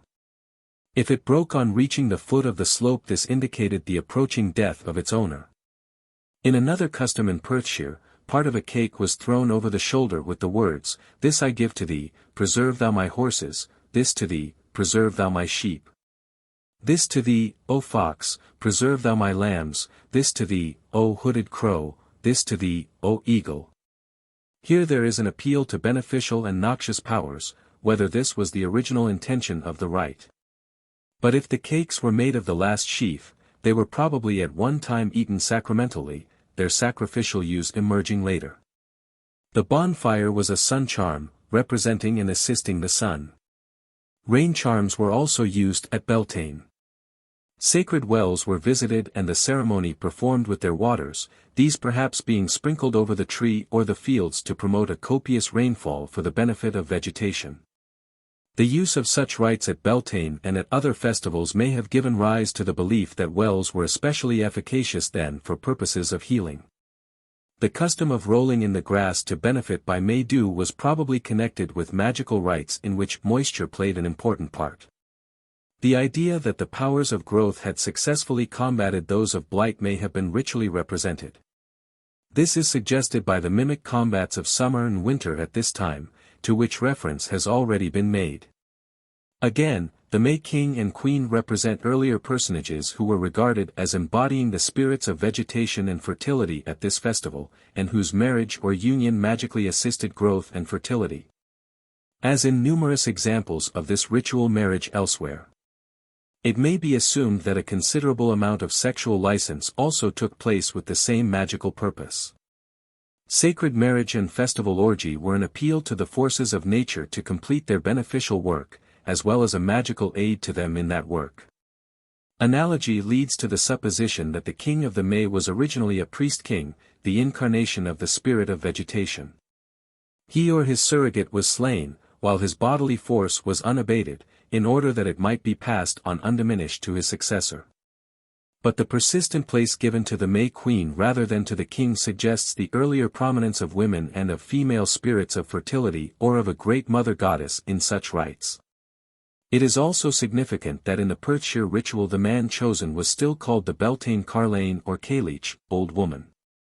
And if, as Professor Pearson maintains, witch orgies are survivals of old sex festivals, then the popular belief in the activity of witches on Beltane Eve also shows that the festival had once been mainly one in which women took part. Such orgies often took place on hills which had been the sites of a cult in former times. Midsummer. The ritual of the Midsummer Festival did not materially differ from that of Beltane, and as folk survivals show, it was practiced not only by the Celts, but by many other European peoples. It was, in fact, a primitive nature festival such as would readily be observed by all under similar psychic conditions and in like surroundings. A bonfire was again the central rite of this festival, the communal nature of which is seen in the fact that all must contribute materials to it. In local survivals, mayor and priest, representing the earlier local chief and priest, were present, while a service in church preceded the procession to the scene of the bonfire. Dancing sunwise round the fire to the accompaniment of songs which probably took the place of hymns or tunes in honor of the sun god, commonly occurred, and by imitating the sun's action, may have been intended to make it more powerful. The livelier the dance the better would be the harvest. As the fire represented the sun, it possessed the purifying and invigorating powers of the sun, hence leaping through the fire preserved from disease, brought prosperity, or removed barrenness. Hence also cattle were driven through the fire. But if any one stumbled as he leaped, ill luck was supposed to follow him. He was devoted to the Fadettes or spirits, and perhaps, like the devoted Beltane victim, he may formerly have been sacrificed. Animal sacrifices are certainly found in many survivals, the victims being of 10 placed in osier baskets and thrown into the fire. In other districts great human effigies of osier were carried in procession and burned. The connection of such sacrifices with the periodical slaying of a representative of the vegetation spirit has been maintained by Manhart and Dr. Fraser. As has been seen, periodic sacrifices for the fertility of the land are mentioned by Caesar, Strabo, and Diodorus, human victims and animals being enclosed in an osier image and burned. These images survive in the osier effigies just referred to, while they may also be connected with the custom of decking the human representatives of the spirit of vegetation in greenery. The holocausts may be regarded as extensions of the earlier custom of slaying one victim, the incarnation of a vegetation spirit. This slaying was gradually regarded as sacrificial, but as the beneficial effect of the sacrifice on growth was still believed in, it would naturally be thought that still better effects would be produced if many victims were offered. The victims were burned in a fire representing the sun, and vegetation was thus doubly benefited, by the victims and by the sun god. The oldest conception of the vegetation spirit was that of a tree spirit which had power over rain, sunshine, and every species of fruitfulness. For this reason a tree had a prominent place both in the Beltane and midsummer feasts. It was carried in procession, imparting its benefits to each house or field. Branches of it were attached to each house for the same purpose. It was then burned, or it was set up to procure benefits to vegetation during the year and burned at the next midsummer festival. The sacred tree was probably an oak, and, as has been seen, the mistletoe rite probably took place on Midsummer Eve, as a preliminary to cutting down the sacred tree and in order to secure the life or soul of the tree, which must first be secured before the tree could be cut down. The life of the tree was in the mistletoe, still alive in winter when the tree itself seemed to be dead. Such beliefs as this concerning the detachable soul or life survive in Merkin, and are still alive among savages. Folk survivals show that a human or an animal representative of the vegetation spirit, brought into connection with the tree, was also slain or burned along with the tree. Thus the cutting of the mistletoe would be regarded as a preliminary to the slaying of the human victim, who, like the tree, was the representative of the spirit of vegetation. The bonfire representing the sun, and the victims, like the tree, representing the spirit of vegetation, it is obvious why the fire had healing and fertilizing powers. And why its ashes and the ashes or the flesh of the victims possessed the same powers. Brands from the fire were carried through the fields or villages, as the tree had been, or placed on the fields or in houses, where they were carefully preserved for a year. All this aided growth and prosperity, just as the smoke of the fire, drifting over the fields, produced fertility. Ashes from the fire, and probably the calcined bones or even the flesh of the victims, were scattered on the fields or preserved and mixed with the seed corn. Again, part of the flesh may have been eaten sacramentally, since, as has been seen, Pliny refers to the belief of the Celts in the eating of human flesh as most wholesome. In the Stone Age, as with many savages, a circle typified the sun, and as soon as the wheel was invented its rolling motion at once suggested that of the sun. In the Edda the sun is the beautiful, the shining wheel, and similar expressions occur in the Vedas. Among the Celts the wheel of the sun was a favorite piece of symbolism, and this is seen in various customs at the midsummer festival. A burning wheel was rolled down a slope or trundled through the fields, or burning brands were whirled round so as to give the impression of a fiery wheel. The intention was primarily to imitate the course of the sun through the heavens, and so, on the principle of imitative magic, to strengthen it. But also, as the wheel was rolled through the fields, so it was hoped that the direct beneficial action of the sun upon them would follow. Similar rites might be performed not only at midsummer, but at other times, to procure blessing or to ward off evil, e.g. carrying fire round houses or fields or cattle or round a child Diceal or sunwise, and, by a further extension of thought, the blazing wheel, or the remains of the burning brands thrown to the winds, had also the effect of carrying off accumulated evils. Beltane and midsummer thus appear as twin halves of a spring or early summer festival, the intention of which was to promote fertility and health. This was done by slaying the spirit of vegetation in his representative tree, animal, or man. His death quickened the energies of earth and man. The fire also magically assisted the course of the sun. Survival of the ancient rites are or were recently found in all Celtic regions, and have been constantly combated by the Church. But though they were continued, their true meaning was forgotten, and they were mainly performed for luck or out of sheer conservatism. Sometimes a Christian aspect was given to them, e.g. by connecting the fires with S. John, or by associating the rites with the service of the Church, or by the clergy being present at them. But their true nature was still evident as acts of pagan worship and magic which no veneer of Christianity could ever quite conceal. Lugnus ad.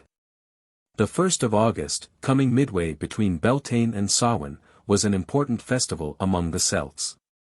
In Christian times the day became Lammas, but its name still survives in Irish as Lugnasad, in Gaelic as Lunastul or Lunasduin, and in Manx as Laluanis, and it is still observed as a fair or feast in many districts. Formerly assemblies at convenient centres were held on this day, not only for religious purposes, but for commerce and pleasure, both of these being of course saturated with religion. All Ireland met at Tailty, just as all Gaul met at Lugadunum, Lug's town, or Lyons, in honour of Augustus, though the feast there had formerly been in honour of the god Lugus. The festival was here Romanist, as it was also in Britain, where its name appears as Goel Aust, Gulostus, and Gwil Ost, now the August feast, but formerly the Feast of Augustus, the name having replaced one corresponding to Lugnasad. Cormac explains the name Lugnasad as a festival of Luff Mac Ethlin, celebrated by him in the beginning of autumn, and the Ren Din Senkas accounts for its origin by saying that Lug's foster mother, Tailtiu, having died on the calends of August, he directed an assembly for lamentation to be held annually on that day at her tomb. Lug is thus the founder of his own festival, for that it was his, and not Tailtiu's, is clear from the fact that his name is attached to it. As Lammas was a Christian harvest thanksgiving, so also was Lugnasad a pagan harvest feast, part of the ritual of which passed over to Samhain. The people made glad before the sun god Lug, perhaps having that character who had assisted them in the growth of the things on which their lives depended. Marriages were also arranged at this feast, probably because men had now more leisure and more means for entering upon matrimony. Possibly promiscuous lovemaking also occurred as a result of the festival gladness, agricultural districts being still notoriously immoral. Some evidence points to the connection of the feast with Lug's marriage, though this has been allegorized into his wedding, the sovereignty of Aaron. Perhaps we have here a hint of the rite of the sacred marriage, for the purpose of magically fertilizing the fields against next year's sowing. Due observance of the feast produced abundance of corn, fruit, milk, and fish. Probably the ritual observed included the preservation of the last sheaf as representing the corn spirit, giving some of it to the cattle to strengthen them, and mingling it with next year's corn to impart to it the power of the corn spirit. It may also have included the slaying of an animal or human incarnation of the corn spirit, whose flesh and blood quickened the soil and so produced abundance next year, or, when partaken of by the worshippers, brought blessings to them. To neglect such rites, abundant instances of which exist in folk custom, would be held to result in scarcity. This would also explain, as already suggested, why the festival was associated with the death of Tailtiu or of Carmen. The euhemerized queen goddess Tailtiu and the woman Carmen had once been corn goddesses, evolved from more primitive corn spirits, and slain at the feast in their female representatives. The story of their death and burial at the festival was a dim memory of this ancient rite, and since the festival was also connected with the sun god Lug, it was easy to bring him into relationship with the earlier goddess. Elsewhere the festival, in its memorial aspect, was associated with a king, probably because male victims had come to be representatives of a corn god who had taken the place of the goddess. Some of the ritual of these festivals is illustrated by scattered notices in classical writers, and on the whole they support our theory that the festivals originated in a female cult of spirits or goddesses of fertility. Strabo speaks of sacrifices offered to Demeter and Kore, according to the ritual followed at Samothrace, in an island near Britain, i.e. to native goddesses equated with them. He also describes the ritual of the Nomnite women on an island in the Loire.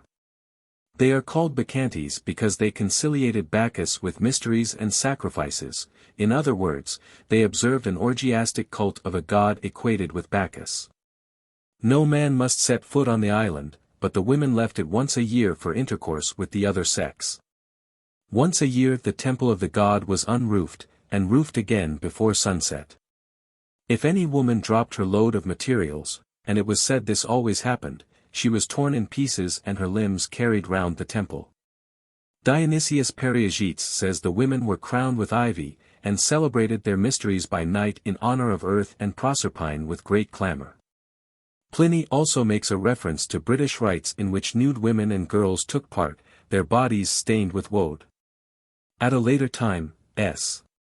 Gregory of Tours speaks of the image of a goddess Berecynthia drawn on a litter through the streets, fields, and vineyards of Augustodunum on the days of her festival, or when the fields were threatened with scarcity. The people danced and sang before it. The image was covered with a white veil. Berecynthia has been conjectured by Professor Anwyl to be the goddess Brigindu, worshipped at Valnay. These rites were all directed towards divinities of fertility. But in harvest customs in Celtic Scotland and elsewhere 2 sheaves of corn were called respectively the Old Woman and the Maiden, the corn spirit of the past year and that of the year to come, and corresponding to Demeter and Kore in early Greek agricultural ritual. As in Greece, so among the Celts, the primitive corn spirits had probably become more individualized goddesses with an elaborate cult, observed on an island or at other sacred spots. The cult probably varied here and there, and that of a god of fertility may have taken the place of the cult of goddesses. A god was worshipped by the Noamnite women, according to Strabo, goddesses according to Dionysius. The mangled victim was probably regarded as representative of a divinity, and perhaps part of the flesh was mixed with the seed corn, like the grain of the maiden sheaf, or buried in the earth. This rite is common among savages, and its presence in old European ritual is attested by survivals. That these rites were taboo to men probably points to the fact that they were examples of an older general custom, in which all such rites were in the hands of women who cultivated the earth, and who were the natural priestesses of goddesses of growth and fertility, of vegetation and the growing corn. Another example is found in the legend and procession of Godiva at Coventry, the survival of a pagan cult from which men were excluded. Pliny speaks of the nudity of the women engaged in the cult. Nudity is an essential part of all primitive agricultural rites, and painting the body is also a widespread ritual act. Dressing with leaves or green stuff, as among the Noamnite women, and often with the intention of personating the spirit of vegetation, is also customary. By unveiling the body, and especially the sexual organs, women more effectually represented the goddess of fertility, and more effectually as her representatives, or through their own powers, magically conveyed fertility to the fields. Nakedness thus became a powerful magico-religious symbol, and it is found as part of the ritual for producing rain. There is thus abundant evidence of the cult of fertility, vegetation, and corn spirits, who tended to become divinities, male or female. Here and there, through conservatism, the cult remained in the hands of women, but more generally it had become a ritual in which both men and women took part, that of the great agricultural festivals. Where a divinity had taken the place of the vaguer spirits, her image, like that of Berecynthia, was used in the ritual, but the image was probably the successor of the tree which embodied the vegetation spirit, and was carried through the fields to fertilize them. Similar processions of images, often accompanied by a ritual washing of the image in order to invigorate the divinity, or, as in the similar May Day custom, to produce rain, are found in the Teutonic cult of Nerthus, the Phrygian of Cybele, the Hindu of Bhavani, and the Roman ritual of the Bona Dea. The image of Berecynthia was thus probably washed also. Washing the images of saints, usually to produce rain, has sometimes taken the place of the washing of a divine image, and similarly the relics of a saint are carried through a field, as was the tree or image. The community at Iona perambulated a newly sown field with Columba's relics in time of drought, and shook his tunic 3 times in the air, and were rewarded by a plentiful rain, and later, by a bounteous harvest. Many of these local cults were pre-Celtic, but we need not therefore suppose that the Celts, or the Aryans as a whole, had no such cults. The Aryans everywhere adopted local cults, but this they would not have done if, as is supposed, they had themselves outgrown them. The cults were local, but the Celts had similar local cults, and easily accepted those of the people they conquered. We cannot explain the persistence of such primitive cults as lie behind the great Celtic festivals, both in classical times and over the whole area of Europe among the peasantry, by referring them solely to a pre-Aryan folk. They were as much Aryan as pre-Aryan. They belonged to those unchanging strata of religion which have so largely supplied the soil in which its later and more spiritual growths have flourished. And among these they still emerge, unchanged and unchanging, like the gaunt outcrops of some ancient rock formation amid rich vegetation and fragrant flowers. 19. Accessories of cult. Temples. In primitive religion, the place of worship is seldom a temple made with hands, but rather an enclosed space in which the symbol or image of the god stands. The sacredness of the god makes the place of his cult sacred. Often an open space in the forest is the scene of the regular cult. There the priests perform the sacred rites, none may enter it but themselves. And the trembling worshipper approaches it with awe lest the god should slay him if he came too near. The earliest temples of the Gauls were sacred groves, one of which, near Massilia, is described by Lucan. No bird built in it, no animal lurked near, the leaves constantly shivered when no breeze stirred them. Altars stood in its midst, and the images of the gods were misshapen trunks of trees. Every tree was stained with sacrificial blood. The poet then describes marvels heard or seen in the grove: the earth groaning, dead yews reviving, trees surrounded with flame yet not consumed, and huge serpents twining round the oaks. The people feared to approach the grove, and even the priest would not walk there at midday or midnight lest he should then meet its divine guardian. Dio speaks of human sacrifices offered to Andrasta in a British grove, and in 61 AD. The woods of Mona, devoted to strange rites, were cut down by Roman soldiers. The sacred Druids of the Galatian Celts may have been a grove. Place names also point to the widespread existence of such groves, since the word nemeton, grove, occurs in many of them, showing that the places so called had been sites of a cult. In Ireland, Fidnemd stood for sacred grove. The ancient groves were still the objects of veneration in Christian times, though fines were levied against those who still clung to the old ways.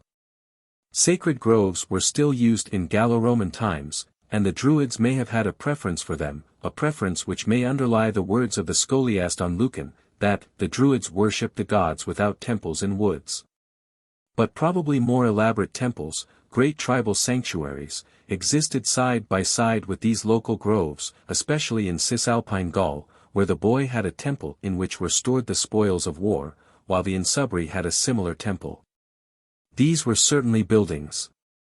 The consecrated place in Transalpine Gaul, which Caesar mentions, and where at fixed periods judgments were given, might be either a grove or a temple. Caesar uses the same phrase for sacred places where the spoils of war were heaped.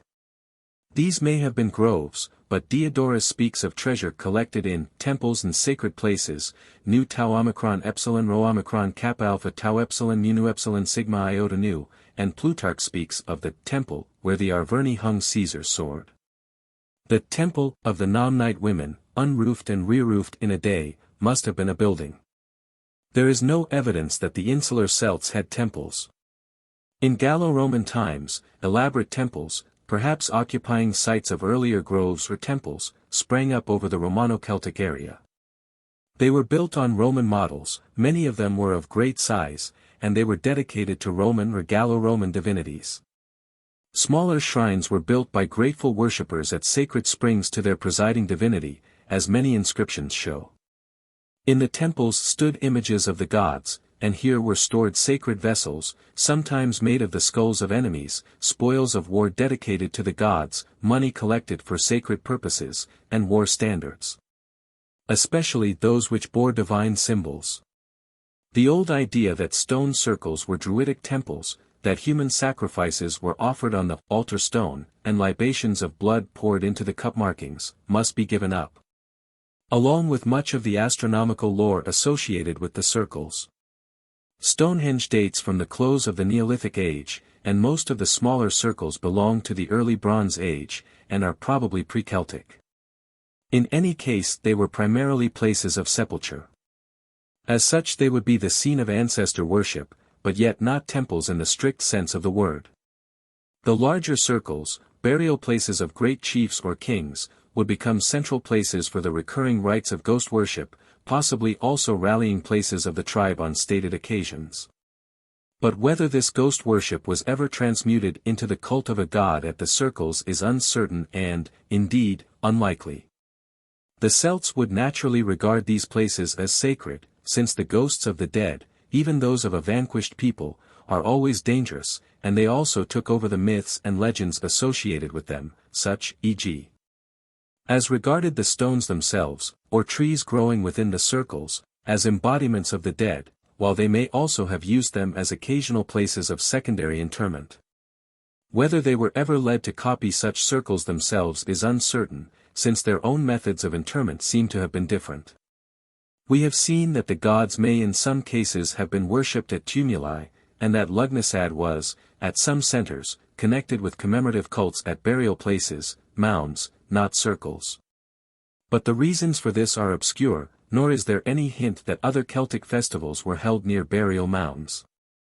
Probably such commemorative rites at places of sepulture during Lugnasad were only part of a wider series occurring elsewhere. And we cannot assume from such vague notices that stone circles were Druidic temples where worship of an Oriental nature was carried on.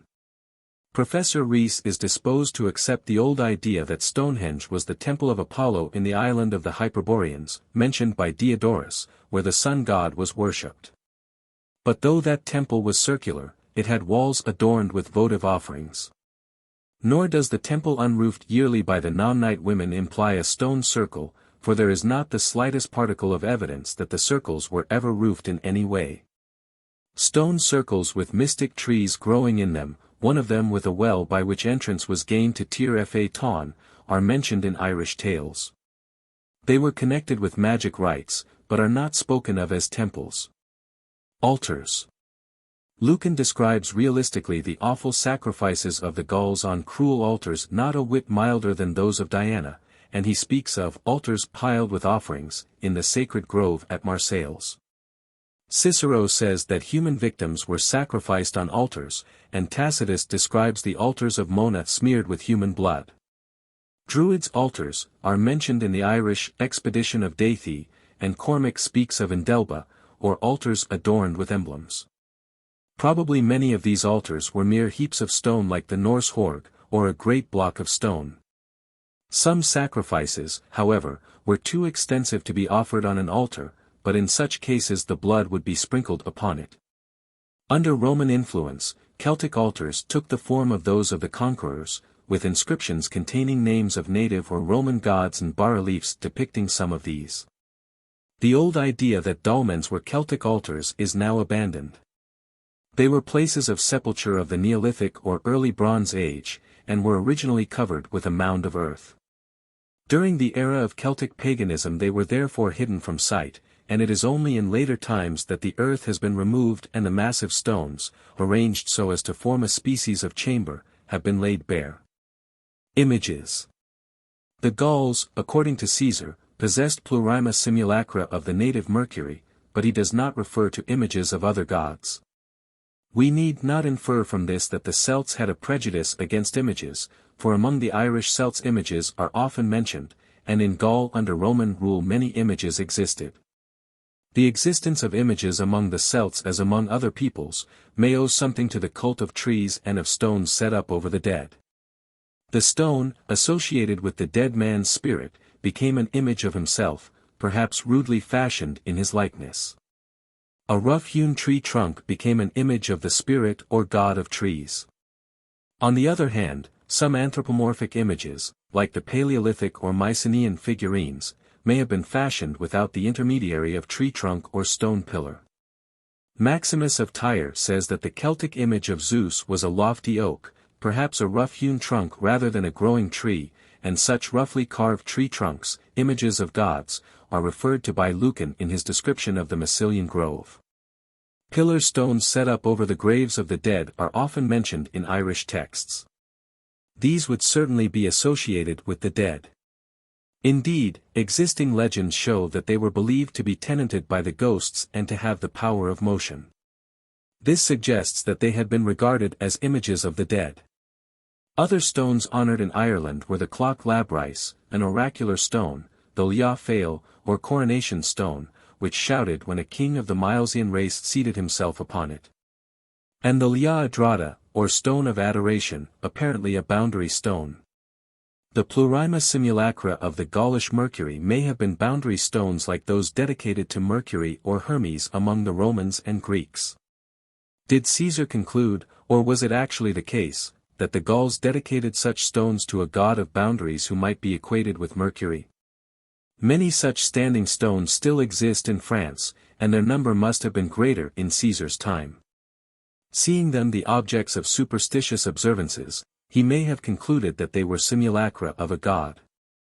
Other Romans besides himself had been struck by the resemblance of these stones to their Hermae, and perhaps the Gauls, if they did not already regard them as symbols of a god, acquiesced in the resemblance. Thus, on the menhir of Curvedel are sculptured 4 figures, one being that of Mercury, dating from Gallo-Roman times.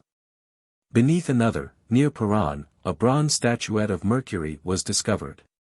This would seem to show that the Gauls had a cult of pillar stones associated with a god of boundaries. Caesar probably uses the word simulacrum in the sense of symbol, rather than image, though he may have meant native images not fully carved in human shape, like the Irish Serman Surstack, ornamented with gold and silver. The chief idol of North Ireland, or like the similarly ornamented images of Crom Cruach and his satellites.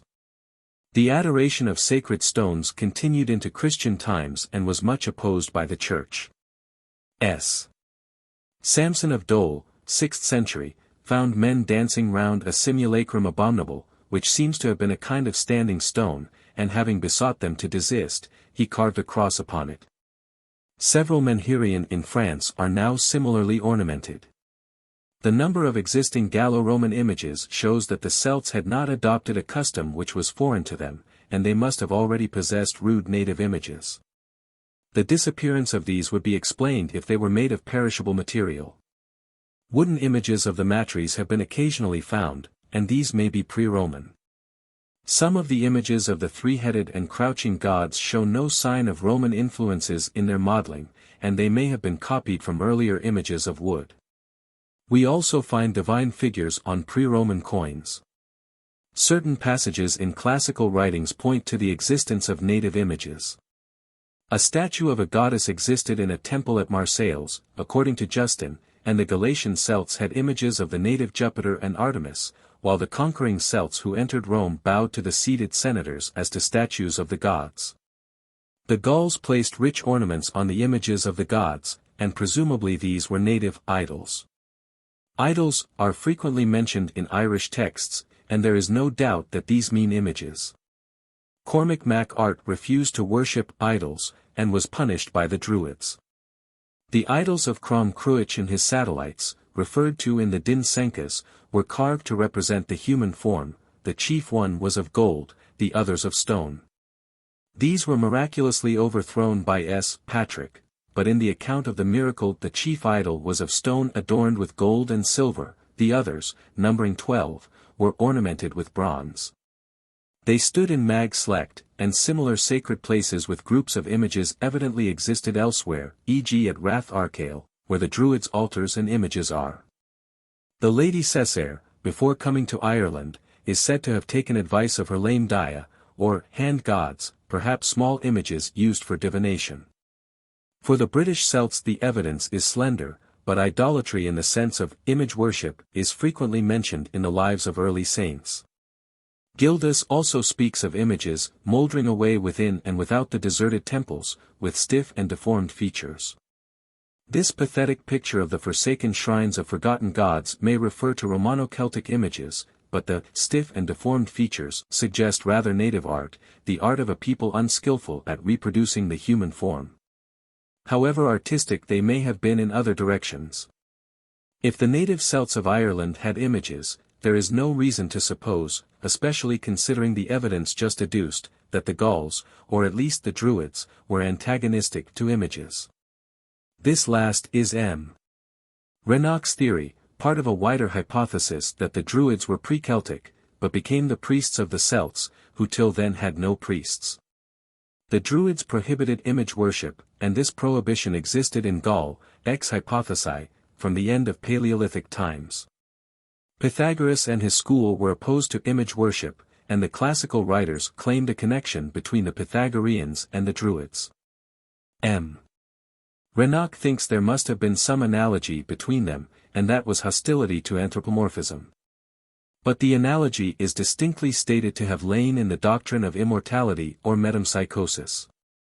Had the Druids been opposed to image worship, classical observers could not have failed to notice the fact. M. Renoch then argues that the Druids caused the erection of the megalithic monuments in Gaul, symbols not images. They are thus Druidic, though not Celtic. The monuments argue a powerful priesthood, the Druids were a powerful priesthood, therefore the Druids caused the monuments to be built.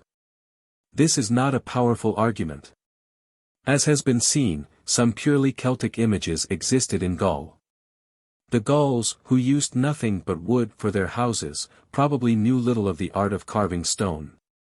They would therefore make most of their images of wood, a perishable material. The insular Celts had images, and if, as Caesar maintained, the Druids came from Britain to Gaul, this points at least to a similarity of cult in the two regions. Youthful Gauls who aspired to Druidic knowledge went to Britain to obtain it. Would the Druids of Gaul have permitted this, had they been iconoclasts? No single text shows that the Druids had any antipathy to images, while the Gauls certainly had images of worshipful animals. Further, even if the Druids were priests of a pre-Celtic folk, they must have permitted the making of images, since many menhir statues exist on French soil, at Aveyron, Tarn, and elsewhere. The Celts were in constant contact with image-worshipping peoples, and could hardly have failed to be influenced by them, even if such a priestly prohibition existed, just as Israel succumbed to images in spite of divine commands. That they would have been thus influenced is seen from the number of images of all kinds dating from the period after the Roman conquest. Incidental proofs of the fondness of the Celts for images are found in ecclesiastical writings and in late survivals. The procession of the image of Berecynthia has already been described, and such processions were common in Gaul, and imply a regular folk custom. Martin of Tours stopped a funeral procession believing it to be such a pagan rite. Councils and edicts prohibited these processions in Gaul, but a more effectual way was to Christianize them. The Rogation tied processions with crucifix and Madonna, and the carrying of John's image at the midsummer festivals, were a direct continuation of the older practices. Images were often broken by Christian saints in Gaul, as they had been overturned by Patrick in Ireland. Stiff and deformed, many of them must have been, if one may judge from the Grogord, or Venus of Quinnipiac, for centuries the object of superstitious rites in Brittany. With it may be compared the fetish stone or image of which an old woman in the island of Iniscia, the guardian of a sacred well, had charge.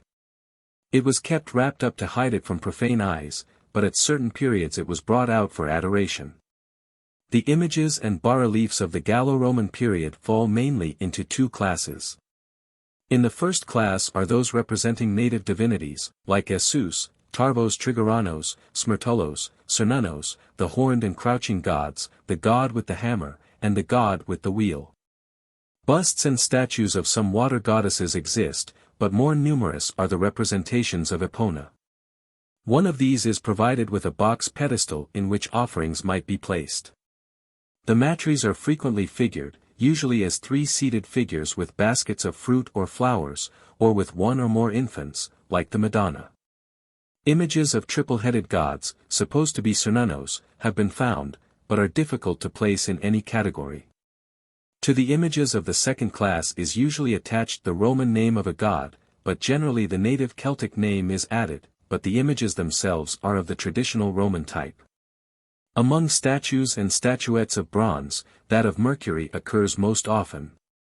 This may point to the fact that Caesar's simulacra of the native Mercury were images, and that the old preference for representing this god continued in Roman times. Small figures of divinities in white clay have been found in large numbers, and may have been ex-votos or images of household larvaria. Symbols. Images of the gods in Gaul can be classified by means of their symbols: the mallet and cup, a symbol of plenty, borne by the god with the hammer, the wheel of the sun god, the cornucopia and torque carried by Cernunnos. Other symbols occur on images, altars, monuments, and coins. These are the swastika and triskele, probably symbols of the sun, single or concentric circles, sometimes with rays, crosses, and a curious S figure. The triscale and the circles are sometimes found on faces figured on coins. They may therefore have been tattoo markings of a symbolic character. The circle and cross are often incised on bronze images of Despater. Much speculation has been aroused by the S figure, which occurs on coins, while 9 models of this symbol hang from a ring carried by the god with the wheel, but the most probable is that which sees in it a thunderbolt. But lacking any old text interpreting these various symbols, all explanations of them must be conjectural. Some of them are not purely Celtic, but are of worldwide occurrence. Cult of weapons. Here some reference may be made to the Celtic cult of weapons. As has been seen, a hammer is the symbol of one god, and it is not unlikely that a cult of the hammer had preceded that of the god to whom the hammer was given as a symbol. Zeus is also represented with an axe. We need not repeat what has already been said regarding the primitive and universal cult of hammer or axe, but it is interesting to notice, in connection with other evidence for a Celtic cult of weapons, that there is every reason to believe that the phrase sub assia dedicare, which occurs in inscriptions on tombs from Gallia Lugdunensis, usually with the figure of an axe incised on the stone, points to the cult of the axe, or of a god whose symbol the axe was. In Irish texts the power of speech is attributed to weapons, but, according to the Christian scribe, this was because demons spoke from them, for the people worshipped arms in those days. Thus it may have been believed that spirits tenanted weapons, or that weapons had souls. Evidence of the cult itself is found in the fact that on Gaulish coins a sword is figured, stuck in the ground, or driving a chariot, or with a warrior dancing before it, or held in the hand of a dancing warrior.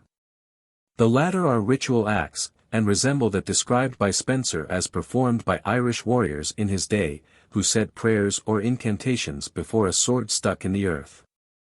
Swords were also addressed in songs composed by Irish bards, and traditional remains of such songs are found in Brittany. They represent the chants of the ancient cult. Oaths were taken by weapons, and the weapons were believed to turn against those who lied. The magical power of weapons, especially of those over which incantations have been said, is frequently referred to in traditional tales and Irish texts. A reminiscence of the cult or of the magical power of weapons may be found in the wonderful glaives of light of Celtic folk tales, and the similar mystical weapon of the Arthurian romances. XX, the Druids. Pliny thought that the name Druid was a Greek appellation derived from the Druidic cult of the oak, Deltaroupsilon. The word, however, is purely Celtic, and its meaning probably implies that, like the sorcerer and medicine man everywhere, the Druid was regarded as the knowing one. It is composed of 2 parts Dru dash, regarded by M. Darbois as an intensive, and vids, from vid, to know, or see. Hence the Druid was the very knowing or wise one. It is possible, however, that Dru is connected with the root which gives the word oak in Celtic. Speech Gaulish dero, Irish dare, Welsh duran, that the oak, occupying a place in the cult, was thus brought into relation with the name of the priesthood. The Gaulish form of the name was probably Druis, the Old Irish was Dre. The modern forms in Irish and Scots Gaelic, Drui and Drowie, mean sorcerer. M. Darbois and others, accepting Caesar's dictum that the system of Druidism is thought to have been devised in Britain, and brought thence into Gaul, maintain that the Druids were priests of the Goidels in Britain, who imposed themselves upon the Gaulish conquerors of the Goidels, and that Druidism then passed over into Gaul about 200 B.C. But it is hardly likely that, even if the Druids were accepted as priests by conquering Gauls in Britain, they should have affected the Gauls of Gaul who were outside the reflex influence of the conquered Goidels, and should have there obtained that power which they possessed. Goidels and Gauls were allied by race and language and religion, and it would be strange if they did not both possess a similar priesthood. Moreover, the Goidels had been a continental people, and Druidism was presumably flourishing among them then. Why did it not influence kindred Celtic tribes without Druids, ex hypothesi, at that time? Further, if we accept Professor Meyer's theory that no Goidel set foot in Britain until the 2nd century AD, the Gauls could not have received the Druidic priesthood from the Goidels. Caesar merely says, it is thought, existimator, that Druidism came to Gaul from Britain. It was a pious opinion, perhaps his own, or one based on the fact that those who wished to perfect themselves in Druidic art went to Britain. This may have been because Britain had been less open to foreign influences than Gaul, and its Druids, unaffected by these, were thought to be more powerful than those of Gaul.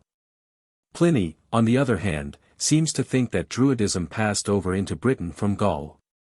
Other writers Sir John Rhys, Sir G. L. Gaume, and M. Renoch support on different grounds the theory that the Druids were a pre-Celtic priesthood, accepted by the Celtic conquerors.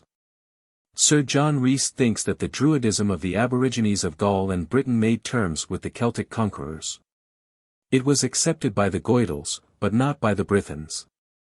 Hence in Britain there were Brythons without Druids, Aborigines under the sway of Druidism, and Gauls who combined Aryan polytheism with Druidism. Druidism was also the religion of the Aborigines from the Baltic to Gibraltar, and was accepted by the Gauls. But if so, it is difficult to see why the Brythons, akin to them, did not accept it. Our knowledge of Brythonic religion is too scanty for us to prove that the Druids had or had not sway over them, but the presumption is that they had. Nor is there any historical evidence to show that the Druids were originally a non-Celtic priesthood. Everywhere they appear as the supreme and dominant priesthood of the Celts, and the priests of a conquered people could hardly have obtained such power over the conquerors. The relation of the Celts to the Druids is quite different from that of conquerors, who occasionally resort to the medicine men of the conquered folk because they have stronger magic or greater influence with the autochthonous gods. The Celts did not resort to the Druids occasionally, ex hypothesi they accepted them completely, were dominated by them in every department of life, while their own priests, if they had any, accepted this order of things without a murmur. All this is incredible. The picture drawn by Caesar, Strabo, and others of the Druids and their position among the Celts as judges, choosers of tribal chiefs and kings, teachers, as well as ministers of religion, suggests rather that they were a native Celtic priesthood, long established among the people. Sir G. L. Gaume supports the theory that the Druids were a pre-Celtic priesthood, because, in his opinion, much of their belief in magic as well as their use of human sacrifice and the redemption of one life by another, is opposed to Aryan sentiment. Equally opposed to this are their functions of settling controversies, judging, settling the succession to property, and arranging boundaries. These views are supported by a comparison of the position of the Druids relatively to the Celts with that of non-Aryan persons in India who render occasional priestly services to Hindu village communities. Whether this comparison of occasional Hindu custom with Celtic usage 2,000 years ago is just, may be questioned. As already seen, it was no mere occasional service which the Druids rendered to the Celts, and it is this which makes it difficult to credit this theory. Had the Celtic housefather been priest and judge in his own clan, would he so readily have surrendered his rights to a foreign and conquered priesthood? On the other hand, kings and chiefs among the Celts probably retained some priestly functions, derived from the time when the offices of the priest-king had not been differentiated. Caesar's evidence certainly does not support the idea that, it is only among the rudest of the so-called Celtic tribes that we find this superimposing of an apparently official priesthood. According to him, the power of the Druids was universal in Gaul, and had their position really corresponded to that of the pariah priests of India, occasional priests of Hindu villages. The determined hostility of the Roman power to them because they wielded such an enormous influence over Celtic thought and life, is inexplainable. If, further, Aryan sentiment was so opposed to Druidic customs, why did Aryan Celts so readily accept the Druids? In this case the receiver is as bad as the thief. Sir G. L. Gaume clings to the belief that the Aryans were people of a comparatively high civilization, who had discarded, if they ever possessed, a savage past. But old beliefs and customs still survive through growing civilization, and if the views of Professor Sergi and others are correct, the Aryans were even less civilized than the peoples whom they conquered. Shape-shifting, magic, human sacrifice, priestly domination, were as much Aryan as non-Aryan, and if the Celts had a comparatively pure religion, why did they so soon allow it to be defiled by the puerile superstitions of the Druids? M. Renoch, as we have seen, thinks that the Celts had no images, because these were prohibited by their priests. This prohibition was pre-Celtic in Gaul, since there are no Neolithic images, though there are great megalithic structures, suggesting the existence of a great religious aristocracy. This aristocracy imposed itself on the Celts. We have seen that there is no reason for believing that the Celts had no images, hence this argument is valueless. M. Renoch then argues that the Celts accepted Druidism en bloc, as the Romans accepted Oriental cults and the Greeks the native Pelasgic cults. But neither Romans nor Greeks abandoned their own faith. Were the Celts a people without priests and without religion? We know that they must have accepted many local cults, but that they adopted the whole aboriginal faith and its priests en bloc is not credible. M. Renoch also holds that when the Celts appear in history, Druidism was in its decline, the Celt, or at least the military caste among the Celts, was reasserting itself. But the Druids do not appear as a declining body in the pages of Caesar, and their power was still supreme, to judge by the hostility of the Roman government to them. If the military caste rebelled against them, this does not prove that they were a foreign body. Such a strife is seen wherever priest and soldier form separate castes, each desiring to rule, as in Egypt.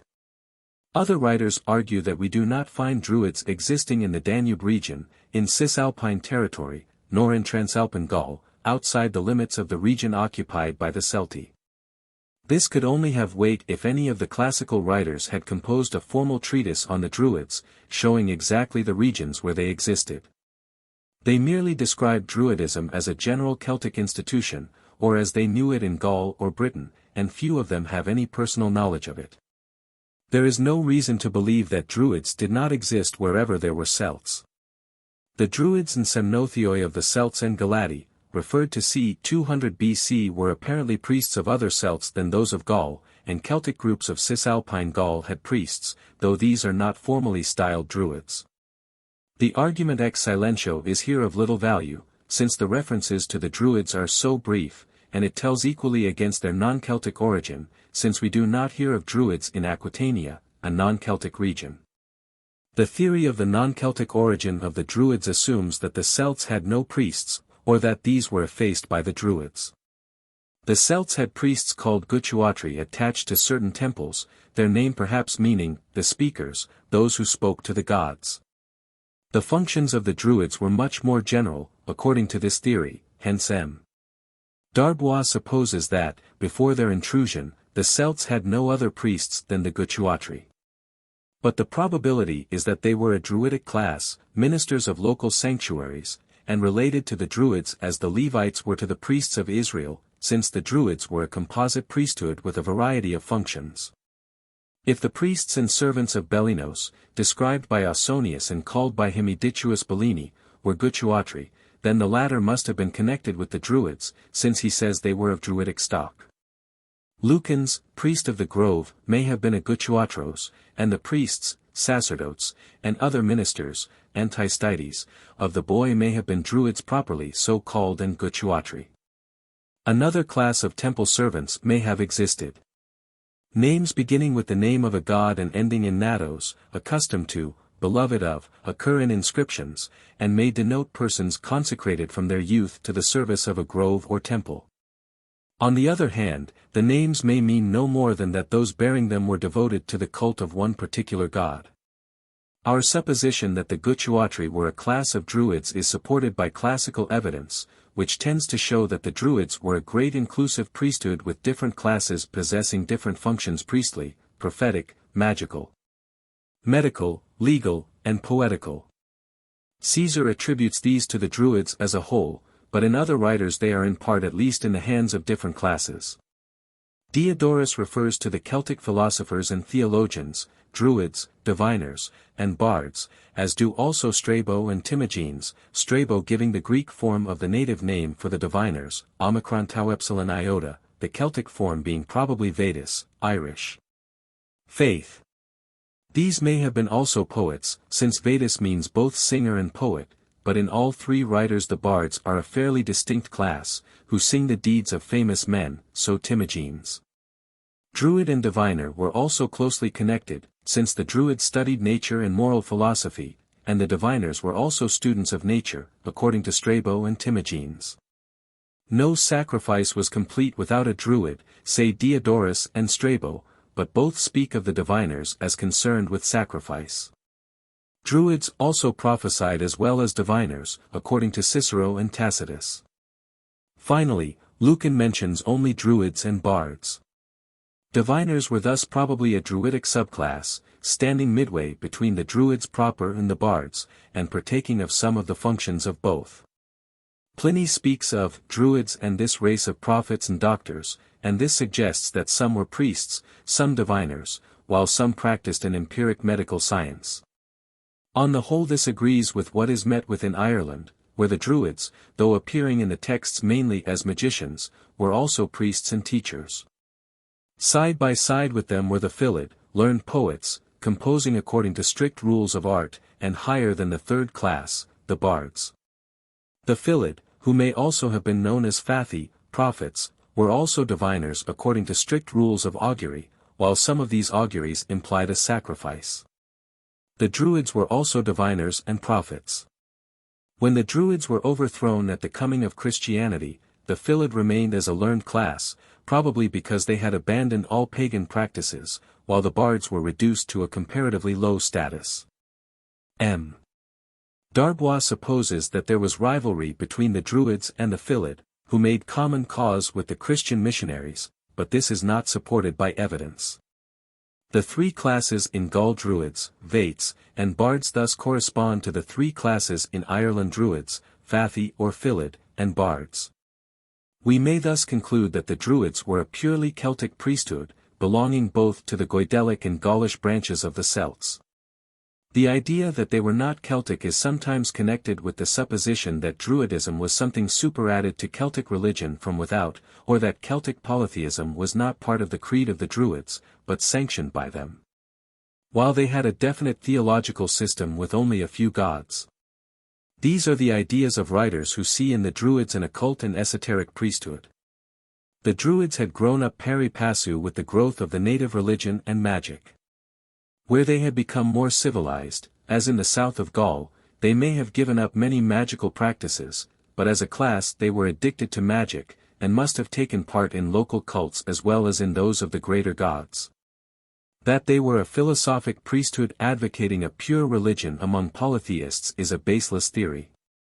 Druidism was not a formal system outside Celtic religion. It covered the whole ground of Celtic religion. In other words, it was that religion itself. The Druids are first referred to by Pseudo-Aristotle and Sotion in the 2nd century BC. The reference being preserved by Diogenes Laertius. There are among the Celti and Galati those called Druids and Semnothioi. The two words may be synonymous, or they may describe two classes of priests, or, again, the Druids may have been Celtic, and the Semnothioi Galatic. Galatian, priests. Caesar's account comes next in time. Later writers gives the Druids a lofty place and speak vaguely of the Druidic philosophy and science. Caesar also refers to their science, but both he and Strabo speak of their human sacrifices. Suetonius describes their religion as cruel and savage, and Mela, who speaks of their learning, regards their human sacrifices as savagery. Pliny says nothing of the Druids as philosophers, but hints at their priestly functions, and connects them with magico-medical rites. These divergent opinions are difficult to account for. But as the Romans gained closer acquaintance with the Druids, they found less philosophy and more superstition among them.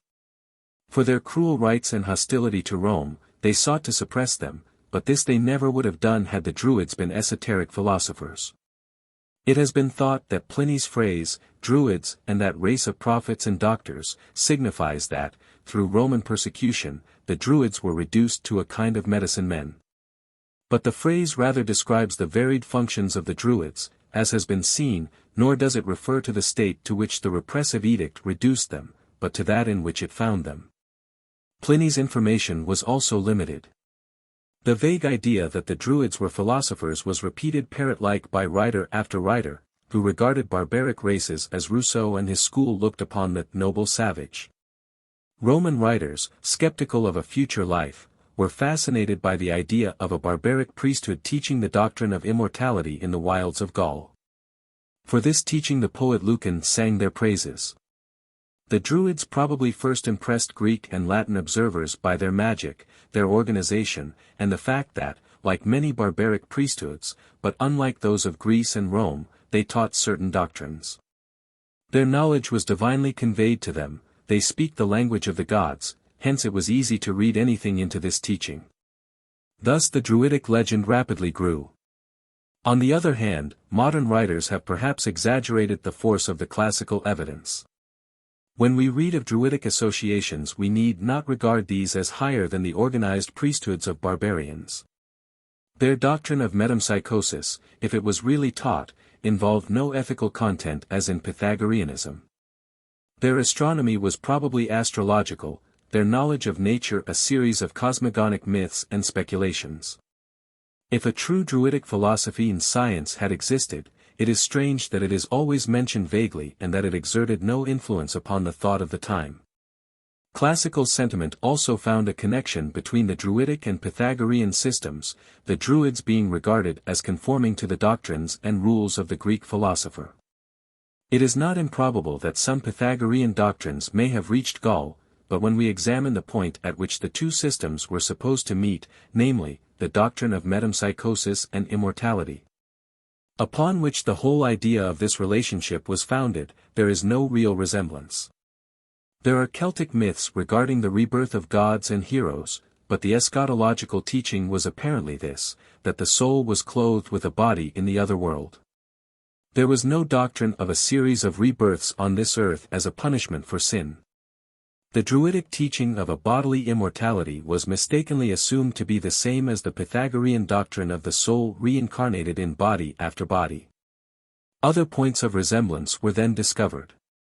The organization of the Druids was assumed by Ammianus to be a kind of corporate life sodalicis et stricti consortius, while the Druidic mind was always searching into lofty things, but those who wrote most fully of the Druids knew nothing of this. The Druids, like the priests of all religions, doubtless sought after such knowledge as was open to them, but this does not imply that they possessed a recondite philosophy or a secret theology. They were governed by the ideas current among all barbaric communities, and they were at once priests, magicians, doctors, and teachers.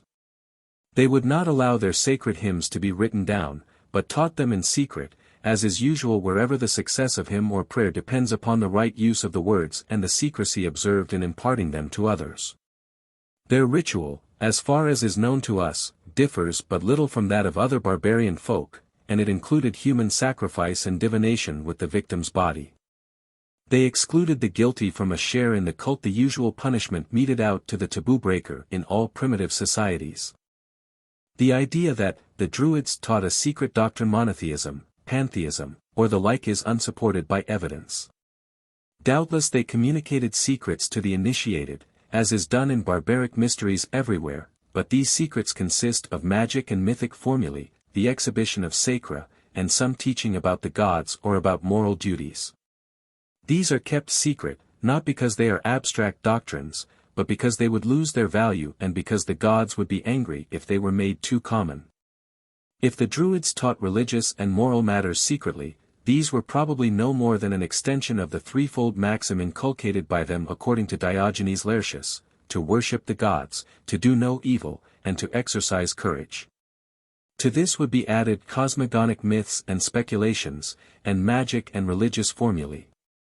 This will become more evident as we examine the position and power of the Druids. In Gaul, and to some extent in Ireland, the Druids formed a priestly corporation, a fact which helped classical observers to suppose that they lived together like the Pythagorean communities. While the words of Ammianus Sodalicis et Stricti Consortius may imply no more than some kind of priestly organization, M. Bertrand founds on them a theory that the Druids were a kind of monks living a community life, and that Irish monasticism was a transformation of this system. This is purely imaginative. Irish Druids had wives and children, and the Druid Divitiacus was a family man, while Caesar says not a word of community life among the Druids. The hostility of Christianity to the Druids would have prevented any copying of their system, and Irish monasticism was modeled on that of the continent. Druidic organization probably denoted no more than that the Druids were bound by certain ties, that they were graded in different ranks or according to their functions, and that they practiced a series of common cults. In Gaul, one chief Druid had authority over the others, the position being an elective one. The insular Druids may have been similarly organized, since we hear of a chief Druid, Primus Magus, while the Philid had an ardfile or chief, elected to his office. The priesthood was not a caste, but was open to those who showed aptitude for it. There was a long novitiate, extending even to 20 years, just as, in Ireland, the novitiate of the file lasted from 7 to 12 years. The Druids of Gaul assembled annually in a central spot, and there settled disputes, because they were regarded as the most just of men. Individual Druids also decided disputes or sat as judges in cases of murder. How far it was obligatory to bring causes before them is unknown, but those who did not submit to a decision were interdicted from the sacrifices, and all shunned them. In other words, they were tabooed. A magico-religious sanction thus enforced the judgments of the Druids. In Galatia the 12 tetrarchs had a council of 300 men, and met in a place called Drunmedon to try cases of murder. Whether it is philologically permissible to connect Dru with the corresponding syllable in Druid or not, the likeness to the Gaulish assembly at a consecrated place, perhaps a grove, Nemeton, is obvious. We do not know that Irish Druids were judges, but the Philid exercised judgments, and this may be a relic of their connection with the Druids. Diodorus describes the Druids exhorting combatants to peace, and taming them like wild beasts by enchantment. This suggests interference to prevent the devastating power of the blood feud or of tribal wars. They also appear to have exercised authority in the election of rulers. Convicto Latanus was elected to the magistracy by the priests in Gaul, according to the custom of the state. In Ireland, after partaking of the flesh of a white bull, probably a sacrificial animal, a man lay down to sleep, while 4 Druids chanted over him, to render his witness truthful. He then saw in a vision the person who should be elected king, and what he was doing at the moment. Possibly the Druids used hypnotic suggestion, the medium was apparently clairvoyant. Dio Chrysostom alleges that kings were ministers of the Druids, and could do nothing without them. This agrees on the whole with the witness of Irish texts. Druids always accompany the king, and have great influence over him. According to a passage in the Táin, the men of Ulster must not speak before the king must not speak before his Druid, and even Concobar was silent until the Druid Cathbad had spoken. This power, resembling that of many other priesthoods, must have helped to balance that of the warrior class, and it is the more credible when we recall the fact that the Druids claimed to have made the universe. The priest kingship may have been an old Celtic institution, and this would explain why, once the offices were separated, priests had or claimed so much political power. That political power must have been enhanced by their position as teachers, and it is safe to say that submission to their powers was inculcated by them. Both in Gaul and in Ireland they taught others than those who intended to become Druids. As has been seen, their teachings were not written down, but transmitted orally. They taught immortality, believing that thus men would be roused to valor, buttressing patriotism with dogma. They also imparted many things regarding the stars and their motions, the extent of the universe and the earth, the nature of things, and the power and might of the immortal gods. Strabo also speaks of their teaching in moral science. As has been seen, it is easy to exaggerate all this. Their astronomy was probably of a humble kind and mingled with astrology, their natural philosophy a mass of cosmogonic myths and speculations, their theology was rather mythology. Their moral philosophy a series of maxims such as are found in all barbaric communities. Their medical lore, to judge from what Pliny says, was largely magical. Some Druids, e.g. in the south of Gaul, may have had access to classical learning, and Caesar speaks of the use of Greek characters among them. This could hardly have been general, and in any case must have superseded the use of a native script, to which the use of Oghams in Ireland, and perhaps also in Gaul, was supplementary. The Irish Druids may have had written books, for King Logair desired that St. Patrick's books and those of the Druids should be submitted to the ordeal by water as a test of their owners' claims. In religious affairs the Druids were supreme, since they alone knew the gods and divinities of heaven. They superintended and arranged all rites and attended to public and private sacrifices, and no sacrifice was complete without the intervention of a Druid. The dark and cruel rites of the Druids struck the Romans with horror, and they form a curious contrast to their alleged philosophy. They used divination and had regular formulae of incantation as well as ritual acts by which they looked into the future. Before all matters of importance, especially before warlike expeditions, their advice was sought because they could scan the future. Name-giving and a species of baptism were performed by the Druids or on their initiative. Many examples of this occur in Irish texts, thus of Conall Cernach it is said, Druids came to baptize the child into heathenism, and they sang the heathen baptism, bade his jaintlied, over the little child. And of Ailill that he was baptized in Druidic streams. In Welsh story we read that Gry was baptized with the baptism which was usual at that time. Similar illustrations are common at name-giving among many races, and it is probable that the custom in the Hebrides of the midwife dropping 3 drops of water on the child in nomine in giving it a temporary name, is a survival of this practice. The regular baptism takes place later, but this preliminary rite keeps off fairies and ensures burial in consecrated ground, just as the pagan rite was protective and admitted to the tribal privileges. In the burial rites, which in Ireland consisted of a lament, sacrifices, and raising a stone inscribed with ogams over the grave, Druids took part. The Druid Durg Damsa pronounced a discourse over the Ossianic hero Magnaid, buried him with his arms, and chanted a rune. The ogam inscription would also be of Druidic composition, and as no sacrifice was complete without the intervention of Druids, they must also have assisted at the lavish sacrifices which occurred at Celtic funerals. Pliny's words, the Druids and that race of prophets and doctors, suggest that the medical art may have been in the hands of a special class of Druids, though all may have had a smattering of it.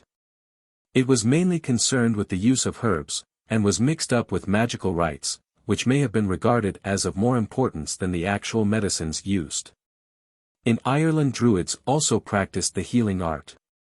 Thus when Cúchulainn was ill, Emer said, if it had been Fergus, Cúchulainn would have taken no rest till he had found a Druid able to discover the cause of that illness. But other persons, not referred to as Druids, are mentioned as healers, one of them a woman, perhaps a reminiscence of the time when the art was practiced by women.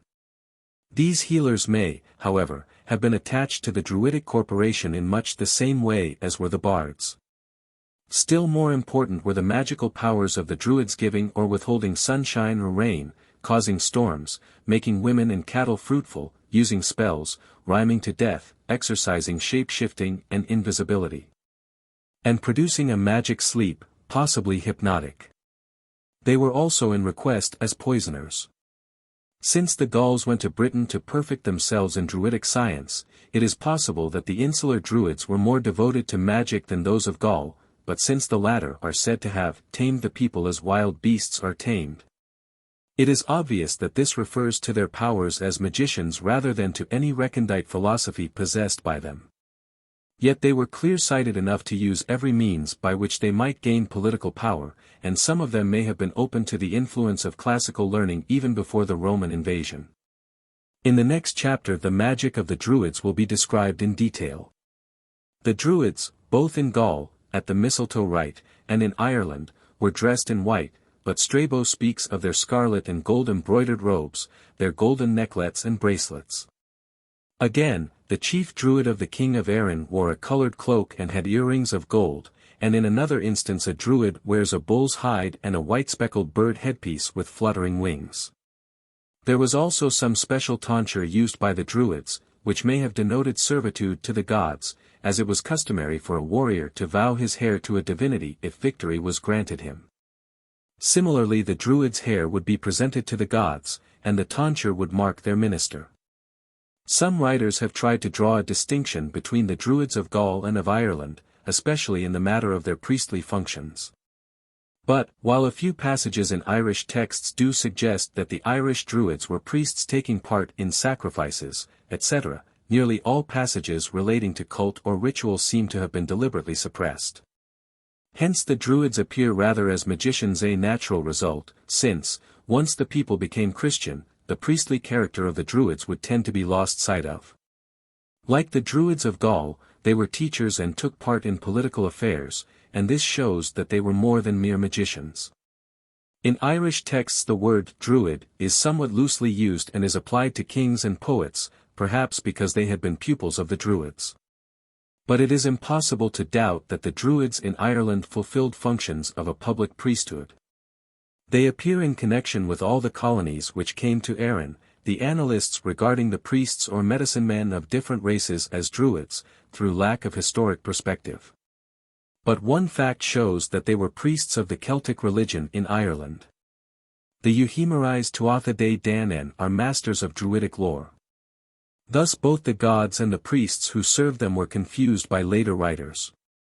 The opposition of Christian missionaries to the Druids shows that they were priests. If they were not, it remains to be discovered what body of men did exercise priestly functions in pagan Ireland. In Ireland their judicial functions may have been less important than in Gaul, and they may not have been so strictly organized, but here we are in the region of conjecture. They were exempt from military service in Gaul, and many joined their ranks on this account, but in Ireland they were bonny fectors, just as in Gaul they occasionally fought like medieval bishops. In both countries they were present on the field of battle to perform the necessary religious or magical rites.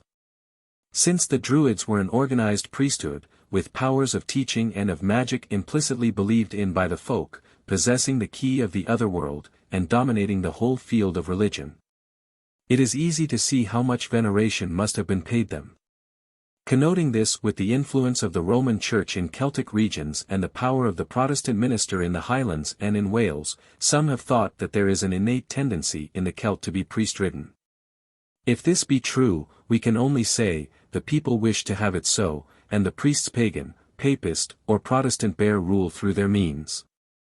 Thus a close examination of the position and functions of the Druids explains away two popular misconceptions. They were not possessed of any recondite and esoteric wisdom. And the culling of mistletoe instead of being the most important, was but a subordinate part of their functions. In Gaul the Roman power broke the sway of the Druids, aided perhaps by the spread of Christianity, but it was Christianity alone which routed them in Ireland and in Britain outside the Roman Pale. The Druidic organization, their power in politics and in the administration of justice, their patriotism, and also their use of human sacrifice and magic, were all obnoxious to the Roman government, which opposed them mainly on political grounds. Magic and human sacrifice were suppressed because they were contrary to Roman manners. The first attack was in the reign of Augustus, who prohibited Roman citizens from taking part in the religion of the Druids. Tiberius next interdicted the Druids, but this was probably aimed at their human sacrifices, for the Druids were not suppressed, since they existed still in the reign of Claudius, who is said to have abolished Druidarum religionem dieri emanitatis.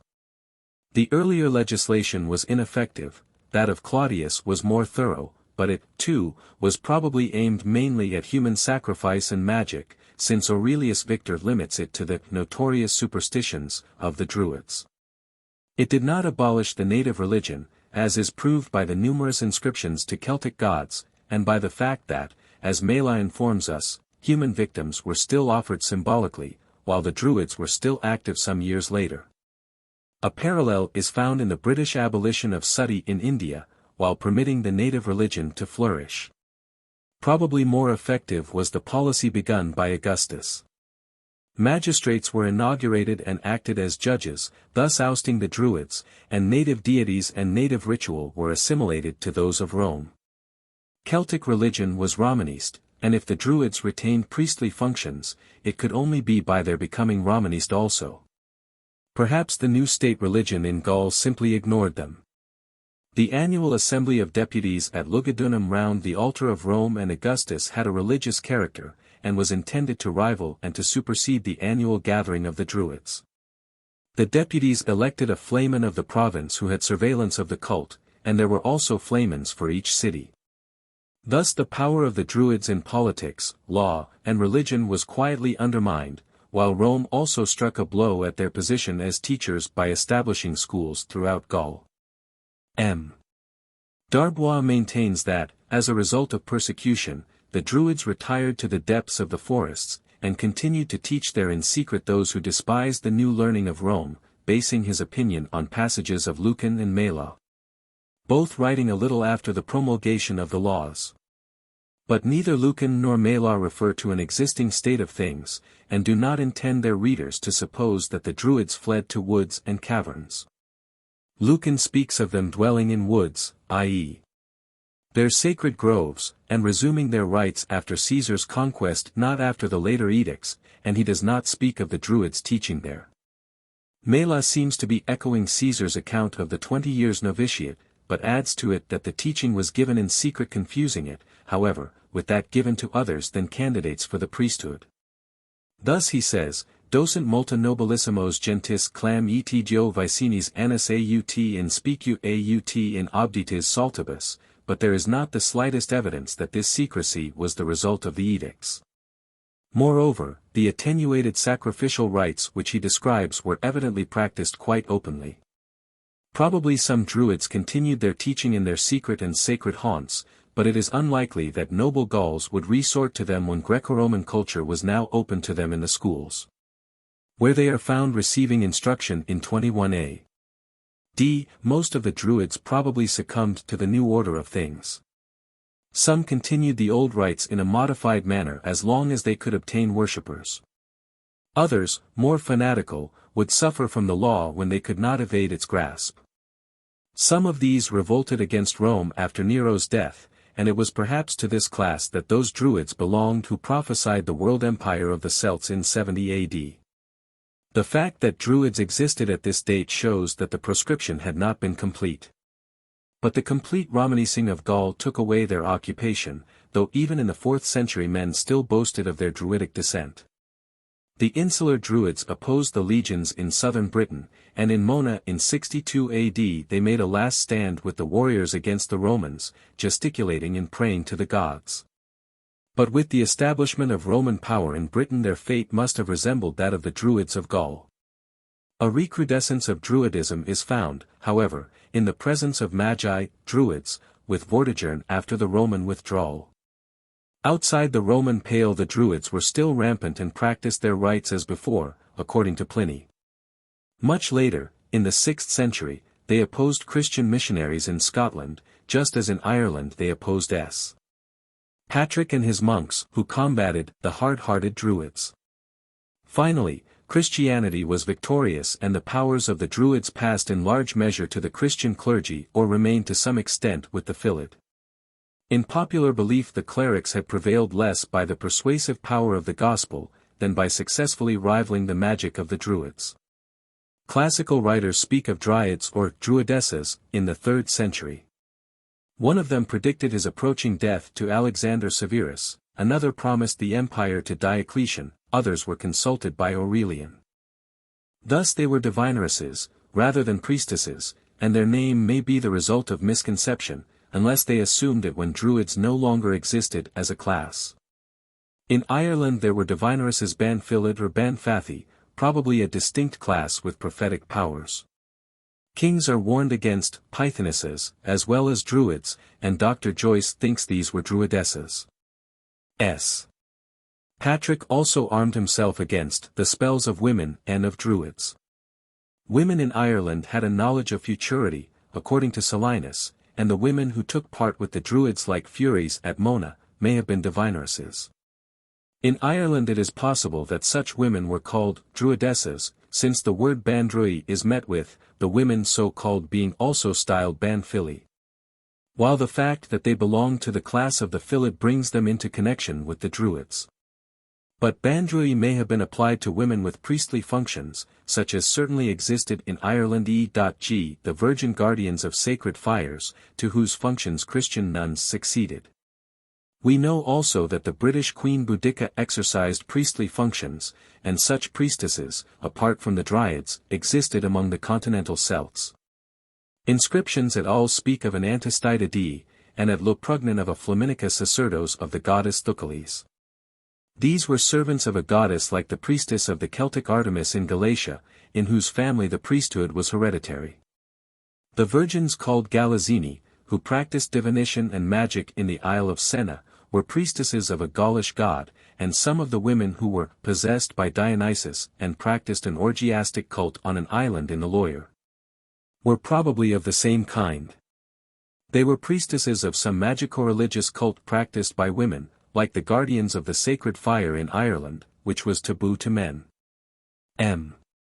Renoch regards the accounts of these island priestesses as fictions based on the story of Circe's Isle, but even if they are garbled, they seem to be based on actual observation and are parallel from other regions.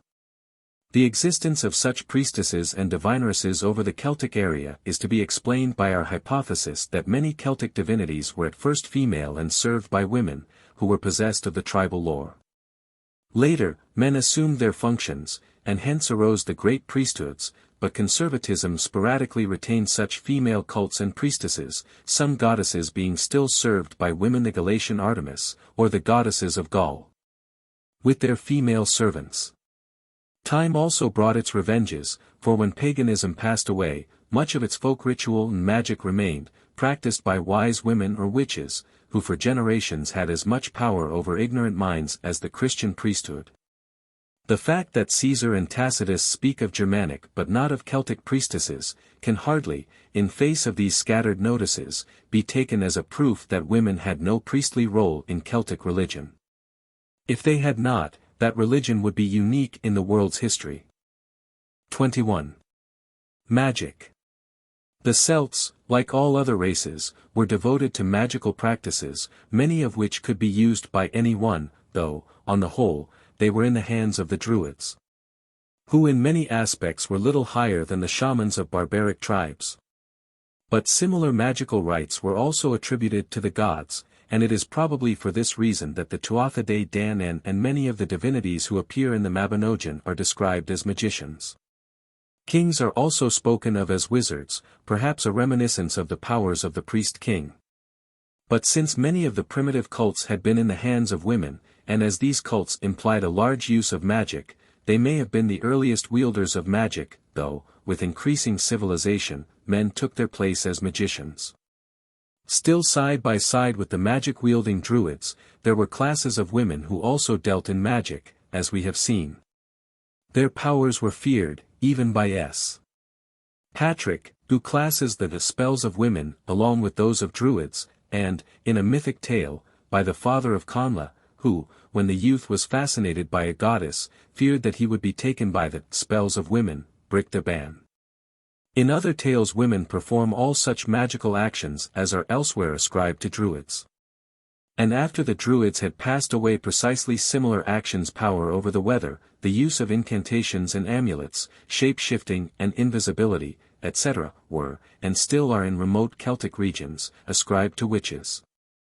Much of the Druidic art, however, was also supposed to be possessed by saints and clerics, both in the past and in recent times. But women remained as magicians when the Druids had disappeared, partly because of female conservatism, partly because, even in pagan times, they had worked more or less secretly. At last the Church proscribed them and persecuted them. Each clan, tribe, or kingdom had its Druids, who, in time of war, assisted their hosts by magic art. This is reflected back upon the groups of the mythological cycle, each of which has its Druids who play no small part in the battles fought. Though Pliny recognizes the priestly functions of the Druids, he associates them largely with magic, and applies the name magus to them. In Irish ecclesiastical literature, Druid is used as the translation of magus, e.g. in the case of the Egyptian magicians, while magi is used in Latin lives of saints as the equivalent of the vernacular Druids. In the sagas and in popular tales Druidect, Druidism, stands for magic, and Slatin Droichta, rod of Druidism, is a magic wand. The Tuatha Dé Danann were said to have learned Druidism from the 4 great master Druids of the region whence they had come to Ireland, and even now, in popular tales, they are often called Druids or Danann Druids. Thus in Ireland at least there is clear evidence of the great magical power claimed by Druids. That power was exercised to a great extent over the elements, some of which Druids claimed to have created. Thus the Druid Cathbad covered the plain over which Deirdre was escaping with a great waved sea. Druids also produced blinding snowstorms, or changed day into night feats ascribed to them even in the lives of saints. Or they discharge shower clouds of fire on the opposing hosts, as in the case of the Druid Mag Ruth, who made a magic fire, and flying upwards towards it, turned it upon the enemy, whose Druid in vain tried to divert it. When the Druids of Cormac dried up all the waters in the land, another Druid shot an arrow, and where it fell there issued a torrent of water. The Druid Mathgen boasted of being able to throw mountains on the enemy, and frequently Druids made trees or stones appear as armed men, dismaying the opposing host in this way. They could also fill the air with the clash of battle, or with the dread cries of eldritch things. Similar powers are ascribed to other persons. The daughters of Cúchulainn raised themselves aloft on an enchanted wind, and discovered Cúchulainn when he was hidden away by Cathbad. Later they produced a magic mist to discomfit the hero. Such mists occur frequently in the sagas, and in one of them the Tuatha Dé Danann arrived in Ireland. The priestesses of Senna could rouse sea and wind by their enchantments, and, later, Celtic witches have claimed the same power. In folk survivals the practice of rainmaking is connected with sacred springs, and even now in rural France processions to shrines, usually connected with a holy well, are common in time of drought. Thus people and priest go to the fountain of Bar Anton in procession, singing hymns, and there pray for rain. The priest then dips his foot in the water, or throws some of it on the rocks. In other cases the image of a saint is carried to a well and asperged, as divine images formerly were, or the waters are beaten or thrown into the air. Another custom was that a virgin should clean out a sacred well, and formerly she had to be nude. Nudity also forms part of an old ritual used in Gaul. In time of drought the girls of the village followed the youngest virgin in a state of nudity to seek the herb Belenuncha. This she uprooted, and was then led to a river and there asperged by the others. In this case the asperging imitated the falling rain, and was meant to produce it automatically. While some of these rites suggest the use of magic by the folk themselves, in others the presence of the Christian priest points to the fact that, formerly, a druid was necessary as the rain producer. In some cases the priest has inherited through long ages the rainmaking or tempest-quelling powers of the pagan priesthood, and is often besought to exercise them. Causing invisibility by means of a spell called Feth Fiata, which made a person unseen or hid him in a magic mist, was also used by the Druids as well as by Christian saints. Patrick's hymn, called Fade Fiata, was sung by him when his enemies lay in wait, and caused a glamour in them. The incantation itself, Fifth Fath, is still remembered in Highland glens. In the case of Patrick he and his followers appeared as deer, and this power of shape-shifting was wielded both by Druids and women. The Druid Fair Fidale carried off a maiden by taking the form of a woman, and another Druid deceived Cúchulainn by taking the form of the fair Niamh. Other Druids are said to have been able to take any shape that pleased them. These powers were reflected back upon the gods and mythical personages like Taliesin or Emergen, who appear in many forms. The priestesses of Senna could assume the form of animals, and an Irish Circe in the Ren Din Senkas called Daub the Rough changed 3 men and their wives into swine by her spells. This power of transforming others is often described in the sagas. The children of Lyre were changed to swans by their cruel stepmother. Sar, the mother of Oisin, became a fawn through the power of the druid Fear Doerch when she rejected his love. And similarly Turin, mother of Oisin's hounds, was transformed into a staghound by the fairy mistress of her husband Iollan. In other instances in the sagas, women appear as birds. These transformation tales may be connected with totemism, for when this institution is decaying the current belief in shape-shifting is often made use of to explain descent from animals or the taboo against eating certain animals. In some of these Irish shape-shifting tales we find this taboo referred to.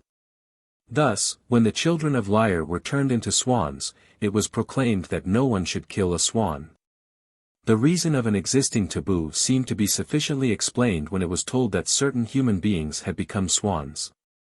It is not impossible that the Druids made use of hypnotic suggestion to persuade others that they had assumed another form, as Red Indian shamans have been known to do.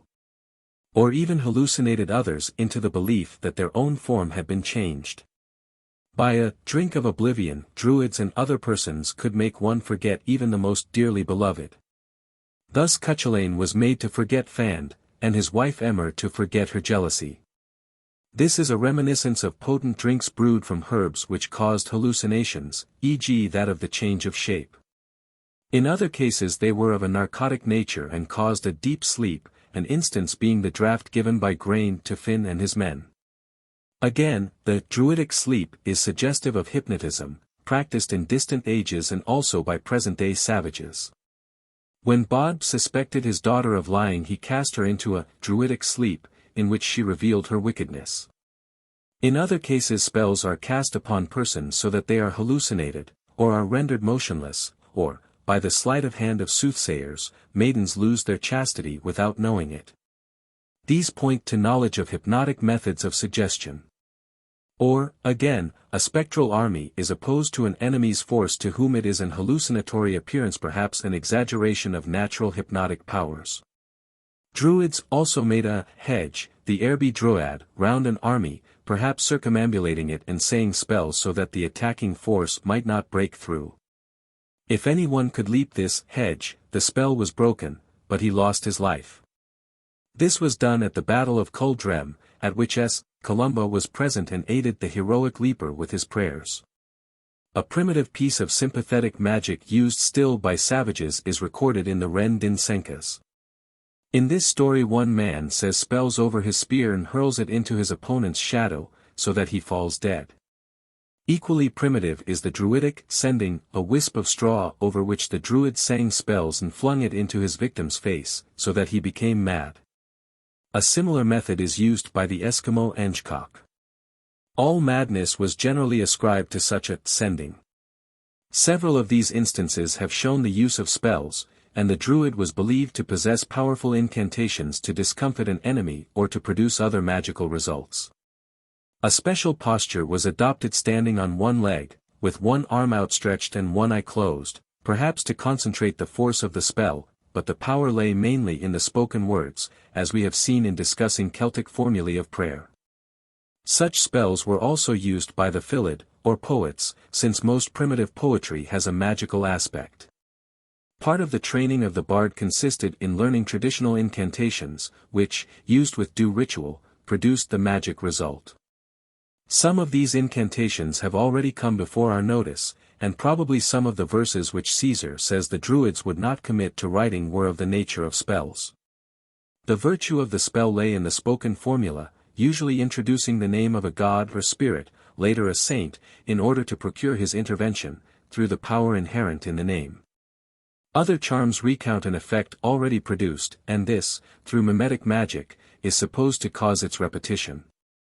The earliest written documents bearing upon the paganism of the insular Celts contain an appeal to the science of Goibniu to preserve butter, and another, for magical healing, runs, "I admire the healing which Dionsect left in his family, in order to bring health to those he succored."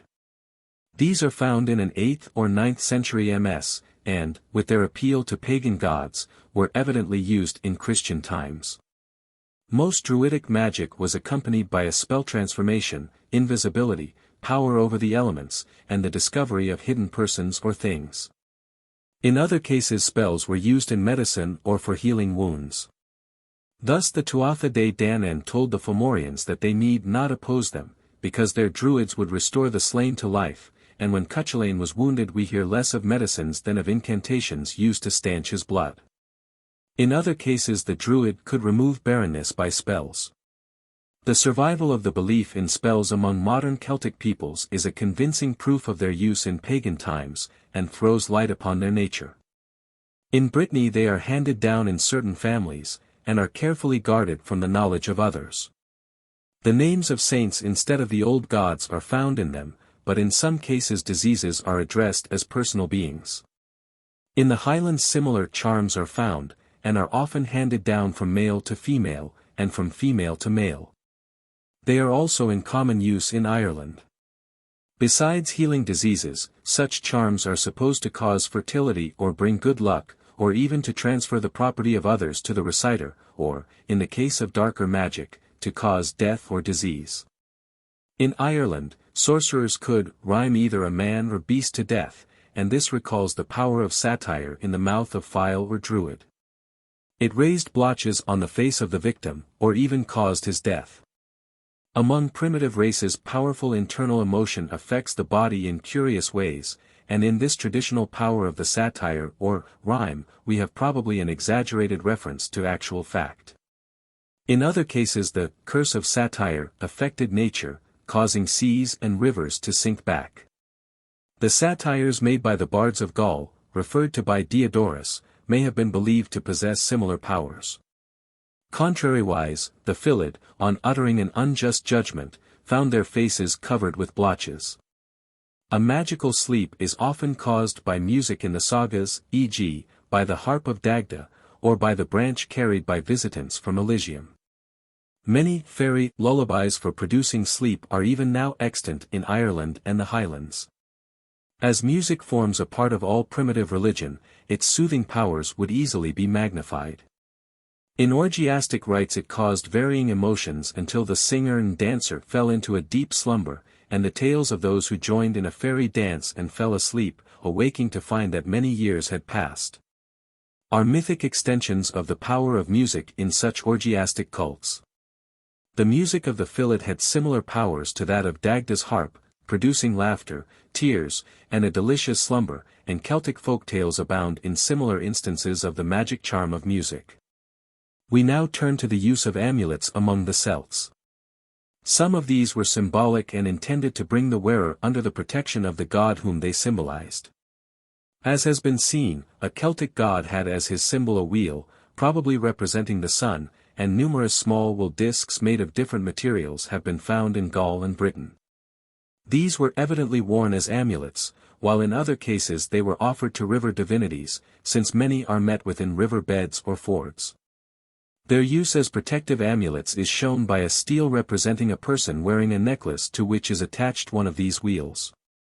In Irish texts a druid is called Mag Ruth, explained as Magus Rotharum, because he made his druidical observations by wheels. This may point to the use of such amulets in Ireland. A curious amulet, connected with the Druids, became famous in Roman times and is described by Pliny. This was the serpent's egg, formed from the foam produced by serpents twining themselves together. The serpents threw the egg into the air, and he who sought it had to catch it in his cloak before it fell, and flee to a running stream, beyond which the serpents, like the witches pursuing Tam O'Shanter, could not follow him. This egg was believed to cause its owner to obtain access to kings or to gain lawsuits, and a Roman citizen was put to death in the reign of Claudius for bringing such an amulet into court. Pliny had seen this egg. It was about the size of an apple, with a cartilaginous skin covered with discs. Probably it was a fossil echinus, such as has been found in Gaulish tombs. Such eggs were doubtless connected with the cult of the serpent, or some old myth of an egg produced by serpents may have been made use of to account for their formation. This is the more likely, as rings or beads of glass found in tumuli in Wales, Cornwall, and the Highlands are called serpent's glass, glain naidr, and are believed to be formed in the same way as the egg. These, as well as old spindle whorls called adder stones, in the Highlands, are held to have magical virtues, e.g. against the bite of a serpent, and are highly prized by their owners.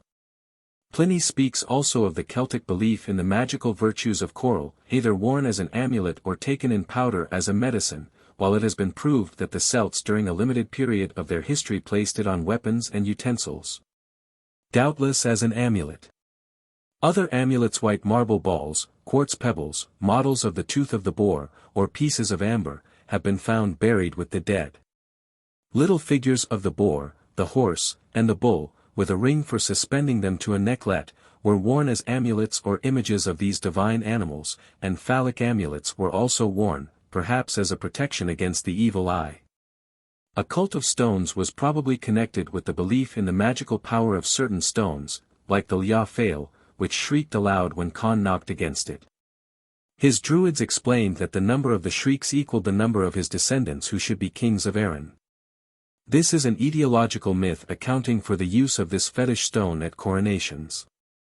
Other stones, probably the object of a cult or possessing magical virtues, were used at the installation of chiefs, who stood on them and vowed to follow in the steps of their predecessors. A pair of feet being carved on the stone to represent those of the first chief. Other stones had more musical virtues: the conspicuous stone of Elysium, from which arose 100 strains, and the melodious stone of Loch Lage. Such beliefs existed into Christian times. Columba's stone altar floated on the waves, and on it a leper had crossed in the wake of the saint's coracle to Erin. But the same stone was that on which, long before, the hero Fionn had slipped. Connected with the cult of stones are magical observances at fixed rocks or boulders, regarded probably as the abode of a spirit. These observances are in origin pre-Celtic, but were practiced by the Celts. Girls slide down a stone to obtain a lover, pregnant women to obtain an easy delivery, or contact with such stones causes barren women to have children or gives vitality to the feeble. A small offering is usually left on the stone. Similar rites are practiced at megalithic monuments, and here again the custom is obviously pre-Celtic in origin. In this case the spirits of the dead must have been expected to assist the purposes of the rites, or even to incarnate themselves in the children born as a result of barren women resorting to these stones. Sometimes when the purpose of the stones has been forgotten and some other legendary origin attributed to them, the custom adapts itself to the legend.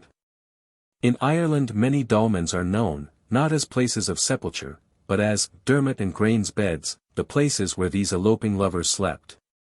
Hence they have powers of fruitfulness and are visited by women who desire children. The rite is thus one of sympathetic magic. Whole dolmens or naturally pierced blocks are used for the magical cure of sickness both in Brittany and Cornwall, the patient being passed through the hole. Similar rites are used with trees, a slit being often made in the trunk of a sapling, and a sickly child passed through it. The slit is then closed and bound, and if it joins together at the end of a certain time, this is a proof that the child will recover. In these rites the spirit in stone or tree was supposed to assist the process of healing, or the disease was transferred to them, or, again, there was the idea of a new birth with consequent renewed life, the act imitating the process of birth. These rites are not confined to Celtic regions, but belong to that universal use of magic in which the Celts freely participated. Since Christian writers firmly believed in the magical powers of the Druids, aided however by the devil, they taught that Christian saints had miraculously overcome them with their own weapons. Patrick dispelled snowstorms and darkness raised by Druids, or destroyed Druids who had brought down fire from heaven. Similar deeds are attributed to Columba and others. The moral victory of the cross was later regarded also as a magical victory. Hence also lives of Celtic saints are full of miracles which are simply a reproduction of Druidic magic controlling the elements, healing, carrying live coals without hurt, causing confusion by their curses. Producing invisibility or shape-shifting, making the ice-cold waters of a river hot by standing in them at their devotions, or walking unscathed through the fiercest storms. They were soon regarded as more expert magicians than the Druids themselves. They may have laid claim to magical powers, or perhaps they used a natural shrewdness in such a way as to suggest magic. But all their power they ascribed to Christ. "Christ is my Druid, the true miracle worker," said Columba. Yet they were imbued with the superstitions of their own age. Thus Columba sent a white stone to King Brud at Inverness for the cure of his Druid Broican, who drank the water poured over it, and was healed. Soon similar virtues were ascribed to the relies of the saints themselves, and at a later time, when most Scotsmen ceased to believe in the saints, they thought that the ministers of the Kirk had powers like those of pagan Druid and Catholic saint. Ministers were levitated, or shone with a celestial light, or had clairvoyant gifts, or, with dire results, cursed the ungodly or the benighted prelatist. They prophesied, used transutterance, and exercised gifts of healing.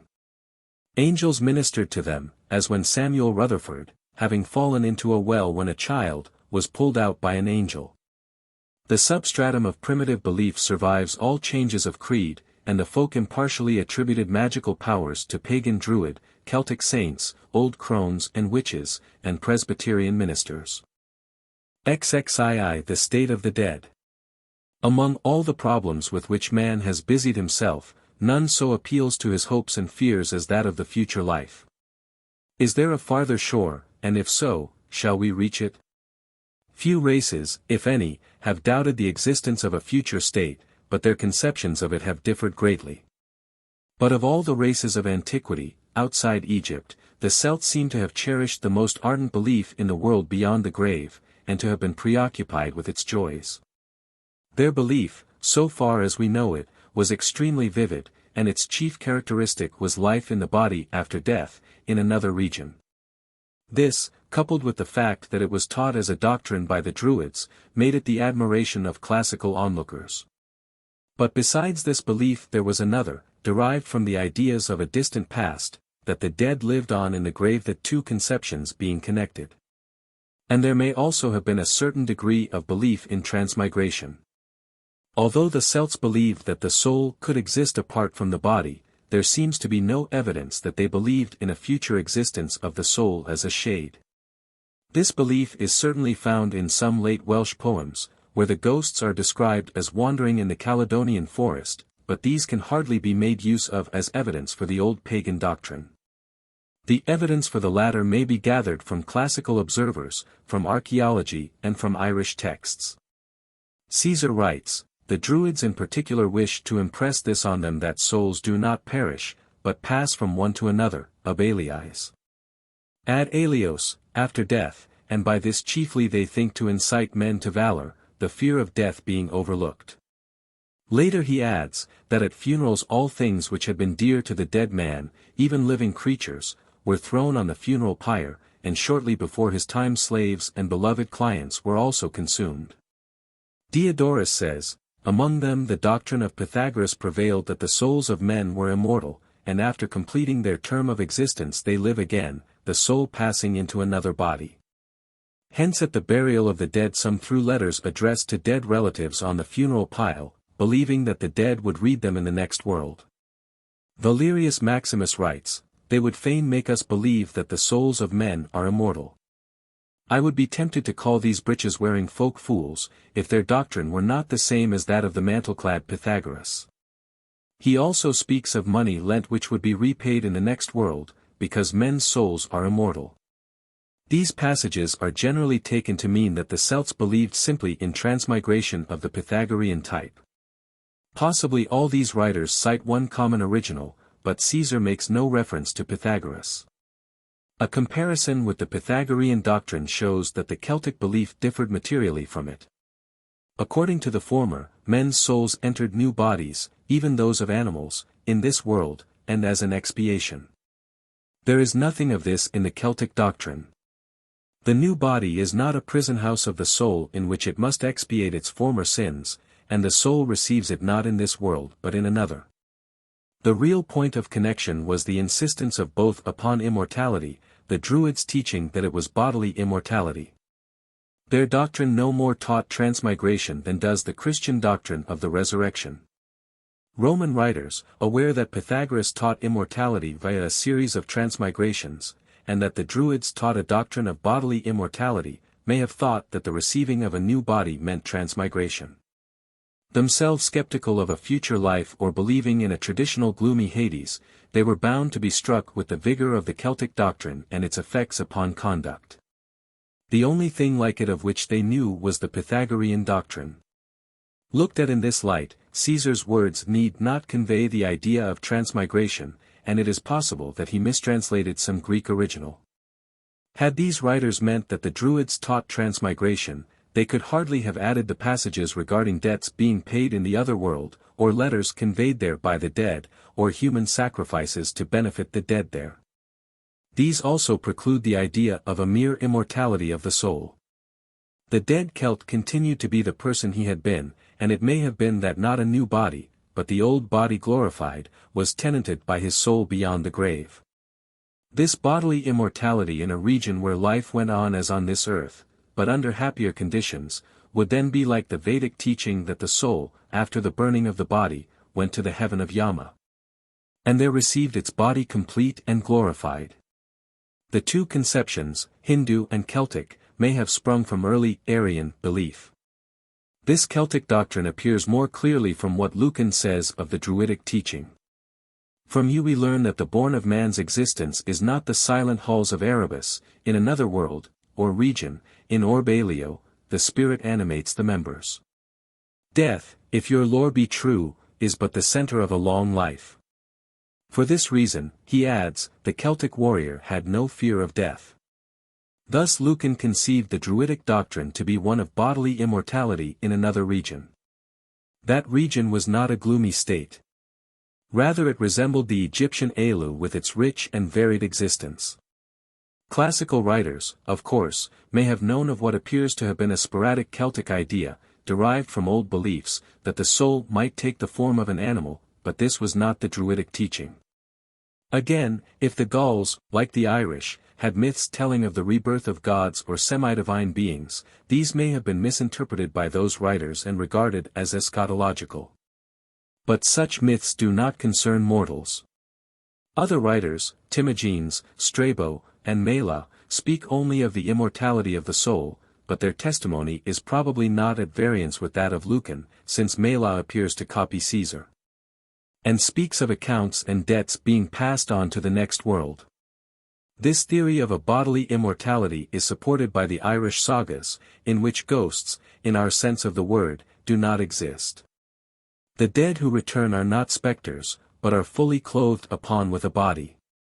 Thus, when Cúchulainn returns at the command of S. Patrick, he is described exactly as if he were still in the flesh. His hair was thick and black, in his head his eye gleamed swift and grey. Blacker than the side of a cooking spit each of his two brows, redder than ruby his lips. His clothes and weapons are fully described, while his chariot and horses are equally corporeal. Similar descriptions of the dead who return are not infrequent, e.g. that of Caoilt in the story of Mongan, whom every one believes to be a living warrior, and that of Fergus Mac Roich, who reappeared in a beautiful form, adorned with brown hair and clad in his former splendor, and recited the lost story of the Táin. Thus the Irish Celts believed that in another world the spirit animated the members. This bodily existence is also suggested in Celtic versions of the dead-deader folktale cycle.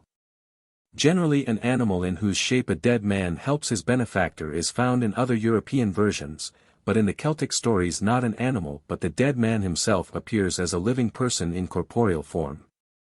Equally substantial and corporeal, eating, drinking, lovemaking, and fighting are the divine folk of the Cid or of Elysium, or the gods as they are represented in the texts. To the Celts, gods, side, and the dead, all alike had a bodily form, which, however, might become invisible, and in other ways differed from the earthly body. The archaeological evidence of burial customs among the Celts also bears witness to this belief. Over the whole Celtic area a rich profusion of grave goods has been found, consisting of weapons, armor, chariots, utensils, ornaments, and coins. Some of the interments undoubtedly point to sacrifice of wife, children, or slaves at the grave. Male and female skeletons are often in close proximity, in one case the arm of the male encircling the neck of the female. In other cases the remains of children are found with these. Or while the lower interment is richly provided with grave goods, above it lie irregularly several skeletons, without grave goods, and often with heads separated from the body, pointing to decapitation. While in one case the arms had been tied behind the back.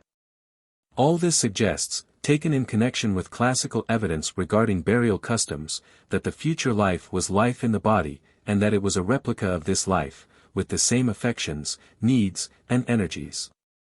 Certain passages in Irish texts also describe burials, and tell how the dead were interred with ornaments and weapons, while it was a common custom to bury the dead warrior in his armor, fully armed, and facing the region whence enemies might be expected.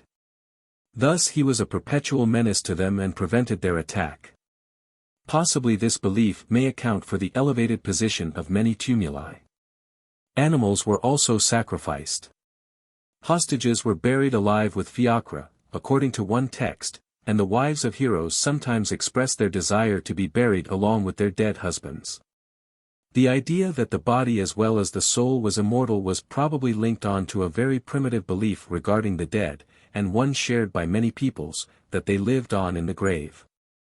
This conception was never forgotten, even in regions where the theory of a distant land of the dead was evolved, or where the body was consumed by fire before burial. It appears from such practices as binding the dead with cords, or laying heavy stones or a mound of earth on the grave, probably to prevent their egress, or feeding the dead with sacrificial food at the grave. Or from the belief that the dead come forth not as spirits, but in the body from the grave. This primitive conception, of which the belief in a subterranean world of the dead is an extension, long survived among various races, e.g. the Scandinavians, who believed in the barrow as the abiding place of the dead, while they also had their conception of hell and Valhalla, or among the Slavs, side by side with Christian conceptions. It also survived among the Celts, though another belief in the Orbis Alius had arisen. This can be shown from modern and ancient folk belief and custom. In numerous Celtic folktales the dead rise in the body, not as ghosts, from the grave, which is sometimes described as a house in which they live. They perform their ordinary occupations in house or field. They eat with the living, or avenge themselves upon them. If scourged, blood is drawn from their bodies. And, in one curious Breton tale, a dead husband visits his wife in bed and she then has a child by him, because, as he said, sa compte d'enfant was not yet complete. In other stories a corpse becomes animated and speaks or acts in presence of the living, or from the tomb itself when it is disturbed. The earliest literary example of such a tale is the 10th century Adventures of Nera, based on older sources. In this Nera goes to tie a withy to the foot of a man who has been hung.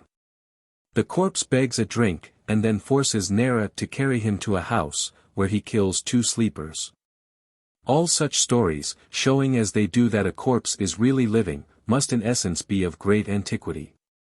Another common belief, found over the Celtic area, is that the dead rise from the grave, not as ghosts, when they will, and that they appear en masse on the night of All Saints, and join the living. As a result of such beliefs, various customs are found in use, apparently to permit of the corpse having freedom of movement, contrary to the older custom of preventing its egress from the grave. In the west of Ireland the feet of the corpse are left free, and the nails are drawn from the coffin at the grave. In the Hebrides the threads of the shroud are cut or the bindings of feet, hands, and face are raised when the body is placed in the coffin, and in Brittany the arms and feet are left free when the corpse is dressed. The reason is said to be that the spirit may have less trouble in getting to the spirit world, but it is obvious that a more material view preceded and still underlies this later gloss. Many stories are told illustrating these customs, and the earlier belief, Christianized, appears in the tale of a woman who haunted her friends because they had made her grave clothes so short that the fires of purgatory burnt her knees. Earlier customs recorded among the Celts also point to the existence of this primitive belief influencing actual custom. Nicander says that the Celts went by night to the tombs of great men to obtain oracles, so much did they believe that they were still living there. In Ireland, oracles were also sought by sleeping on funeral cairns, and it was to the grave of Fergus that 2 bards resorted in order to obtain from him the lost story of the Táin. We have also seen how, in Ireland, armed heroes exerted a sinister influence upon enemies from their graves, which may thus have been regarded as their Holmesay belief also underlying the Welsh story of Bran's Head. Where was the world of the dead situated? M. Renock has shown, by a careful comparison of the different uses of the word orbis, that Lucan's words do not necessarily mean another world, but another region, i.e. of this world. If the Celts cherished so firmly the belief that the dead lived on in the grave, a belief in an underworld of the dead was bound in course of time to have been evolved as part of their creed. To it all graves and tumuli would give access. Classical observers apparently held that the Celtic future state was like their own in being an underworld region, since they speak of the dead Celts as inferi, or as going ad manes, and Plutarch makes Camma speak of descending to her dead husband. What differentiated it from their own gloomy underworld was its exuberant life and immortality. This aspect of a subterranean land presented no difficulty to the Celt, who had many tales of an underworld or underwater region more beautiful and blissful than anything on earth. Such a subterranean world must have been that of the Celtic Despater, a god of fertility and growth, the roots of things being nourished from his kingdom. From him men had descended, probably a myth of their coming forth from his subterranean kingdom, and to him they returned after death to a blissful life. Several writers, notably M. Darbois, assumed that the Orbis Alias of the dead was the Celtic island Elysium. But that Elysium never appears in the tales as a land of the dead. It is a land of gods and deathless folk who are not those who have passed from this world by death. Mortals may reach it by favor, but only while still in life. It might be argued that Elysium was regarded in pagan times as the land of the dead, but after Christian eschatological views prevailed, it became a kind of fairyland. But the existing tales give no hint of this, and, after being carefully examined, they show that Elysium had always been a place distinct from that of the departed, though there may have arisen a tendency to confuse the two. If there was a genuine Celtic belief in an island of the dead, it could have been no more than a local one, else Caesar would not have spoken as he does of the Celtic Despater. Such a local belief now exists on the Breton coast, but it is mainly concerned with the souls of the drowned. A similar local belief may explain the story told by Procopius, who says that Britia, Britain, an island lying off the mouth of the Rhine, is divided from north to south by a wall beyond which is a noxious region. This is a distorted reminiscence of the Roman wall, which would appear to run in this direction if Ptolemy's map, in which Scotland lies at right angles to England, had been consulted. Thither fishermen from the opposite coast are compelled to ferry over at dead of night the shades of the dead, unseen to them, but marshalled by a mysterious leader. Procopius may have mingled some local belief with the current tradition that Ulysses' island of the shades lay in the north, or in the west. In any case his story makes of the gloomy land of the shades a very different region from the blissful Elysium of the Celts and from their joyous Orbis Alias, nor is it certain that he is referring to a Celtic people. Traces of the idea of an underworld of the dead exist in Breton folk belief. The dead must travel across a subterranean ocean, and though there is scarcely any tradition regarding what happens on landing, M. Sebelot thinks that formerly there existed in the subterranean world a sort of centralization of the different states of the dead. If so, this must have been founded on pagan belief. The interior of the earth is also believed to be the abode of fabulous beings, of giants, and of fantastic animals, and there is also a subterranean fairy world. In all this we may see a survival of the older belief, modified by Christian teaching, since the Bretons supposed that purgatory and hell are beneath the earth and accessible from its surface. Some British folklore brought to Greece by Demetrius and reported by Plutarch might seem to suggest that certain persons the mighty dead were privileged to pass to the island Elysium. Some islands near Britain were called after gods and heroes, and the inhabitants of one of these were regarded as sacrosanct by the Britons, like the priestesses of Senna. They were visited by Demetrius, who was told that the storms which arose during his visit were caused by the passing away of some of the mighty or of the great souls. It may have been meant that such mighty ones passed to the more distant islands, but this is certainly not stated. In another island, Cronos was imprisoned, watched over by Briareus, and guarded by demons. Plutarch refers to these islands in another work, repeating the story of Cronos, and saying that his island is mild and fragrant, that people live there waiting on the god who sometimes appears to them and prevents their departing. Meanwhile they are happy in no care, spending their time in sacrificing and hymn singing or in studying legends and philosophy. Plutarch has obviously mingled Celtic Elysium beliefs with the classical conception of the Druids. In Elysium there is no care, and favored mortals who pass there are generally prevented from returning to Earth. The reference to Kronos may also be based partly on myths of Celtic gods of Elysium, partly on tales of heroes who departed to mysterious islands or to the hollow hills where they lie asleep. But whence they will one day return to benefit their people. So Arthur passed to Avalon, but in other tales Bee and his warriors are asleep beneath Craig Wydinas, just as Fionn and his men rest within this or that hill in the highlands. Similar legends are told of other Celtic heroes, and they witness to the belief that great men who had died would return in the hour of their people's need. In time they were thought not to have died at all, but to be merely sleeping and waiting for their hour. The belief is based on the idea that the dead are alive in grave or barrow, or in a spacious land below the earth, or that dead warriors can menace their foes from the tomb. Thus neither in old sagas, nor in Merkin, nor in popular tradition, is the island Elysium a world of the dead. For the most part the pagan eschatology has been merged in that of Christianity, while the Elysium belief has remained intact and still survives it a whole series of beautiful tales. The world of the dead was in all respects a replica of this world, but it was happier. In existing Breton and Irish belief a survival of the older conception of the bodily state of the dead they resume their tools, crafts, and occupations, and they preserve their old feelings. Hence, when they appear on earth, it is in bodily form and in their customary dress. Like the pagan Gauls, the Breton remembers unpaid debts, and cannot rest till they are paid, and in Brittany, Ireland, and the Highlands the food and clothes given to the poor after a death, feed and clothe the dead in the other world. If the world of the dead was subterranean, a theory supported by current folk belief, the earth goddess or the earth god, who had been first the earth itself, then a being living below its surface and causing fertility, could not have become the divinity of the dead until the multitude of single graves or barrows, in each of which the dead lived, had become a wide subterranean region of the dead. This divinity was the source of life and growth, hence he or she was regarded as the progenitor of mankind, who had come forth from the underworld and would return there at death.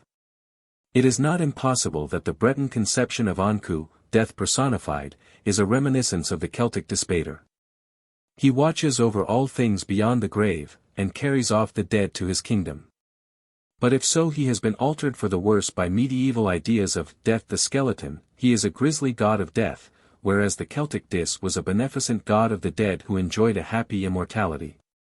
They were not cold phantasms, but alive and endowed with corporeal form and able to enjoy the things of a better existence, and clad in the beautiful raiment and gaudy ornaments which were loved so much on earth. Hence Celtic warriors did not fear death, and suicide was extremely common, while Spanish Celts sang hymns in praise of death, and others celebrated the birth of men with mourning, but their deaths with joy. Lucan's words are thus the truest expression of Celtic eschatology. In another region the spirit animates the members. Death, if your lore be true, is but the passage to enduring life. There is no decisive evidence pointing to any theory of moral retribution beyond the grave among the pagan Celts. Perhaps, since the hope of immortality made warriors face death without a tremor, it may have been held, as many other races have believed, that cowards would miss the bliss of the future state. Again, in some of the Irish Christian visions of the otherworld and in existing folk belief, certain characteristics of hell may not be derived from Christian eschatology, e.g. the sufferings of the dead from cold. This might point to an old belief in a cold realm whither some of the dead were banished. In the Adventures of S. Columba's Clerics, hell is reached by a bridge over a glen of fire, and a narrow bridge leading to the other world is a common feature in most mythologies. But here it may be borrowed from Scandinavian sources, or from such Christian writings as the Dialogues of S. Gregory the Great. It might be contended that the Christian doctrine of hell has absorbed an earlier pagan theory of retribution, but of this there is now no trace in the sagas or in classical references to the Celtic belief in the future life. Nor is there any reference to a day of judgment, for the passage in which Logair speaks of the dead buried with their weapons till the day of Erdaith, though glossed, the day of judgment of the Lord, does not refer to such a judgment. If an ethical blindness be attributed to the Celts for their apparent lack of any theory of retribution, it should be remembered that we must not judge a people's ethics wholly by their views of future punishment. Scandinavians, Greeks, and Semites up to a certain stage were as unethical as the Celts in this respect, and the Christian hell, as conceived by many theologians, is far from suggesting an ethical deity. XIII, Rebirth and Transmigration. In Irish sagas, rebirth is asserted only of divinities or heroes, and, probably because this belief was obnoxious to Christian scribes, while some MSS tell of it in the case of certain heroic personages, in others these same heroes are said to have been born naturally. There is no textual evidence that it was attributed to ordinary mortals, and it is possible that, if classical observers did not misunderstand the Celtic doctrine of the future life, their references to rebirth may be based on mythical tales regarding gods or heroes. We shall study these tales as they are found in Irish texts. In the mythological cycle, as has been seen, Etain, in insect form, fell into a cup of wine. She was swallowed by Ader, and in due time was reborn as a child, who was eventually married by Eachad Aram, but recognized and carried off by her divine spouse Midir. Etain, however, had quite forgotten her former existence as a goddess. In one version of Cúchulainn's birth story Dectyre and her women fly away as birds, but are discovered at last by her brother Concobar in a strange house, where Dectyre gives birth to a child, of whom the god Lug is apparently the father. In another version the birds are not Dectyre and her women, for she accompanies Concobar as his charioteer.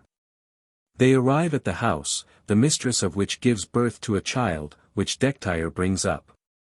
It dies, and on her return from the burial Dectyre swallows a small animal when drinking. Lug appears to her by night, and tells her that he was the child, and that now she was with child by him, i.e. he was the animal swallowed by her. When he was born he would be called Setanta, who was later named Cúchulainn. Cúchulainn, in this version, is thus a rebirth of Lug, as well as his father. In the tale of the two swineherds, Fraic and Rucht are herds of the gods Okal and Bob. They quarrel, and their fighting in various animal shapes is fully described. Finally they become two worms, which are swallowed by two cows. These then give birth to the Whitehorn and to the Black Bull of Cuchulainn, the animals which were the cause of the Tain. The swineherds were probably themselves gods in the older versions of this tale. Other stories relate the rebirth of heroes. Concobar is variously said to be son of Nessa by her husband Cathbad, or by her lover Facna. But in the latter version an incident is found which points to a third account. Nessa brings Cathbad a draught from a river, but in it are two worms which he forces her to swallow. She gives birth to a son, in each of whose hands is a worm, and he is called Concobar, after the name of the river into which he fell soon after his birth. The incident closes with the words, "It was from these worms that she became pregnant," say some. Possibly the divinity of the river had taken the form of the worms and was reborn as Concobar. We may compare the story of the birth of Conall Cernach. His mother was childless, until a Druid sang spells over a well in which she bathed, and drank of its waters. With the draught she swallowed a worm, and the worm was in the hand of the boy as he lay in his mother's womb, and he pierced the hand and consumed it. The personality of Fionn is also connected with the rebirth idea. In one story, Mongan, a 7th century king, had a dispute with his poet regarding the death of the hero Fothad. The Fionn Caoilt returns from the dead to prove Mongan right, and he says, "We were with thee, with Fionn." Mongan bids him be silent, because he did not wish his identity with Fionn to be made known. Mongan, however, was Fionn, though he would not let it be told. In another story Mongan is son of Manannan, who had prophesied of this event. Manannan appeared to the wife of Fiachna when he was fighting the Saxons, and told her that unless she yielded herself to him her husband would be slain. On hearing this she agreed, and next day the god appeared fighting with Fiachna's forces and routed the slain. So that this Mongan is a son of Manannan mac Liar, though he is called Mongan son of Fiachna. In a third version Manannan makes the bargain with Fiachna, and in his form sleeps with the woman. Simultaneously with Mongan's birth, Fiachna's attendant had a son who became Mongan's servant, and a warrior's wife bears a daughter who became his wife. Manannan took Mongan to the land of promise and kept him there until he was 16. Many magical powers and the faculty of shape-shifting are attributed to Mongan, and in some stories he is brought into connection with the Cid. Probably a myth told how he went to Elysium instead of dying, for he comes from the land of living heart to speak with Columba, who took him to see heaven. But he would not satisfy the saint's curiosity regarding Elysium, and suddenly vanished, probably returning there. This twofold account of Mongan's birth is curious. Perhaps the idea that he was a rebirth of Fionn may have been suggested by the fact that his father was called Fiachna Fionn. While it is probable that some old myth of a son of Manannans called Mongan was attached to the personality of the historic Mongan. About the era of Mongan, King Dermot had 2 wives, one of whom was barren. Fiannan gave her holy water to drink, and she brought forth a lamb. Then, after a second draught, a trout, and finally, after a third, Ed slain, who became High King of Ireland in 594. This is a Christianized version of the story of Conall Cernach's birth. In Welsh mythology the story of Taliesin affords an example of rebirth. After the transformation combat of the goddess Cerridwen and Gwaien, resembling that of the swineherds, Gwaien becomes a grain of wheat, which Cerridwen in the form of a hen swallows, with the result that he is reborn of her as Taliesin. Most of these stories no longer exist in their primitive form, and various ideas are found in them: conception by magical means, divine descent through the amour of a divinity and immortal, and rebirth. As to the first, the help of magician or priest is often invoked in savage society and even in European folk custom in case of barrenness. Prayers, charms, potions, or food are the means used to induce conception, but perhaps at one time these were thought to cause it of themselves. In many tales the swallowing of a seed, fruit, insect, etc. results in the birth of a hero or heroine, and it is probable that these stories embody actual belief in such a possibility.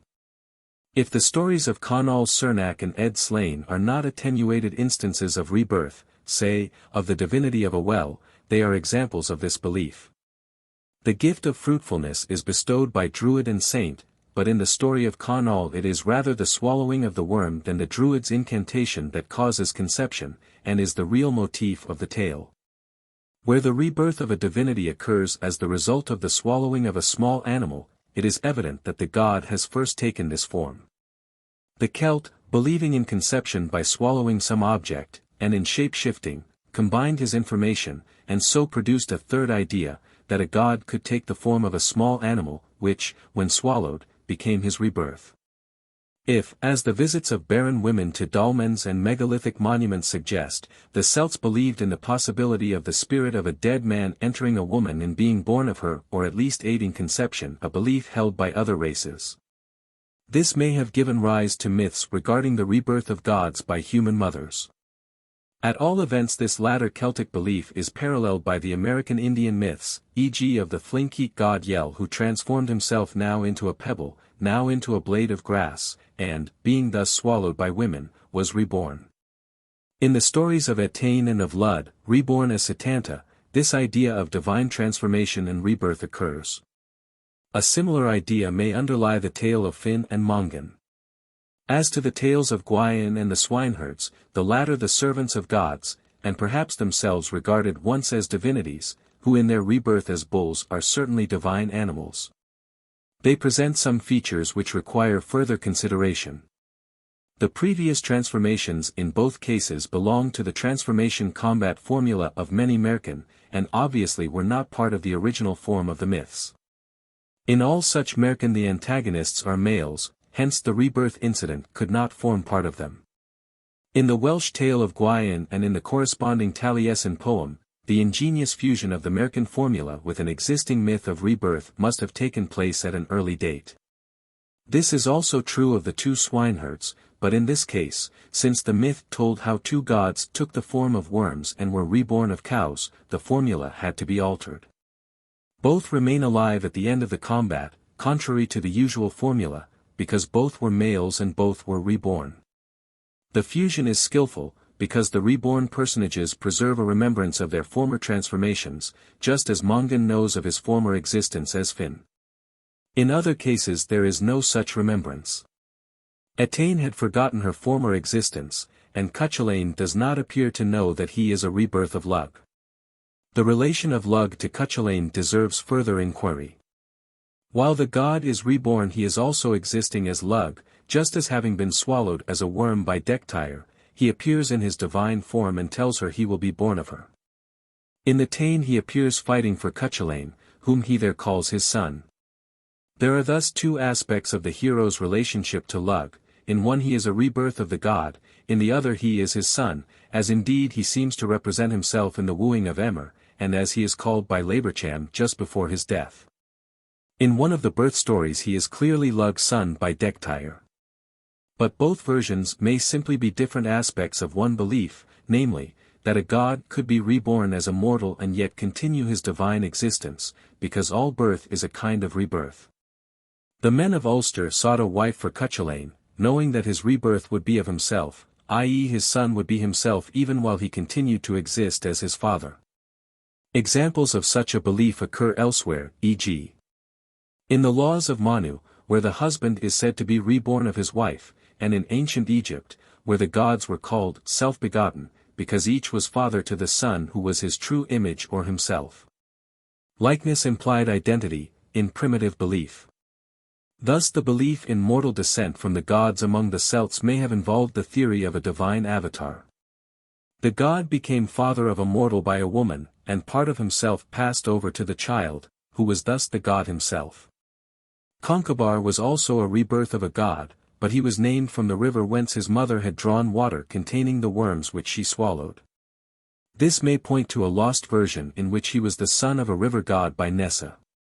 This was quite in accordance with Celtic belief, as is shown by such names as Dubraginos, from Dubran, water, and Genos, born of, Divaginos, Divagina, son or daughter of a god, possibly a river god, since Divos is a frequent river name. And Rhinogenes, son of the Rhine. The persons who first bore these names were believed to have been begotten by divinities.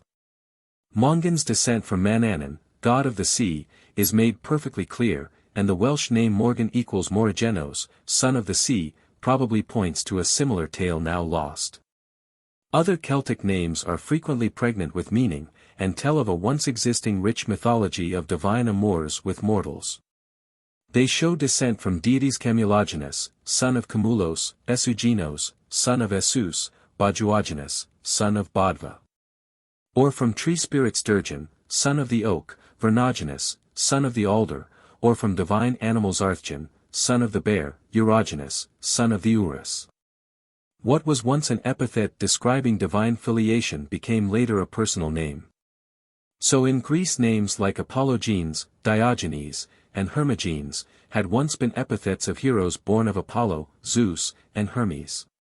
Thus it was a vital Celtic belief that divinities might unite with mortals and beget children. Heroes enticed away to Elysium enjoyed the love of its goddesses Cúchulainn that of Fand, Conla, Bran, and Oisin that of unnamed divinities. So, too, the goddess Morrigan offered herself to Cúchulainn. The Christian Celts of the 5th century retained this belief, though in a somewhat altered form. Augustine and others describe the shaggy demons called Duzii by the Gauls, who sought the couches of women in order to gratify their desires.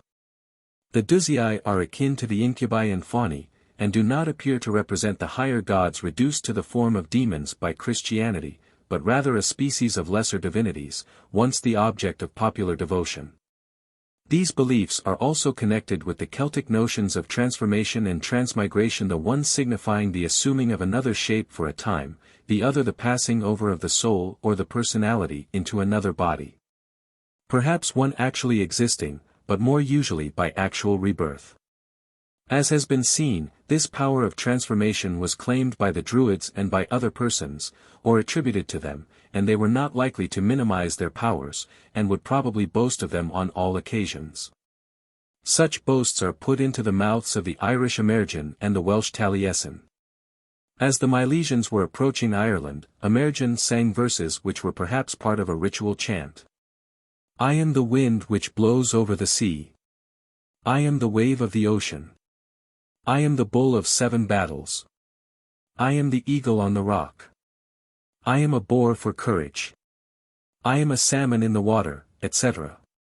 Professor Rees points out that some of these verses need not mean actual transformation, but mere likeness, through a primitive formation of predicate without the aid of a particle corresponding to such a word as like.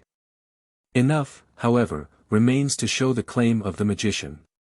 Taliesin, in many poems, makes similar claims, and says, I have been in a multitude of shapes before I assumed a consistent form, that of a sword, a tear, a star, an eagle, etc.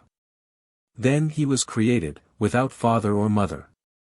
Similar pretensions are common to the medicine man everywhere. But from another point of view they may be mere poetic extravagances such as are common in Celtic poetry. Thus Cúchulainn says, I was a hound strong for combat, their little champion, the casket of every secret for the maidens, or, in another place, I am the bark buffeted from wave to wave, the ship after the losing of its rudder. The little apple on the top of the tree that little thought of its falling. These are metaphoric descriptions of a comparatively simple kind. The full-blown bombast appears in the colloquy of the two sages, where need and Furcertain exhaust language in describing themselves to each other. Other Welsh bards besides Taliesin make similar boasts to his, and Dr. Skene thinks that their claims may have been mere bombast. Still some current belief in shape-shifting, or even in rebirth, underlies some of these boastings and gives point to them. Emergens, I am this or that, suggests the inherent power of transformation, Taliesin's, I have been, the actual transformations. Such assertions do not involve the powerful pantheistic doctrine which is at once the glory and error of Irish philosophy, as M. Darbois claims, else are savage medicine men, boastful of their shape-shifting powers, philosophic pantheists. The poems are merely highly developed forms of primitive beliefs in shape-shifting, such as are found among all savages and barbaric folk, but expressed in the boastful language in which the Celt delighted. How were the successive shape-shiftings effected? To answer this we shall first look at the story of Tuatha Dé Danann, who survived from the days of Partholin to those of Fionn. He was a decrepit man at the coming of Nemd, and one night, having lain down to sleep, he awoke as a stag, and lived in this form to old age. In the same way he became a boar, a hawk, and a salmon, which was caught and eaten by Carol's wife, of whom he was born as Tuan, with a perfect recollection of his different forms. This story, the invention of a 9th or 10th century Christian scribe to account for the current knowledge of the many invasions of Ireland, must have been based on pagan myths of a similar kind, involving successive transformations and a final rebirth. Such a myth may have been told of Taliesin, recounting his transformations and his final rebirth, the former being replaced at a later time by the episode of the transformation combat, involving no great lapse of time. Such a series of successive shapes of every beast, a dragon, wolf, a stag, a salmon, a seal, a swan were ascribed to Mongan and foretold by Manannan, and Mongan refers to some of them in his colloquy with Columba, when I was a deer. A salmon, a seal, a roving wolf, man. Perhaps the complete story was that of a fabulous hero in human form, who assumed different shapes, and was finally reborn.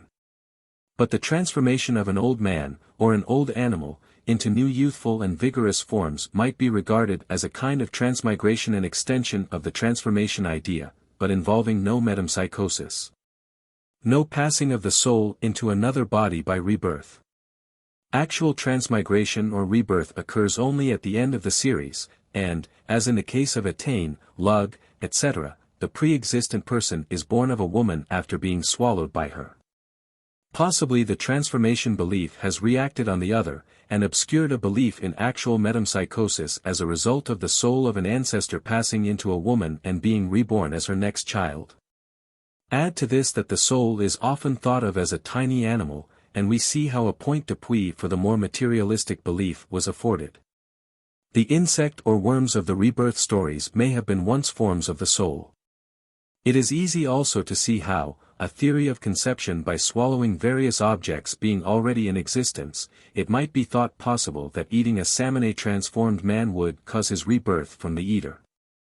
The Celts may have had no consistent belief on this subject, the general idea of the future life being of a different kind. Or perhaps the various beliefs in transformation, transmigration, rebirth, and conception by unusual means, are too inextricably mingled to be separated. The nucleus of the tales seems to be the possibility of rebirth, and the belief that the soul was still clad in a bodily form after death and was itself a material thing. But otherwise some of them are not distinctively Celtic, and have been influenced by old American formulae of successive changes adopted by or forced upon some person, who is finally reborn. This formulae is already old in the 14th century BC. Egyptian story of the two brothers. Such Celtic stories as these may have been known to classical authors, and have influenced their statements regarding eschatology.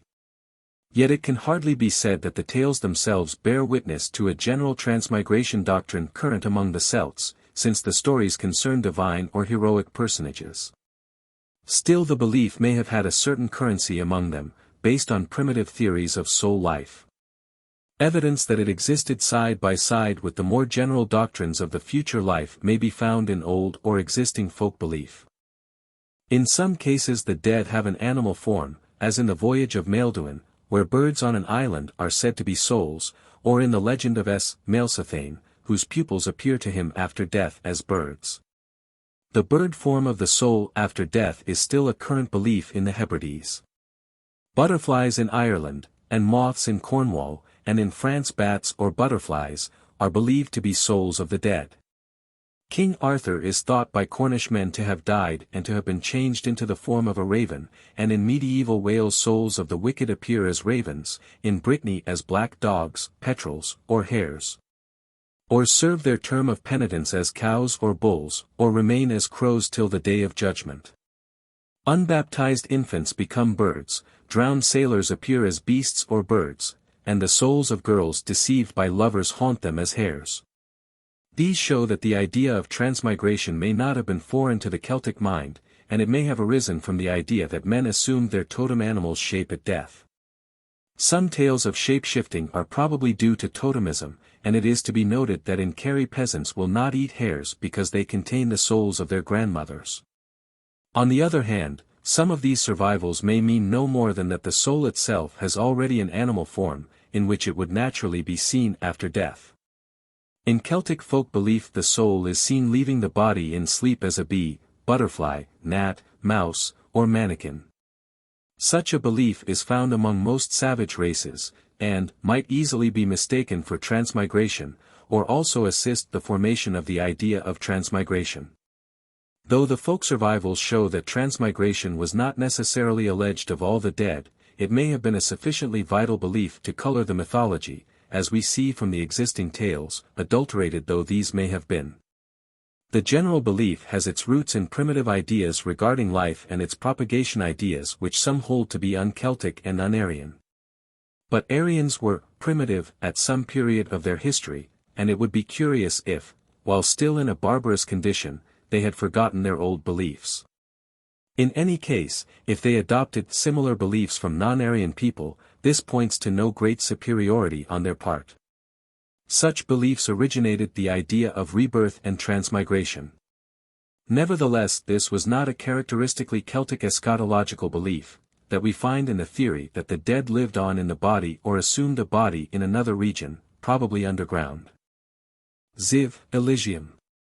The Celtic conception of Elysium, the product at once of religion, mythology, and romantic imagination, is found in a series of Irish and Welsh tales.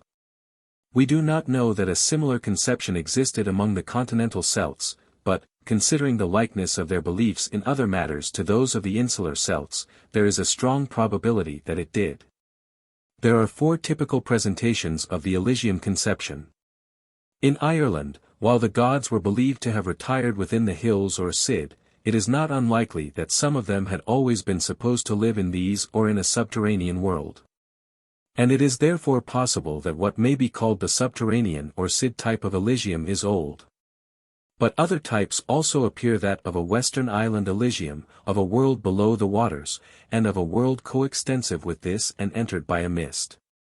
The names of the Irish Elysium are sometimes of a general character: Mag Mor, the Great Plain; Mag Mel, the Pleasant Plain; Tir Enail, the Other World; Tir Na Mbio, the land of the living, Tir na Nog, the land of youth, and Tir Terngyri, the land of promise, possibly of Christian origin. Local names are Tir Fa Taun, land under waves, Ibersail and the land of Falga, names of the island Elysium. The last denotes the Isle of Man as Elysium, and it may have been so regarded by Goidels in Britain at an early time. To this period may belong the tales of Cúchulainn's raid on Falga, carried at a later time to Ireland. Tir Terngyri is also identified with the Isle of Man. A brief resume of the principal Elysium tales is necessary as a preliminary to a discussion of the problems which they involve, though it can give but little idea of the beauty and romanticism of the tales themselves. These, if not actually composed in pagan times, are based upon story germs current before the coming of Christianity to Ireland. The Cid Elysium.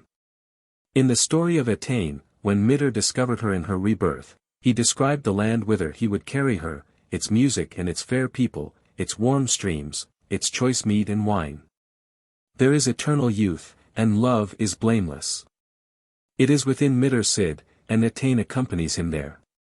In the sequel King Eochaid's Druid discovers the Cid, which is captured by the king, who then regains XVIII. Other tales refer to the Cid in similar terms, and describe its treasures, its food and drink better than those of earth. It is in most respects similar to the island Elysium, save that it is localized on earth. 2. The island Elysium. The story of the voyage of Bran is found fragmentarily in the 11th century LU, and complete in the 14th and 16th century Misas. It tells how Bran heard mysterious music when asleep. On waking he found a silver branch with blossoms, and next day there appeared a mysterious woman singing the glory of the land overseas, its music, its wonderful tree, its freedom from pain and death.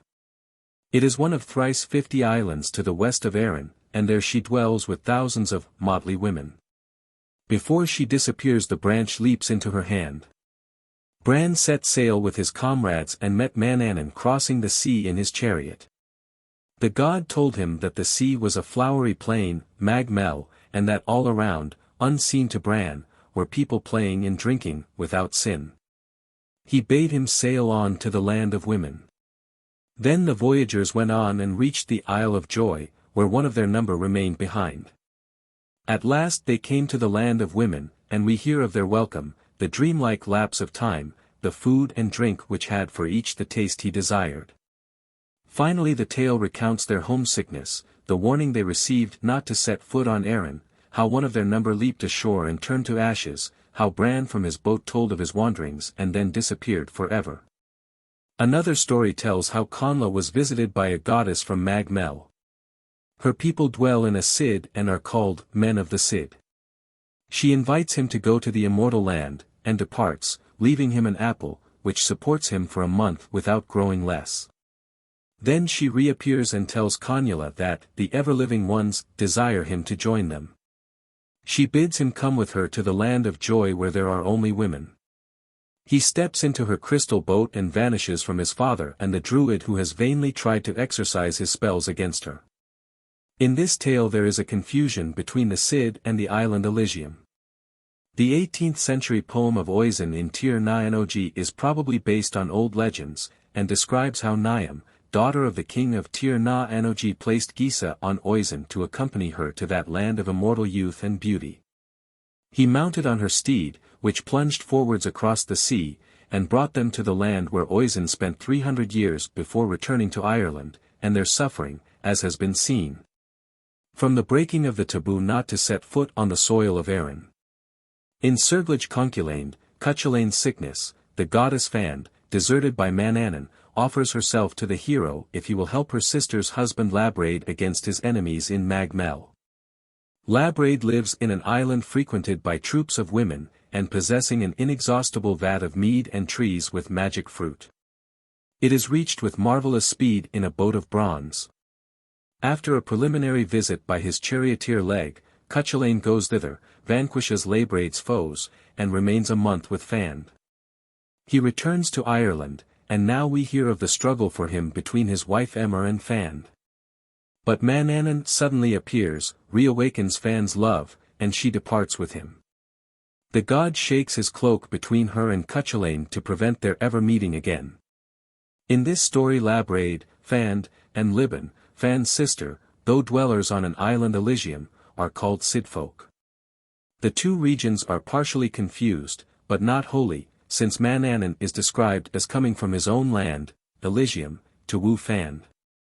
Apparently Labraid of the swift hand on the sword, who, though called chief of the side, is certainly a war god, is at enmity with Manannan's hosts, and it is these with whom Cúchulainn has to fight. In an Ossianic tale several of the Fianns were carried off to the land of promise. After many adventures, Fionn, Dermot, and others discover them, and threaten to destroy the land if they are not restored. Its king, Avarta, agrees to the restoration, and with 15 of his men carries the Fianns to Erin on one horse. Having reached there, he bids them look at a certain field, and while they are doing so, he and his men disappear. 3. Land under waves, Fiachna, of the men of the Cid, appeared to the men of Connaught, and begged their help against Gaul, who had abducted his wife.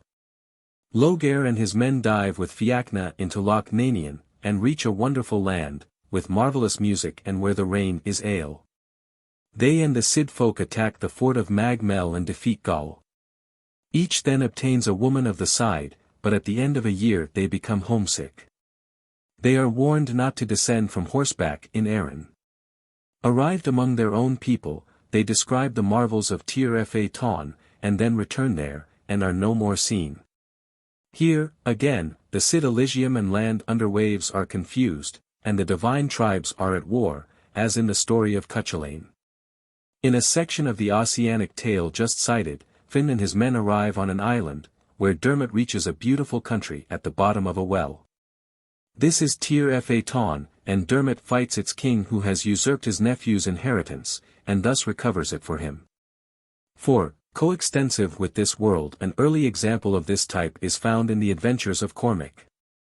A divine visitant appeared to Cormac and gave him in exchange for his wife, son, and daughter, his branch of golden apples, which when shaken produced sweetest music, dispelling sorrow.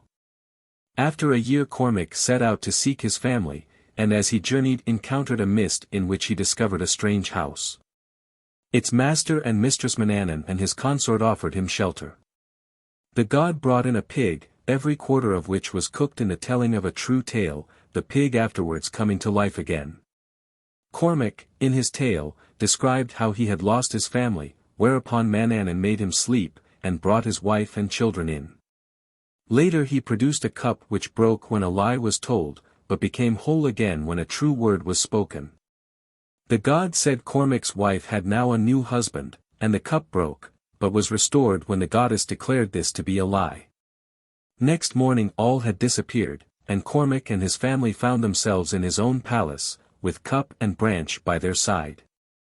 Similarly, in the champion's ecstasy, a mysterious horseman appears out of a mist to Conn and leads him to a palace, where he reveals himself as the god Lug, and where there is a woman called the Sovereignty of Erin.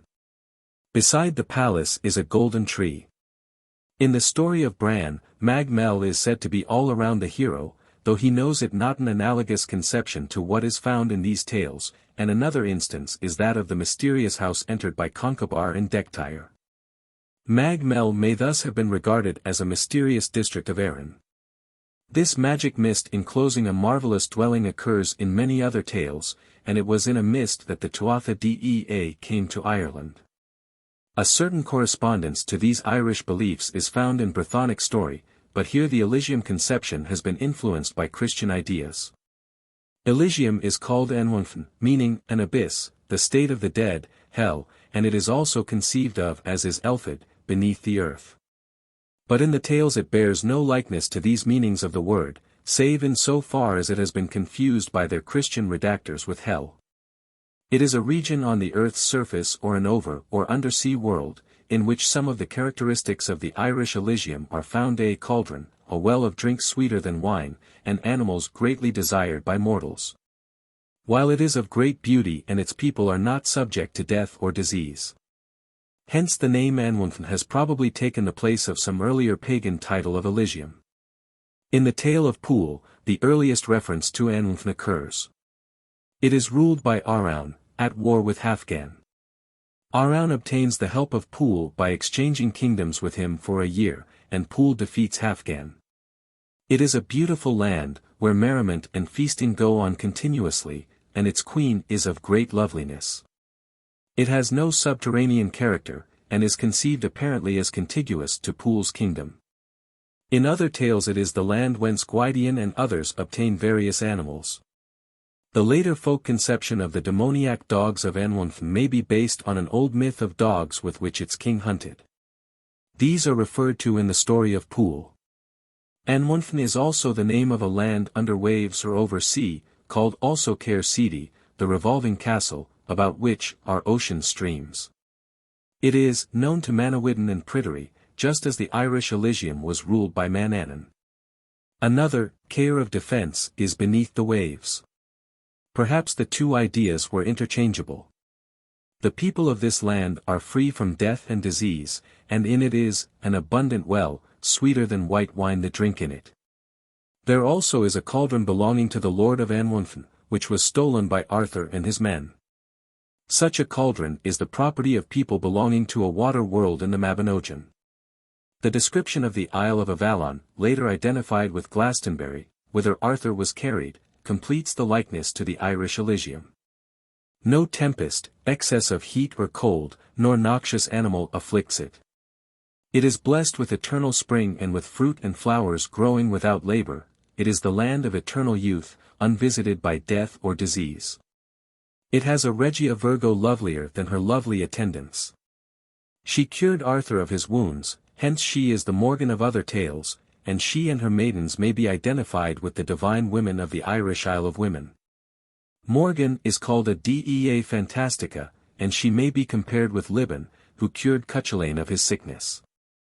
The identification of Avalon with Glastonbury is probably post-pagan, and the names applied to Glastonbury Avalon, Insula Pomonem, Insula Vitria may be primitive names of Elysium. William of Malmesbury derives Insula Pomonem in its application to Glastonbury from a native name Insula Avaloniae, which he connects with the Brythonic Avala, apples, because Glasenig found an apple tree there. The name may thus have been connected with marvelous apple trees, like those of the Irish Elysium.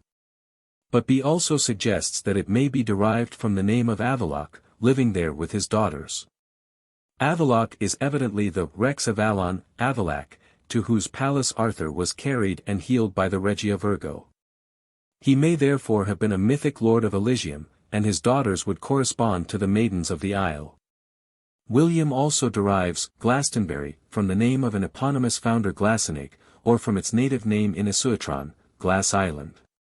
This name reappears in Cratein's Eric in the form L'Isle de Verre. Giraldus explains the name from the glassy waters around Glastonbury, but it may be an early name of Elysium. Glass must have appealed to the imagination of Celt, Teuton, and Slav, for we hear of Merlin's glass house, a glass fort discovered by Arthur, a glass tower attacked by the Milesians, at Taine's Glass Grianan. An abode of glass which conveyed Conla to Elysium. In Teutonic and Slavonic myth and Merkin, glass mountains, on which dwell mysterious personages, frequently occur. The origin of the Celtic Elysium belief may be found in universal myths of a golden age long ago in some distant Elysian region, where men had lived with the gods. Into that region brave mortals might still penetrate, though it was lost to mankind as a whole. In some mythologies this Elysium is the land whither men go after death. Possibly the Celtic myth of man's early intercourse with the gods in a lost region took two forms. In one it was a joyful subterranean region whither the Celt hoped to go after death.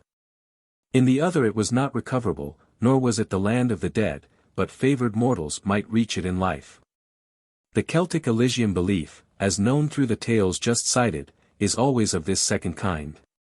We surmise, however, that the land of the dead was a joyous underworld ruled over by a god of fertility and of the dead, and from that region men had originally come forth.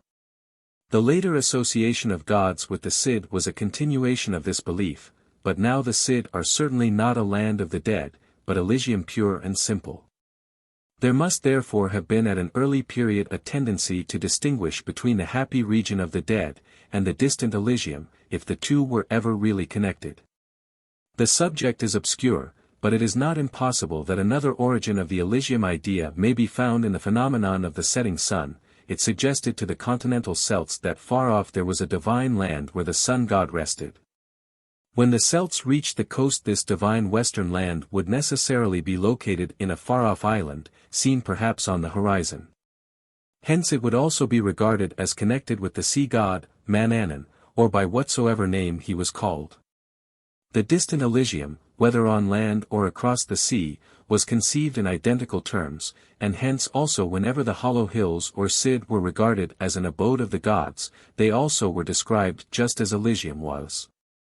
The idea of a world under the waters is common to many mythologies, and, generally speaking, it originated in the animistic belief that every part of nature has its indwelling spirits.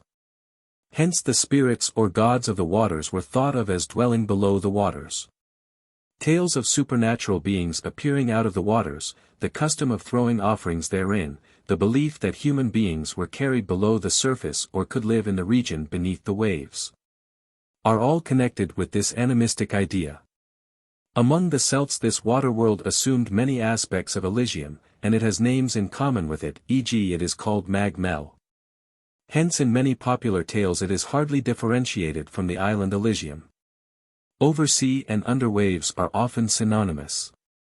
Hence, too, the belief that such waterworlds as Ibersail, or Welsh fairylands, or sunken cities off the Breton coast, rise periodically to the surface, and would remain there permanently, like an island Elysium, if some mortal would fulfill certain conditions.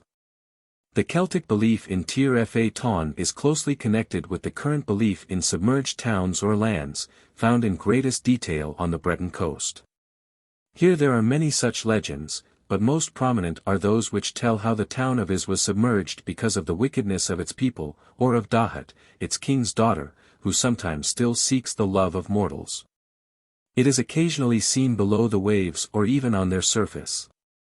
Elsewhere in Celtic regions similar legends are found, and the submersion is the result of a curse, of the breaking of a taboo, or of neglect to cover a sacred well. Probably the tradition of actual cataclysms or inroads of the sea, such as the Celts encountered on the coasts of Holland, may account for some of these legends, which then mingled with myths of the divine water world. The idea that Elysium is coextensive with this world and hidden in a mist is perhaps connected with the belief in the magical powers of the gods. As the Druids could raise a mist at will, so too might the gods, who then created a temporary Elysium in it. From such a mist, usually on a hill, supernatural beings often emerge to meet mortals, and in Merkin fairyland is sometimes found within a mist. It was already believed that part of the gods' land was not far off. It was invisibly on or within the hills on whose slopes men saw the mist swirling mysteriously. Hence the mist may simply have concealed the Cid of the gods. But there may also have been a belief that this world was actually interpenetrated by the divine world, for this is believed of fairyland in Welsh and Irish folklore. Men may unwittingly interfere with it, or have it suddenly revealed to them, or be carried into it and made invisible. In most of the tales Elysium is a land without grief or death, where there is immortal youth and peace, and every kind of delight. But in some, while the sensuous delights are still the same, the inhabitants are at war, invite the aid of mortals to overcome their foes, and are even slain in fight. Still in both groups Elysium is a land of gods and supernatural folk whither mortals are invited by favor. It is never the world of the dead, its people are not mortals who have died and gone thither. The two conceptions of Elysium as a land of peace and deathlessness, and as a land where war and death may occur, may both be primitive. The latter may have been formed by reflecting back on the divine world the actions of the world of mortals, and it would also be on a parallel with the conception of the world of the dead where warriors perhaps still fought, since they were buried with their weapons. There were also myths of gods warring with each other. But men may also have felt that the gods were not as themselves, that their land must be one of peace and deathlessness. Hence the idea of the peaceful Elysium, which perhaps found most favor with the people. Mr. Nutt thought that the idea of a warlike Elysium may have resulted from Scandinavian influence acting on existing tales of a peaceful Elysium, but we know that old myths of divine wars already existed. Perhaps this conception arose among the Celts as a warlike people, appealing to their warrior instincts, while the peaceful Elysium may have been the product of the Celts as an agricultural folk, for we have seen that the Celt was now a fighter, now a farmer. In its peaceful aspect, Elysium is a familiar, cultivated land, where the fruits of the earth are produced without labor, and where there are no storms or excess of heat or cold, the fancies which would appeal to a toiling, agricultural people. Their food is produced magically, yet naturally, and in agricultural ritual men sought to increase their food supply magically. In the tales this process is, so to speak, heightened. Some writers have maintained that Elysium is simply the land of the dead, although nothing in the existing tales justifies this interpretation. M. Darbois argues for this view, resting his theory mainly on a passage in the story of Conla, interpreted by him in a way which does not give its real meaning. The words are spoken by the goddess to Conla, and their sense is, the ever-living ones invite thee. Thou art a champion to Tethra's people. They see thee every day in the assemblies of thy fatherland, among thy familiar loved ones. M. Darbois assumes that Tethra, a Fomorian, is lord of Elysium, and that after his defeat by the Tuatha Dé Danann, he, like Kronos, took refuge there, and now reigns as lord of the dead. By translating Eardat Chayat, they see the third plur, President Ind. As, on Ty Vera, he maintains that Conla, by going to Elysium, will be seen among the gatherings of his dead kinsfolk. But the words, thou art a champion to Tethra's people, cannot be made to mean that Tethra is a god of the dead.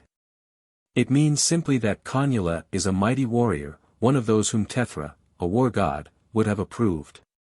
The phrase, Tethra's mighty men, used elsewhere, is a conventional one for warriors. The rest of the goddess's words imply that the immortals from afar, or perhaps, Tethra's mighty men, i.e. warriors in this world, see Conla in the assemblies of his fatherland in Erin, among his familiar friends. Dread death awaits them, she has just said, but the immortals desire Conla to escape that by coming to Elysium. Her words do not imply that he will meet his dead ancestors there, nor is she in any sense a goddess of death. If the dead went to Elysium, there would be little need for inviting a living person to go there. Had Conla's dead ancestors or Tethra's people, warriors, been in Elysium, this would contradict the picture drawn by the goddess of the land whither she desires him to go, a land of women, not of men. Moreover, the rulers of Elysium are always members of the Tuatha Dé Danann or the Cid folk, never a Fomorian like Tethra. M. Darbois also assumes that Spain, in Nennius' account of the Irish invasions and in Irish texts, means the land of the dead, and that it was introduced in place of some such title as Mag Mor or Mag Mel by the euhemerizing process of the Irish Christians. But in other documents penned by Irish Christians, these and other pagan titles of Elysium remain unchanged. Nor is there the slightest proof that the words used by Tuan Mac Carroll about the invaders of Ireland, they all died, were rendered in an original text, now lost according to M. Darbois. They set sail for Mag Mor or Mag Mel, a formula in which Nennius saw indications of a return to Spain. Spain, in this hypothetical text, was the land of the dead or Elysium, whence the invaders came. This lost original exists in M. Darbois' imagination, and there is not the slightest evidence for these alterations. Once, indeed, Tealtiu is called daughter of Math Mor, king of Spain, but here a person, not a place, is spoken of. Sir John Rhys accepts the identification of Spain with Elysium as the land of the dead, and finds in every reference to Spain a reference to the otherworld, which he regards as a region ruled by dark divinities. But neither the lords of Elysium or the Celtic Despater were dark or gloomy deities, and the land of the dead was certainly not a land of darkness any more than Elysium. The numerous references to Spain probably point to old traditions regarding a connection between Spain and Ireland in early times, both commercial and social, and it is not impossible that Goidelic invaders did reach Ireland from Spain. Early maps and geographers make Ireland and Spain contiguous, hence in an Irish tale Ireland is visible from Spain, and this geographical error would strengthen existing traditions. Spain was used vaguely, but it does not appear to have meant Elysium or the land of the dead. If it did, it is strange that the Tuatha Dé Danann are never brought into connection with it. One of the most marked characteristics of the Celtic Elysium is its deathlessness. It is the land of the living, or of the ever-living ones, and of eternal youth. Most primitive races believe that death is an accident befalling men who are naturally immortal, hence freedom from such an accident naturally characterizes the people of the divine land. But, as in other mythologies, that immortality is more or less dependent on the eating or drinking of some food or drink of immortality. Manannan had immortal swine, which, killed one day, came alive next day, and with their flesh he made the Tuatha Dé Danann immortal. Immortality was also conferred by the drinking of Goibniu's ale, which, either by itself or with the flesh of swine, formed his immortal feast. The food of Elysium was inexhaustible, and whoever ate it found it to possess that taste which he preferred. The fruit of certain trees in Elysium was also believed to confer immortality and other qualities. Legge saw 150 trees growing in Mag Mell, their nuts fed 300 people. The apple given by the goddess to Conla was inexhaustible, and he was still eating it with her when Teague, son of Cian, visited Elysium. When once they had partaken of it, nor age nor dimness could affect them. Apples, crimson nuts, and rowan berries are specifically said to be the food of the gods in the tale of Dermot and Grain. Through carelessness one of the berries was dropped on earth, and from it grew a tree, the berries of which had the effect of wine or mead, and 3 of them eaten by a man of 100 years made him youthful. It was guarded by a giant. A similar tree growing on earth, a rowan guarded by a dragon, is found in the tale of Freke, who was bidden to bring a branch of it to Ailill. Its berries had the virtue of 9 meals, they healed the wounded, and added a year to a man's life. At the wells which were the source of Irish rivers were supposed to grow hazel trees with crimson nuts, which fell into the water and were eaten by salmon. If these were caught and eaten, the eater obtained wisdom and knowledge. These wells were in Erin, but in some instances the well with its hazels and salmon is in the other world, and it is obvious that the crimson nuts are the same as the food of the gods in Dermot and Grain. Why should immortality be dependent on the eating of certain foods? Most of man's irrational ideas have some reason in them, and probably man's knowledge that without food life would come to an end, joined to his idea of deathlessness, led him to believe that there was a certain food which produced immortality just as ordinary food supported life. On it gods and deathless beings were fed.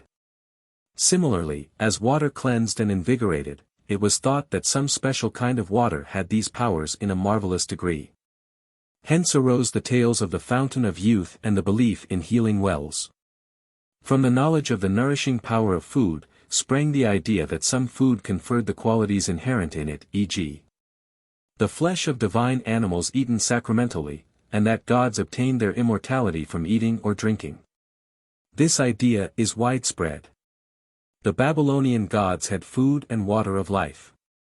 Egyptian myth spoke of the bread and beer of eternity which nourished the gods, the Hindus and Iranians knew of the divine soma or hauma, and in Scandinavian myth the gods renewed their youth by tasting Iduna's golden apples. In Celtic Elysium tales, the fruit of a tree is most usually the food of immortality. The fruit never diminishes and always satisfies, and it is the food of the gods. When eaten by mortals it confers immortality upon them.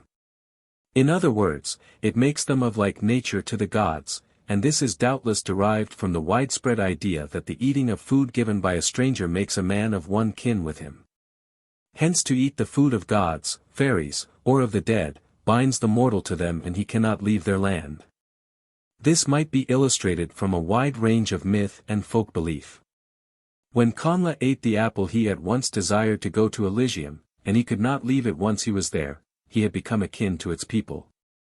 In the stories of Bran and Oisin, they are not said to have eaten such fruit, but the primitive form of the tales may have contained this incident, and this would explain why they could not set foot on earth unscathed.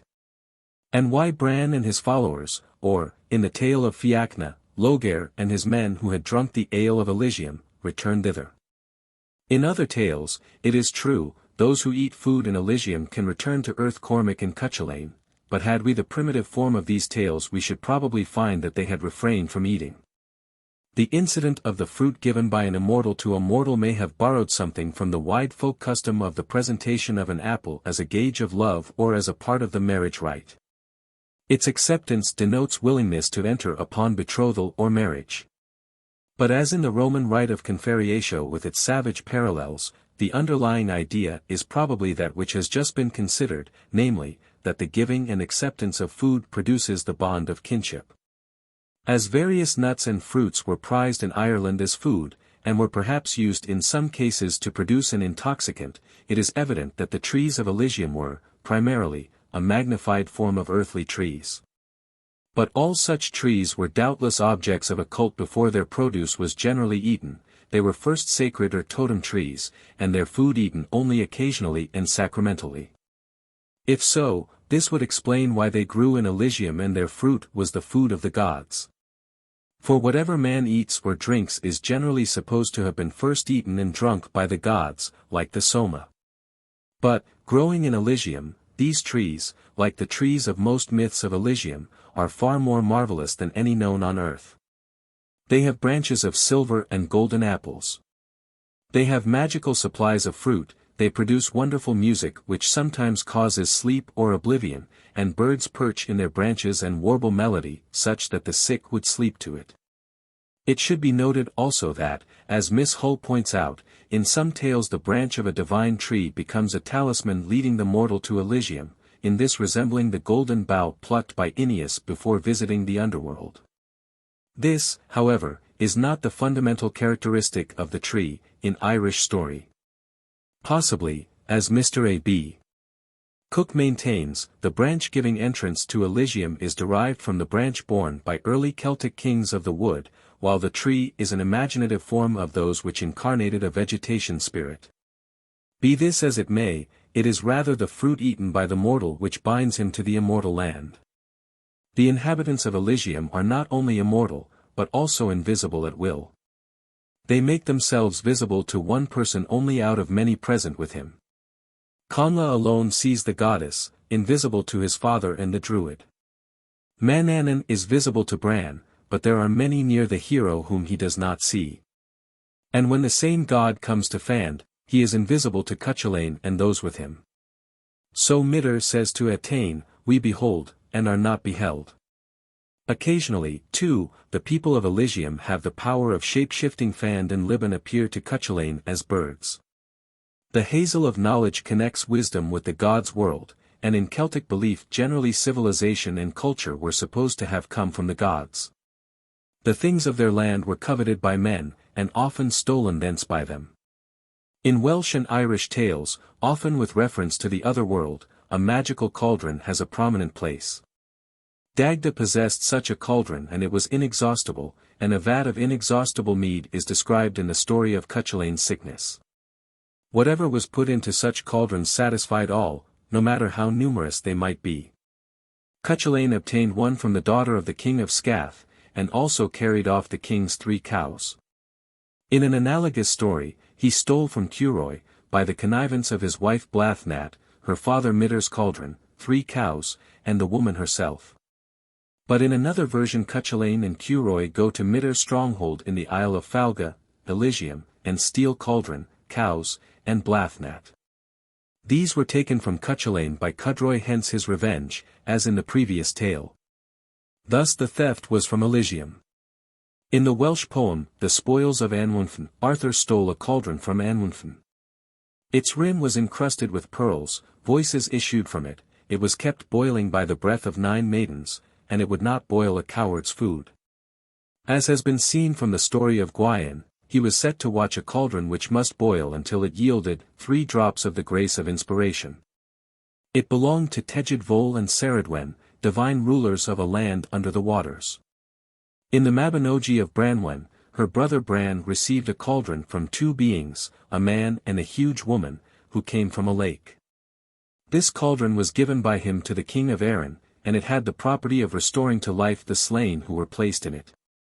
The 3 properties of the cauldron: inexhaustibility, inspiration, and regeneration may be summed up in one word, fertility, and it is significant that the god with whom such a cauldron was associated, Dagda, was a god of fertility. But we have just seen it associated, directly or indirectly, with goddesses Cerridwen, Branwen, the woman from the lake, and perhaps this may point to an earlier cult of goddesses of fertility, later transferred to gods. In this light the cauldron's power of restoring to life is significant, since in early belief life is associated with what is feminine. Woman as the fruitful mother suggested that the earth, which produced and nourished, was also female. Hence arose the cult of the Earth Mother, who was often also a goddess of love as well as of fertility. Cerridwen, in all probability, was a goddess of fertility, and Branwen a goddess of love. The cult of fertility was usually associated with orgiastic and indiscriminate love-making, and it is not impossible that the cauldron, like the Hindu yoni, was a symbol of fertility. Again, the slaughter and cooking of animals was usually regarded as a sacred act in primitive life. The animals were cooked in enormous cauldrons, which were found as an invariable part of the furniture of every Celtic house.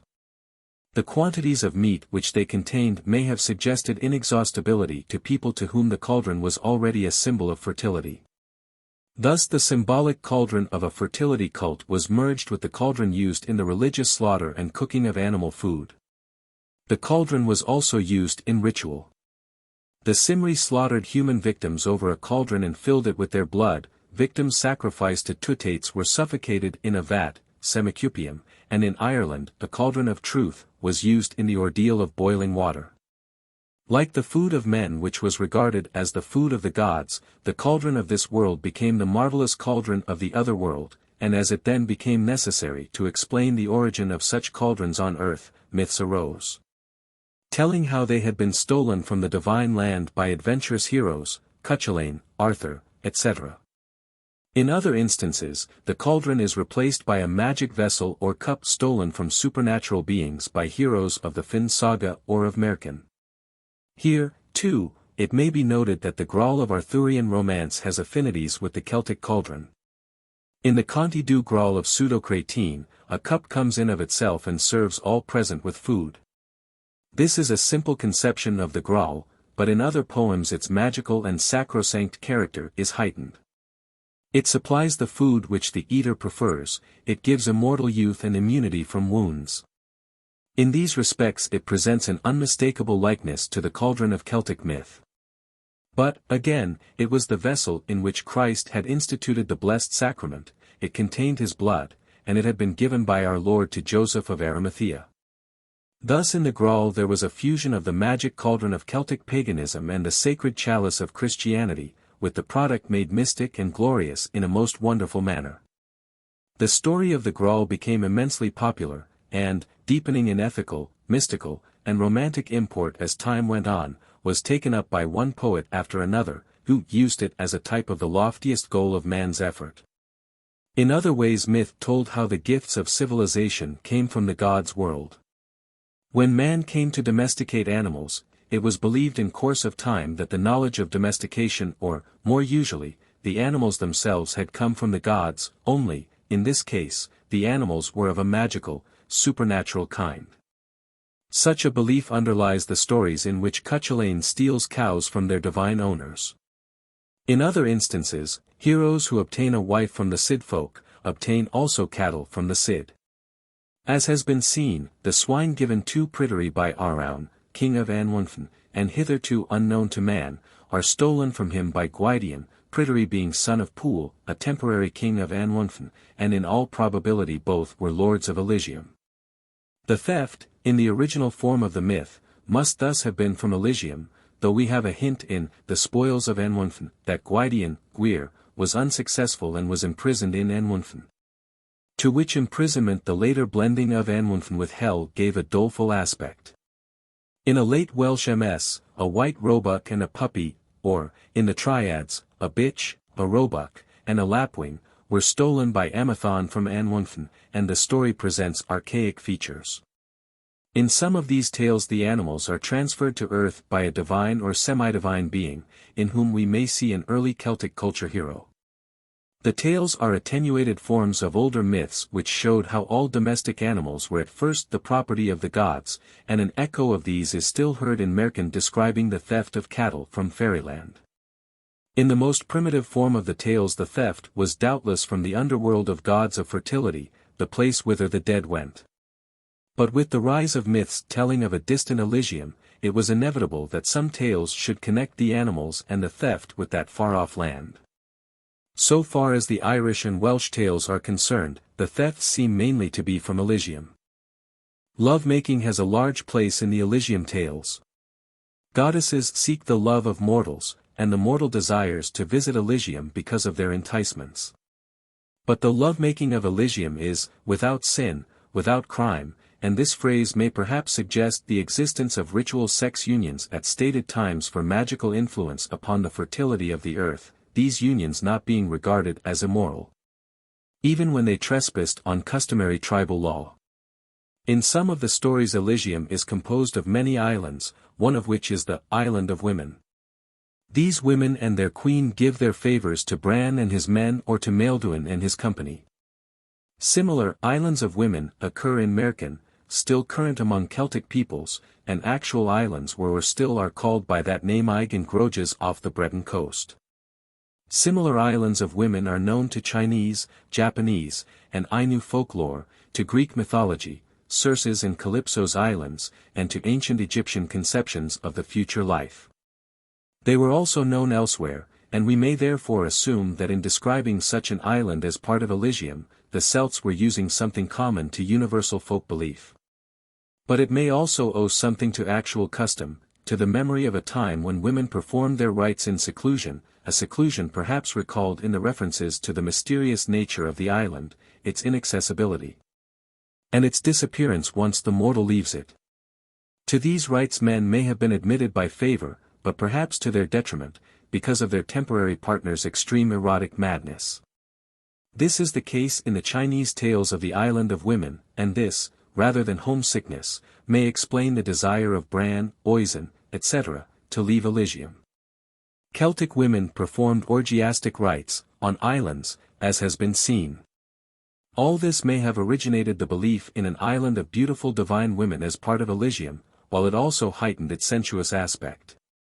Borrowed from the delight which the Celt took in music is the recurring reference to the marvelous music which swelled in Elysium. There, as the goddess says to Bran, there is nothing rough or harsh, but sweet music striking on the ear. It sounded from birds on every tree, from the branches of trees, from marvelous stones, and from the harps of divine musicians. And this is recalled in the ravishing music which the belated traveler hears as he passes fairy-haunted spots. What pipes and timbrels, what wild ecstasy! The romantic beauty of Elysium is described in these Celtic tales in a way unequalled in all other sagas or Merkin, and it is insisted on by those who come to lure mortals there.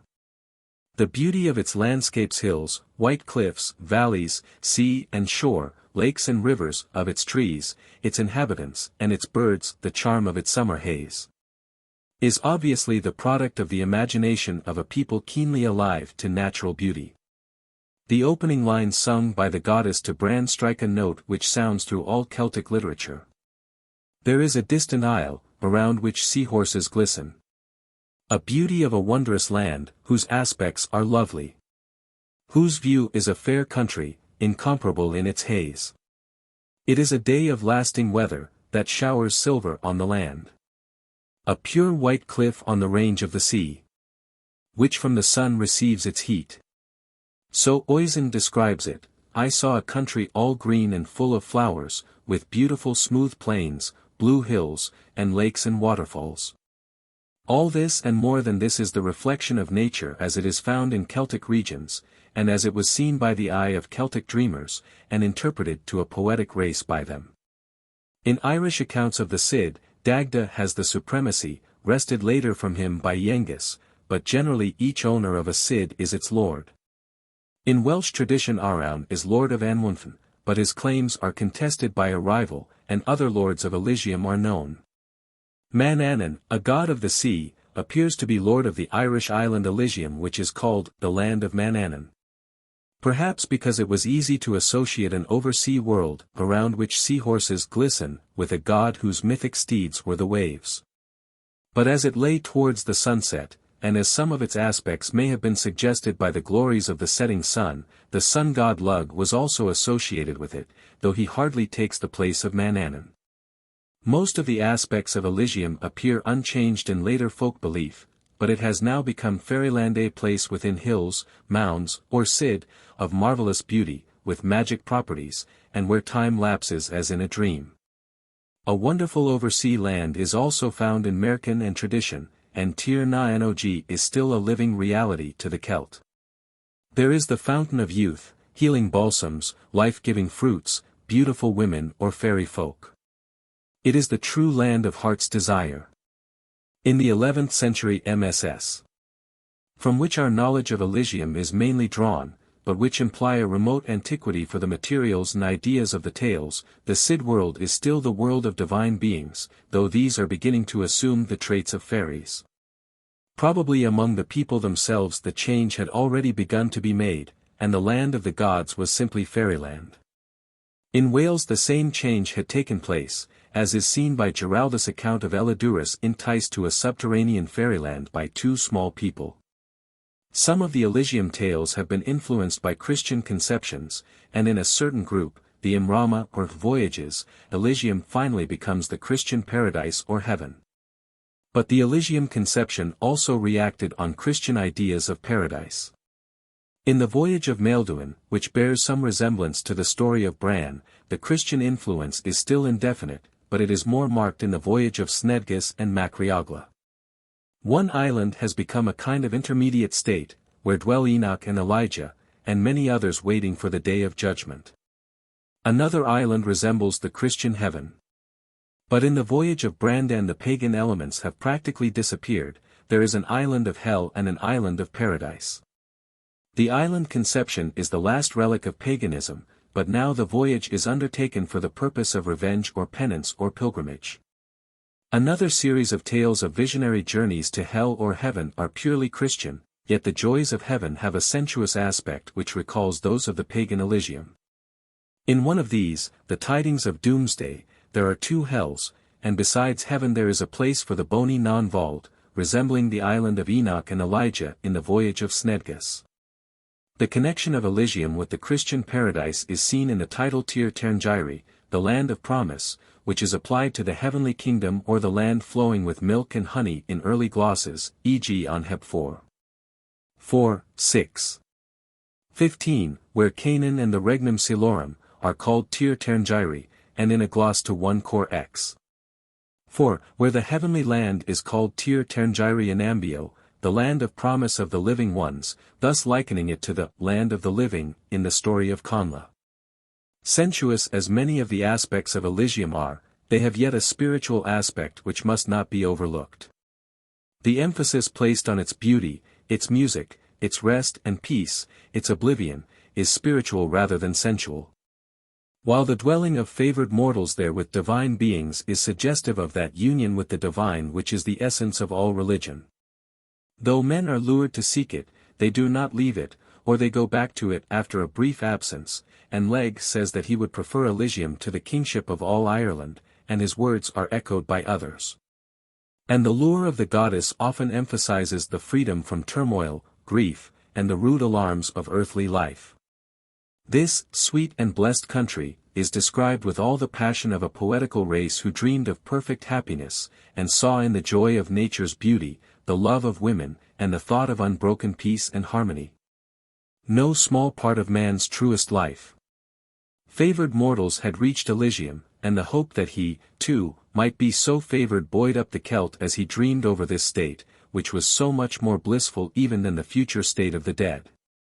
Many races have imagined a happy otherworld, but no other race has so filled it with magic beauty, or so persistently recurred to it as the Celts.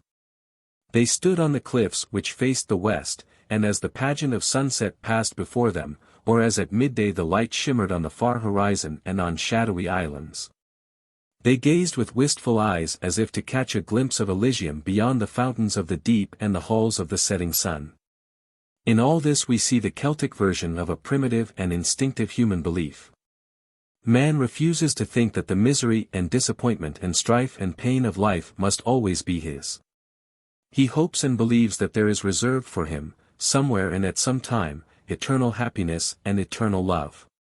The end.